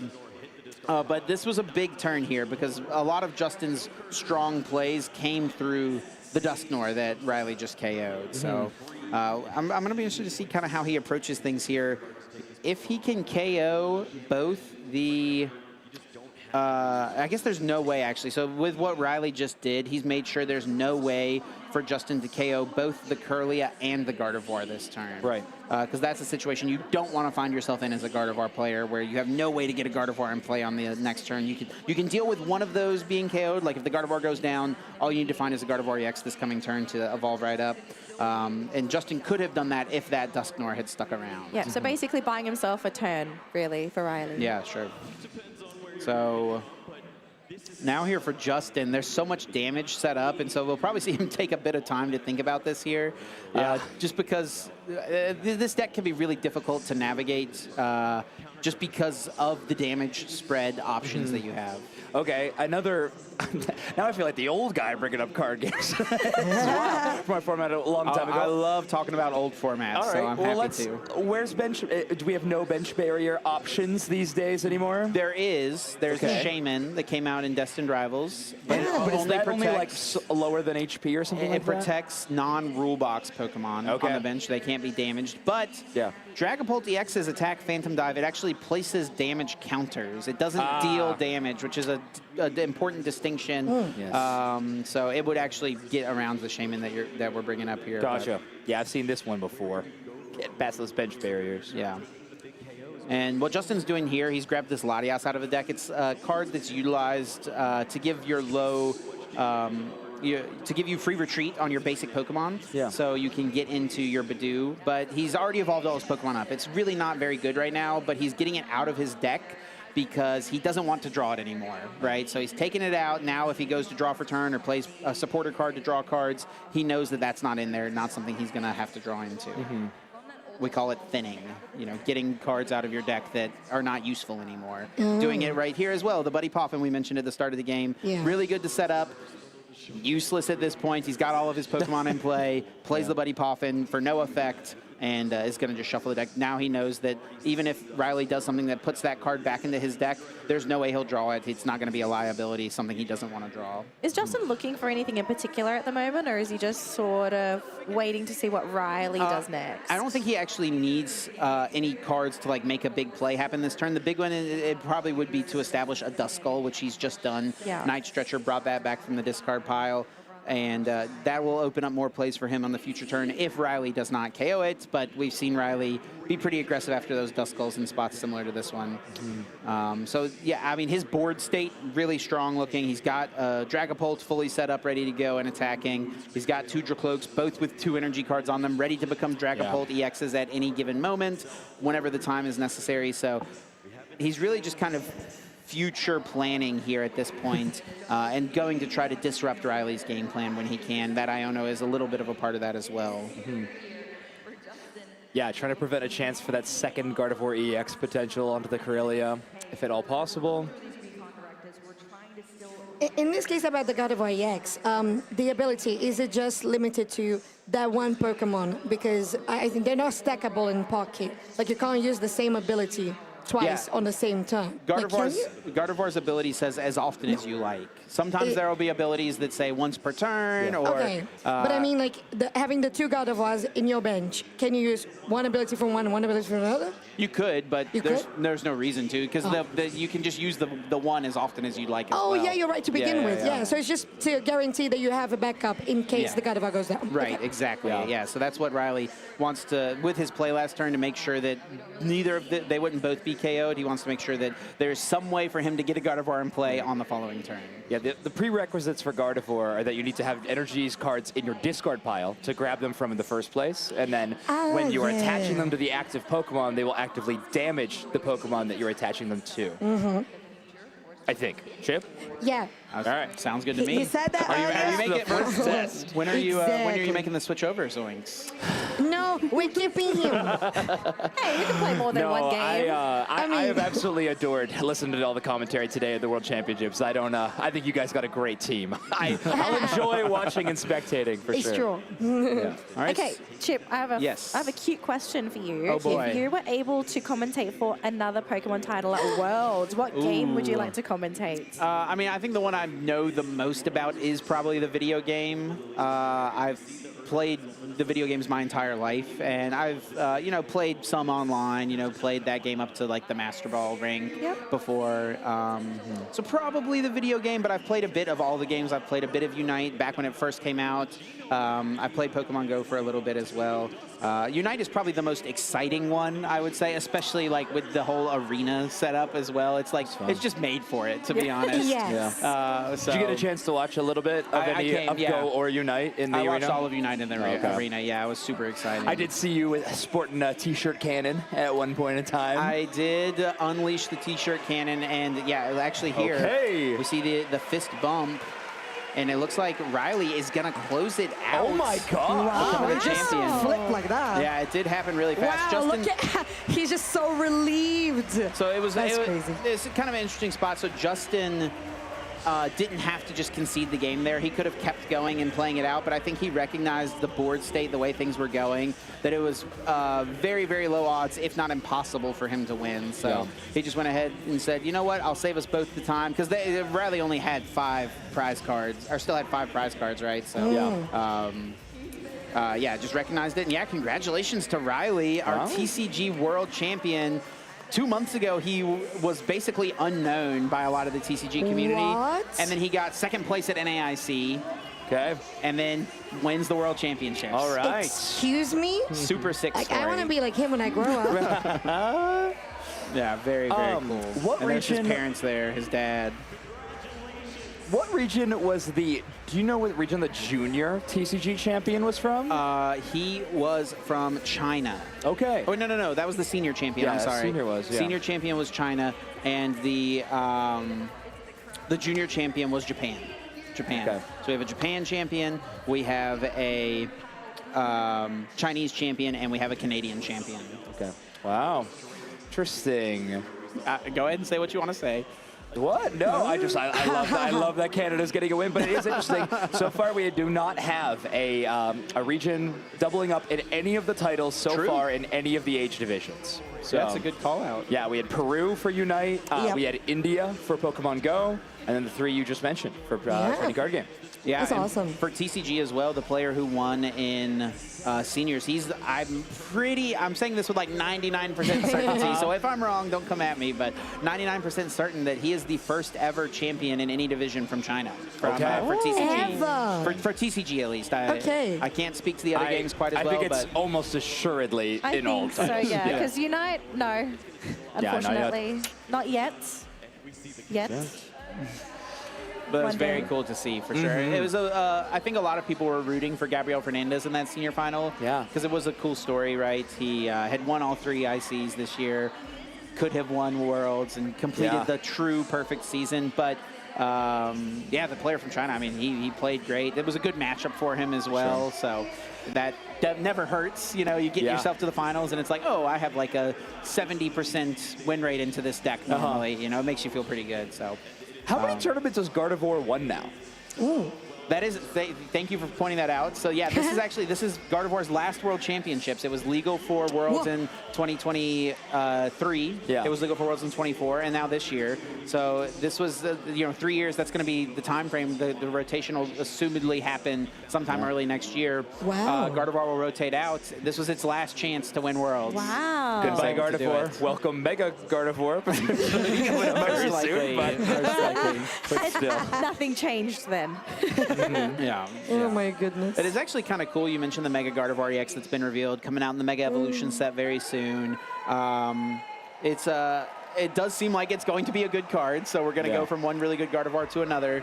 And the Mega Gardevoir is kind of a totally different strategy. It's like more of a get a bunch of energy on a bunch of Pokemon and then do a bunch of damage, like Energy Flood deck versus the kind of more technical damage spread that we see. But, gotcha. Yeah, very cool moment here for Riley. Congratulations to him, his family, all his friends. I know he's put in a lot of work, and it's cool to see for him as well that it's like the NAIC second place finish. You know, I think a lot of people in his position, having not been super well known, having not been, people who've won tons of championships before, I think a lot of people in his spot would be like, I got second place. That's really cool. I'm super content with having done that. He put in a lot of work to this tournament, and I'm glad to see it pay off. He gets a win, and he gets Gardevoir a win as well. That's so cool. And it's so impressive as well, just like you mentioned, Chip, the way that he was just so far ahead in regards to like the scaling and the way that the deck was going towards in the next few rounds, that it just felt like the other guy was like, okay, this is done for me. I don't want to keep it going. Yeah, he actually, with like the Monkey Dory damage in play, maybe actually could have just closed it out that turn. It would have been a lot. I wasn't, we're having our conversation here, so I wasn't totally locked in on the game as if I'm behind the desk. But of course.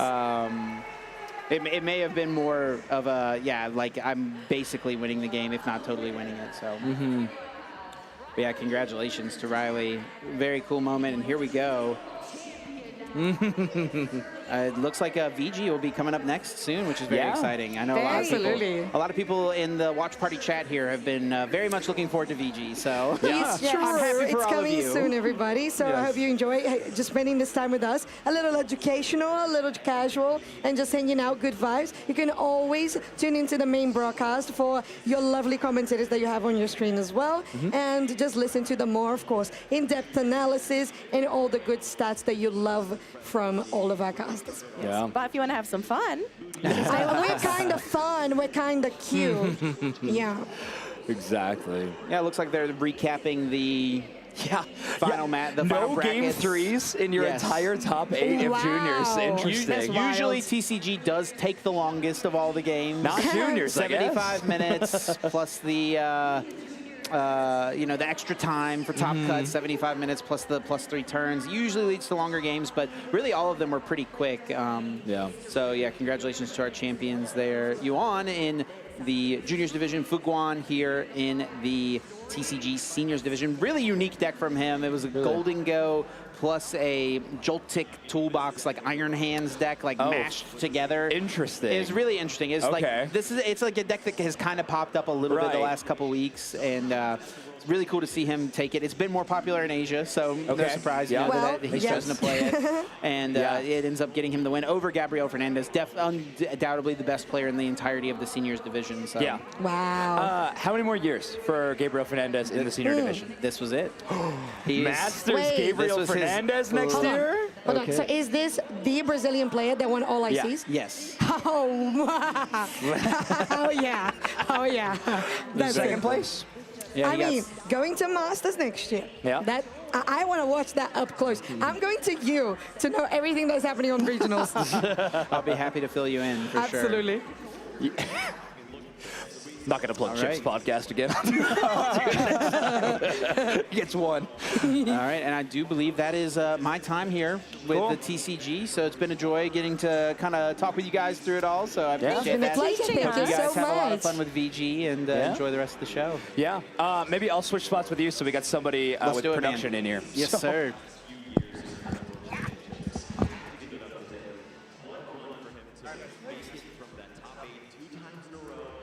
Thanks, Chip. All right, they got Unite running the show Yeah, again. Unite's taken over. We need one more from crazy. Unite. I don't know. I mean, I think we need one from VG. Just saying. We might not need so much Are you VG the support specialist here, Danielle? I'm not a specialist, but I do watch VG. I don't use Zoids. Do you actually watch VG? I do. I really like Pokemon. You're a VG nerd as well? Okay, I awesome. really We're do fans, love we're Pokemon, fans. So Yeah, so we do got follow some the mix. VG nerds on the broadcast. But that's true. So if you just happened to catch this stream and watched our new TCG Masters champion, obviously we've been very excited cheering on Riley McKay. We're going to have a trophy ceremony with both of our finalists here momentarily. And then once TCG concludes, we'll get set up to do the video game. I know a lot of people are really excited for VGC. There's some fun matchups coming for that one. And I know a lot of people here in the hometown are very excited. It's a North America versus North America grand finals for video games. So a lot of people pretty pumped about that. Home soil. Exactly. Yeah, man. There's a buff for both of them, so. So then it's even. Yes. Basically, yeah, it's just exactly. back to ground zero. Wow, okay, yeah, so just a lot of deck variety across the 3 World's TCG champions, by the way. I love that there's variety because at least it proves that there isn't this one deck that's just dominating the entire TCG. Love that. It's actually, you know what's funny is I think this is one of those formats that almost the opposite has been the pain point for some players. Really? It's that there are so many decks that you actually have to prepare for. There's certainly an S tier, but even the decks that aren't considered to be the strongest are still showing up in numbers at some of these tournaments, and so it makes your preparation for some of these events pretty challenging. But Gardevoir might be one of those decks that just seems to be the exception. So many tournament wins for that archetype for years. For years, kind of. For a couple of seasons now. So. It's going next year, right? It's out of rotation. Yeah. So I think a lot of people are now wondering what's going to be the it deck. Hopefully it's not the Gardevoir X because that would just... The Mega Gardevoir. There's a lot of good psychic support. We'll see what happens. But all right, so this is what our teams are winning, by the way, for that first place spot that Riley McKay earned. We're earning $50,000 US for that. Incredible amount of prizing for our top players, paying out all the way down to top 32 for $5,000 for each of those players. I mean, it's a gigantic field, and I think it's been said on this broadcast before, but for every single game, this has been by far the hardest World Championships to qualify.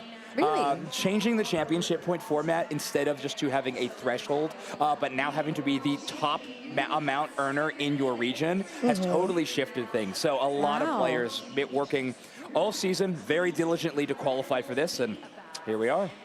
Yeah, and it felt like that variety was really showing on Unite as well. The quality that we saw from every region was just so high. We had such surprises with the likes of Team EX, with the likes of Aegis Flames, teams that weren't super established in regards to experience. They were a little recent, and they were just popping off and debunking huge Japanese teams and all the likes of Luminosity Gaming, the highest levels of Latam as well. But we had our champions in Peru, which is just so exciting. The first time the Latam actually qualifies as world champions in our title. So I'm looking forward to see what's going to be the case here for VG. Yeah. Yeah, it's been so fun with this global event. I'm glad we got to get a look at so many different regional players in different titles. Obviously, India following up with the championship right after, and now a Canadian winning the Masters final, which warms my heart individually. Yeah. Good for you. Oh, there's a look at them. All right, Looky. we got to form a team. We got to get some of these trophies. I agree. Yeah, No, I think the only thing I'm interested in just being there with Pika. I'm just like Pikachu, me having a good time. Yeah, we should invite that's true. Pikachu to the Go stream, the watch party. That'd be fun. That'd be fun. What, having the Pikachu? Okay, I think you'd have to question whether Pikachu can fit in the seat first, because Yeah. just looking at the couch, squished in. you might have to stand for the broadcast. Oh my goodness. You can start to see our in the background our commentators getting set up for the next game. You see Ben and So Charlotte getting set exciting. up for video game. I bet they probably they did their voice exercises, you know, Yeah. get ready for the matchup. Incredible. But here come our TCG finalists, I believe, for all of us. So we will get all both the finalists. second place finisher and the champion. Mm-hmm. And yeah, chat, VGC will be next. I know you're all so excited. I'm stoked. This is gonna be awesome. Oh yeah, agreed. I every can't year wait to it's see been the great. stage effects for VGC. It's been my favorite part for Wow, each game. you're is right. seeing It's the going to new be effects on very, each very stage. interesting. Is there going to be stage effects for VGC? I kind of wonder what you would put. Health bars? Just like you know? I'm here. that's what But I'm telling you, yeah. yes, stage effects are happening. So, Yeah. yes, I think we will be seeing something. I'm assuming something similar to Pokemon Go, where it did highlight the Pokemon that were on their entire team while in team preview. And then when they locked into the battle, it showed, well, in Go, you bring 3 Pokemon to each battle. It showed the 3 Pokemon, but only once they were revealed. Before they were revealed, it'd be a large Pokeball just kind of shaking on screen, which was very cute. They're, Yeah. they're probably going to do the same for VG then. Yeah. But I think give it a couple years, you know, maybe we start having some of those Oh my augmented goodness. reality battles for VG. I think that would be so awesome to see on broadcast. Yeah, it's been fun. The trophy is almost his size. I know, It's I know. wonderful, so wholesome. Yeah. Well, yet again, everybody, just want to let everybody know what you're tuning into right now is our watch party stream. It's definitely going to be a much more casual angle. We're going to sit back and enjoy the matches as if we were hanging out with just in person on a couch, which is kind of what we're doing. It we're is. watching this live, but we want to invite you along with. If you're interested in more of the competitive analysis that our top-tier Worlds commentators can bring you, tune into the main stream. You can find that here on the exact same YouTube channel you're already at. Tune into that one. You'll see the full-on production. But if you want to kick your feet up, relax with us, you're more than welcome to stay. Alternatively, if you are new to VG and you don't know a lot about the game, this might be the right broadcast for you, because we are going to be bringing one of the VG casters onto the couch very, very soon. And we are going to be asking questions about the game, the And we meta. will be asking questions. We will, Lots of a lot of them. questions. We might be asking each other questions. That's true. But I think a lot of us really are kind of wondering what have been the Pokemon that have kind of dominated VG at Worlds this year, right? Because with the Unite casters, we've been focusing more on Unite, and our pool of Pokemon are vastly different compared to VG. I am kind of keen to see like what has been the it Pokemon for juniors, because we are going to be doing juniors first. All right, at TCG, here come our Masters finalists.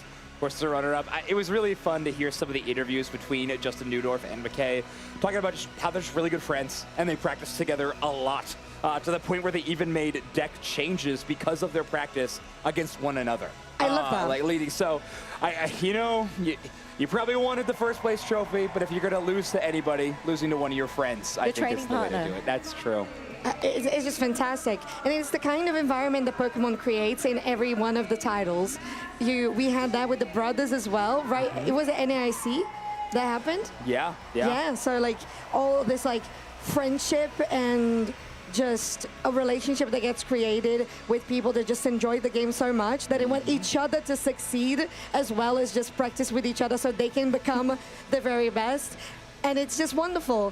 We're getting to see here our absolute champion TCG Masters, McKay. The first TCG champion to be lifting a trophy in an arena full of people, which is absolutely astounding. It's surreal. I can't imagine how the players are feeling, you know, Yeah. to be able to take that trophy, to be recognized as the best player in their category for this year. Yeah, and like Soph said, you got Pikachu dancing right there. Exactly.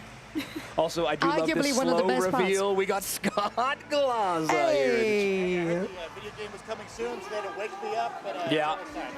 Yeah. I don't think we have you live to stream yet, but I did want to just throw it way too early to you, just so we could see you miming, talking to the audience. Yeah, welcome, Scott. I know we're going to be jumping over to VGC very soon. TCG was awesome. We're going to talk about the matches, the Pokemon, all that good stuff. What do you think we're going to do cool on the light-up floor for VGC? Yeah, I'm kind of wondering too, right? We're They didn't tell you either? Like, no, it's a surprise to us all. okay. So I figured like your TCG made sense. It kind of like mirrors what the stream does, but since the video game overlay comes from the video game, I'm curious what's going to happen on the stream. Me too. Super excited. Yeah, this is going to be fun. Okay, so Danley was asking, what has been the major meta-restricted pairs that we've been looking at for this tournament?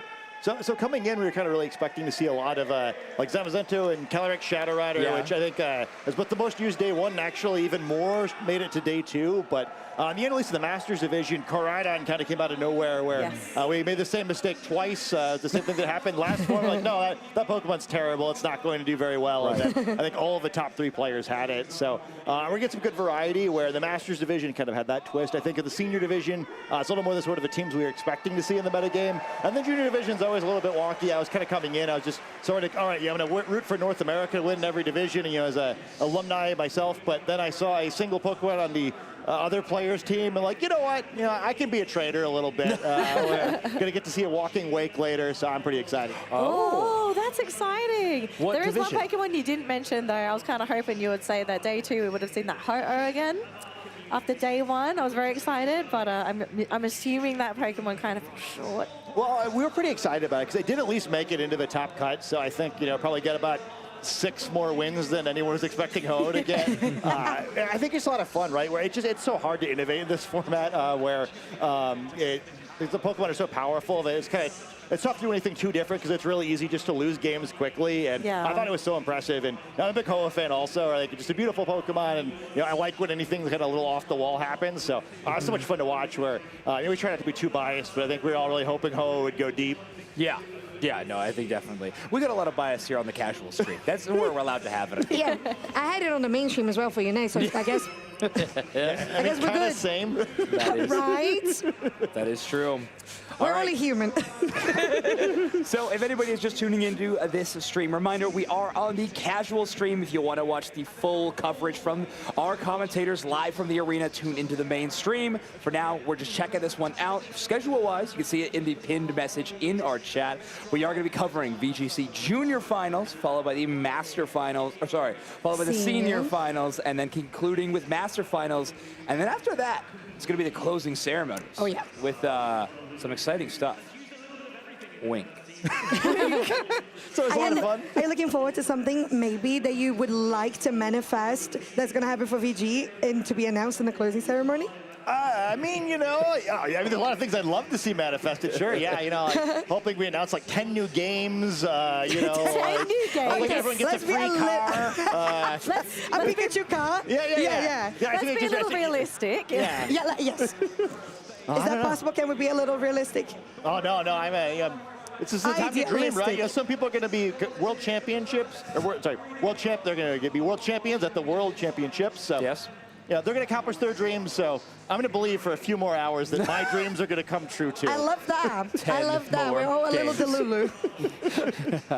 10 more games. Yes, exactly. Can't lie, we need Pokemon Sleep Finals, honestly. I honestly would not mind watching that. The April Fool video about it was pretty good. It's like, all right, at the beginning it was like, okay, the Pokemon Sleep tournament, but now I kind of want the Pokemon Sleep World Championship. That looks sick. If we did do a sleep tournament, what are we judging players on? Is it the quality of sleep? Are we kind of waiting for someone to kind of sleep talk? Just how many hours you sleep, I win. That's going to be me going into competitive. It's Pokemon Sleep. Perfect. Yeah, I'm definitely going to be like an O2 drop in that, and I think I'm going to lose both on the quantity and the quality of sleep. Feels bad, man. Oh, my words. All right, Scott. So, obviously, we're setting up for Junior Finals first. And from watching a lot of these video game championships, international championships and the world championships, you always have all 3 age divisions. What I've heard a lot of the time is that when it comes to the junior finals, these players, while incredible to make it to this point in the tournament, are often playing strategies that they have practiced and built up quite a bit. We don't see as much flexibility. Does that start to change at the World Championship level a little bit? Yeah, I've always been really impressed by it, where I kind of didn't know what to expect the first few times I cast a junior final, and I kind of quickly realized that the kids were way smarter than I thought that they were. Yeah. Where, because especially nowadays, right? I think even back then, I started casting in 2013. It's like, oh wow, they're making some really good adjustments on team preview for younger folks. You only get 45 seconds to think about it. I think VG can be a little tricky because every matchup is different, so you really have to approach everyone individually. But I think they're just so clever. I think the main thing that tends to change a little bit more is often the kids will play the same team longer throughout the season, although that actually wound up being the narrative in Masters as well. Okay, Just being really practiced on your team is really important in this format, where comfort just kind of has been king. So, I'm curious to see what the kids brought, where the one kid has something that's a little bit more what we're expecting to see, and then Walking Wake is not something that seemed like a World Championships level Pokemon, where it's just it's really fun offensive Pokemon, but also it's really volatile, where it's one of the things where either does a lot or just faints really quickly and does nothing, and that tends to be the sort of thing that doesn't make it to this point at the World Championship. So I'm really excited to see it. Where I guess the other thing I would keep in mind too is that definitely if anyone at home get a snack or a drink, I would do it now, because juniors tends to go really quickly. Yes. Where in Masters often it's they have 45 seconds into the move, and at 45 and 7 ace they're going to hit the A button. And juniors all right, 45, 44, 43, click, and then they go, which is it's a lot of fun, but it goes fast. Not much scouting with protects either in juniors. Right, yeah, not nearly as much. It tends to be really aggressive gameplay, and I love it. And I think the players have been really good too, where it's been impressive how much being successful in juniors has kind of been predictive of success in seniors, where we're going to see a senior division player who's actually the reigning junior division world champion. So it's a lot of fun. That's very exciting. How about these junior performers? Do you know if they had any other tournament accolades leading up to this event, or is the World Championships kind of the first big one for both of these two? I'll admit I'm a little under-prepped on this one, right? I don't get to watch the junior division too often. I'm assuming for the Japanese player, it probably is the first major accomplishment, where Japan, you kind of just qualify through playing in online tournaments, and then the Japanese National Championship. So must have done well there, because otherwise couldn't be here. But yeah, I think we'll find out together. Where I think it's fun too, right? Not a whole lot of tape on these players, so could be anything. I can't wait to watch these junior age players walk down this walkway with fireworks. This is going to be awesome. Yes. Yeah, this is going to be fun.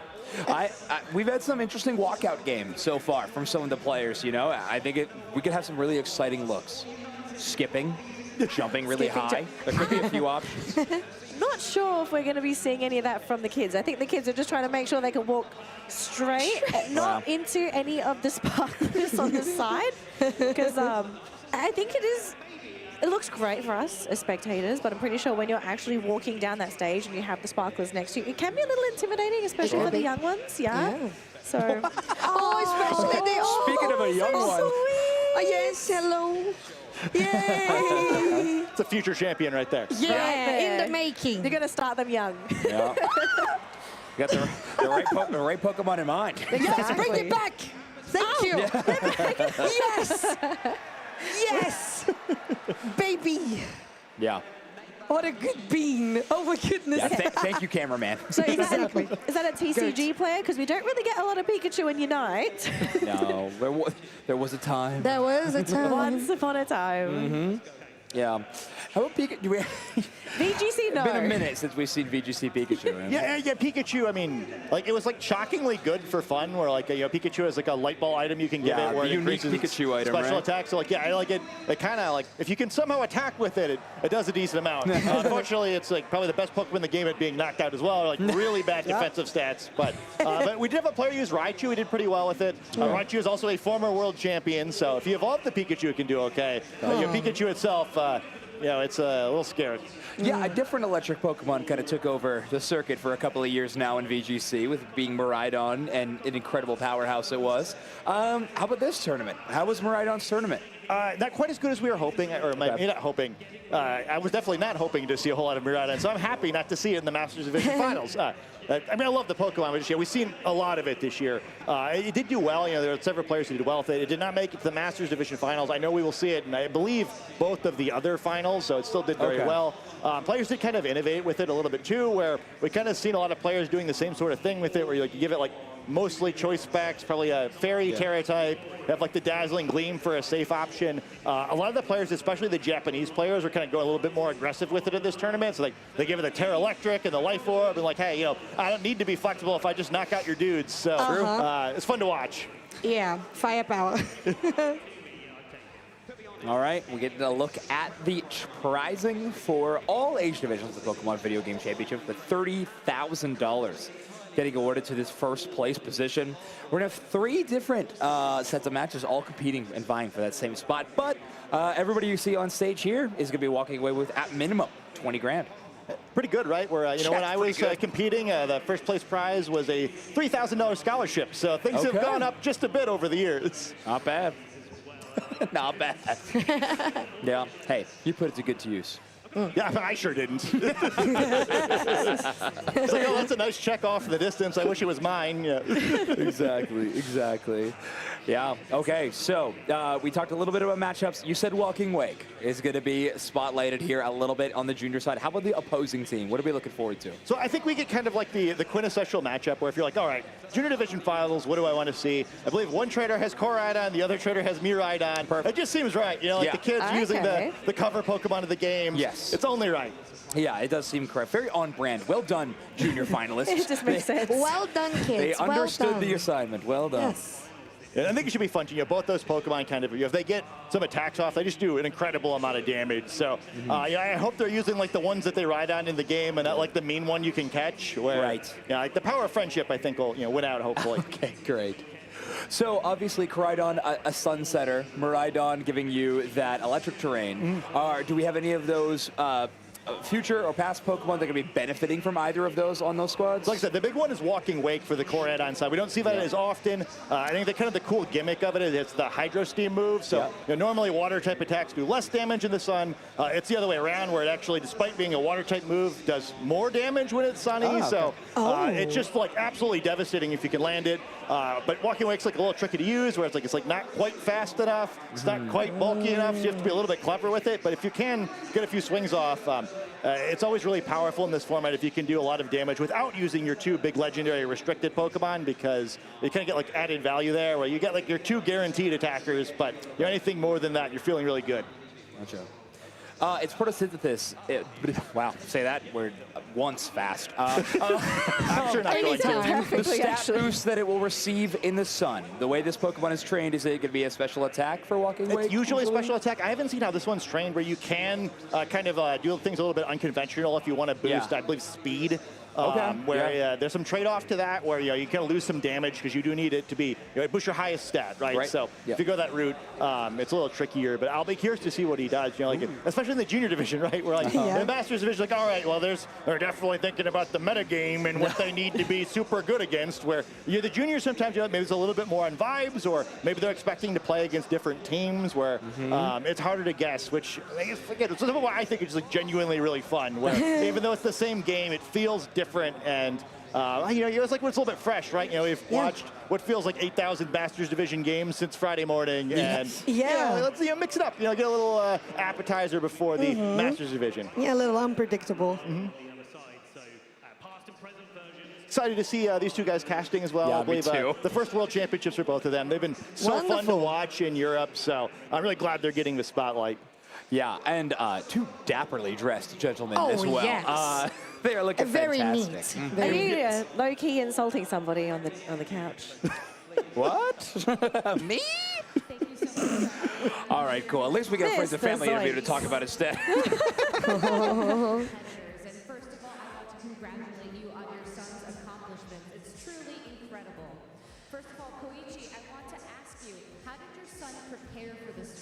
Oh, yeah, good question.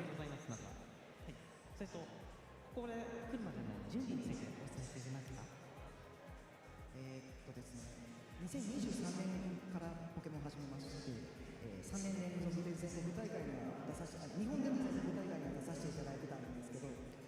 We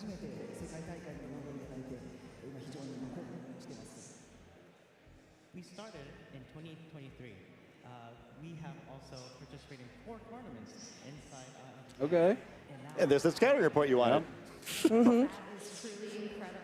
Okay. I can't imagine a more stressful position than being a parent of a junior playing in a World Masters or a World Final. That's crazy.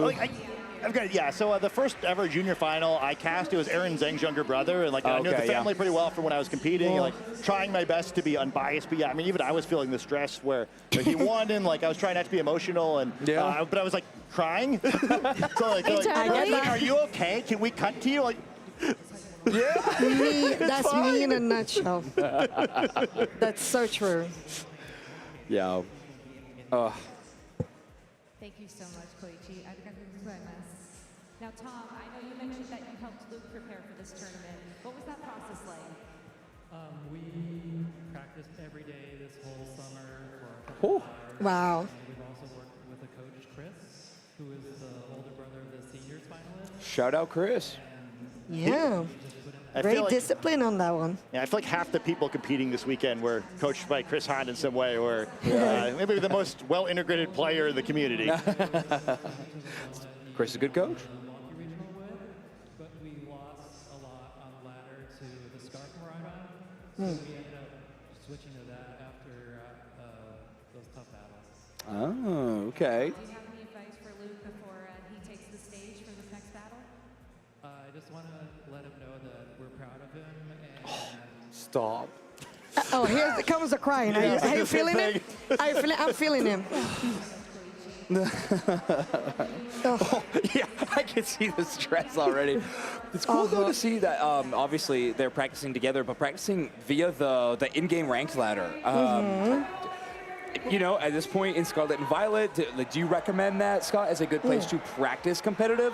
Or is, finding a local community and practicing that way more fruitful usually? I mean, I think both are important, right? Can you get different practice in both? I think one thing that's critical, you're playing in game, it's all best of one, which is a different format that you're playing online. But, if you want to kind of get games and maybe just see a variety of different teams, I think it's really strong. And I think it's especially impressive for these junior division players, because usually if you're just playing ranked games in the you're in the in-game ladder, you're playing against players much older than you, so if they're doing well, it's very impressive, and maybe it helps explain why some of these players tend to do so well when they age up. Right, that makes sense. Oh, yeah.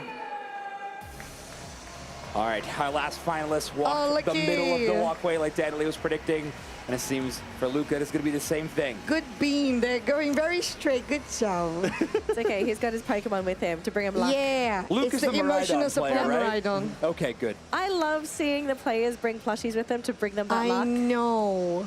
I think it would have been funny if he wasn't the Miraidon player. Yeah, that'd be the plushie just tosses it off the stage. Just No.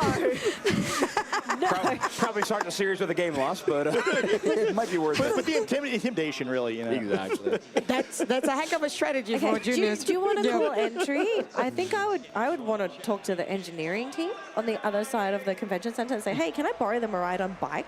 Oh, Use that Oh, yeah. to go and just to the go, stage? yes. Yeah, right that Toyota, in. could I please have Can you imagine? the Miraidon bike? Can you imagine that? Just going down the walkway with And it? there's a vroom, vroom. Yeah, exactly. You're revving it as you're right. I love that. I don't have to imagine. We can do it today. Yeah, come on. What would really have been more illegal driving? The Meowth whose feet clearly couldn't have touched the pedals, or a child on a motorcycle? You know? So Clearly the Meowthers are more illegal. Yeah. For example, we're going to be leaving after Championship Sunday. We're going to be leaving in the Pikachu mobile. You're invited to come along. Thank you. Yeah, I was planning on taking it also, but I mean, I'll be an accessory to the crime instead. Yeah. We're trying to see how many casters we can fit in the car. Well, I fit 4 players in the back yesterday, so I think we're good. Oh, this will be fun. It'll be fun. Some stage shenanigans are always a good time. Make sure to tune in to the closing ceremonies. I don't know what's happening, guys. I need to be so prepared. And I do, so I'm like, locked in. You're like, how'd you know about the car? I'm really excited too. I was thinking when I was seeing all the Pokemon Center stuff, like, man, I wish this stuff would really look really cute on the kids, and like, I don't know, it's really that checkered pattern. It's like, Ooh, oh man. okay, we got the team previews. So there's that Walking Wake we were talking about. Just, again, really fun. Not a Pokemon we were really expecting to see at this point in the tournament. Some of the other stuff to keep in mind is like we see a lot of the Calyrex Shadow Rider, but paired with the Koraidon is a little bit less common. There's a ton of offense there. Neither of them like super great defensively, where it's kind of hard to switch all of them into battle. Kind of how you get around that a little bit is like the Indeedee can use Trick Room. So if you're slower than your opponent, or if your opponent has Trick Room, you can use Trick Room to reverse the dimension so that faster Pokemon are actually fast. There's also that really slow Ursaluna you can use to try to take advantage of Trick Room yourself, and then Whimsicott can double the speed of all the Pokemon on the team, at which point, it really helps with like the Walking Wake in particular, where like you get the really fast Calyrex, you get the really slow Ursaluna. Walking Wake's kind of like an awkward spot in the middle where you might want to use one of those 2 support moves to allow it to attack before it gets hit. Yeah. Also kind of interesting to me, I can't quite see the item, but yeah, so for this Protect on that Walking Wake, when you're seeing the Masters Division, it was a lot of Assault Vest. Yeah. All right, yeah, so with that could be handy too, right? Where it makes it a little less reliant on that Koraidon maybe than some of the ways we've seen it used in the Masters Division. Right. Do we see Endeavor on Whimsicott a lot with that Focus Sash? I'm sorry, I missed that. I'm really glad you pointed that out. I'm excited about that. That is some seriously like mid-2010 Very stuff. old school. Yeah. Okay. Because it's so impactful. Again, you have to get damage from those unrestricted Pokemon. This is a little bit more what we're used to, where the Iron Hands was so good earlier in the generation, but we haven't seen a whole lot of it recently. So it warms my heart to see it again.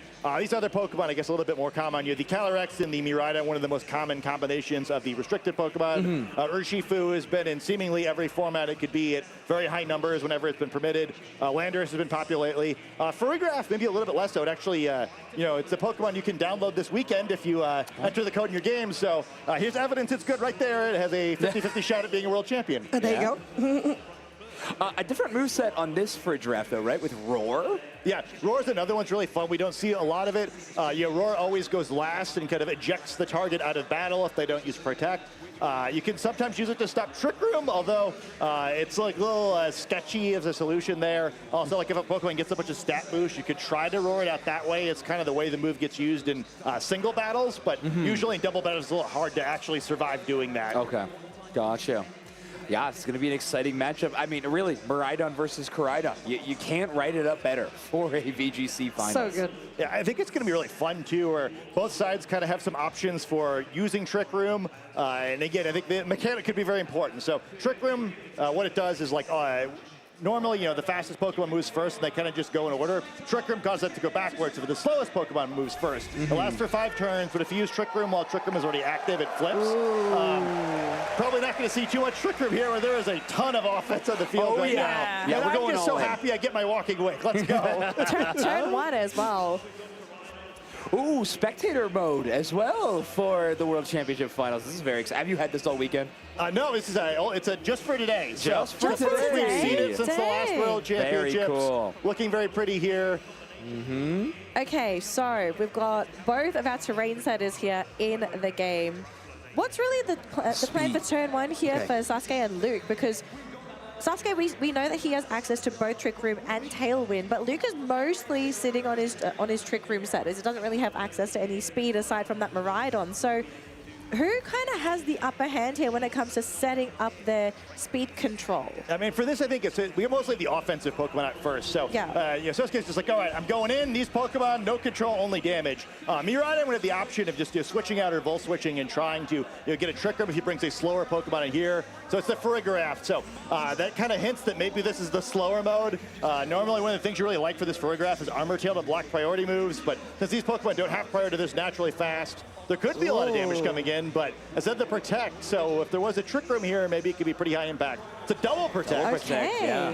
I mean, yeah, and this switch in very likely, meaning that we're going to see, actually, the triple Protect. Wow. Oh. So, yeah, a little slow start here. Hey, you don't want to get too excited. Let's just defend ourselves. The nice thing for Luke is that, the Protect fails if it's the last move of the turn, so he can Protect again next turn if he wants. The Pokemon on Sasuke's side of the field, if they try to Protect, they'd only have a 1/3 chance of succeeding. Kind of a goofy little turn, though, right, where probably both sides just trying to figure out what their opponent's doing a little bit. Yeah. And maybe the opposite. You were talking about juniors being a little aggressive before. This time they're like, oh no, you're like, maybe I don't want to, we're this big scary arena. I don't want to make the first mistake. Let's try and get comfortable. Yeah, it can be so overwhelming. It can be overwhelming for anybody. Yeah, so really the only big impact changes that last turn. We got a speed boost on the Walking Wake and a defense boost from that Electric Seed. But first Terrasilize of the game will be the Koraidon, Terrasilizing to the Fire type. So not threatening a lot of damage onto either of these Pokemon here. Calyrex critically does get the protect. Well, it's a single because it failed last time. That's a good point. Hydro Steam. I think it was going to be toast if that didn't happen. Right. So possibly, if this is a Protect Trick Room, but the Flare Blitz is going the Farigiraf. This is going to do a ton. Okay. Obviously, it's I mean, enhanced by both the Sun and the Fire Terra, so a whole lot of fire. Wow, yeah. Okay, so here comes trouble because that Trick Room's just been set up by the Farigiraf. So now speed is going to be heavily in favor of Luke. What are you kind of looking to do here now, Sasuke? Because Walking Wake, not very tanky. You kind of don't want to take an attack here, right? So maybe. Because do you? Like, do you want to? No, but you might be able to survive one. I think it's sort of an awkward spot for the Calyrex, just because it's the Fire type, Koraidon now, and then Walking Wake. It's like kind of like an offensively awkward spot where like it mostly uses Ice type attack, which Koraidon's going to resist. I don't know if this one has high horsepower, but if it does, that's a single target the Koraidon. So I think if you attack with both Pokemon here, one of them will get the swing, but this is going to do a ton of damage. Yeah, that helping hand increasing, but likely a double protect. From Sasuke. No, this is good. So yeah, the Pokemon that's going to resist the attack is the only one that's going to take it. So potentially a good read. Probably going to see another huge Flare Blitz here. Ooh. Collision Course. Collision Course. So a fighting type move, if I am correct. Absolutely, yeah. Just going to be removing that Farigiraf off the battlefield. Obviously, Trick Room down by one more turn, but obviously one Pokemon eliminated for Luke Whittier. I do think that's good too because you've eliminated the helping hand assist that's going to come from the Farigiraf. Yeah, I think it's fun. It's one of those things that's kind of fun here. It's both good and bad, right? Where I think you also kind of don't love or don't hate the Farigiraf leaving the field there, where it's kind of just hanging out. You're like, it did its job. It's at the Trick Room, and now Iron Hands is coming in and can do a little bit more damage. This is really a great turn for Luke to try to take some advantage here, where the Walking Wake's probably not going to try to protect again. I would kind of expect it to switch out here, so maybe you try to use a move on it, maybe anticipating a switch like. If you're really bold, like you go with a fighting type attack from an Iron Hands trying to catch the Ursaluna or something. But it's Koraidon switching out instead. Okay. Who's this? Is this maybe, it's Indeedee. Okay. Shiny Tomb. All right, Scott, why are we seeing Indeedee off the swap here for Koraidon? I mean, for one, can I just slow things down here? He's going to turn the Quark Drive off, at least for now. And yeah, so it is that low kick. So I think, like me, kind of fishing for the Ursaluna, not going to get it. Does a bunch of damage here, but this Hydro Steam is going to be really devastating. Ooh. Calyrex still hanging on, but super effective damage into the Fire-type Terra, and then you're, like we mentioned before, enhanced by the Sun. So this is fun here where, one of the main things Indeedee normally does is you try to use Follow Me to pull attacks away from the offensive Pokemon. I think this Walking Wake is low enough now that that kind of won't work, where Glacial Lance would probably still be enough to pick up the knockout, and Iron Hands could try to focus on the Indeedee. If Indeedee wants to go a little crazy and go on the offense here, like it sort of has a good opportunity to try to pick up a knockout one of these Pokemon. So, these Pokemon, the trainers, of course, will know more than us about how they're trained, but really awkward turn. What offensive move does Indeedee have access to?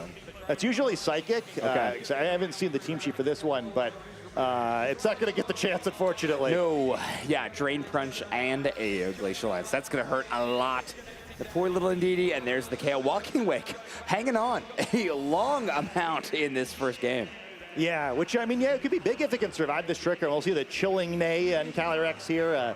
That's kind of what you'll have to see with this Pokemon. Every time it picks up a knockout, it gets a little bit scarier because it starts doing more and more damage. The booster energy going to activate here as the Sun goes away. Kind of counter-effectively because you don't want speed right now, although it would have been the quickest Pokemon anyway. And Koraidon going to come in here and make the booster energy even more of a waste. But Trick Room's almost expired. But the problem with that here is Glacial Lance would pick up Walking Wake. So now if you switch out, whatever has to come in is maybe taking a lot of damage. we'll have to see what the Iron Hands does too. Or like, do you target the Walking Wake slot and try to do extra damage to switch in, or do you go after Koraidon just in case it doesn't protect? You know, avoid like embarrassingly, like just barely failing to knock it out and letting you get a big attack off. Scary spot. I just want Walking Wake to be happy, you know. Yeah, get out yeah, bud. for once. The scary horse is gonna attack you. Get out. Yeah, I'm pretty sure Walking Wake is probably not going to be on the field after this round. Actually, we're going to be seeing a swap out for the Iron Hands. What are we bringing in instead, though? Ooh, Miraidon. Oh, Miraidon's coming back. So they're trying to set up for after that Trick Room expires. The question will be, was anything thrown into that Iron Hand slot? Unlikely with Koraidon using Protect. Ooh, the failed double. Protect. Oof. Now, not only will this get the KO, but another Chilling Day boost for this Calyrex Ice Rider.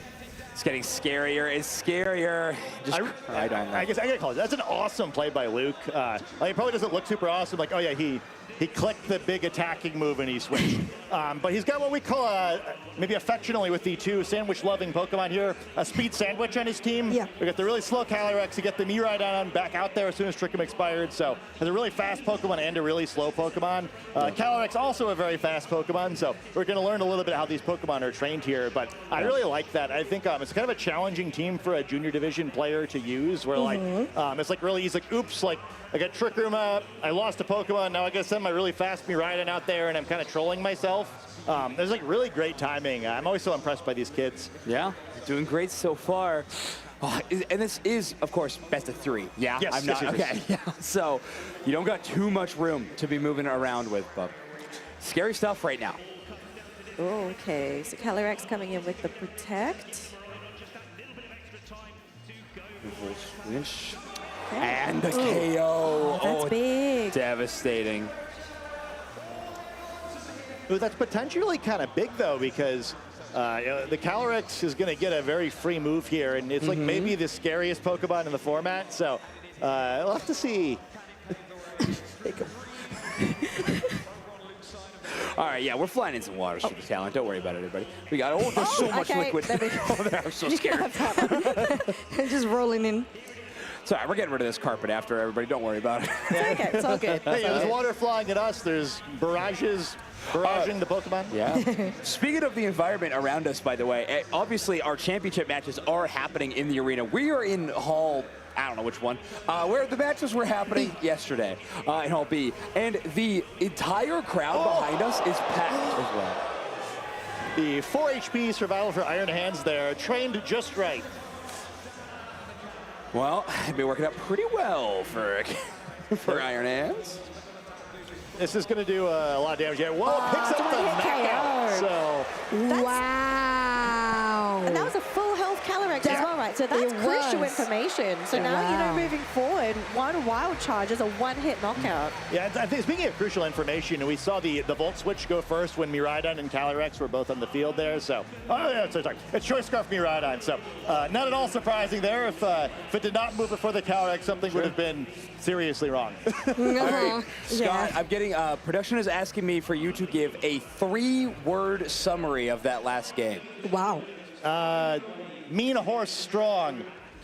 I like that. I like that a lot. Which colored one? Was that good?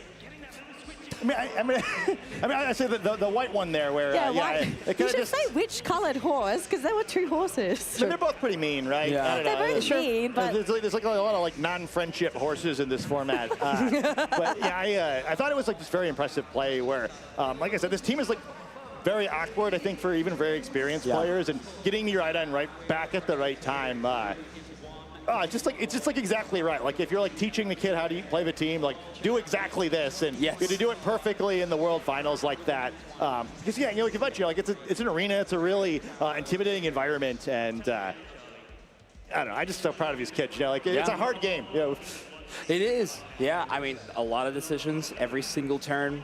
Switch, forward attacks, bajillion different interactions. So incredible start, and finally, I get to see the VG floor effects. Wow. Okay, it so looks amazing. It shows the whole team, but my guess is in-game, they're all grayed out until the Pokemon has appeared.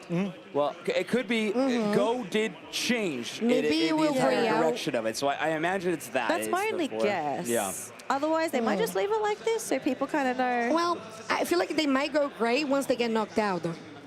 Or what's in the game at least, right? Because we're like the players are in team preview. We're not watching it, but they're the Pokemon selection phase, or they will be shortly. So for now, they're all active, and then maybe once the spectator interface kicks in. Yeah. I guess as a caster, I would love that because it's like so big and easy to see. Or Oh, it's wonderful. Yeah, I'm getting word from production that it does change to 4 once we go in game. So just like how Go worked. Yeah. Oh, it does change to 4. Okay. Yeah. So it changes just to the 4, and then until the other 2 Pokemon are revealed in mid-game, they will not be revealed. Just a big old Pokeball on the screen. Because just in case one of the competitors, stretching their neck or something and does see a floor effect, we don't want that to be giving away information that should be hidden. Our neck's supposed to be that flexible? I'd love to have that flexibility. Yeah, me too. in my spine. Yeah, let me know what exercise I need to be able to do that because I can barely turn around. Exactly. All right, game number 2, Luke with the 1-0 advantage, and a Whimsicott making an appearance. So there's that speed control we were talking about where, sort of anyway, because there's the option like, you could go with the tailwind on the Whimsicott, allow the Koraidon to go first and attack this Miraidon. I think probably if I'm Luke, rather than attacking with this Miraidon, I switch it out right away like the previous game. Yeah. If so, maybe on Sasuke's side you make an adjustment like, all right, well, I think this Miraidon's going to bail, so I'm going to go after this horse and not let it use all those Glacial Lances this time. Be excited to see what he does. Loving the lights here. You got like the fireworks going on. I know. It's wonderful. Oh, spectate mode is so fun. I'm so happy we have this for the World Championships. Not really big in fire safety that we have like the sparks in real life. We get the fireworks in the game. Yeah. Right? Love that. We have trained professionals in the Pokemon universe. Yeah, working on this one. Don't you worry. I mean, Walking Away could like steam it or something maybe. I don't know if that would like make it more fire or less fire based on how that works. But hot water does feel bad as well. So I don't know about that one. All right, so Scott, you called it. Will be that first pivot for Miraidon. Leaping out, and Farigiraf going to be the replacement. Just like it was last time, it will activate that Electric Seed. So I think it's what, defense boost? Yeah, we saw that last game, right, where it took that Flare Blitz so well because of it. And we've seen some early protects again. Played a little safe. Yeah, here we go from the Calyrex Just as wildly well. safe. Yes. And, Okay. Oh. So the Armor Tail kicked in there. So Whimsicott has the Prankster ability, so anytime it uses any non-attacking moves, like anything that doesn't do damage, it has extra priority. And the Armor Tail at Farigiraf blocks anything with added priority. So ironically here, if Whimsicott had any other ability that would have worked, it would have gone first anyway. So being trolled by its own ability. Unfortunately. Okay, now we do have Koraidon terrestrializing again into that fire type. Have we seen it use its Flare Blitz yet? Or was it only been using... it used Flare Blitz once. Okay. Yeah, like 70-ish% to the Farigiraf last time. That's right. That's that was it. I think it's worth noting. We don't always see the Fire Terra type on this Calyrex. And previously, Koraidon did pretty well in the Masters Division against Calyrex by picking up some big knockouts with that. Wow, that did a lot. Endeavor plus Flare this is so cool. Okay. I've never seen that before. So And Trick that didn't crit. matter. I love that. That's such a fun play. All right, Scott, you want to explain what Endeavor is for anybody who's watching and does not know? So I'm gonna. Okay. Focus Sash. Focus Sash. So yeah, Endeavor's really cool. So it sets the target Pokemon's HP to the same HP as the Pokemon who used it. This Whimsicott probably like trained or like kind of untrained to have as little HP as possible. Normally it's what we're probably about to see. You're like, all right, I've acted my Focus Sash, I only have 1 hit point, and now I'm gonna set one of my opponent's Pokemon to 1 hit point too. It's really interesting and cool that he used that while he was still at full HP. Yeah. The Whimsicott probably doesn't have any other attacking moves. It actually wound up doing a lot of damage just because Farigiraf's HP is naturally so much higher than Whimsicott. So even though they were both at full health for Whimsicott is way fewer hit points. And then that setup, that knockout that we saw in the first game would otherwise not have been enough. That's really clever. Yeah. Was there Love that. priority on the Iron Hands? It's Fake Out, which... Does it have That's what I'm thinking, okay? So, like, obviously, if you're Luke, you kind of want to get rid of that Whimsicott before another Endeavor comes out. But if you're Sasuke, would you want to try and preserve your Whimsicott here for another Endeavor play? Maybe. I think it's pretty safe, too, because I think you can almost guarantee, like, if Luke doesn't fake out that slot, it's so easy just to lose the game. I would have switched there, although the sacrifice here isn't too big of a deal. You're probably going to see a Trick Room from the Calyrex immediately, so getting a free attack here with the Koraidon is pretty big. Yeah. Yeah, before Trick Room shows up, it's going to be massive. He's going to go into the Iron Hands. Oh, that's a lot of damage. Just shy of a KO. Okay. But got the 5 turns of Trick Room now, and this Koraidon's really been weakened. You kind of saw in the previous game that Koraidon was a bit of an obstacle in the Trick Room because it resists that Glacial Lance. Now with just 34 hit points, a Glacial Lance would easily pick that knockup out, and this Walking Wake's going to be really speedy. It's actually like kind of tough here where you can get a Glacial Lance and attack into that Walking Wake slot, and there's not a whole lot of obvious counterplay available where we'll have to see what that 4th Pokemon is, where even though Luke's seemingly way behind here, he might actually be in a more advantaged state. All right. Good position. You try to always waste these turns of Trick Room, putting up these protects, trying to burn that candle down a little bit. So we'll have the double protects on the side of Sasuke. Oh, we see a low kick. I think it's a fun thing too. We used to see like a lot of it in these like restricted Pokemon format, just because like the restricted Pokemon are all huge. Yes. Low kick does more damage based on your weight, so you're like kind of almost guaranteed getting like a 100 to 120 base power, 100 accurate move, which is like kind of broken, right? Like Flare Blitz is 120, 100, and that's why it does recoil damage, like as a trade-off. So pretty cool here, but also a little scary. So they both protect, which is great because you burn 1 turn of Trick Room, but like now what? Where Koraidon's going to get knocked out if it stays in.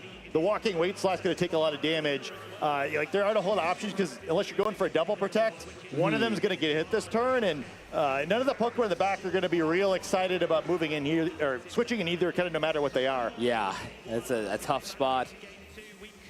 Yeah, low kick threatening a few Pokemon on the enemy side.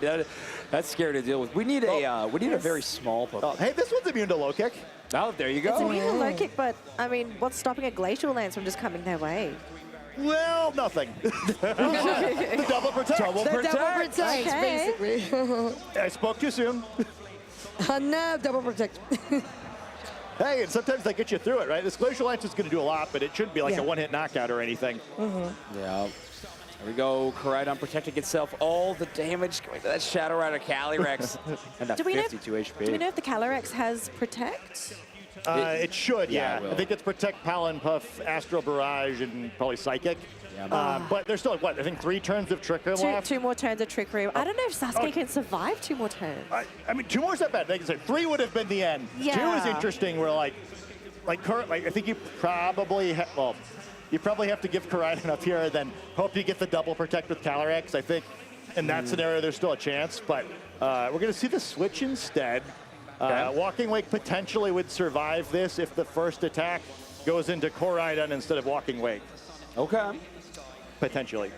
Could be some silver linings for Sasuke. However, if it doesn't work out, we're looking at a brand new world champion. There's a chance. To get the knockout, but Iron Hands getting it is good for Sasuke because he doesn't give up that chilling Nay boost to the Calyrex. And now he's got 2 Pokemon in, potentially who can protect next turn as long as he can survive this attack. All right, Glacial Lance into the Walking Wake. Will not get the KO. Well, so now things are a little exciting, where probably we'll see now is both these Pokemon will protect and Trick Room will end. You're right. The tricky thing about that is that there's still Hemiraiden in the back, right? Yeah. And once it comes back into battle, at some point it's going to be the fastest Pokemon remaining. And that Calyrex still has full HP. There's still a lot of problems to deal with where Luke is looking really good, but at least the Trick Room will be survived.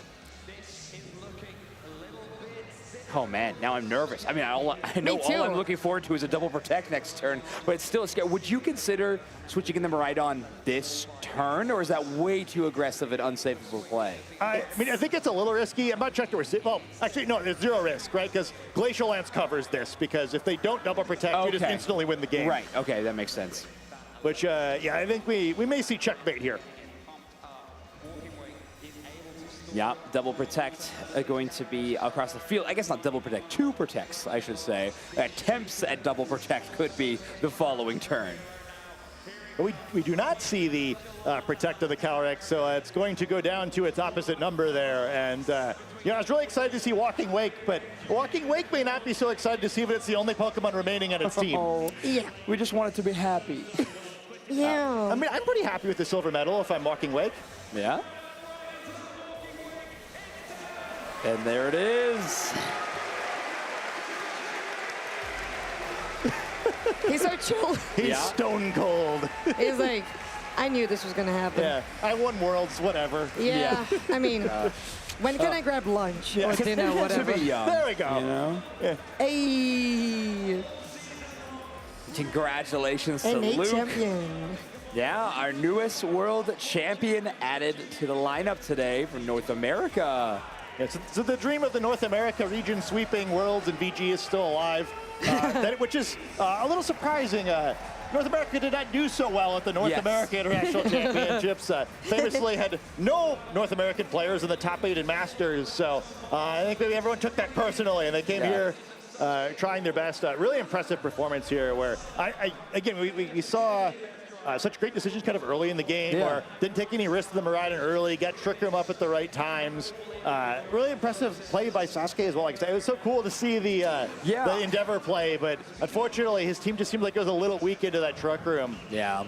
Scott, I have been told I need to ask you yet again for a 3-word summary of that last game.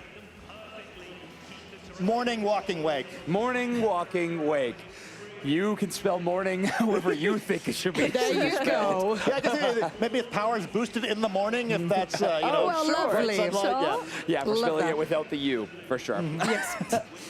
Oh, man. All right, well, a very exciting matchup for our junior finals. And again, if anybody is just tuning into this one, you are watching the casual watch party stream of the Pokemon World Championships 2025 here in Anaheim, California. One definitely oriented more towards newer viewers and just of those of you who want to relax a little bit while watching our newest world champions. We just watched junior of finals of VGC, which means we only have 2 more matches left in the entirety of our tournament for the day.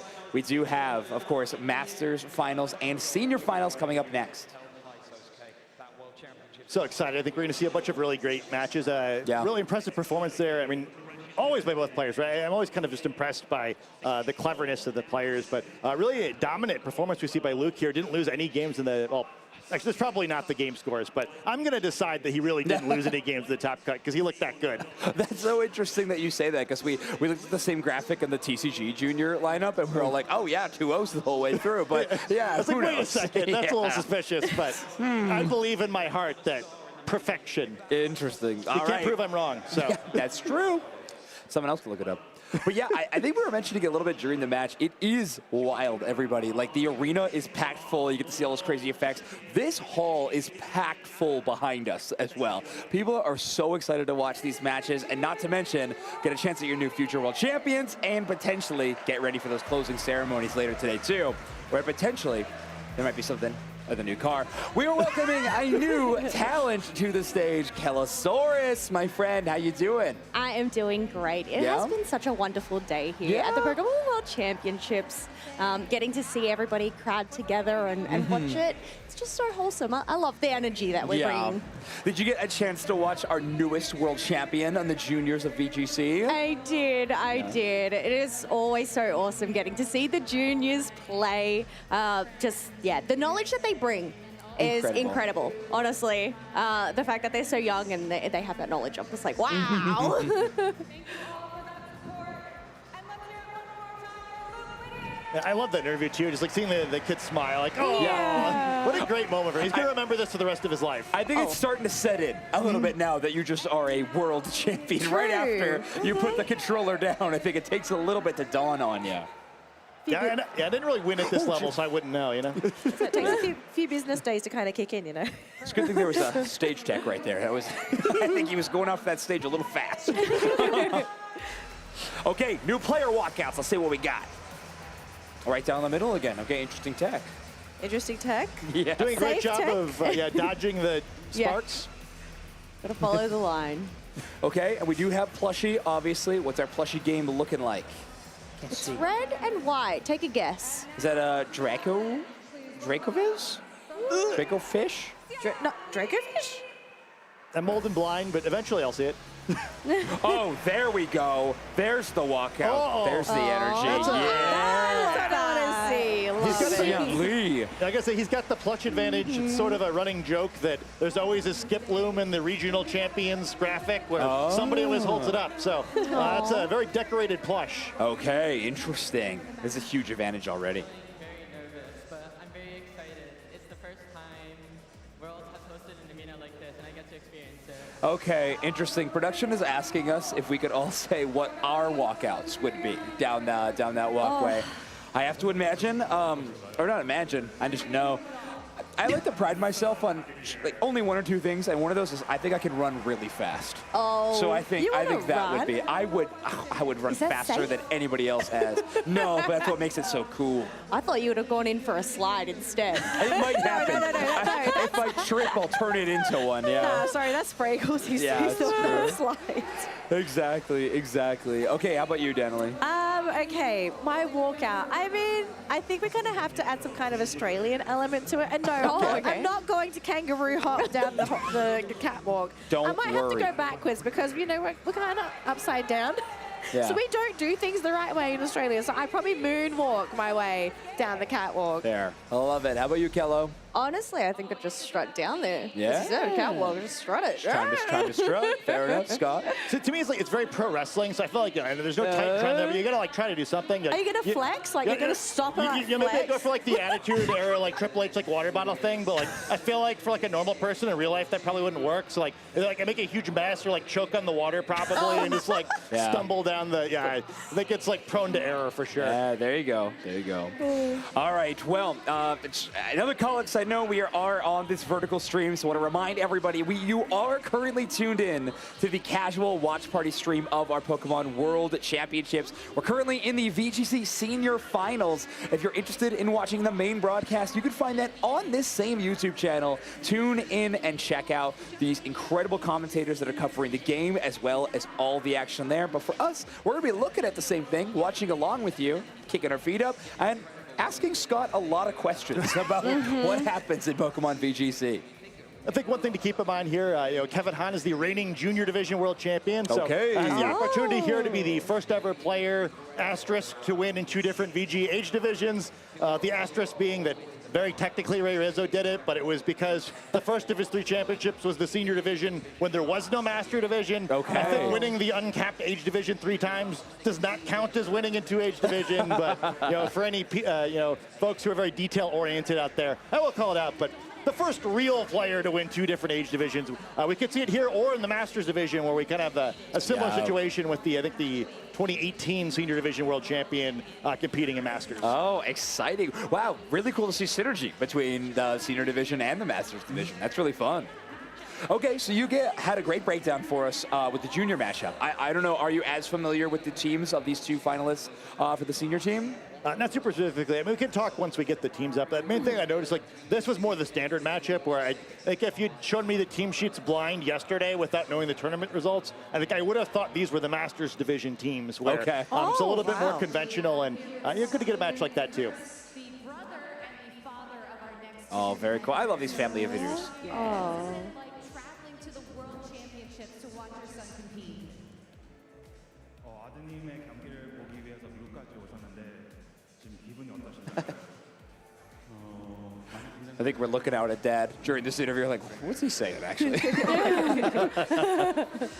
I mean, he can hear, can't he? Yeah, with no headset on yet for the white noise. Pretty sure I'd be able to hear. Gotta listen for the cheers coming from them, knowing that, being up there. Yeah, exactly. All those positive words coming on through. Yeah. Giving them that energy. Yeah, Shiny Misty said 2-0 in all of our Top Cut matches again. Okay. Curious. There's no evidence that's not true. Yeah, it's true. Exactly correct. Thank you so much, John. Best of luck. Okay, ooh. Change place. We got a little Mad Hatter going on. Yeah, interesting. Is there a reason why players would swap sides? Yeah, I think the battle boxes are like the stuff they're connecting to is usually set up to have like a specific language on a specific side. Where I don't know how much it matters with spectator mode, but I think it's mostly for us, not for them. And yeah, look at this Dracovish. Yeah. I saw Okay, yeah, let's go. Hello there, Mr. Fish. Yeah, exactly. All right, well, chat, I think you all should get very, very excited because I believe we are adding two wonderful gentlemen to the casual stream broadcast. Two that just commentated a very exciting junior finals and anointed a brand new world champion. We got Charlie and Ben. Yeah, they can't hear you. It's just fun to like give me an intro for you. I believe you're probably going to be taking our seats here momentarily, I think. Well, because we don't have a microphone for you otherwise, but okay. I mean, I can act as a translator. How was it to cast that match? Yes, translating, Zoinks. Thank you so much, Zoinks. A seamless segue there. Dave, what are you doing? Where you go? You're not gonna wait for the answer? Not gonna wait for the answer? Well, oh my goodness. I was just saying to Ben, I think you're going to be buzzing about that for a long time to come. The energy in that arena is second to none. That was something special. And Sierra and Lee are going to absolutely crush it as well. Looking very stylish. I'm surprised you still have voices. So the vocal warm-ups we've been doing. We might have them back. Yeah. All the vocal warm-ups we've been doing. Well, that's it. You know, so we've gone for a green theme, they've gone for a red, and I think Aaron and Rose are on a blue. So. Ooh, was that intentional? Was that actually planned? no? We didn't liaise about it. We liaised in our pairs, but it's actually what we think the traffic light should be. Green. Yeah. So yeah, blue, green, red. So blue would then be get ready, I guess. Yeah. You and the potentially speeding Meowth are on the same page. Yeah, exactly. I mean, you know, yellow sign, yellow car. It's a little bit samey, isn't it? You got to get some blue in there somewhere. Even though the sort of signature color of Pokemon is, of course, yellow. Yellow. But oh well. Blue is like on the fringes around the letters, isn't it, for Pokemon? Yeah. So. It's in the logo. Yeah, there you go, blue. Just to confirm for the chat, no, Wolf is not in anymore, unfortunately. Wolf made it through today too, but then unfortunately was knocked out before the top cut. Yeah, likely now in a horde of adoring fans somewhere. Yeah. Oh. Sorry, we're just decompressing here. It's hey, it's the right time, right? Yeah, we got a little time to vibe before we get the next match going. Yeah, exactly. Catch your breath. I thought it was a lot of fun, by the way. I was really impressed by how technically proficient the players were, especially the winning player, obviously, but kind of just always getting your Iodine back in at the right time, never taking any unnecessary damage. Oh, it's crazy. But the coach very proud. Yeah, absolutely. And you can see the work that they've put in as well, like just the way that they understood exactly what the matchup was. And I think you don't get to see this too often, right, where a player does exactly the same thing turn one twice and it worked both times. That's something that's pretty special and just shows the understanding of the matchup. Is we're not playing trying to feel things out. It's no, this is the direction that we want to play, and then executing it properly. It's just brilliant. Great work. Okay, so we have another Calyrex Shadow Rider here, but this is not the choice specs variant. It's a more flexible one holding the spell tag. That boosts the power of ghost type moves, but it means it's able to protect. We've got Zamazenta, Kello. This combination of restricted Pokemon, the Calyrex and the Zamazenta, this has been the one that everyone's been fearing throughout regulation set line. I mean, it's made it this far. If we were playing Unite right now, this is the thing that you would ban. Oh, okay, makes sense. Yeah, this is top meta game. Came second, piloted by Marco Silva in North American International Championships. But it's the way that this composition has been put together. This is kind of you see this and you go, right, okay, right. I'm scared. I'm going to run by. Yeah, this is. I would be scared if I was coming up against this. Yeah. You got to have something prepared, otherwise it's just too good. Kello, on a tangent, that jacket is just incredible. Well, thank you. Just thank incredible. you. Did you notice? Pokemon as well. Yes, it is. So cool. And Frostmoth, I love Frostmoth. Yeah. Have you got Very some cool. Vivian on the front as well? I can see one on the it's back. all on the back for those folks that want to see. That's some party in the back going on right there. Very nice. I'm a big bug type fan as well. So. That's the greatest demonstration, but hey. Love the bug types, though. All right, let's take a look at Kevin's. Kevin is unbelievable. Can we just address this? Kevin has won everything, essentially. And now he's aged up to the seniors division. I mean, right, Scott, tell us a little bit more about how this team is going to match up into their opponents. So I think it's a little fun where we get a sort of the classic matchup we've been watching in the Masters division with the two different Miraidon-based teams. Trying to eyeball this. We get the choice scarf Miraidon again. So it's we're a little bit running back what we just saw in the junior division. It does help a little bit in that Shadow Rider matchup where you know the Miraidon is going to be quicker, and that kind of lets you control the pacing of the game a little bit more. Good to see that Landorus as well. Maybe not super great in this matchup, but I'm just happy to see. I was expecting to see a lot more in the Masters division. So good to see it doing something somewhere. Yeah, my goodness me. Something somewhere, yeah. Koraidon Mirror in the Masters. I mean, would you have predicted that, Scott? Oh, never. I think I'm not shocked that it's not something we were expecting. I think it just kind of like what unexpected thing we wound up seeing is kind of what surprised me. Where I always feel like with these double restricted formats, it seems like the top two teams just get so much hate in the preparation phase that they never wind up actually winning. Sorry, no, we love them. We love them. They get so much love in the preparation phase. So much love. There we go. You just want to keep playing it over and over. Oh my Oh, if there's one thing that I've learned from being at the World Championships, I mean, really, every single event is just to expect the unexpected. Yeah. Right? You just never know what's going to come. And I think it's these compositions that you don't really expect or that surprise you are always the most exciting to watch. What happened in Unite on that front? What unexpected we had so many unexpected surprises. things happened? Yeah, because I guess just that's the thing, picking those Pokemon that aren't exactly considered meta and then seeing them actually be viable and work and win games and everything like that. I love how players think outside of the box. Do you know, they're looking at the bigger picture. We were sitting in the green room backstage. And I was watching. I have no idea. I think it was the top 4 against Luminosity Gaming, or Luminosity was playing, and there's Zoinks on one of the couches back there watching the game, and he's just like, Scorecom! Scorecom! Yeah. And we were like, what is going on right now? And then won. and then won. That's what I'm saying. Yeah. Sometimes. All right, getting things kicked off here. A little different approach that we saw previously. Miraidon starting in the back probably this time. I don't see it, but I smell it back there somewhere. And we get that. What does Miraidon smell like? Probably like an overheating hard drive, I assume. Yeah, exactly. Yeah. I have known many of those in my time. Gas for US viewers.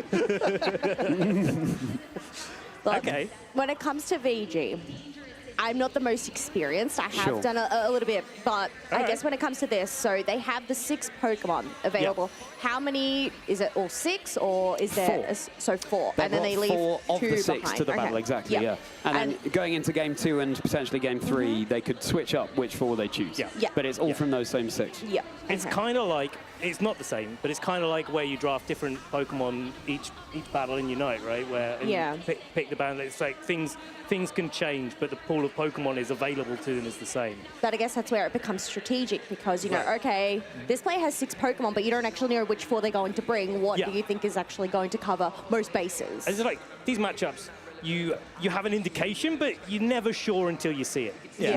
Like that's why I've been pretending to be very clever there. Like you almost never leave the restricted Pokemon at home, although we've seen it much more in this format than in previous iterations of the GS Cup. But, you know, even though we haven't seen Miraidon, the odds are really strong. So, you know, it's a hedged bet for sure. I had a little voice in my ear with a reminder there, but I missed it. So I'm just going to blatantly and outright ask for a repeat for that while looking at you all and now looking at the camera. Thank you very much indeed.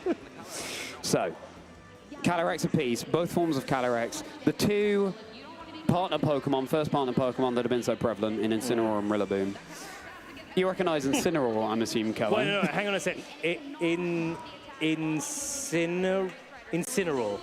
Yeah, that's the one, yeah. Everyone forgets its name because we don't see it too often in classic video game. What do you mean? I feel like we see it so often. Every time I'm looking up at the Sarcasm, screen, there Kellen, it is. we are British. The irony. Right, Astral Barrage, sure. Boosted by the spell tag. Okay. Okay, but we're in Trick Room right now as well. It's worth pointing that out. Calyrex Ice Rider has the advantage over Calyrex Shadow Rider. It's like the slow and the fast one, right? Yes, they do the switcheroo. They Is do that the right? yes, they do the so much switcheroo. Not to be confused with the move switcheroo. There is a move called switcheroo? There is a move called switcheroo. No way. Yeah. Oh my gosh, I love that. Yeah, definitely. Which for some reason is exactly the same as the move Trick. Okay. What does that do? But just to clarify, Trick. Switcheroo, trick. So it swaps items. Okay. Oh, it swaps items. Every Pokemon, Okay. every Pokemon can hold an item, and the items have various effects in battle. Some of them have no effects in battle, so we don't see them too often. But the ones that do have an effect, you can choose which Pokemon is holding what item, and that goes with the strategy. So the Pokemon. This is cool. Helping Hand Incineroar. Now, we don't see that every day. That means that the Shadow Rider is going to be hitting a lot harder, but it can't even make it through the turn. Yeah, I wonder if he was anticipating a fake out on his own Incineroar, just hoping you would survive the Glacial Lance. But so we're going to get something very different here. I like the idea of the Incineroar going, well done, Calyrex, you've done a good job. Now you can go away. Yeah. Is it, because usually when you see Incineroar, would you say it's more of that damage dealer or that supporter? Because, supporter. Okay, I was going to say, Helping Hand is that, you said that it was unusual, but even why? Somewhat unusual, right? Where Okay. I think the problem is Incineroar just has too many riches, where I think it's probably the greatest support Pokemon our game has ever seen. Yeah. There's about 9 moves that would be must-includes on another Pokemon, but Incineroar, you just can't hold them all. And it can definitely provide some offense as well. This is partly why it's so pesky. That's one of the things with Incineroar that makes it so flexible, is it's actually got power. Most people, especially in these restricted formats, this GS Cup, tend to play the supportive Pokemon more supportive, right? Okay. The value of your restricted Pokemon is so high. Yes. And so you want to make sure that they can do all of the stuff. Your Calyrex I was going to say, so when right? it comes to this match, it would be the Calyrex, the Miraidon. The Calyrex and the Zamazenta. Okay. And then you've got the Raging Bolt and the Ogerpon are doing some offense, and you've got Incineroar and Rillaboom providing the support, and then it's really only the Amoonguss and the Incineroar doing the support. Everything else is kind of somewhat damage dealing. I kind of hadn't thought about this until you'd start talking, but it really is sort of an interesting matchup in that regard, where it's kind of only the Amoonguss on Kevin's team that can't do at least a reasonable amount of damage, where it's like a very mixed offensive defensive utility approach to this format relative to the norm. Ooh, look at that high horsepower avoid. 95% accurate, right? I was going to say, what is the accuracy rate for that to miss? Pretty good. I'd say there was one regional championships this season. There's this move Triple Axle, which is 90%. You've got the held item Wide Lens, and that essentially means that Triple Axle is 99% accurate. And this guy gone undefeated, and then top 8, I think it was, gets top the 16, 1%, top 16 gets the 1% miss, and that's the end of their tournament run. That's it. And it was one of those things where it attacks 3 times in a row, but if you miss on the second one, you don't get the third one. Oh, okay, so you have to get the 3 in a row. You have to get the sequence. But so could you just do the first one and then, because you'd miss the next one. But then you could also do the 2 and then miss the last one as well. Yeah, exactly. It's 1% each time, so it's pretty likely to get all the way. And this is why we see Terra Water on Rillaboom now these days. Like, you just don't want this situation where your opponent gets you into Trick Room, and then you have to Terra because of Glacial Lance, but then you just get hit by high horsepower, and then you're sort of sad. It's been a really powerful Trick Room here, where it's going to expire, but man, Kevin just got so much out of it, and really should have gotten even more. So nice start for him, and I guess he's a reigning world champion. You'd expect such. I mean, once again, as I said, in terms of my knowledge, it's very limited, so I'm going to ask silly little questions. No, that's why you're here. Ask that's questions. Wonderful. How long does it last? Is there a minimum, maximum? Is it a set duration, or? Well, Trick Room lasts for 5 turns, but the thing is, the turn that you set it up counts. I'm just writing this down. So what that means is effectively it lasts for 4 turns. So you set up Trick Room, and that is the first turn. It expires immediately at the end of the turn, and then you're in 4 turns of Trick Room, so slower Pokemon moving faster. 6 turns, right? Close. Math? Feels like 6 turns. Oh, interesting. So you're kind of just baiting out the fake out that never came there. Helping Hand trying to play around the read that never came, and we just wind up at the same place we started the turn, but with the protect down. It's like that's the powerful thing about Amoongus, because so what it does is it redirects attacks to it. But it also can put Pokemon to sleep, which stops them acting. But then it can also heal the partner Pokemon, or it can protect. Okay. So it's doing lots of different things at once. And so when it's on the field, I feel like you it have needs to more be arms to do all of these things. right. So if you don't target properly, then the Amoongus can either get up to shenanigans, or the other Pokemon can get up to shenanigans if you just get things slightly the wrong way around. Such a strong... Came in 2011, and I think since that time, there has not been a format. And Scott, I don't know if you can corroborate this or not. But I don't think there's a format that Amoongus has not been top usage. Yeah, I think it's been probably literally at least top 6 in every format it's ever been in. Like, ironically, this Masters Division World is probably one of its weakest performances. Yeah, right. It's still been everywhere. And it's funny because the Masters Finals has its counterpart Group Bonnet. So, which is basically kind of like Amoongus, but slightly different type. Yeah. Yes. Important to point out, by the way, That's Kello, one of the that, Paradox ones. Exactly, from the past. Like, I have played the game, but just not, I guess, the battling side, Important to point out that Amoongus, since 2011, but Ben has been in the scene for approximately 345,000 years. He's, he's got a lot of experience in the game. I thought I started the meteor strike that wiped out the dinosaurs. That was longer ago was than also that. you. I'm Calosaurus. What do you mean I'm still here? Oh, yeah, you must have been mates. Hey, you must have missed me. That's 99% accuracy. Draco Meteor. Draco Meteor miss. We've seen no shortage of meteor misses here in the video game stream, so. No foreshadowing here. We're not going to cast a curse this. Ben, why don't you describe your first team to the audience here? I've just had this birdie in my ear saying, why don't we talk about that? My first team? Yeah. First team ever? Your first competitive team, first team that you, I guess, had success with. Oh, had success with? Right, okay. By the way, while Ben reminisces, his memory is really struggling these days already. But Kevin has just taken that first game of the Seniors Finals.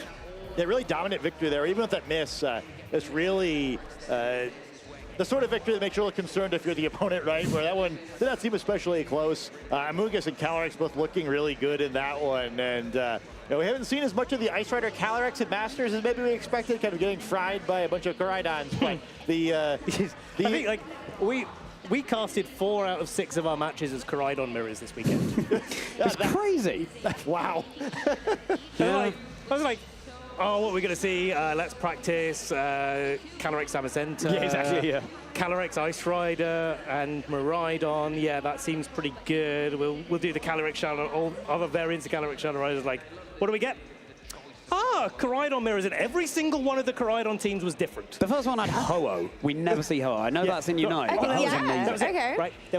Why did they bring Ho-Oh? What was the purpose of Ho-Oh? Because they were so far ahead of anywhere, so far ahead of the metagame, they came full circle back to it. Yeah. So there was precisely 1 Ho-Oh in Worlds.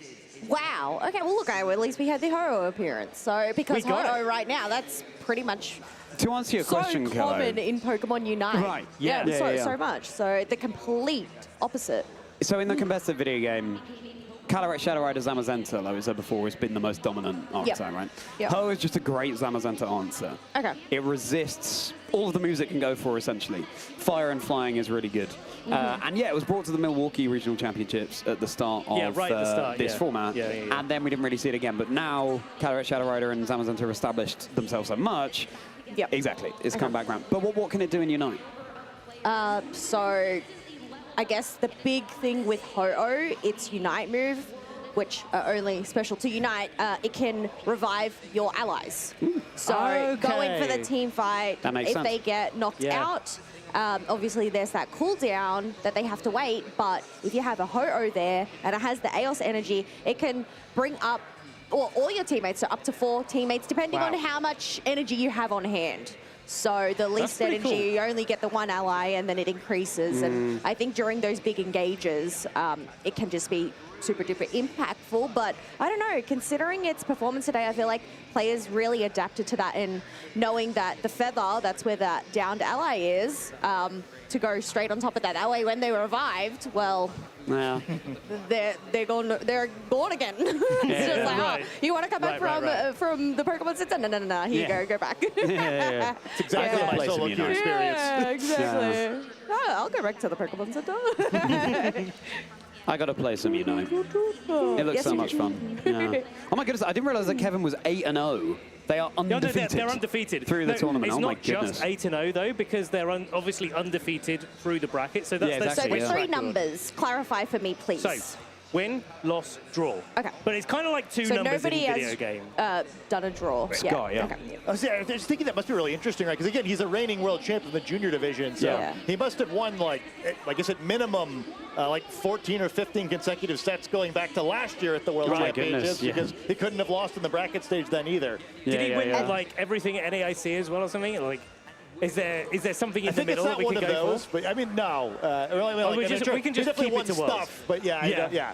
That's good enough, I guess. They're best of threes as I well. suppose it's okay, isn't it? Sorry, what? Best of threes? Best of threes. Yeah, Always best So of he three, hasn't yeah. actually lost a single game. He's probably lost games, but no like sets. a set. Okay, He's so not- it's a he's set. not lost any yeah, matches yeah. yet. Okay, yeah. So You he say hasn't- probably lost games, but I mean, Yeah, this is yeah, Kevin Han we're talking about. Probably, well not have just been definitely. With the this total seniors turf. finals, is this a best of three or a best of five? All three. Okay, All they're three, yeah. all We three. don't- Because so we- I know for Unite, our grand finals, well, our semi-finals and our grand finals are a best of five. Yes. Yeah, Yes. go So also. it switches, Yeah. so I wasn't sure whether No, we- VG also did that as well. Like, it's one of those, VG is one of those games where it's actually quite consistent, and 3 games is usually enough to Yeah. both figure out what's going on and adapt to it. And you've got to call it out, right? You know, mitigate some of those extra factors, whereas like critical hits and things like that. It's like, yeah, sometimes they can decide the set, but actually over 3 games, you've got a good opportunity to outplay your opponent, not actually like fall into those situations or like try to mitigate that. It's such a game of risk mitigation as much as it is trying to outposition and just use all the mechanics. You've got to. There's so much going on at any given turn. So many layers. Oh, Okay, so that was Trick Room going up again, right? Yes, This game, yeah. okay. Yeah, pretty incredible turn once again where good damage trade, get the Trick Room up. Yeah. What more can you ask for? If we had a direct line to Kevin, I'd ask him. Yeah. He might It's a be good able thing to we don't. It looks so smooth, he might be able to answer you. Like, I'm not busy. Yeah, it's so it's just okay. like, let me just pick up my phone right now. God, I was hosting EUIC 2024 season, and he won EUIC that year as a junior. Yeah. So I interviewed him on stage, and just like with our juniors, it's like water off a duck's back. They're doing it. It's like, yeah, sick. What's your favorite Pokemon? Dracovish. Mic drop, and they're off. I can't believe we've talked about this backstage, right? It was like, if I was 10 years old right now, or really any age up to the age of 18, to be honest, like, it wouldn't have made any difference. I would have been hiding backstage, and they'd had to drag me up to the match tables to play in that arena. Unbelievable what these trainers can do. I guess it's not just going into it and playing that game. There's so much more Yeah. that happens around you. Oh, that arena is something else. No, it really is. Incredible. No, go ahead. I was Scott. gonna say, I think it's why it's so impressive. They're still playing so well too, because like it's not just that they're making good decisions on some turns, but it's like kind of like the absence of big mistakes. And like this is a game where it's really easy. It's like I forgot about something in one turn that kind of messed my whole game up. But people just kind of aren't doing that so far. Yeah. No, you're so right. There you go. There's a not mess up again. Exactly. Yeah. Calyrex also choosing not to mess up and miss the higher horsepower this time. Yeah, so. right. He was the only one who's been a little bit of a scaredy horse in the big arena. Scott, you're probably the right one to ask about this. We've never seen the previous year's junior world champion become the senior world champion in the next year. No, we've never had any player other than the asterisk of Ray Rizzo winning seniors when it was the uncapped age division, win in 2 different age divisions. So we're very close to the very first VG player to win in like truly multiple age ranges. Yes. Yeah, which is like, it's so funny, isn't it? Because also our finalist James Evans won in the seniors division, and he has the opportunity to win in Masters today. And he could have been the first one unless Kevin does it first. Yeah, exactly. Yeah, it's kind of like in red and blue when you get to the end, it's like, oh no, sorry, someone else has beaten the Elite Four first. In real life. Yeah, that's a good point, actually. Maybe we should, whoever wins this match, we should pit them up against whoever wins the Masters match and just see who should actually take the title. I think that'd be great. Start calling Kevin blue and whoever wins Masters red. Yeah. I think that would be really cool. We if trek that them up happened. to the top of a mountain as well, just to, add some pomp to the occasion. Going to say that would be really cool if that happens, because making Pokemon history. I mean, we had a piece of that at NAIC where we hadn't had anybody win the 3 ICs in a season. Yeah. And then we ended up having LG Luminosity for Unite, and then later on in the day, I think it was the TCG as well. Oh my I think it was TCG. Yes, you're correct. Who also did exactly the same thing. Right. As well. So. Sorry, hey. that was just a crazy KO there. It was like just perfect play from Kevin. Are you going to expand or no? No, no, it was just perfect play. Yeah. That's it. No more. That's it. Speaks for itself. I'm a man of few words. That's usually. I was gonna say I don't think that's true. All right. Yeah, you caught me. Probably fewer words than me, but you know, get old Buddy going and he'll. What was it you called me the other day? Jimi Bendrix. Jimi Bendrix. I have no idea who that is. It's Jimi Hendrix, but Ben. Yeah. Okay. Jimi Hendrix, Oh, but is that Ben. what you were going with? Yeah, Right. Now I get. This is like yes. every time you introduce with a joke, and like half of them I just don't get. Yeah, again, just that It's memory, just isn't it? not clever enough. I feel Just like not that's clever just enough. That's your Charlie. memory fading. Yeah, I love the puns, but sometimes it just goes beyond my head. I'm like, wait, what? Really? Okay, fair enough. Yeah. Still love him though. Yeah. But sometimes You better get back to the writing room, Charlie. I'm a foot Coco. Fair enough. Yeah, no thoughts are empty. I'm going to hit you all with one that I did the other day. Kelly, you've heard this one, but did you hear about the Pokemon that ate all its friends' rare candies? It was wrong on so many levels. I like that one. Thank you, Rillaboom. Yeah. Thank you, Scott. Thank you. Wait. Oh. Oh, it is kind of a video game joke. The thing is, right? Rare the thing candies is, raise your Pokemon level by one. Yeah. But what was the punchline? Did you hear about it the was Pokemon wrong. that ate all its friends' rare candies? It ate its was- friends' rare candies. Yeah. Yes. It was wrong on so many levels. It was wrong. Because it grew through all Because those it went levels. through all the levels. What I find is it's funnier. It's funnier when you dissect it like that. I'm really glad. I mean, Yeah. there's still that quote. There's that quote, right? You know, it's like telling a joke is like dissecting a frog.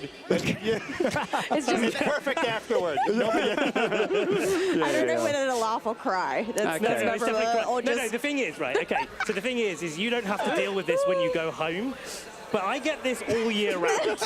This is what I have to deal with, Charlie. And honestly, don't tell him that this is a problem. You've got to block your ears I now. love you, Charlie. Honestly, I absolutely love it, Charlie.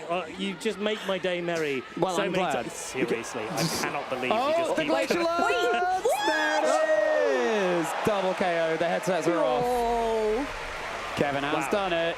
Back-to-back world champion. Wow. Making Pokemon history. History in the making. That is amazing. Another 2-0. That LED screen on the stage. Oh my goodness. Wait, I thought it was carpet. So cool. We're gonna You must need have like some fancy carpets. We're gonna need like a new rule now, right? Can we like send him up to Masters early? Like he's Yeah. It's like skipping, true, skipping a Just for grade the in school. But as I say, like, I didn't see the result of the seniors finals in TCG, but the Masters was a 2-0. Then juniors VG is a 2-0. Now seniors VG is a 2-0. To be fair, I do feel like this... You can't believe it. Look at that. That's so cute. Oh, well. I mean, as you said, he made Pokemon history. it's totally understandable. Yeah, look at this. Just breathe in it. And again, just the age that Kevin must be. Being on that stage in front of everyone is unbelievable. What an ending, though, the double KO. Is that common Huge to congratulations to Kevin. Well, I mean, basically, there was a spread move online. Yeah. Glacier Lance hits both Pokemon, so yeah. This means that we have guaranteed a US winner in every age division as well. It's 2 US in the Masters. It's been what, since 2012? Oh, yeah. Or I think it was like Toller, Abram, and Ray. But yeah, it's not quite how it's looked at the end of the tournaments recently. Yeah. Tell you what, they've been hyping up this closing ceremony no end. I cannot wait. Edge of my seat. These are like 2-0s all through the bracket, yeah. I mean, they could have been close games, but 2-0, 2-0, 2-0, 2-0, 2-0, 2-0. 2-0. I think I counted right. That's amazing. You did, yeah. That's amazing. Good maths, Ben. Degree in maths, this one. Is that what I could have got if... Yeah, just to be able to look at that bracket and say the numbers, you blow my mind. Unbelievable. I'm going to grab a couple of bottles of water from over there. Does anyone want? Yeah. Yeah? Kelly? Yeah, that would be wonderful. Thank you. Oh. Right, now that Charlie really can't hear us. Okay. No, it's fine. Thank you. Thank you. That was such a great match, though. I know we didn't talk about it too much as it was going on, but as Scott said earlier, it was just Kevin just playing a masterclass. It's like, and that's something that's really actually quite important. Looking at what just happened, is that matchup isn't easy, right? Like everyone has plans, everyone has tools, everyone has in both directions, right? These players have drilled these matchups. They're not uncommon teams whatsoever. So just being able to deal with this like time after time is so impressive. Yeah, but that's kind of the reasons why I think we were, just vibing a little bit there. Is I mean, I think the KO on the Shadow Rider was pretty big, as you pointed out, but yeah, it just became a very uphill game. Yeah. Wow. Trick Room. Very decisive. That means as well that Cataracts, Shadow Rider, Zamazenta has been beat. This duo that everyone was fearing so much. So it ain't so scary after all then. Well, it was scary. It's just everyone was like, let's beat that one, and then we'll deal with everything else. Turn one of each game, where His voice was higher when I interviewed him last year. Could be a sliding scale for a few years. I think we're going to keep hearing him a lot.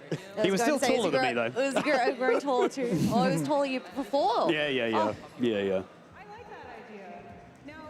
He's actually, yeah, he's definitely grown up, because he's, like, last year, I don't remember, like, when I met him, that he was, like, taller than me, but he's kind of getting there now. And, yeah, fair play to him. It's like seeing them grow up and actually seeing them, like, come into their own is just really, really nice, isn't it?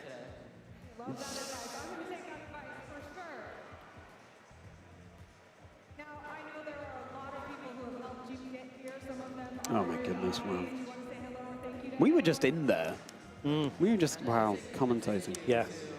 My whole family, all of my friends in Pokemon and in school, like everyone I've talked to.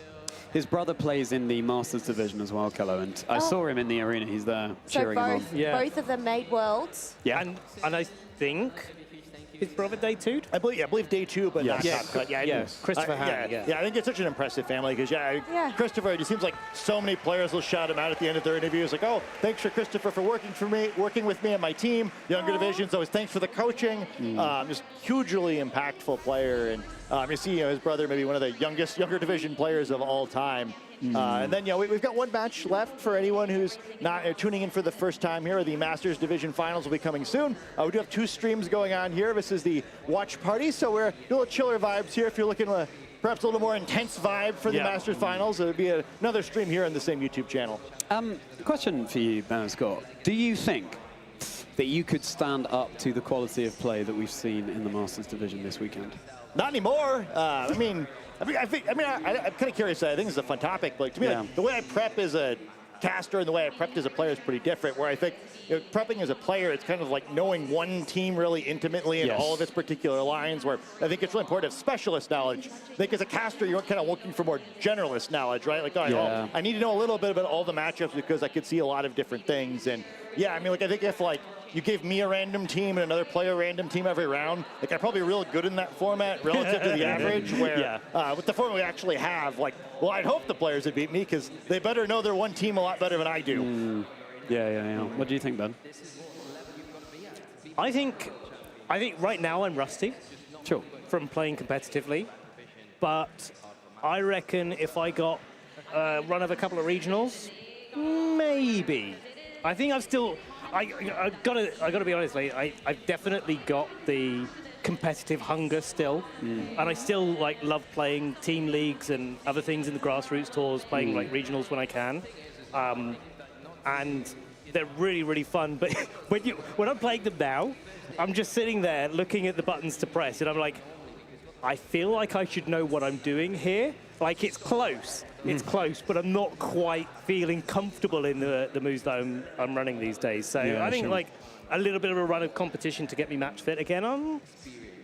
I'd give myself half a chance. I go maybe right now 4-4, 5-3 in today's competition. I'd like to think, but hey, you know what? Who knows? Who knows? Maybe one year we'll try it. Yeah, I'm really looking forward to kind of grinding games next season. Where I've never been the biggest GS Cup guy, I've actually found it's been a lot more fun to watch this time around than the previous iterations of similar formats. But I think once we get back to something that maybe the power level is a little bit lower, I think kind of really looking forward to grinding a few hundred games and seeing how much of the old skill I can get back. Yeah, Kello, the next format after Worlds come September will be no legendaries at all. So as Scott says, lower power level, and that makes so many more Pokemon more viable, like Kingdra. And others that we just tend not to see. Can you...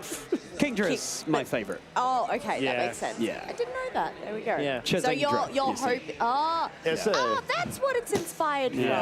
So it's a very Why did this only just connect? Yeah, but okay. Yeah. So you're hoping to see Kingdra Yeah, it won a regional the ever last time we had this format. Really, like, has it ever been meta? Or is It definitely has. Ben can tell us more about the last time. Oh, here we go. Oh my gosh. Oh. The T-shirt cannons. Yeah. Are they coming out? Oh, here we go. Oh, look at Here them. we go.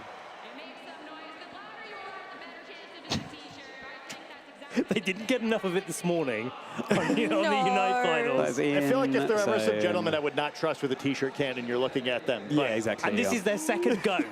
Yeah, they took my first go. I just like they hold were- to talk to production for a minute because it's. I feel like they were made for this. They kind of were. They kind of were. Except the only thing they're missing are their cape suits. And their shots, probably. Oh, gosh. Oh, that is epic. Goodness. I want to see like the cowboy showdown between the two of them, like opposite ends of the stage, and then who can like fire from the hip quickly enough. Wow, wow, wow. Okay, we're not doing that with the cannons, okay? No, this is a good content idea. Like, everyone listening, you heard it here first. If it comes off, so cool. You just don't know where they're going to fire, do you? There I don't we think go. they know either. That's half the fun. Yeah. That one, apparently a good shot.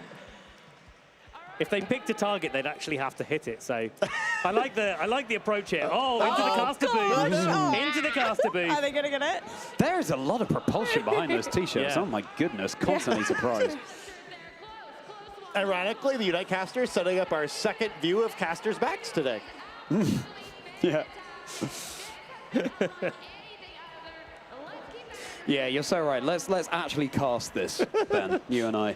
Okay, so All right, here we Jake go. and Kirk, they are balancing themselves on the stage. They're One knee finding down. where to aim next, but seems like their ammo isn't quite enough. They're reloading. They've got some blue shirts coming out this time. Blue must be stronger than red in this scenario. They've got to find a way to hit their target. Are you Team Blue? Are you Team Red? Are you Team Gary? Are you Team Ash? Let's make some noise for them, because otherwise you're not going to have a T-shirt flying in your direction.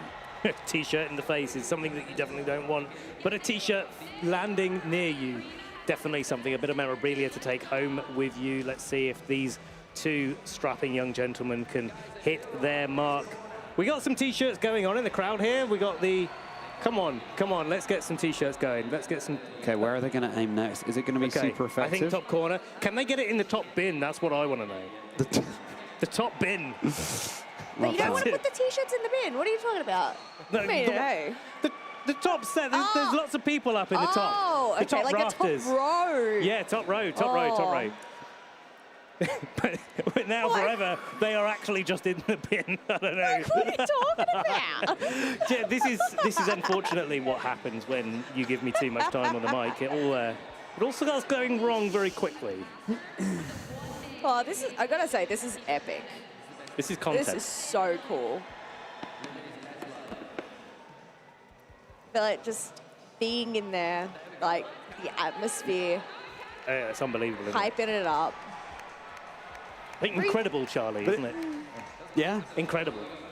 Oh, Incredible. right, yeah. We did a Incredible. bit about that, didn't we? I was gonna say, is there something? casting.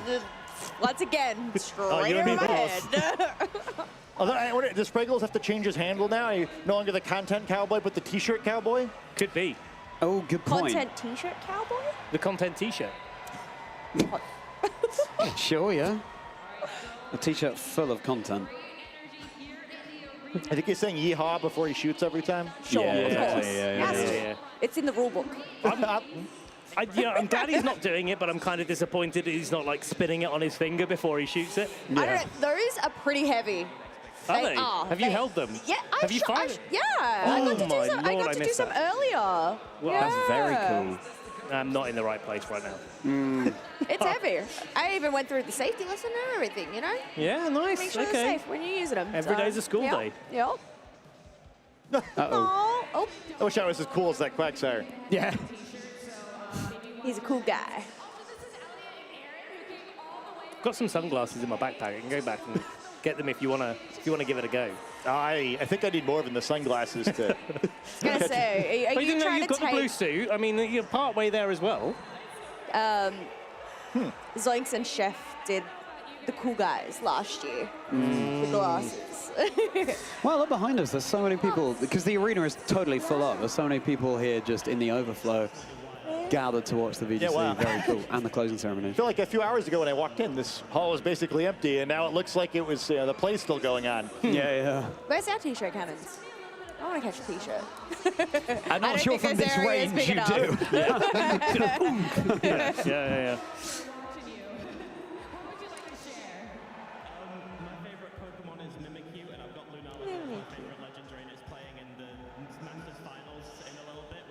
Favorite Pokemon Mimikyu. You get Mimikyu in Unite, don't you? Yes. What does it do? A lot. It has a move called Shadow Sneak.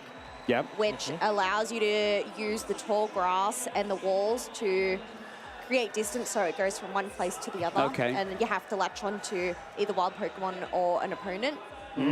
Otherwise, just claws about. It also has its Unite move, which actually goes on top of an opponent and does damage and everything. It's really cool. Yeah. Sounds like the old Z move, Let's Snuggle Forever. Yeah. It's called Play With Me. Oh, those like, Z moves. I feel like, no. The fact that it can knock you out, no thanks, I'm good, Mimikyu. Yeah, I'm good. I'm off over here. No. Also, I've got to say, seeing everybody's plushies, the way they hold them and just cheer with them is the cutest thing ever. Yeah. I gotta say, I'm impressed by the sign game also. I think there's a great sign for someone cheering for Gio yesterday. I said, different cool sign today. They seem to be in the right place at the right time. Or, yesterday, like there's in the crowd, it made sense. This time they've cleverly snuck up on Gabby in order to get the sign in there. Yeah. Supporter game pretty strong there. James Evans fans are gonna have to step it up. These are really nice finals as well because, like, James and Gio were at dinner, like in the same place that we ate dinner last night, and they were at the same table, just enjoying the evening. And like, obviously, their friends have been in the community quite a long time, so yeah, I think both of them are going to be really happy if they win, but also really happy if their friend wins as well. It's like one of those quite wholesome finals. If you could choose one piece of music from, in this case, video game or Unite to play on that jukebox right there, which would it be?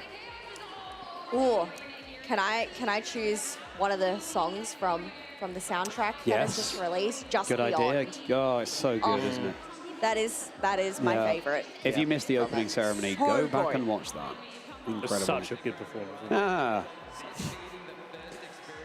T-shirt. And here's the t-shirt covers. Is anyone pictured what if it unfolds in midair and lands and on someone, hands up, and it just lands perfectly on them and they're wearing it? That'd be good, wouldn't it? That'd be so good. I don't think they've got that good a aim. I feel like this is definitely the t-shirt cannon crit. Yeah. But instead of doing damage, it like heals you up instead. Yeah. It's like Polypuff. The side t-shirt cannon. Polypuff crit. Side t-shirt cannon. I would play the Galar Gym theme on that jukebox. Yeah. So good, so hype. Amazing music in Scarlet Violet too, though. It's kind of like, maybe the original Victory Road music right now. Just kind of get us in the mood for the Masters Finals coming soon, TM. Well, it's like that battle theme that's like stuck in my head for the last 20 years. Like.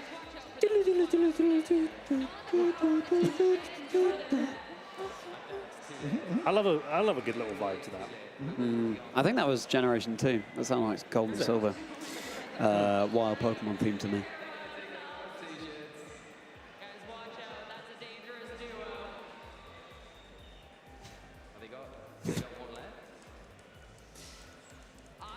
They've been lassoed back in. They would fire T-shirts all day if they could. No, they absolutely would. Love seeing them in that role, though, right? I mean, they just Yeah. make these events so much fun. Yeah, absolutely. Absolutely. Sorry.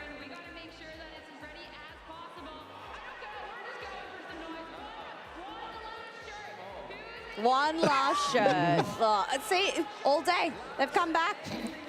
It's like an encore at a concert. Yeah, It's- exactly. Think, oh, no more T-shirts. Oh, wait, no, we had more.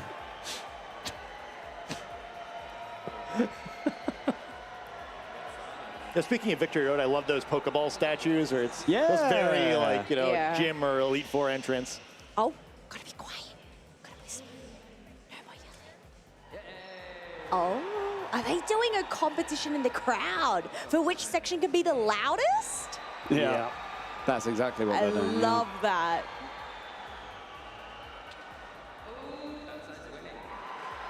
Oh, I want that. I mean, I don't know if they're just like more mic'd up, but that crowd seemed pretty good. Oh, that's a strong contender. Mm-hmm. Pretty good. I like how they kind of waited, too. They didn't fall for his pump fake there. Well, they agree. Oh.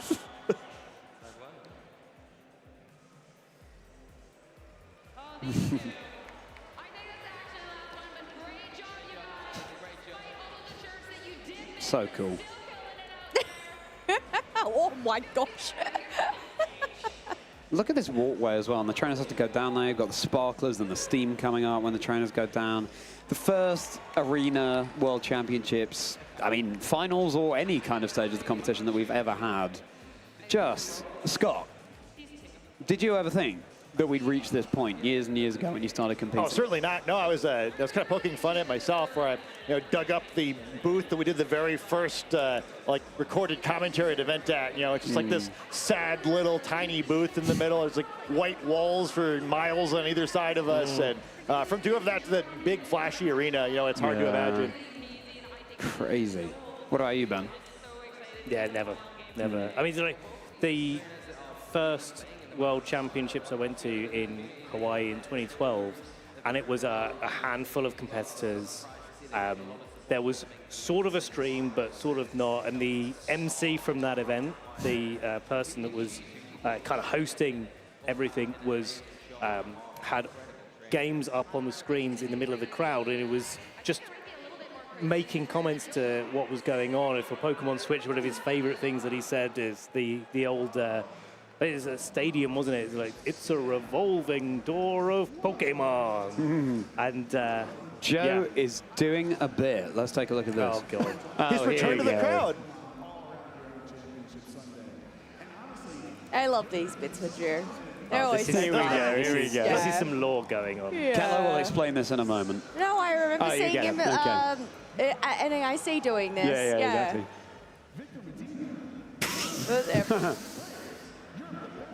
He's such a character.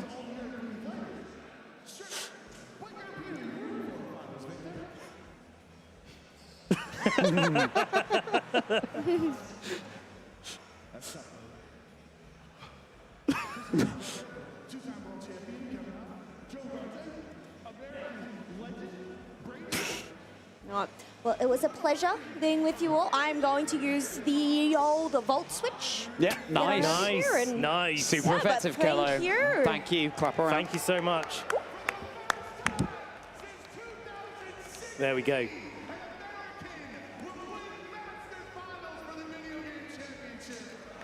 Well earned round of see you applause soon. for Joe in the crowd, though. Hey.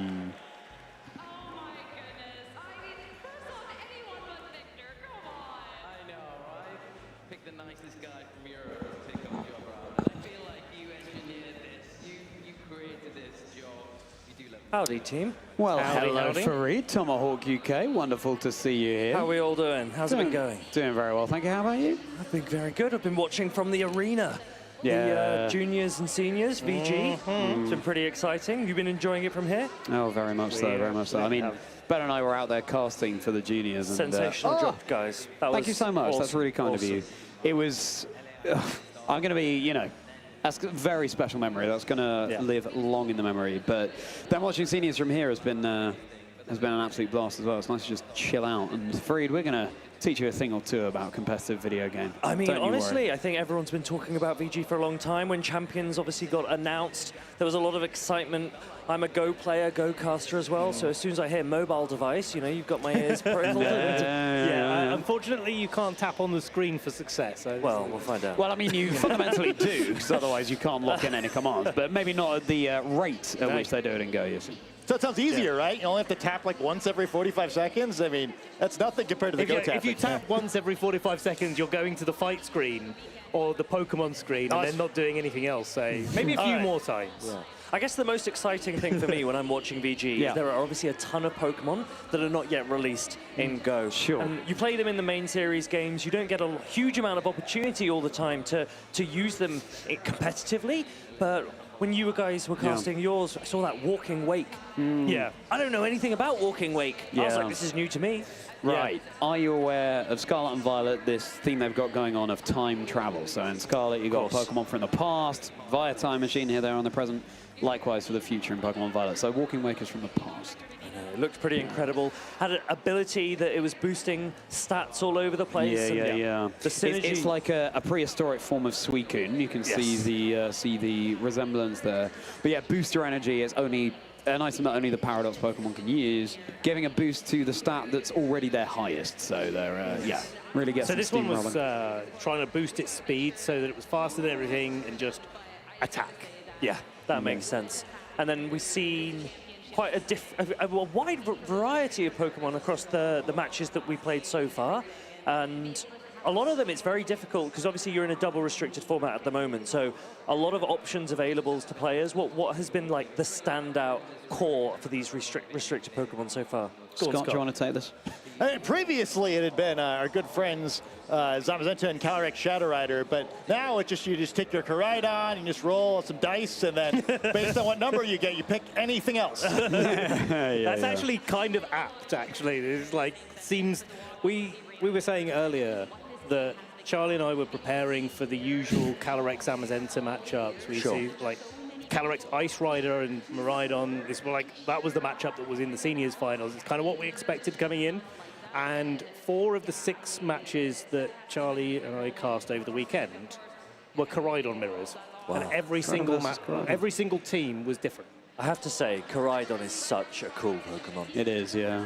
Watching, I think, is it Flare Blitz it uses? Flare Blitz, yeah. And Collision Course? Yes. Signature move, yeah, tasty. Wow, what a powerhouse. Tasty, cooking up in that kitchen. Yeah.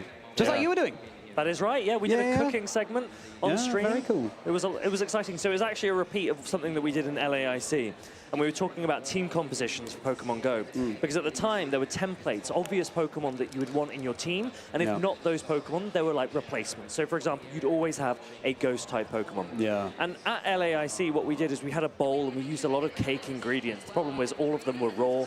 Eggs are going in, milk, flour, etc. And at the end, they just hand me the bowl and go, give it a taste. So this time, I was like, okay, guys, look, if we're going to do a cooking segment again, can we get an actual chef in? Yeah. You know, give me something I can really eat and enjoy. We brought in a professional chef, and I think the segment went really well, and it was delicious. So Yeah. It looked like a salmon dish? It was, yeah. It was a salmon dish that represented the Pokemon Stunfisk. And what we had was each ingredient, each item represented a different meta Pokemon in the Pokemon Go PvP scene. And it was exciting to put them all together. It looked exciting, but couldn't help but notice you didn't save any for us. Yeah. Didn't save any for you. Look, listen, all the cooking's going on in Pokemon Go. We've had the Pokemon Go finals already. I'm very keen to learn more about the VG finals. Tell me what's coming up in the Masters. Oh, well, I mean, we've got a bit of Who's That Pokedex first. Why don't we park that through? We've got plenty of time to talk about the VGC Masters. So, like the wind, it can slit through any gap, no matter how small. It leaves balls of white fluff behind. Oh, is this Whimsicott? Oh. I would, yeah, well, it's one of the 2, isn't it? Ooh, Jumpluff's a good one. I mean, I think another reasonable but probably incorrect answer is Eldegoss. Yeah. Ooh, well, why don't we play the answer. game of least likely answer? Koraidon. Koraidon, that's pretty, yeah. Oh, it was Whimsicott, yeah. Hey, yeah. well done. Yes. Magnemite. Balls of fluff. Right, what's next? Yeah. Yeah, okay, all right. What's coming next? Pokemon can control 100 tons of fallen snow. It plays around innocently by leaping in and out of avalanches. This is like, I'm going to go with... Oh, really? Oh, yeah, it is. Yeah. I think I've seen this one before. And I was thinking like, oh, it must be Snova or a Bomber Snow or something like this. Yeah, no, I think you're absolutely right there, Scott. I'm going to suggest Charizard. Leaping innocently. Leaping in it. See, so my original guess was going to be something like Sotodle or Titan, because they're quite powerful cool. ice that's types. That's quite a nice one. Yeah, they themselves are kind of 100 tons of fallen snow. Exactly. This is great as well, because like our VG brains are thinking about all the Pokemon that are like meta at the moment, but of course because you play Great League and Go, the power level's low, so we'd never see a Sotodle or a Titan in VG. But I don't know, do you see it in Go? Does it? Or is it just that it spawns about So a the bit problem in Go at the moment is that you obviously balanced out the poor defensive typing of ice with the increase in defense, am I right? When it's do you have hail or snow at the moment? Snow. Snow, right. Yeah. We don't have that in Pokemon Go, so an ice type is just defensively the worst type. So we don't often see ice types unless it's usually paired with something like water. All right. Lapras, obviously a great option. This Speaking of Pokemon can waters. pick up the scent of a Veluza just over 65 feet away and will hide itself in the sand. Do you know what Veluza is, Farid? Like a fish? Correct. Yeah? Do you know what it looks like? Have you seen it before? I'm thinking of something like Barraskewda. It is similar. It's similar? It is similar. It's sort the really fast one that attacks you in the main series. That's right, games. yeah. It's so silver miserable. and it's got pink spines. Yeah, okay. So hiding itself in the sand. Wiglet. Makes sense. Yeah. So Wiglet released in Pokemon Go, Ah. and you can only get it like near water, so you have to be on the beaches to try and find your Wiglet. Yeah, that's very cool. That is cool. Very cool. I've been told that there might be some action going on the stage behind us soon, so we'll keep an eye out for that. Okay. Oh, it's When it's it the flies, it the other releases one. shining particles from its veil-like wings. It is said to represent the crescent moon. Surely. Like this this should be is, easy one for Ben and I is you know, yeah, veterans of VGC of a time far the gone. queen of VGC, so to speak. My guess is Cresselia? I would guess so. I would guess so. Yeah, actually, like it was pretty common in Go, right? Yeah, we used to call it the moon duck. The Nice, moon duck, yeah. Yeah, I that's can see kind it. of that's kind Had of a bit accurate. of a quack kind Yeah, of no, look I see to that. it. Yeah? Cresselia Like or, that. of course, Oddish. So Naturally, let's see naturally. which one. Let's see which one. Hey. There it is. There it is. Cresselia been pretty good throughout Pokemon Go. It's just been buffed. We had our new attack update announced yesterday. And Confusion is going to generate more energy, so I'm interested to see, will Cresselia return? It hasn't been meta for a while now. Could come back. Power equal to an excavator. It can dig through dense bedrock. It's a huge help during tunnel combat. Surely Excadrill. I was going to say, I wonder if the Exca is a bit of a tip. I was thinking the Orthworm. Orthworm, yeah. Oh, yeah, that could be a good yeah. answer too. That's a nice way to think about it. Yeah. Yeah, I'll be very sad if that's the Pokemon because I love that one and be ashamed to get it wrong. Yeah.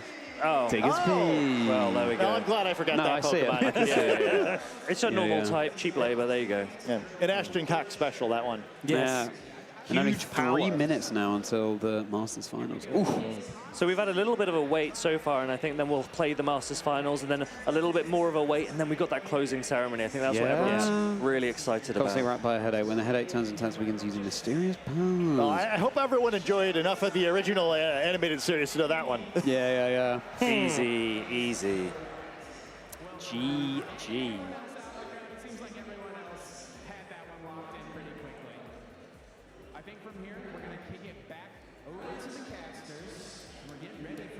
Had a message from Jamie Boyd saying that they really enjoyed our Boyd bonnet shout out that we gave them in the Juniors Finals. Yeah. Jamie Boyd, fellow caster, obviously, he kind of innovated Brute Bonnet way before it became as meta as it is now. It's like Here's it's kind of Rose been and a little Aaron. bit out there. Wait, is that Aaron Cybertron saying? I think so. And Necra. What a great casting pair for the Masters Finals. Absolutely. Love these two. Aaron Nice. was Actually, telling no, me. Aaron, sorry, I don't fancy it. Work in the crowd. Should we just stop here? So Aaron was telling me that part of his prepreparation is he will sit there and play the matchup himself against other people and Let's against take a look at the himself. stage, everybody. Oh. We're throwing out some T-shirts. Zoinks on the megaphone. Okay. Here we go. This is the toss that Jim just low-tech made. solution we love to see. Yeah, I gotta say, I'm really seeing the value of the cannon as these T-shirts. Wow. This is a couple rows in. Arguably, this is a faster fire rate. That's true. Yeah. Rate of fire in exchange for distance. Yeah. Well, I think the crowd's getting close enough. I'd be seriously impressed. I don't think that the distance is such a problem at the moment. If they ever manage to get it all the way over here, that would be... This is an incredible strategy for getting the crowd to close in before the final. Make room. There you go. Get some T-shirts. Nothing like generating hype with free merch. Yeah. I was gonna go somewhere there, right? I was gonna leave that there. Zoinks, of course, absolutely crushing it on the megaphone. Yeah. You know he's in his element when he's the loudest person in the room. Yeah. And he's so good at it, too. Yeah, I was really enjoying it. We're up here for the opening ceremony. Congratulations, my friend. A couple of us are kind of just, watching opening, you're kind of being low energy, and I feel like Zoink's comfortably the loudest guy in the crowd. So excited to be there. Yeah. It always makes every situation more fun, you know? It does. And it's just got such a way with words, too. It just, like, the joy that he's got for the game, it really comes through, doesn't it? Oh, my goodness, yeah. Alrighty. Well, GG's to them. And now GG's to our Masters. My goodness, this is it. So this is it. We've got James and Giovanni, huh? James Bit of a and Gio, rocket lineup there. So, exactly, yeah. You asked earlier, Fareed, about, the ins and outs of this game. We'll get into that. But let's just take a moment to appreciate the final battle of the 2025 season for any game. Ooh, a little introduction player video. Very cool. Skip Bloom, got to make an appearance. Blanderous, now the third of the group of people who have looked at the wrong camera there. But yeah. That's on the bingo card. They're such good sports for doing this. Whoa. It is crazy. So they win their round right at the end of yesterday. And then they're taken away for all this filming, and they get to create these incredible segments. Yeah, so cool. Yeah, we had a lot of zoom in with their eyes, but neither of them blinked 3 times even once. So I think they're both really excited to be in this video. Can't believe Here we go. Here we go. Please welcome to the stage.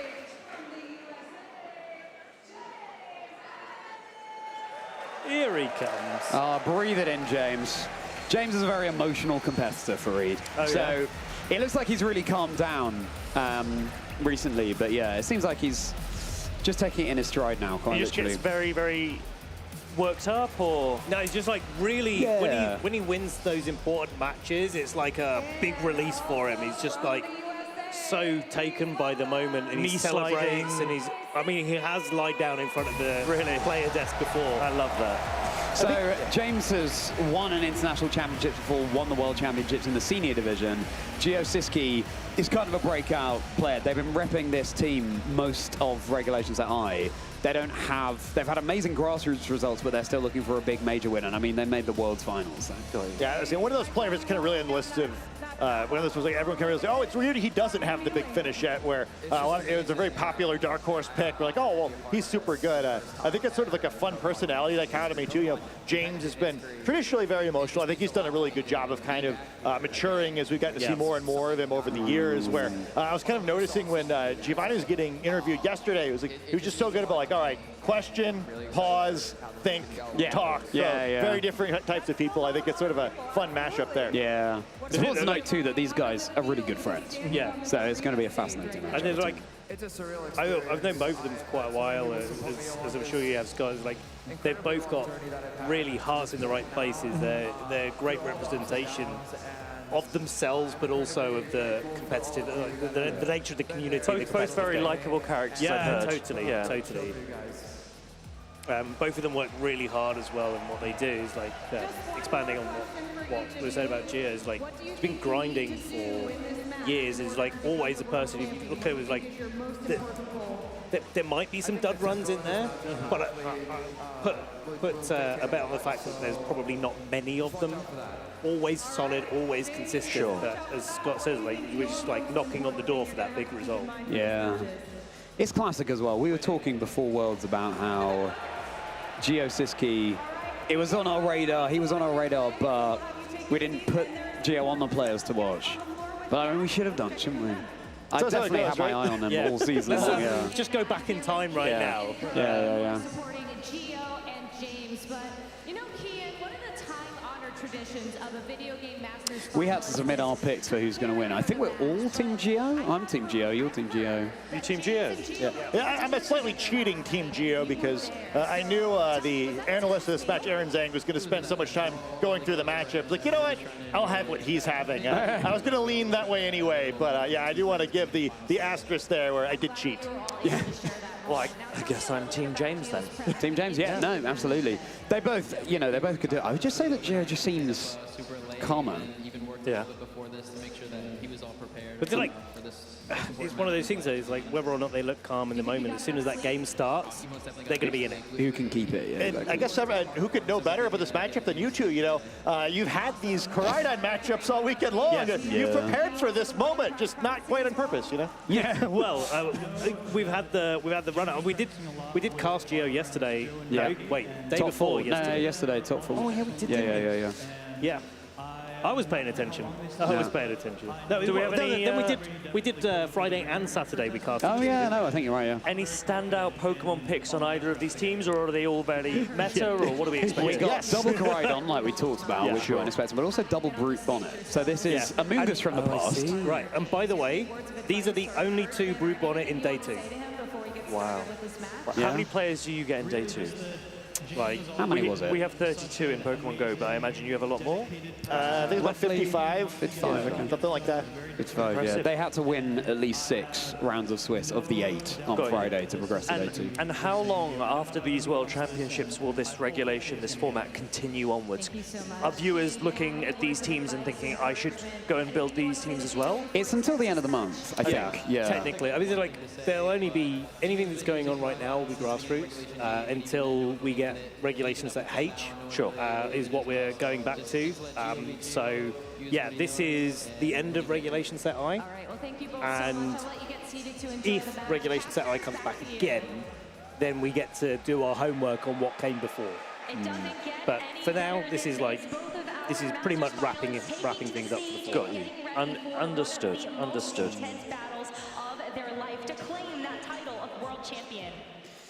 Here we go.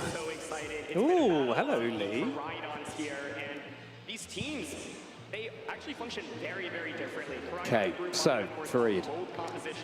Got these little Pokemon items at the icons at the bottom, sorry. So we got Koraidon, Brute Bonnet, like we said. Calyrex, Shadow Rider, Incineroar, Raging Bolt, and Landorus for James, and Lunala, Chiyu, Fluttermane, and Ursaluna for Geo. Charlie, I'm distracted. Look at the caliber of players you've got up on stage. Yeah, exactly. They're crazy. Those accolades are incredible. Yeah. Crazy. And notably, obviously, Geo's still searching for that big win, and it could be right here, right now. Yes, but the consistency that players need to show to be able time and time again, no matter what the regulation is, no matter what Pokemon seem to be most popular, it really, really is something impressive to just even be on this stage right now. You notice though that like James's achievements go back a little bit further.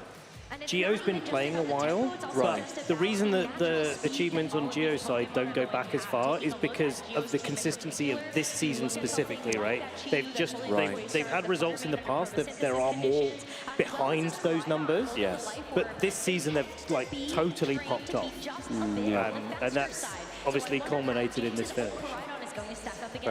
By the way, like we said it before, but just to reiterate, Geo has been running basically the same 6 Pokemon for most of the regulation. And how long is a regulation for VG? Like 3 months, at least. So this is tried and tested. There's like it's not the same as the start. Yes. Where it started, but like and he said it in his interview after top 4. He's just been trying to maximize every last little scrap of the Pokemon, and there's so much variation that you can do in the video game with how these Pokemon operate that actually it could be fundamentally almost a different team to where it started. I got you. Alrighty. Are these standard movesets, or is there anything that's like special or unique on these teams? Okay, so Encore and Calyrex Shadow Rider is kind of interesting. We see it sometimes. Encore locks the opponent into the move it's just used. Okay. So if you protect and then you get Encore, then you're not doing any damage. This is a fairly standard Koraidon moveset. Flame Charge is nice. It does some damage, boosted by the sun, because Koraidon sets the sun, but then also boosts your speed, so you're hitting faster next turn. Helping Hand on Incineroar is cool. That's going to boost the allies' move by a certain amount, and mean it's hitting harder. Fairly standard on the Raging Bolt. Brute Bonnet. Spore is the thing to look out for, putting the opponent to sleep. And then Sanseer Storm on Landorus targets both Pokemon on the other side, but it's only 100% accurate in the rain, and there is no rain. Yeah, so to answer your question more directly, pretty expected on most of them. Okay. I think the only thing that's slightly outlandish would be the set on the Calyrex, but we've seen it's been quite popular, this Focus Sash this weekend. Got you. And also... Well, it would have been useful. I watched their game with an Iron Hands taking down a one hit in one of the previous matches. Yeah, you're right. Yeah, that was game 1 of the Juniors finals. Yes. So as for this one, Meteor Beam is kind of interesting on Lunala. It normally takes 2 turns to activate. Because it's a powerful move, you get a boost to your special attack before it goes off, but the Power Herb held item means that it can use it in 1 turn, but then it's consumed, and then you'd be using it 2 turns, so probably only going to see that move once. Close Combat is an alternative to Collision Course. It's kind of pick your poison. One does. You know, Close Combat Life Orb is going to do a lot of damage. Collision Course, if it's super effective, does more damage, though, and that sort of thing. Anything else that's strange on this team? No, fairly expected. And the items as well, items all standard? Yeah, there's there's always lots of choices. The only item that, again, is just a little bit different to what you'd normally expect is Citrus Berry on the Brute Bonnet. So both of the Calyrex forms have an ability as one, which is their own ability that gives them a boost where when they take a knockout, that kind of lets them snowball for a match. But the second part of that is that Pokemon with berries on the opposing side of the field. And that's Grimnay and Unnerve. Yeah. Correct, combined. Unnerve being the thing that stops Pokemon eating berries. So you don't usually in these formats where the Calyrex are allowed, berries become much weaker because Calyrex takes up such a portion, both Calyrex forms take such a portion of the form. And so that disincentivizes players to use berries as items, knowing how popular Calyrex is. Exactly. Items are big deals in the game. Like, they do a lot of work, so you don't want to be in a position where you've got an item and it's just doing nothing. So obviously Brute Bonnet is the big conversation at the moment with these two getting to the grand finals.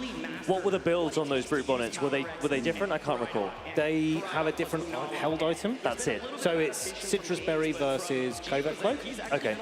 And Covert Cloak means that the secondary effect of moves is just negated completely. So a Fake Out, which is secondary effect is a flinch, the flinch part of that gets negated so that you can avoid that sort of condition. But also say, for example, if a Pokemon got Icy Winded, it takes a little bit of damage and then gets its speed dropped. But the speed drop wouldn't happen with a Covert Cloak. So there's lots of different effects like that. This is so cool, the way that you have the Pokemon represented with their types. It's incredible. Scott. Hello. Hey, buddy. Make a call for game 1. Because, of course, even though we're all Team Geo in the VG side of things here, James could still win this. It would just mean Geo would have to win the next 2 to become world champion. So make a call for this first game. Yeah, I'd really love James Evans takes the first game. You get like a close game 2. Then maybe Geo takes game 3 sort of angle there. Hit a lot of 2-game sets so far today. Really hoping this one plays out a little bit more. And I think it's always a big advantage to be up 1-0 in the set. So I think we're more dramatic that way, Here we go. Yeah, absolutely. That's all right, this is it, everybody. The Masters Finals. Yeah. Hey, what regulation is this? Yeah, kinda. So Fluttermane Chiyu is a very standard combination for Eid because Chiyu has an ability that reduces the special defense of everything around it. So not only does it hit harder, but so does Fluttermane alongside. And great coverage, Ghost and Fairy, almost unresisted in the Pokemon games. And Fire and Dark, yeah, exactly. Amazing. Yeah. So this is where Terra can really come into its own because a Brute Bonnet normally doesn't like taking attacks like this, but equally this one can turn into a water type. course. Yeah, terrestrialization. Once per battle, per team. There's a lot of fun chaos here, too, because like all the Pokemon in the field would really benefit from Koraidon switching in, and both players could potentially do it. So, the damage on the board is kind of misleading. Yeah, and also then there's like move lock-ins, there's fake out at play. And this is entirely open team sheet, including items, including abilities and terra types. Correct. Yes, It's not only the training. It's only the training of a Pokemon that you don't. So you don't know exactly how how higher attack or correct. Exactly. It's like your IV spreads, but we can do a little bit more playing with the stats. Yes. So, fake out, Chiyu's not moving. there's the Terra Moon Blast, no longer super effective. Root Bonnet now gets Chiyu to sleep. So it's not going to be acting for the next turn at least. Yeah. So this is one of those times where actually Brute Bonnet on James's side would really like a citrus berry to munch on right now. Well, there we go. But hey, it's probably out of range of a KO. And this sleep is a really big mechanic in the video game, right? Because a Pokemon goes to sleep, it takes a guaranteed turn of sleep, and then it could sleep for 1 to 2, 1 to 3. Struggling with the maths here. 1 to 3. 1 to 3 turns afterwards. From that, so you can get potentially 4 attacks. No, it doesn't get to go for. It takes its mandatory turn of sleep and then, And 1 then to could be 2 more turns of sleep. Yes. 3 total turns of sleep. Right, Scott? I believe so. Yeah. Ooh, shiny. Sucker Punch only works if the opponent's going for an attacking mood. Yes. Yeah. There was a match on stream that I saw yesterday, I think it was, maybe the day before, where it was a Sucker Punch gamble for 6 turns. Yeah. Right. That was Friday. Yeah, that was superb, amazing. superb match. That was Yuma Kinagawa versus Matty Morgan in round 4? 5. 5? No, 4. It was Gets definitely 4, yeah. hit by the Astral Barrage just as he goes for the taunt. Yeah, which I was sitting backstage there watching the game, and I was like, "This is the turn that you taunt." I was wrong.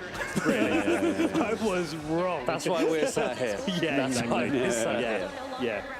I got to interview Yuma after that game, and it was so cool. He said, "I'm winning, and we know that Yuma could do it one year, but he's our Japan champion from this year." So. Hey, Gabby. I just came in. Fareed, it's been a pleasure. Very good. Good luck. Enjoy the rest of Masters Finals. Thanks so much. You as well, my friend. And we will see you soon. We do have the knockoff into Geo's Brute Bonnet. Who do we have taking Fareed's place? Oh, drum roll, please. It's Gabby Snyder.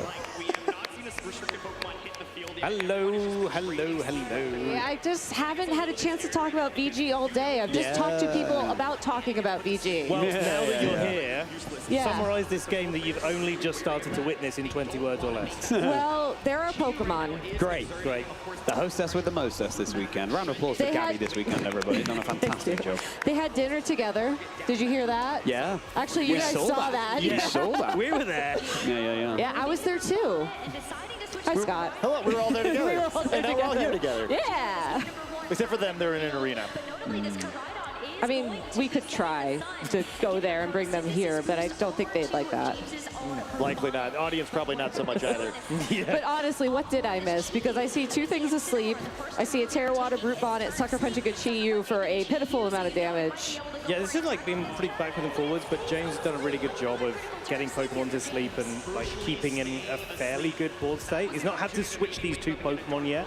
Okay. And Geo's kind of been scrambling a little bit to try to get some offensive pressure going. Like the Fluttermane, it was like Fluttermane Chiyu. Okay. Tried to attack Brute Bonnet, got a new hat.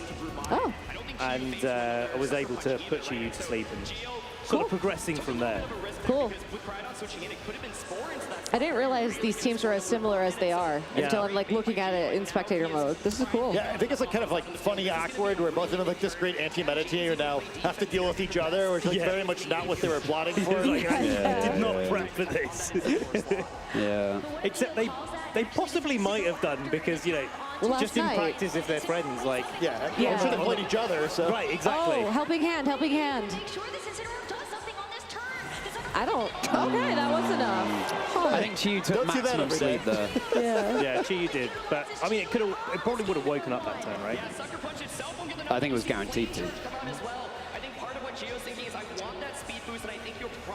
That's probably quite clever, actually, getting the speed boost there while there's not anything contesting you. It's like, if a Calyrex comes out now, it's kind of hard work for the Koraidon, so I like the timing of that, and it's really tempting, isn't it, to, if you see an Incineroar, you kind of want to knock it out as quickly as possible, but actually sometimes you've got to take some restraint and knock it out at the right time. So I wonder if they know which of the bonnets is quicker already, or if this is new information in game 2. Oh, that's a really good point. Because I think if it was a round 1 situation, it'd be very different. And it matters a lot here because since the one brute bonnet has Terastallize already, if Geos is faster, he can just spore it, and this is looking real bad really quickly. Yeah.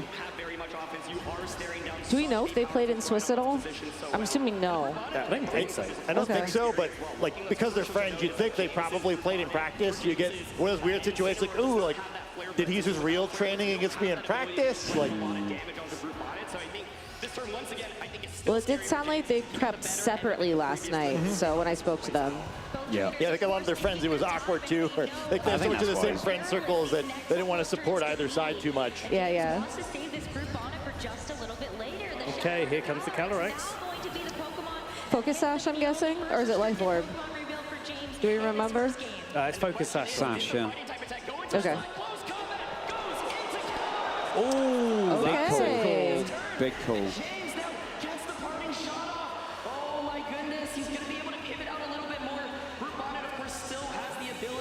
Ben, do you want to send out Gabby's cable though? Oh. Thank you. Look at you.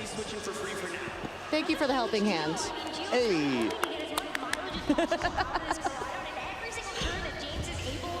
Okay. That's important as well because with the Focus Sash, it's getting Calyrex in for free is definitely something you're writing home about. It's putting a lot of pressure on, and now I guess it's tough, right? Because the Sucker Punch and the Flame Charge combination is going to be able to knock out the Calyrex. Yeah, it's a fun pin because it's sort of pin, but it would require both targets, and then alternatively you could pick up the knockout in the other slot if you wanted to. Like this kind of makes sense to cycle the Intim and like maybe try to get in a situation where you're not guessing, but still the Spore is going to come down. Nice. Was that a safety goggles Incineroar? No, it's helmet. It's helmet. No, it's not. Oh, yeah, yes, it was helmet. asleep before, wasn't it? Big old helmet. That is the one thing that can be frustrating about having to terrestrialize your Amoonguss adjacent Pokemon. Losing the immunity to Spore is just not great. Yeah. And also being susceptible now to redirection too from the other Bonnet. Yeah. It's kind of it's a tricky spot, isn't it? Because although the Brute Bonnet being water type was really helpful at the start, it's a situation now where Geo is probably pretty happy that he's got a Brute Bonnet that is its actual type. They have Seed Bomb too, don't they? Yes. So now he can also hit it super effectively. Oof.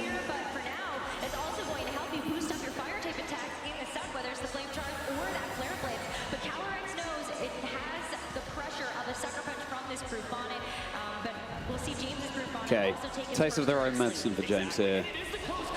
Okay, making what a nice call. Oh, that was good. Yeah, it doesn't fool around with the sleep this time, gets the for sure knockout, but now we kind of get the situation just like James is playing for, right? Where, I mean, I feel like that was probably half an intentional sacrifice, where get the Incineroar back out now, the Calyrex, and now you absolutely have to get this turn correct, I guess, if you're either player. So Amoonguss was, or excuse me, Brute Bonnet was the first knockout. We know there's Calyrex and Incineroar, but we don't know what the final Pokemon is for James yet. No. Okay. It's so interesting casting over this spectator mode instead of the player mode that we've seen before. It's, yeah, it's simultaneously, it makes you think about the game in a different way, I guess, as you're... The one thing I wish it also had was the held items because of open team sheets, and the players know, and if we were actually behind the desk, we would know, but because we're here, and I forgot to pull this up when I ran over to try and catch y'all, I don't know. Which item would you like to know about? I would just like to see them while I'm thinking. Okay. Can you like make them appear in front of me magically, or is that not Let possible? me get drawing. Hang on a second. And now it's the drawing stream. We've come full circle from where we started this Where's season. that whiteboard there? I've been kicking around here. I could draw a little Koraidon and put a life orb on it. Oh, that would be cute. Yeah. So they're it both wouldn't life look orbs? anything like a Koraidon. The life orb's actually got more chance of looking like a Koraidon than the Koraidon has, to be honest. When they say hold items, how do you think, obviously goggles you wear, how do you think they hold the life orb? Is it literally in their hand? I think they hold it, yeah, they hold it like the trainer holds the Pokeball. Okay, and yeah. sometimes they like throw it like the trainer does just to be intimidating. I like to think that Koraidon sort of holds it in his tail. Keep his I could hands see it. free for collision coursing. I like the Fluttermane here from Geo. Yeah, I think that's right as well. Like, you've got to maintain the Koraidon. The Intimidates are stacking up. Yeah. And with the Brute Bonnet being the type it is, it's actually not really worried about taking stuff like Astral Barrages. He's worried about this. Yep. That was a good call from James. And kind of just paying the tax too. Like, all right, like, you know, I probably just lose the game if Calyrex stays in and swings, so I kind of have to give up the Brute Bonnet now. Yeah. But now the sun gets set up as well, so the Fluttermane's actually putting itself in a good spot. There's a clear amulet on the Koraidon on James's side, but having already committed Terror to the Brute Bonnet, the Fluttermane's putting on a lot of pressure. In fact, it's a perfect pin here, isn't it? Yeah, both sides are, and you don't really want to switch the Calyrex in too much either, because it doesn't really improve the situation that much in the following turn. This is exactly what I see in the World Masters Finals, right? Just forcing each other to make difficult decisions. I think actually, like, this is maybe an opportunity to get another Flame Charge up for Geo, because you've got the Focus Sash still maintained on the Fluttermane. You can take one attack, and that's probably okay. It just stops you from having to go for an Icy Wind later and risk the miss. If you get the Flame Charge up, you just go straight for Shadow Ball plus Flare Blitz into the Calyrex, and it's going down. So. Yeah. It must be so cool for the trainers as well, not just up there on the stage, but to be the only ones all season to have seen this specific in-game backdrop and the fireworks. And one thing to keep in mind here, too, is James Evans actually getting pretty low in the your time. I think we still have a few more turns left in this game. 57 seconds is not a lot to play with. Yeah, there we go. Yeah, Goodbye, Koraidon. Oh, and if your time might be over. I was going to say, if your time hits 0, you lose, but also losing Pokemon doesn't help that. Oh, it's a Flame Charge, too. Yeah, that was a beautiful call. Wow. And now this is, again, another perfect pin. No, it is Focus Sash. I'd forgotten. The audience falls for that every time. That's why we need the items on screen. Yeah. Even without it, though, I mean, getting the speed boost makes this such a more positive situation. Yeah. Both the Pokemon have a speed boost on this side, both of them checking the Calyrex. Really, really nicely played. Yeah, it's I don't see a way for James to come back here. No. He's like a lot of double targets into Calyrex and multi-protects, I guess. That's really interesting because it was James who had the early advantage. So well done to Geo. When do you think it switched? That's a good question. I mean, I missed half the game, so presumably when I sat down, but... I think realistically it probably switched on properly on the Flame Charge. Okay. Just now. I think that's what locked it in. You can certainly, I think back to the Brute Bonnet getting KO'd and making the call to close combat into the other slot. Another great call. Yeah. I think the Fluttermane switching in, I think, was a big play, too. They probably shifted the expected win percentage of the players pretty significantly. Yeah. But getting in for free, and then with that speed boost after the knockout on the Brute Bonnet, which wound up being pretty advantageous for Geo, just kind of creating a check there where one of those weird times where having your own Pokemon KO'd actually kind of creates checkmate for you. Yeah. And also, I think that maintaining the Focus Sash and the Fluttermane kind of helps things along there. And removing the Sucker Punch, which removes the priority, so the Fluttermane is dealing a lot of damage. And all right, that's game 1. GG's, Geo. GG's. Also, for anybody who's watching, I saw a couple comments about the style of commentary on this stream. This is what we do backstage. Yeah, I don't think y'all realize this, but when we're not on camera, we're just talking like this backstage about the game. So Yeah, there's a main stage if you're looking for kind of the more traditional esports style commentary. It's on the same channel. You can switch over here. It's the Chill Vibes Lounge stream. yeah, no, this is literally like, I feel like how we've been just doing this all weekend, which is a lot of fun for us. I mean, I feel like I learn a lot every time. Yeah, absolutely, yeah. Yeah. I mean, arguably, we're slightly more professional backstage, but... Are we? I think somehow yes. Actually, yeah, I think you're right. Yeah, it was a really cool game. Really cool. You can't ask for more than this in Masters Finals on day 3, Championship Sunday at Worlds, can you? I think it's kind of hard to dissect in real time too, but I think that's sort of interesting where like, it felt like she was making a ton of really good reads, but I wonder how many of them really were reads where it's like, all right, if I get this call correct, great, but if not, like, I'm just still staying pinned, so it doesn't really matter if he gets the decision right. To me, that's just been like such a critical skill in this format is like kind of getting in situations where you don't have a potential outcome of your move that just like horribly devastating because it's really easy to fall into those traps in this format. It's definitely a property, isn't it, of the GS Cup formats is that they're very, very quick to give, but also very quick to take at the same time. Oh, and 100%. you have to be so accurate and not just in hitting your moves, but also in the way that you're positioning the board, because the Pokemon that are restricted are just so powerful. It's not like maybe Brew Bonnet's kind of one of the exceptions that actually could come back from those tricky situations, but like there's a lot of Pokemon out there that really can't. Yeah, one of the things I always struggle with when we like change from a non-double restricted format to a double restricted format is like the initial power like jump. It's not even a creep, it's like a jump. Because all of a sudden, like I have a very slow play style, I like bulky Trick Room teams. And then it's like, you can't do that anymore. And the first like maybe 20, 30 games I play, I'm just like, oh, I lost 2 Pokemon, the game's over. Oh, I lost 2 Pokemon, the game's over. It really catches you off guard when you're not prepared for it. And it also goes the other way, right? Where we're expecting going back to regulation set H, and the team compositions here are heavily skewed towards supporting these restricted Pokemon, where you even things out in a lower power format and everything has to sort of calm down, and every Pokemon has their responsibility on the team. So yeah, it's a fun one. We got that change coming up, but it's like the best of both worlds.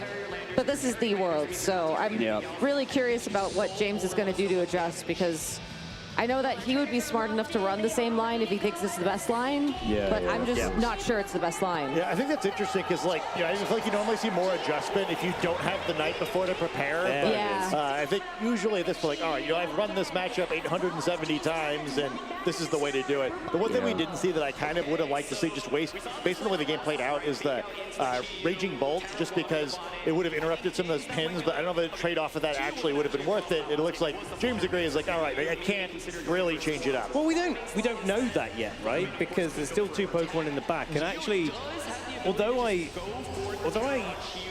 tend to think that both restricted Pokemon are probably good in this matchup, actually I feel like you might be able to drop one of them in this spot, especially when you're one game behind. Yeah. If you want to make us call, this is the time to do it. I like that. I mean, it's risky, but what do you have to lose if you're down 1 game? Speaking of risky, it's a fun turn one, no fake out. So I was going to say, what do you have to lose? You're group on it, apparently. I mean, it's probably a 1-for-1 though, right? Or not quite. Nope. But that's ScarfCon? That's ScarfCon, and obviously that be might not be a bad thing. Yeah, exactly. Yeah. Just switching up the moves. But this is the trouble. If Koraidon switches in now, then the Fluttermane gets faster again, and the Chi-Yu still powered up. The Calyrex comes in, but then the Chi-Yu and the Incineroar actually can't really hit it too hard, because especially since the Beads of Ruin are not affecting the Chi-Yu itself. What Terra's Calyrex? Is it Dark or Ghost? Ghost. Okay. And there is the helping hand there, so it's not. But it does feel like this is one of those times where just switching the Koraidon maybe is the play for Geo.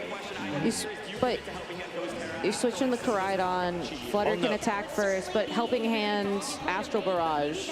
in return. Yeah, it's probably taking some KOs. Yeah, But I think that seems like a big trade. I don't know. if you trade it for the Calyrex Focus Sash, maybe there's a world, but let's see, because it is still a tough one. Oh. I think this probably makes more sense. Bonnet. Yeah, that's better. Yeah, ideally neither Pokemon get knocked out here. Yeah, Calyrex is going to protect itself anyway, so maybe it's sort of trying to weaken Chi-Yu enough to get it into KO range. Or just break the sash and drop the special attack, and then you also have Sucker Punch now too. Yeah.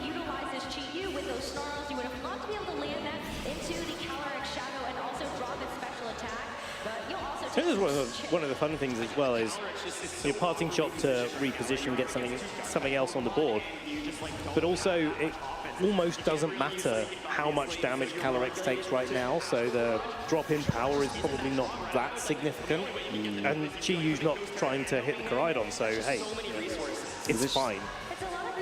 What's Brute Bonnet doing now? He's got a lot of options, right? Oh, okay. Yeah, I mean, I think his next turn is a pretty interesting position for him. Where, like, if you think that Chi-Yu's taking enough attention, you can actually survive the turn. You know, Sucker Punch is interesting, Spore is interesting, but Koraidon, he's sort of checking it now. Yeah. I don't think you can risk losing Sash on Calyrex if you're James.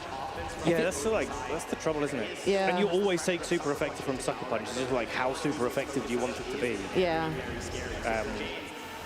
But I'm wondering if there's a line where Geo actually commits the Terra onto their own Brute Bonnet this turn and tries to play the same game as James tried to play before and get one of these Pokemon to sleep and then start Sucker Punching some stuff. Well, James, I think, is tearing, so fire? Yeah. Yeah, obviously, yeah. Yes, yeah. That's one nice thing when you play Koraidon Mirror after Koraidon Mirror after Koraidon Mirror. There's one thing you can rely on is the Terra Fire on the Koraidon. Oh, but we're getting a second one, so yeah, that's Brute Bonnet. So you called it. Here all weekend, Gabby. There's not a lot of weekend left. Yeah. Got to change places this time. Yeah. Brute Bonnet's been amazing this game. Astral. And this is where the citrus would be really nice, but... Yeah. Do you think he's double targeted it? No, I don't think it matters, right? Okay. I'm just curious who's going to sleep at this point, because I'm assuming that's what it is. That is it. It's got to be. Yeah. It's got to be. I think that makes sense. Okay. You don't want the encore pressure next turn. Yeah. Oh, I forgot this Calyrex was an encore one. Yeah. Yeah. It is sort of big, though, because the big difference in the previous game, and I think why the Translation for James is better this time, is shed that weakness to Moonblast, where Flutter Mane is still a problem, but at least it's not imminently threatening to one-shot you. I'm wondering if Lunala has come to this game or not as well. We haven't seen the Koraidon yet. Could have. And I mean, that could help explain why Geo's played this differently than the previous round. Okay, there it is. But no. Yes, but no. No, I think Lunala's just maybe too risky. I don't know. I'm not a Lunala player. Playing the wide guard mind games is pretty tough, but I think also with Brute Bonnet it makes sense. It's not just the Spore that it's getting threatened with, but also Sucker Punches. Yeah, that's true. It's like, even if you Terra out of it, and this Lunala is Terra Water as well, then you get Seed Bombed, or you get Sucker Punch before the big thing attacked, and you lose your Shadow Shield straight away, so... It does make sense. Just wondering if... So I feel like this is Geo's chance to try to capitalize on the Calyrex being asleep. Yeah. Yeah. Oh. So you're... Oh. Okay. Sure. Good call, James. Yeah. I wouldn't have minded a Flame Charge there.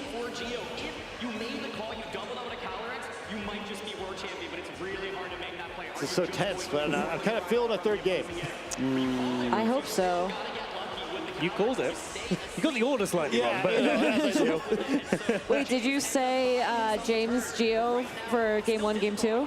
Oh, I didn't know you guys did predictions. Did you get your channel points in? Oh my!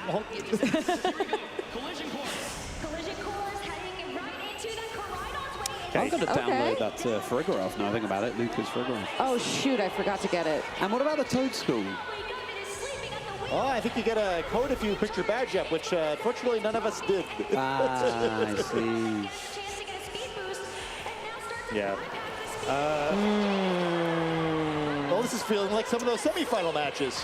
All right, well, Calyrex has been asleep 1, 2 turns. Oh. This is 3. Okay. So but now the sash broken, so the... Yeah, so you just Sucker Punch or you Encore, and then you get KO'd by Koraidon. Yeah. Yeah, that's unfortunate. Yeah, that's pretty good. Koraidon hasn't been intimidated either. We know Incineroar's in the back, but if you... Yeah, so like you can maybe make the... James can make their Koraidon live a close combat by switching in the Intimidate. Yeah. It's probably a reasonable thing to want to do and start putting some pressure on, but then... No. All right, how's Geo capitalized now? All right, well, it woke up. Are you going to just... Okay. Yeah, you have to. Yeah. Okay. Curious what Brute Bonnet is. Did you fish for the spore, or are you trying to pick up a knockout here? I mean, this could be the read. I think spore, yeah. Yeah. Because now it's great, right? Because it simplifies this turn a lot, where you can just let Koraidon probably finish off the opposing Koraidon and sucker into the Calyrex if you want. So or you can switch the orders, right? Yeah. And like kind of just depending on what slot you think that Incineroar's coming in, but you're still pretty safe no matter what. Yeah. This Sucker Punch is doing so much work. It really is. It's almost like the threat of Sucker Punch is enough at this point. Who needs Fake Out anyway? Yeah. Yeah, I think it's pretty cool, too, because, yeah, obviously not so strong defensively as Amoonguss, and we've seen some of the drawbacks of that in the set already, but, you know, effectively being the fastest Pokemon in the field from an action standpoint, pretty powerful trade-off. I do have to wonder, though, if Koraidon wakes up this turn and it's not Sucker Punched, if that's like James is out here. Which... Oh, this is the fun interaction. As soon as Calyrex is gone, Brute Bonnet can eat its berry. Yeah. That was nice of Brute Bonnet to wait. Brute Bonnet having a smack. Yeah. It doesn't like to eat in front of other people. Oh, other horses. Oh my goodness, it did wake up. Okay. Good just to protect, though, because it's still checked. Geo's not looking happy about that. Oh, it's going to be nothing this turn, I think. Yeah. Yeah.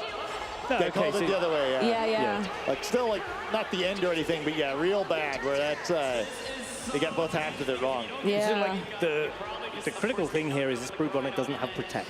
Yeah. Yeah. And, yeah, it's dangerous to try to switch that Flutter, and it's a pretty important part of the end game, so a really tough spot for Geo now. Yeah. I wonder how much both of them have talked about the optimal speed of Koraidon. Yeah. Oh. Surely they had that conversation, right? Yeah, they must have done. It's one of the key conversations to have. Is just like, where did they land? And they're clearly trained very differently, right? You see with the Spectator mode here, very large gap in their HP. It's Geo's that looks like it has the advantage in that spot. But Yeah. I mean, this is clever from Geo. All right. That calls the Fake Out correctly. Yeah, it's like whether or not the collision course is getting there. Oh. Wow. Nice little play, though. Fascinating sort of stalemate-ish situation that's just played out the past couple of turns. Yeah, and once again, it's super fun, right? Where it's like, okay, well, again, which Koraidon is faster? If you're thinking you choose, you've got that check and you can take the Spore. If not, this is a very complicated turn. Oh, man, I'm like stressed out for them watching this. Equally, you can kind of make it quite simple with the Brute Bonnet. It's like you Sucker Punch something every turn, and the Incineroar can't Fake Out every turn, right? So you can kind of try and make the game pretty simple in like, okay, well, we'll Sucker Punch the Koraidon because we don't actually know which one's going to be faster. And then you just use the super effective move into Incineroar, and eventually that stops working. But in the meantime, you're probably picking up a Sucker Punch KO. Well, maybe. I think it's awkward. That's a helmet Incineroar, isn't it? Yeah. So I think you can't afford to take the Rocky Helmet damage. Yeah. Yeah, possible. Okay, Flutter Mane. Oh, okay. Not gonna to now, though. What HP is the Koraidon on? It's low. It's low. Okay, that's big. Yeah. Yeah. Sacrificing Fluttermane, which I think makes a lot of sense at this point in the game. Fluttermane is a really good late game option if you have that focus sash, right? Or if One of the oh yeah, okay, that's pretty right. One of the crazy end games here is that the encore pressure, if the Brute Bonnet keeps sucker punching, can lock the Brute Bonnet into sucker punch, and you can just wait out for the sucker punch to be out of PP and then Astral Barrage. Yeah. Again, I think important to keep an eye on your time because that's a very clock-intensive way to end the game. And I think that almost feels like the most likely way for this to end for James, where Gio's going to try to pick up the rest of the knockouts, sacrifice Koraidon to knock out Incineroar, and then hope that Brute Bonnet can win that duel, probably. Yeah. All right. Well, the triple failed. Yeah, so he's like just trying to wait out those sucker punch mind games. The Rage Powder's good though here for Gio because this is like locking in the. Yeah. So the idea here is that the Brute Bonnet takes the brunt of the damage while the Incineroar's asleep, but the Koraidon can just flame charge through the rest of the Pokemon and then close combat as the last move into Incineroar and not worry about the Rocky Helmet damage. Yeah, and HP is perfect, by the way, where I guess maybe it's not, where I think, 11 HP for Life Orb, that's still at... Life Orb as well, so, you can't knock them both out, it's got to pick. Yeah. Yeah, and now so you must just knock out the Incineroar now, and then hopefully you can outsmart the Calyrex somehow. Yeah. But it Rage Powdered last turn, which means it's unless if it goes for the Sucker Punch, then it gets locked into Sucker Punch by Encore. But I think James has got this with Encore. I think, I like James' side of this. Yeah, it doesn't look like James has it, but I feel like he does have it if he Encores. I agree. Unless we believe that Brute Bonnet can beat Incineroar. I believe a lot of things, but...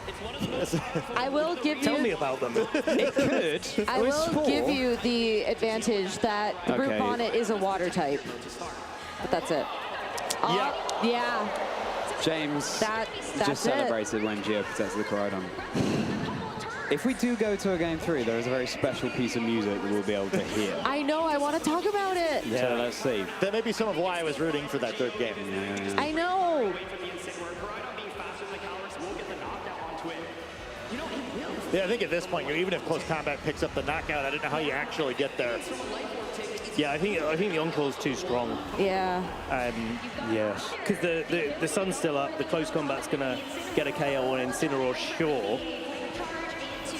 What HP? 11 out, so like it's 16 damage for the 17 damage for the Life Orb chip. So. Ish, yeah.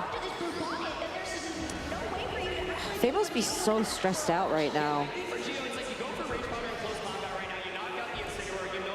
Like, this end game is crazy. But I think this is Pokemon. This is really cool though because the players are just taking their time to figure this out, and not especially. But they're probably not thinking about. Oh, Gio's time. Yeah, Gio's time. Yeah. 2 seconds.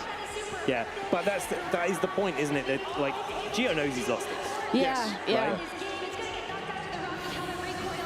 Yeah. So I guess. Thinking about game 3. Yeah, I think yeah.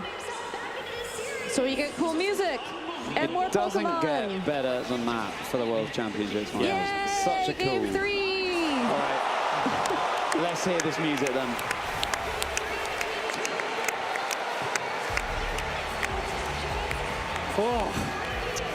All right. All right. So here we go. Very special piece of in-game music that we get to hear now. We're approaching game 3. Are you going to spoil it, or are you going to wait for it to start playing? Let's wait for it to start playing. All right, Charlie. You just like whisper it in my ear. There's a very fundamental reason why that's not going to work.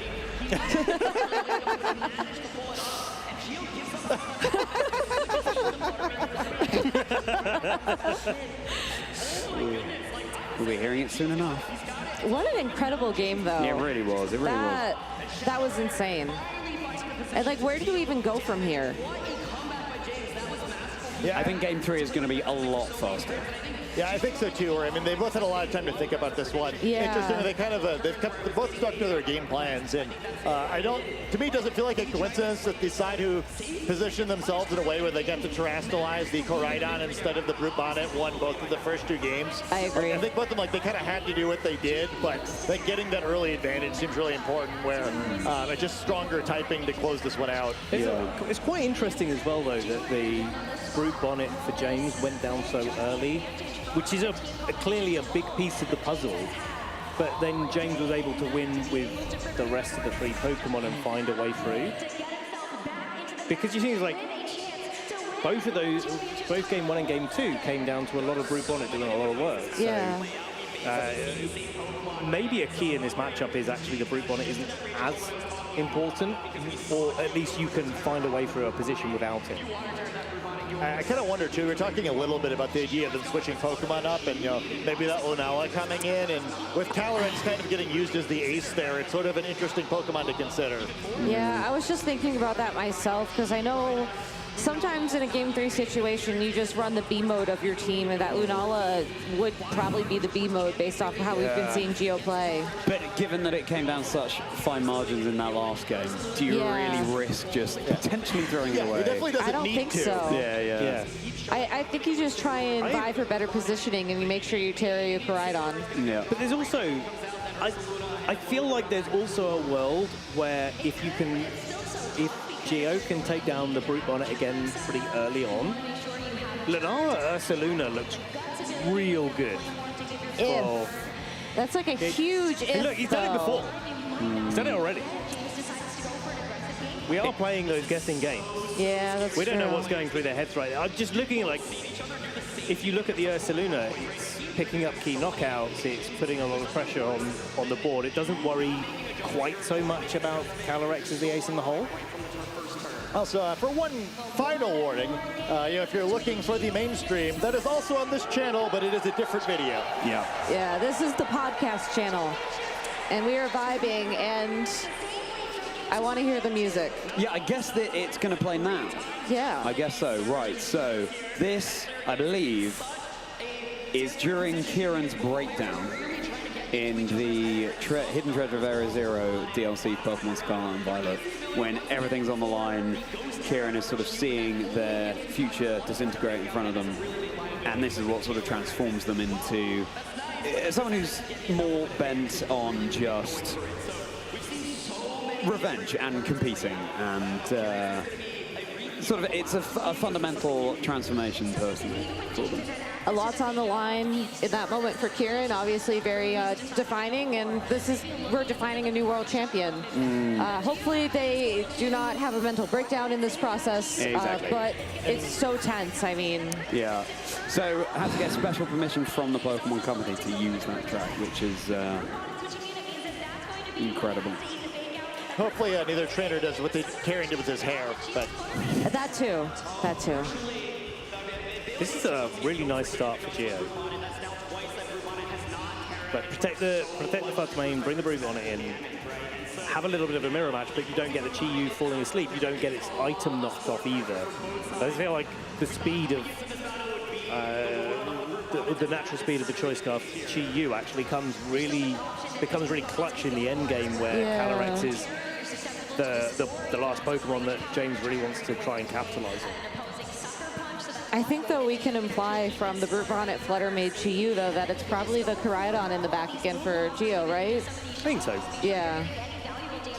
And actually, something we haven't called out is that Geo's playing with 1 restricted and James is playing with 2, right? Yeah. And that could be a pretty big deal. Okay. This is exactly what we mean. Stepping on the tempo. Yeah. Terrastella, Fluttermane. Celesteela. Terrastella, Celesteela, Terrastella, Celesteela. The Moon Blast. That's a KO. Goodbye, Brute Bonnet. Wow. This is Sash Fluttermane, right? Yes. Yeah. Not top, but someone's going to sleep. And it's Incineroar. It's a great turn one for Gio. But hey, you know, Britt Bonnet's gone down early, it's been fine. You know, it's James's Britt Bonnet's been kind of just more like cute Bonnet, where it's kind of just stood there, got knocked out, and then waited for its friends to win the game. And the fact that, you know, you've used that one-time fairy type boost, but you've got Koraidon on the back. It doesn't need that fairy type boost to KO the Koraidon, so... Yeah, and if you're just forcing the Terra, then you know, your other moves will deal more damage anyway. Yeah. Exactly. I was going to say, now Shadow Ball gets the boost, and yeah. What an amazing place to see the Terra Stella. This is, you know, that mechanic that was introduced in the Indigo Disc DLC. Yeah, like I said, it fits the music very nicely, right? Yeah, exactly. Is this one of those times where we have to say that nobody's writing the plot because people think they're writing the plot? 100%, Gabby, 100%. And you kind of mentioned B modes too, but I think this is a really cool adjustment. Not just the Pokemon, but instead like a very different approach to the Terastallization, where it becomes much more based on early game offense, just by using a different Terastallization than what we saw before. And something you really don't expect to see too often, especially when you've just Sucker Punched a Flutter Mane, and maybe there's this Spore threat at the moment. You don't expect that Flutter Mane to dig its heels in and actually go on the offensive. You expect it to play, with the way that Gio's been playing after a first turn Protect, you expect him to play defensively and start trying to rearrange the pieces rather than rearrange James's pieces. Well, here's the Terra Fire once That's again. Pretty expected. And Gio can use that to their advantage. Yeah, I think interesting to see it now. I was kind of wondering if there'd be like a Protect to try and stall this one out. We'll have to see what Gio went for. Yeah. Sucker Punch plus... I'm maybe anticipating the Protect. Okay. I guess you have to stop the eventual Spore, though, so might as well stop it now. Yeah. Yeah, it's like definitely didn't make any difference. I was wondering if Sucker Punch plus a Shadow Ball with Terra Stella boost would have actually knocked the Koraidon there. Yeah, I think it would have been pretty close, where maybe feel like the damage in the Incineroar is more important, but like its typing is still pretty good here, right? Like it doesn't need to Terastallize to be a problem with this matchup. None of us have ever gotten Terastallized wrong, by the way. I really like Gio's play there, though, because there was multiple turns in the previous game where it just doubled into a Protect, so at least you're covering for if Koraidon Protects there, at least you get some good chip on the Incineroar. Yeah, I think the key way not to throw a lot of times is just to make sure you're making positive progress every turn. Yeah. Exactly. And also, I mean, we talk about positive progress. Chi-Yu, okay, so it's like Dark-type moves are going to hit this Koraidon pretty hard, but we all know how much damage a Sun-boosted, Beads of Ruin boosted Overheat does from Chi-Yu. And well, if you only just joined us to the VG stage, it's a lot. Yeah, what I don't know so well is what a Terra Stellar Beads of Ruin boosted Shadow Ball is going to do. With photosynthesis. Yeah, I mean, that's a scary combination of effects. And crazy that in all the Koraidon mirrors that we've had this weekend, that it hasn't yet come up until the Masters Finals, right? That was actually the first damage calc I ran when preparing for I Worlds. think it was probably everyone. I won't reveal, just to keep that element of surprise. But, all right, you can whisper it in my ear. Once again. There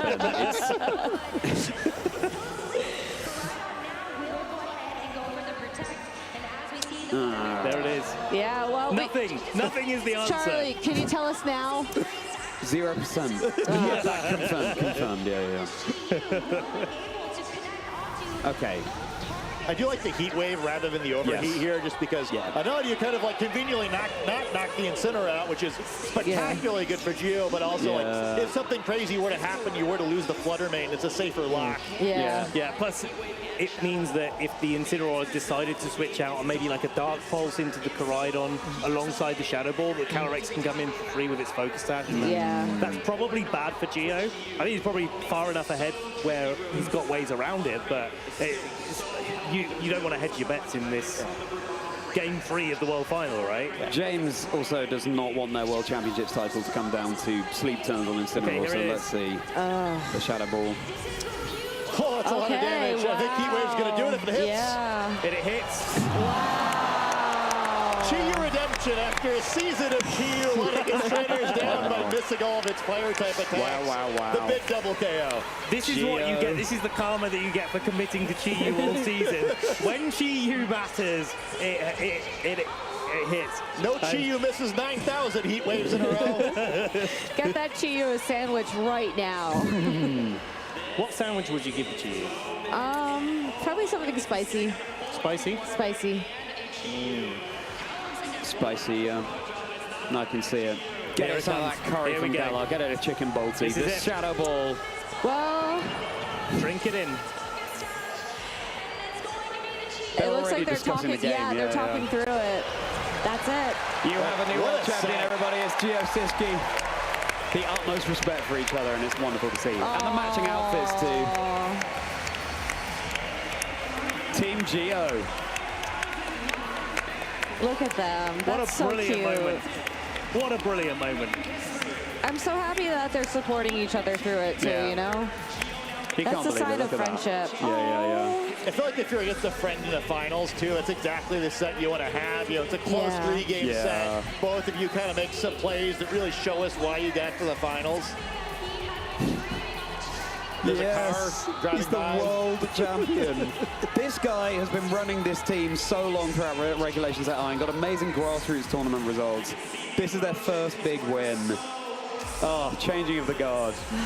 And again, when I bumped into him last night around dinner time, he just looked so chill. He looked so calm and collected, and that really came out on top. When he came out of his top 4 match, so I was waiting in the wings being like, hey, you need a moment? You need anything? He's like, no, I'm good.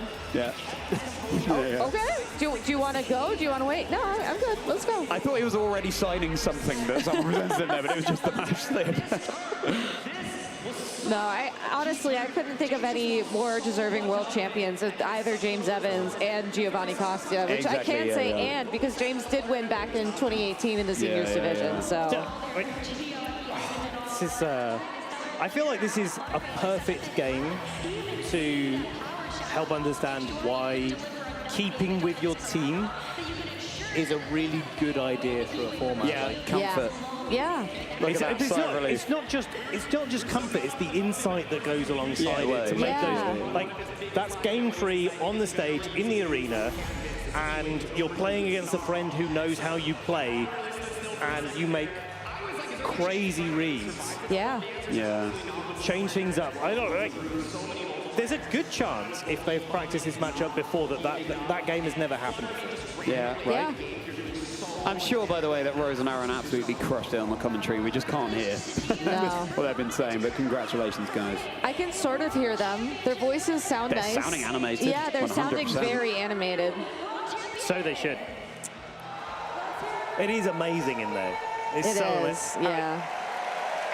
Except when t-shirt cannons are going off everywhere. That was terrifying. Which if did you get a t-shirt? No. Oh.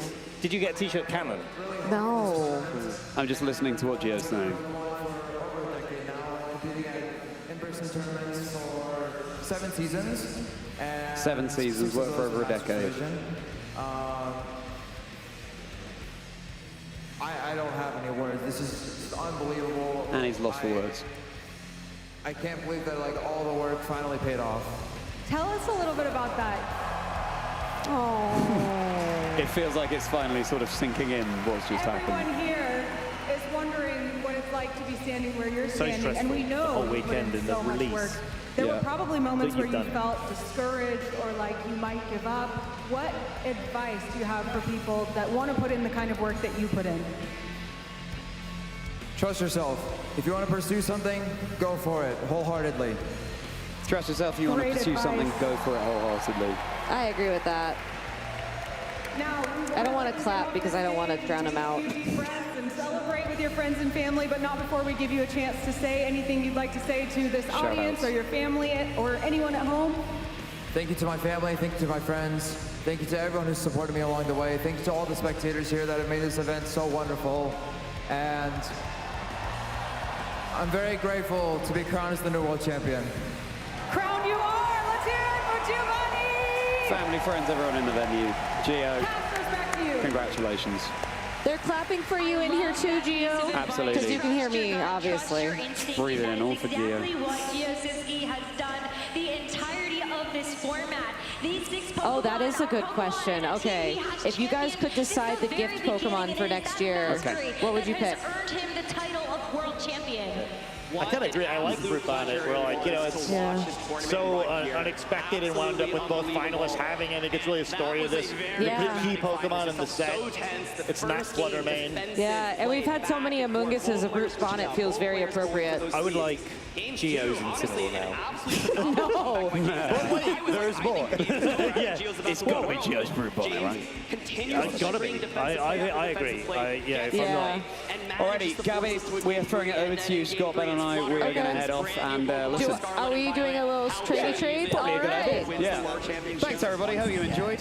We'll see you soon. Miraidon, I mean, talk about such a standout Pokemon. It's really been all spotlight on Miraidon since the beginning of Scarlet and Violet, and I love that Miraidon really can hold its own candle to the rest of the legendary Pokemon that we've had coming out of this game.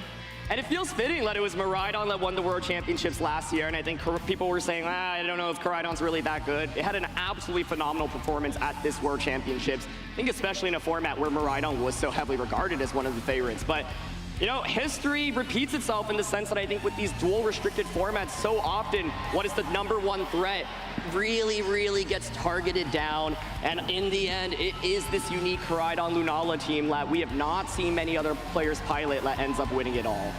We have crowned 3 incredible champions in the Video Game Championship Series, starting off with our juniors division. How wonderful was it to see Luke Whittier be able to go out to the finals and also win the whole thing? Absolutely incredible run, and I think this made Trick Room look so good in that finals. Absolutely, and looking at our seniors division that was next to follow, what an amazing storyline that we had. Kevin Hahn winning the World Championships last year in the junior division, comes into the senior division and absolutely dominates the competition there with an undefeated streak to win again, back-to-back years. If there's one player you got to look out for to be able to win Worlds in all 3 age Alrighty, guys, well, we are just wrapping up with our trophy ceremonies. It has been an absolutely incredible Pokemon Championships across all of our games. Pokemon Unite, Pokemon VGC, as well as a trading card game and Pokemon Go. I'm Jim Lawson, joined by some great talent that we have here today. I want to get some initial reactions from Gabby, as we did just see the Masters Championship of the video game wrap up. Just give me some reactions. You were watching that battle. I was, yeah. I made sure to hurry it back after I finished all my interviews to watch it here because, one, I haven't had a chance to commentate a VGC match all weekend, and I was going to make it happen. And two, honestly, like, having had the chance to talk to both James and Gio throughout the weekend as they made their tournament journeys, like, they're so sweet. They're so deserving of the title of world champion, and they're so, like, equally skilled that you knew it was going to be a close match. You knew it was going to be very exciting. And I've been talking with Scott and Ben and Charlie in the green room, and we've been like dissecting all these matches time and time again. So it was just a lot of fun to kind of sit here and kind of dig through it. And it was honestly a very close match. It could have been anybody's game, but in that game 3, Gio just made a very strong decision in turn 2 to use Terra Stellar, a new mechanic in the latest DLC from Scarlet and Violet. He got a huge advantage, and he just was able to clean up from there. Yeah. It was really exciting. Getting that momentum, it was super fun to watch. We're here in the hall, and we just saw the crowd erupt when those final knockouts occurred. I'm going to kick it over to Chef here for a second. We saw the day start out with Unite. We had our very first LATAM region winner for Worlds, yeah? Oh, yeah. It's so exciting. We've only had 2 regions win Worlds so far. It's been North America, and then Japan. And now finally LATAM, which is a region that has been so strong and so united for a really long time. They just unfortunately have been falling a little bit close. This team got 4th last year. Peru, this year, they actually upset all of the top winners before. Luminosity, who's our 2-time world champion, they knocked them out to get 3rd place. And then Zeta Division, who was the top team from Japan, they were looking to be potentially the world champions this year. And both of them eliminated by Peru. A huge upset, but it's so cool to see finally this region get the love and the, I guess, the victory that it deserves. And one of the storylines I was following with Unite as well, we had seen Luminosity Gaming, LAIC, EUIC, NAIC sweep. They come into Worlds here, not able to get the full circuit sweep. Right, and honestly, even here, it really looked like there was a good chance that they were going to. I do know that TCG as well had a player that did the same thing first time, all ICs in a row. This was actually the first time we were even at LAIC, so it was very cool to see, but they were so close. Unfortunately, just nobody could stop Peru. I think there's a good chance people were thinking that if Peru was not in their way, they could have actually made it happen. Getting 3rd place is pretty close, but I know definitely a lot of North American fans a little bit unhappy about that. They'll come back strong, and certainly North America represented with a lot of the other games this weekend. Absolutely, Chef. Chip, it's a perfect segue because in TCG, we almost saw the exact same thing happen, but also denied. Walk us through it. Yeah, that was in the seniors division. That was Gabriel Fernandez. He's actually the 2023 world champion in the seniors division. He did win each of the ICs this year. He had the maximum amount of possible championship points. He maxed out his local league cups and league challenges. He won, I think, 3 regionals, was only able to use 2 of them because he won 3 ICs. It's a best finish limit of 5. So he got the 3 ICs, 2 of those 3 regionals that he won. All right, Chip, sorry to cut you off here. We are going to focus on the trophy ceremony here. I was getting so excited.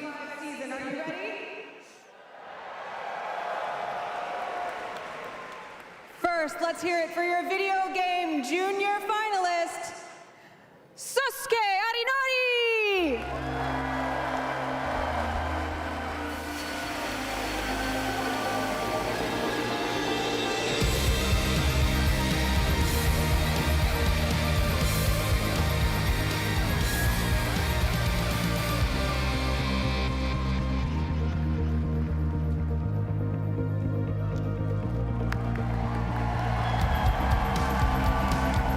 And now, your video game junior champion, Luke Whittier!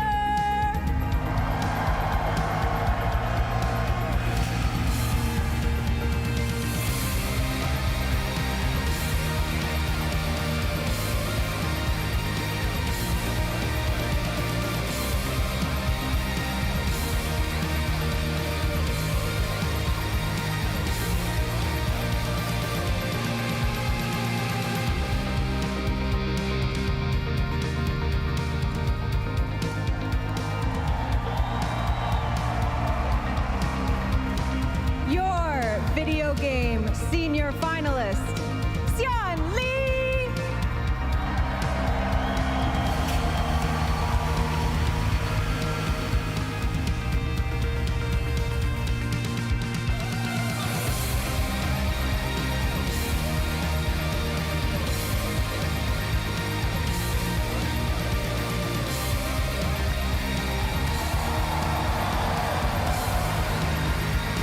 Now let's hear it for your video game senior champion, Kevin Hahn!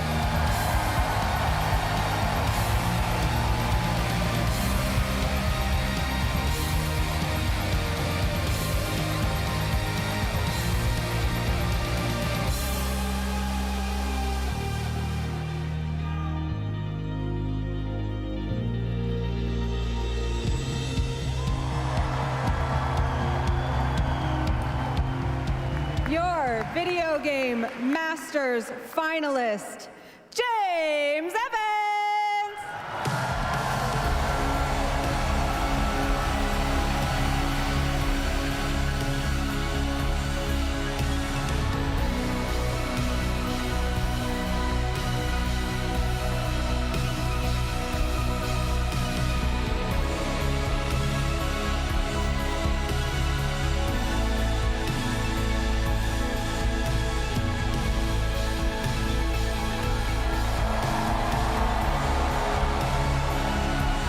And finally, your 2025 Video Game Masters Champion, Giovanni Siski!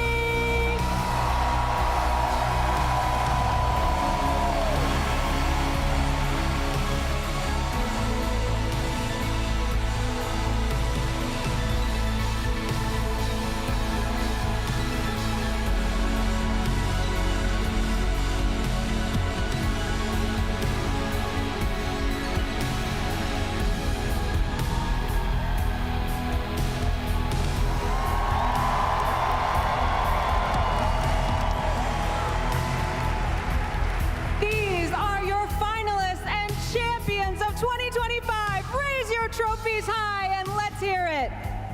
Raise them up.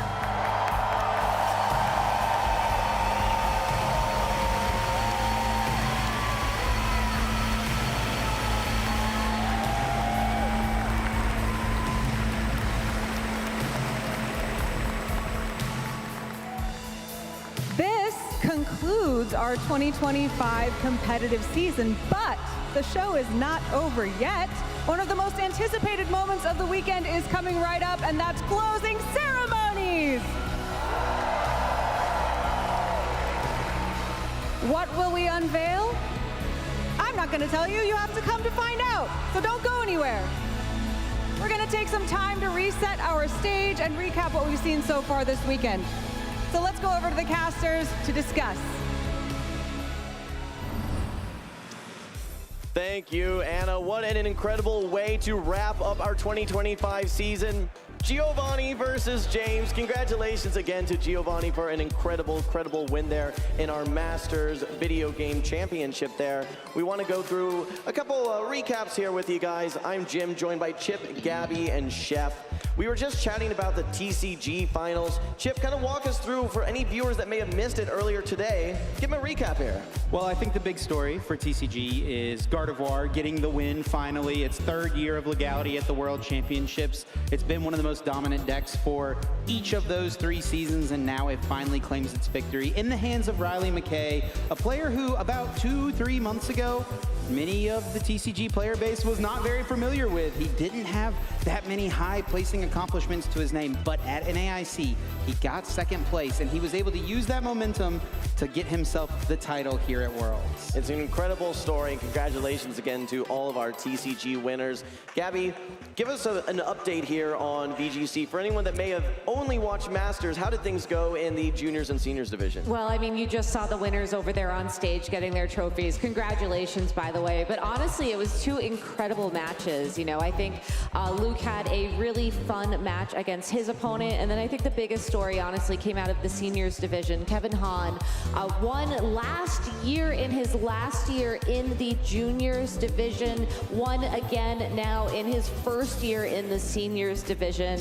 It was such a fun match to watch too. I was in the audience, and it was just, you know, seeing both trainers locked in, making their moves choices. You know, the stage was lighting up and everything.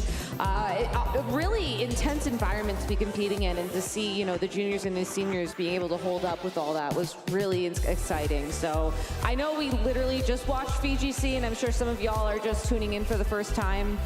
Go back after we're done here, check it out. My voice is gone because I was in there yelling a little bit too much. It's worth losing your voice over, I promise. Yeah, absolutely. What an incredible weekend it was, and we're all looking forward to closing ceremonies, absolutely. Well, we're going to start from the top here. We started out the day with Unite. Chef, we had some major storylines. Can you give us a summarization? Yeah, of course, Unite got to start out the day. By the way, huge shout out to all of you for doing amazing interviews. You included, yes, you included. Of course, come on. No, in the arena today, it's been awesome to watch. Of course, you know, we were finished pretty early on, so we got a chance to watch it all. But for Unite, if you weren't up early enough to watch it, we started off today with 2 teams that guaranteed a brand new world champion, which is not a common thing for us. We have had some repeat world champions, but Peru Unite from Latin America South and Zeta Division representing Japan. Japan trying to repeat the win for their region, but in the end, it came out with Peru Unite on top, and they are the first ever Latin American team to win Worlds for Pokemon Unite, pulling off some gigantic upsets. They eliminated both Zeta, who was considered potentially the best in the world, coming up from Japan, and our 2-time world champions, Luminosity Gaming, who are working on winning every single international championship in an entire season into Worlds. Unfortunately, they fell just a little bit short at 3rd place, but it's because Peru was able to defeat everybody in their path. Absolutely. We just missed out on the season sweep there for LG, but congratulations again to Peru for what can only be described as an incredible grand finals. As we continued on throughout the day, we moved on to our mobile game, Pokemon Go. We had 2 trainers from the EU region as well as the APAC region facing off. That was going to be Beelzeboy versus Patoman. Coming up just short, not making it to Championship Sunday from LATAM, was LNDS Harjef.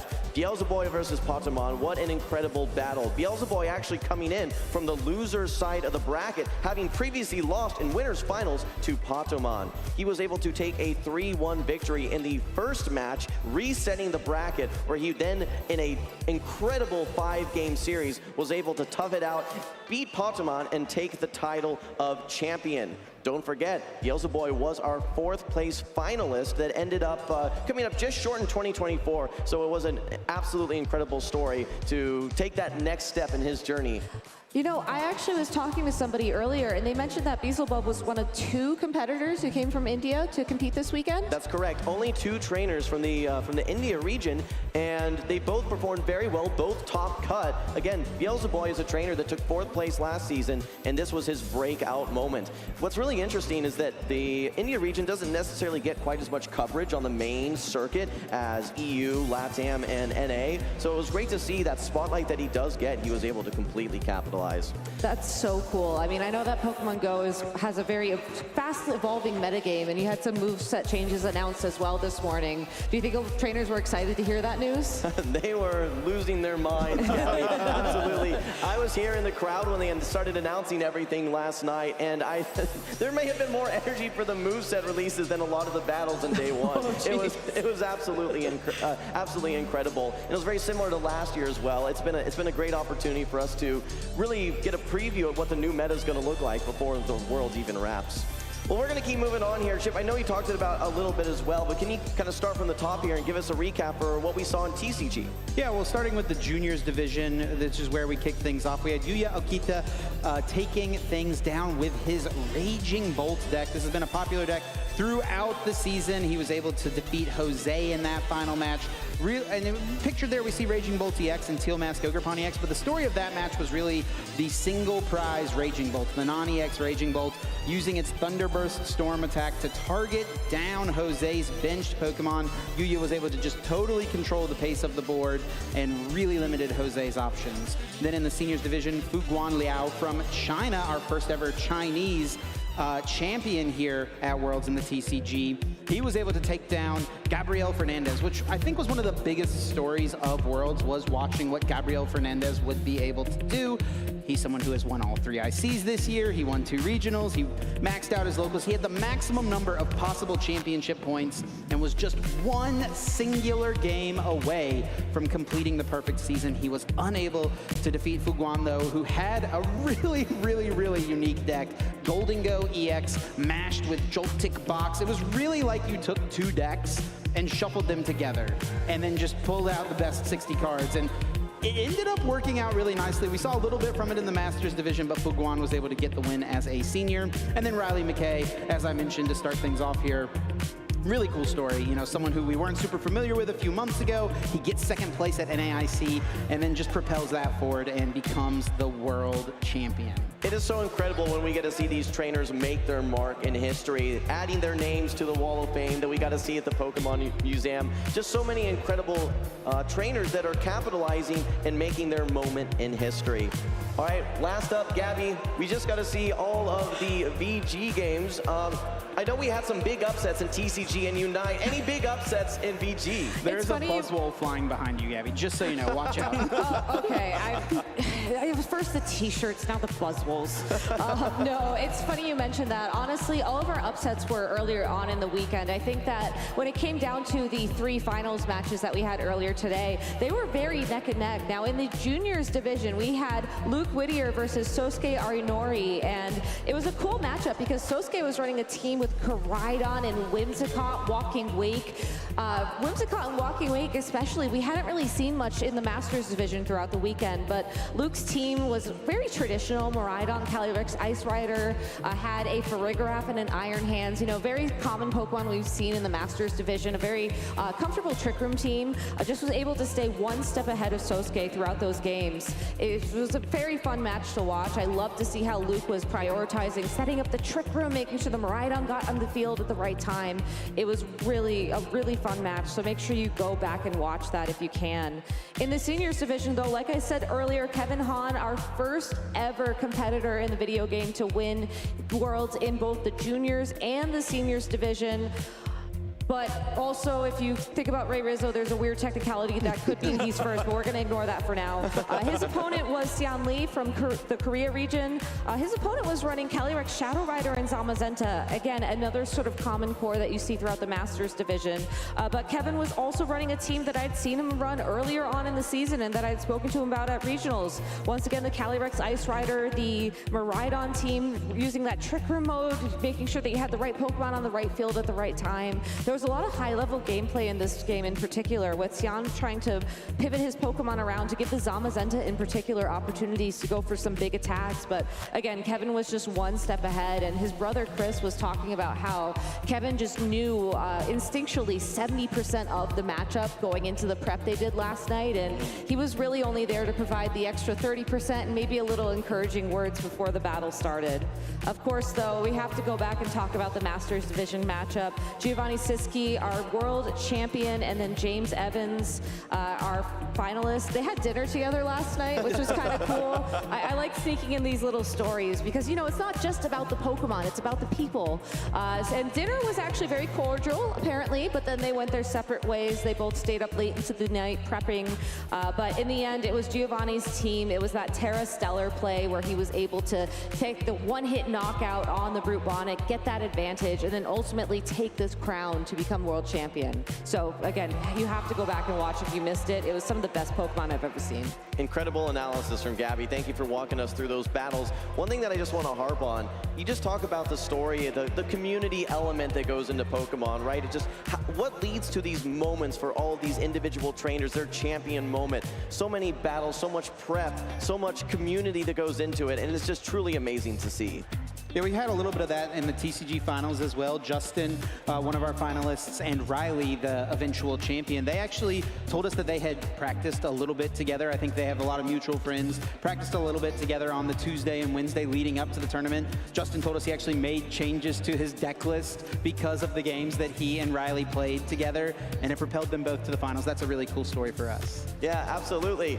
You know what, Chef, I was chatting with you about this a little bit earlier, but I've heard about a giant marble. Is there anything that you can tell me about it? We got a video coming up. Yeah, what is that? I truly have no words that I can say about the giant marble. If I tried to explain the giant marble, it would only make it more confusing, if that helps.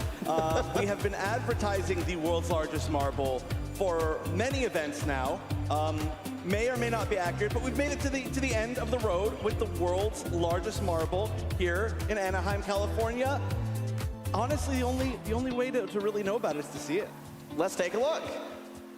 The Unite casters descend upon Worlds 2025 in Anaheim, California. Spirits are high, but they have all forgotten the world's largest marble.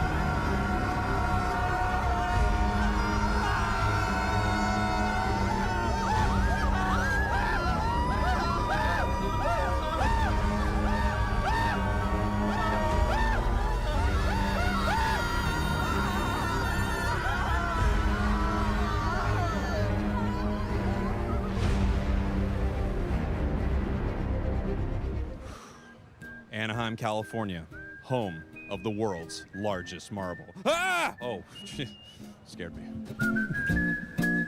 Well, glad to see that you're okay, Chef. That looked very, very dangerous. It was very scary. Also, let it be known, we actually screamed that long out by the line for the Pokemon Center. So there may have been about 1,000 people looking over and wondering what was going on. It was not edited to be longer than our actual screams were. That was genuinely, it was an experience. But hey, you know, we're terrified. The world's largest marble, you never know. You never know what's gonna happen. Someone was doing a great chimpanzee impression. I heard it there. Can you reveal who that was? I'm not 100% sure who each scream was, but I think it may have been dupe snacks. Oh, no shocker there whatsoever. They had a great t-shirt cannon segment earlier, if you guys were watching in between VG matches. Oh my Always a lot of goodness. fun with those two. I think they were born for that. They were not born to be casters. They were born to be t-shirt cannon operators. As someone who was in the hall, in almost the direct line of fire, it was a lot, guys. Those guys are just getting a little too comfortable in front of the camera, if you It ask really me. was. They really were. And like, while I respect it, and you all deserve t-shirts. You really do. There has to be a safer way. Like, I was trying to give an interview. There were t-shirts flying. There were people screaming. They were doing like poses on the stage. I don't know, man. A lot of chaotic energy for sure. And, you know, when we talk about the energy here in Anaheim was absolutely electric all weekend long. A huge venue that we have here. So many event activations and different activities that folks can participate in. Let's take a look at a video for everything that you folks at home may have missed out on.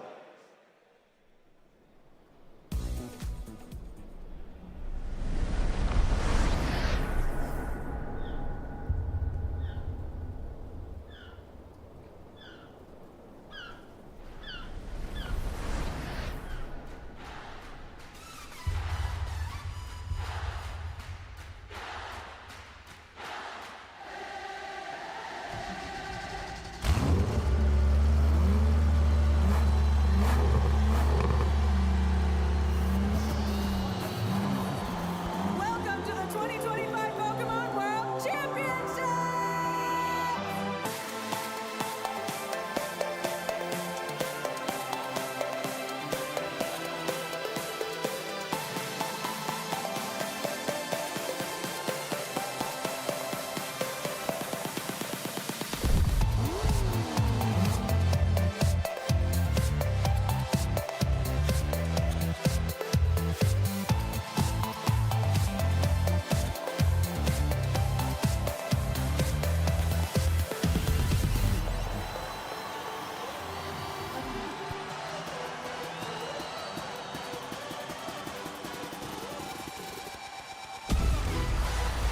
This is what Pokemon dreams are made of.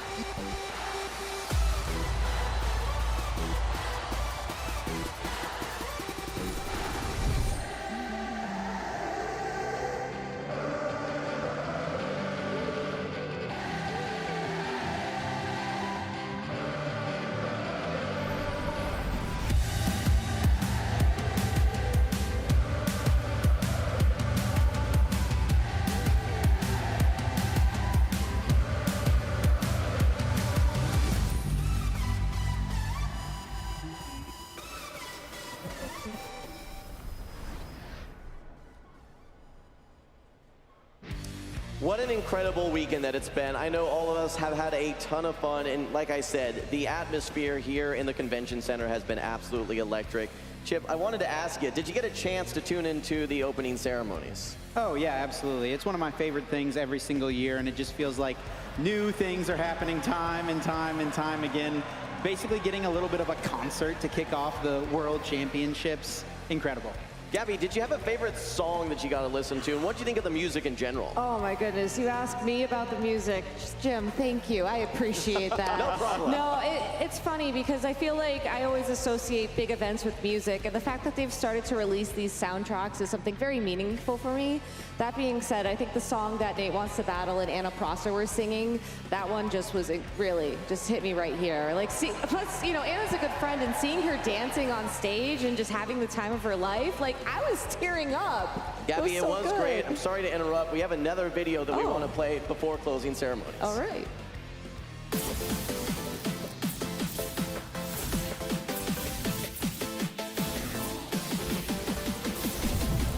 Make sure you catch all the action.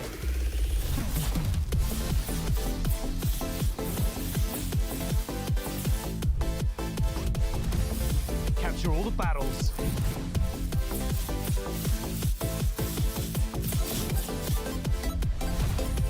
Gear up for glory.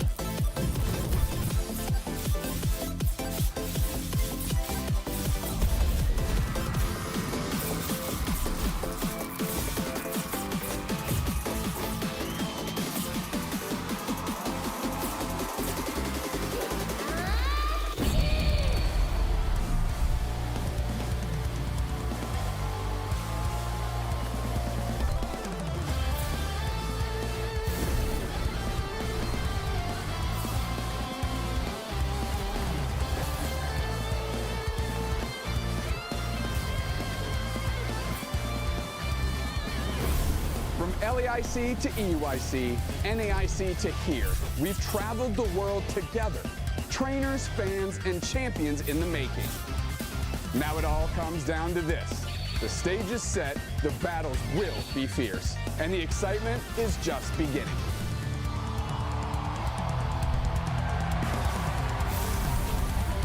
Welcome to Worlds. It's gonna be legendary.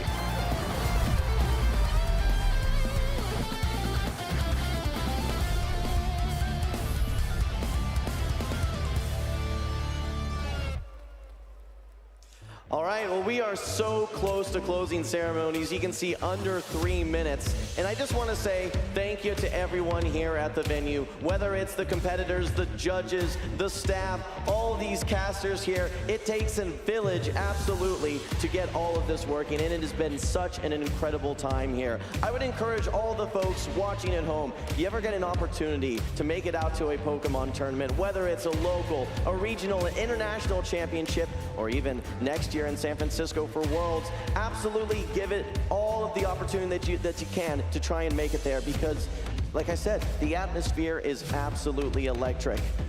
I want to get some impressions, I think, from you guys. What was the defining moment that you saw, Chef, here in Anaheim? The opening of the arena. We've never seen anything like it here at Pokemon Worlds. It was amazing. Gabby, what about you? I think for me, honestly, it was when I got to interview both of our finalists yesterday. Just seeing them sort of process the moment when they realized they had made finals was really special, and I'll always remember that. Chip, was there a moment to you that stuck out as the most memorable? I love it when the doors open that very first day. Competitors, spectators, parents, the whole community fills these halls. The staff welcomes them in, and they get into their seats. They shuffle up, they power on their systems, whatever it may be, and get ready for that first round. Incredible. For me, I think it's just all of the trainers in their stories. I think that especially when you take a look at the friends and family, I had an opportunity to interview actually it was Patamon's father as well as Beelzeboy, one of his friends, and just these stories of friendship, companionship, and growth especially. A lot of these trainers we get to see year after year, and you get to watch as they grow, as they improve, and as they build on essentially what is one of the probably most important things in their lives. Gabby, I mean, for you, would you say that there's, any trainer that just made their mark here in 2025? That's a really good question. I mean, I know James Evans came in second, but, I've seen him play. I was here when he got his seniors win back in 2018, and I've just seen so much growth and maturity from him over the years, and just seeing how, how graceful he was in that finals match, and seeing him and Giovanni support each other at the end of that game, I think is something that was really, special and really showed the spirit of the game and the spirit of Pokemon. And I think both of them together just really show what this game is all about. Yes, we are competitive, but we are friends and we are family at the end of the day. Yeah, things that you love to see. Of course, just like you said, competition is why we're all here. That's why we all spend so many hours training, spending times in game, and so many cycles of our otherwise very busy lives. In many cases, it's all for this moment. But when we look at some of the friendships that are involved and just the sportsmanship, it's very heartwarming for sure. Chip, anything for you that you feel was just worth highlighting as we get ready to wrap up here? Yeah, I mean, I love to highlight the community any chance we get. It's really what it's all about. Lifelong friendships made through this franchise that we all love so much. People will know for the rest of our time here on this floating space rock. Really special moments getting to share them with everyone. Absolutely. You know what?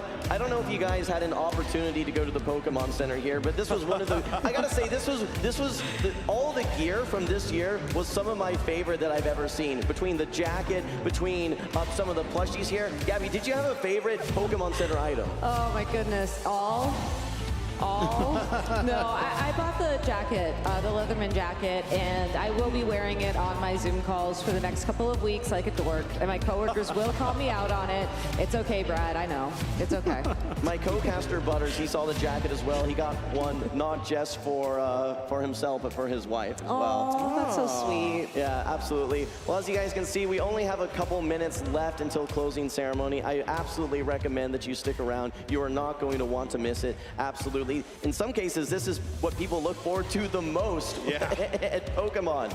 I know last year we had some huge reveals, and I cannot wait to see what we're going to be having soon.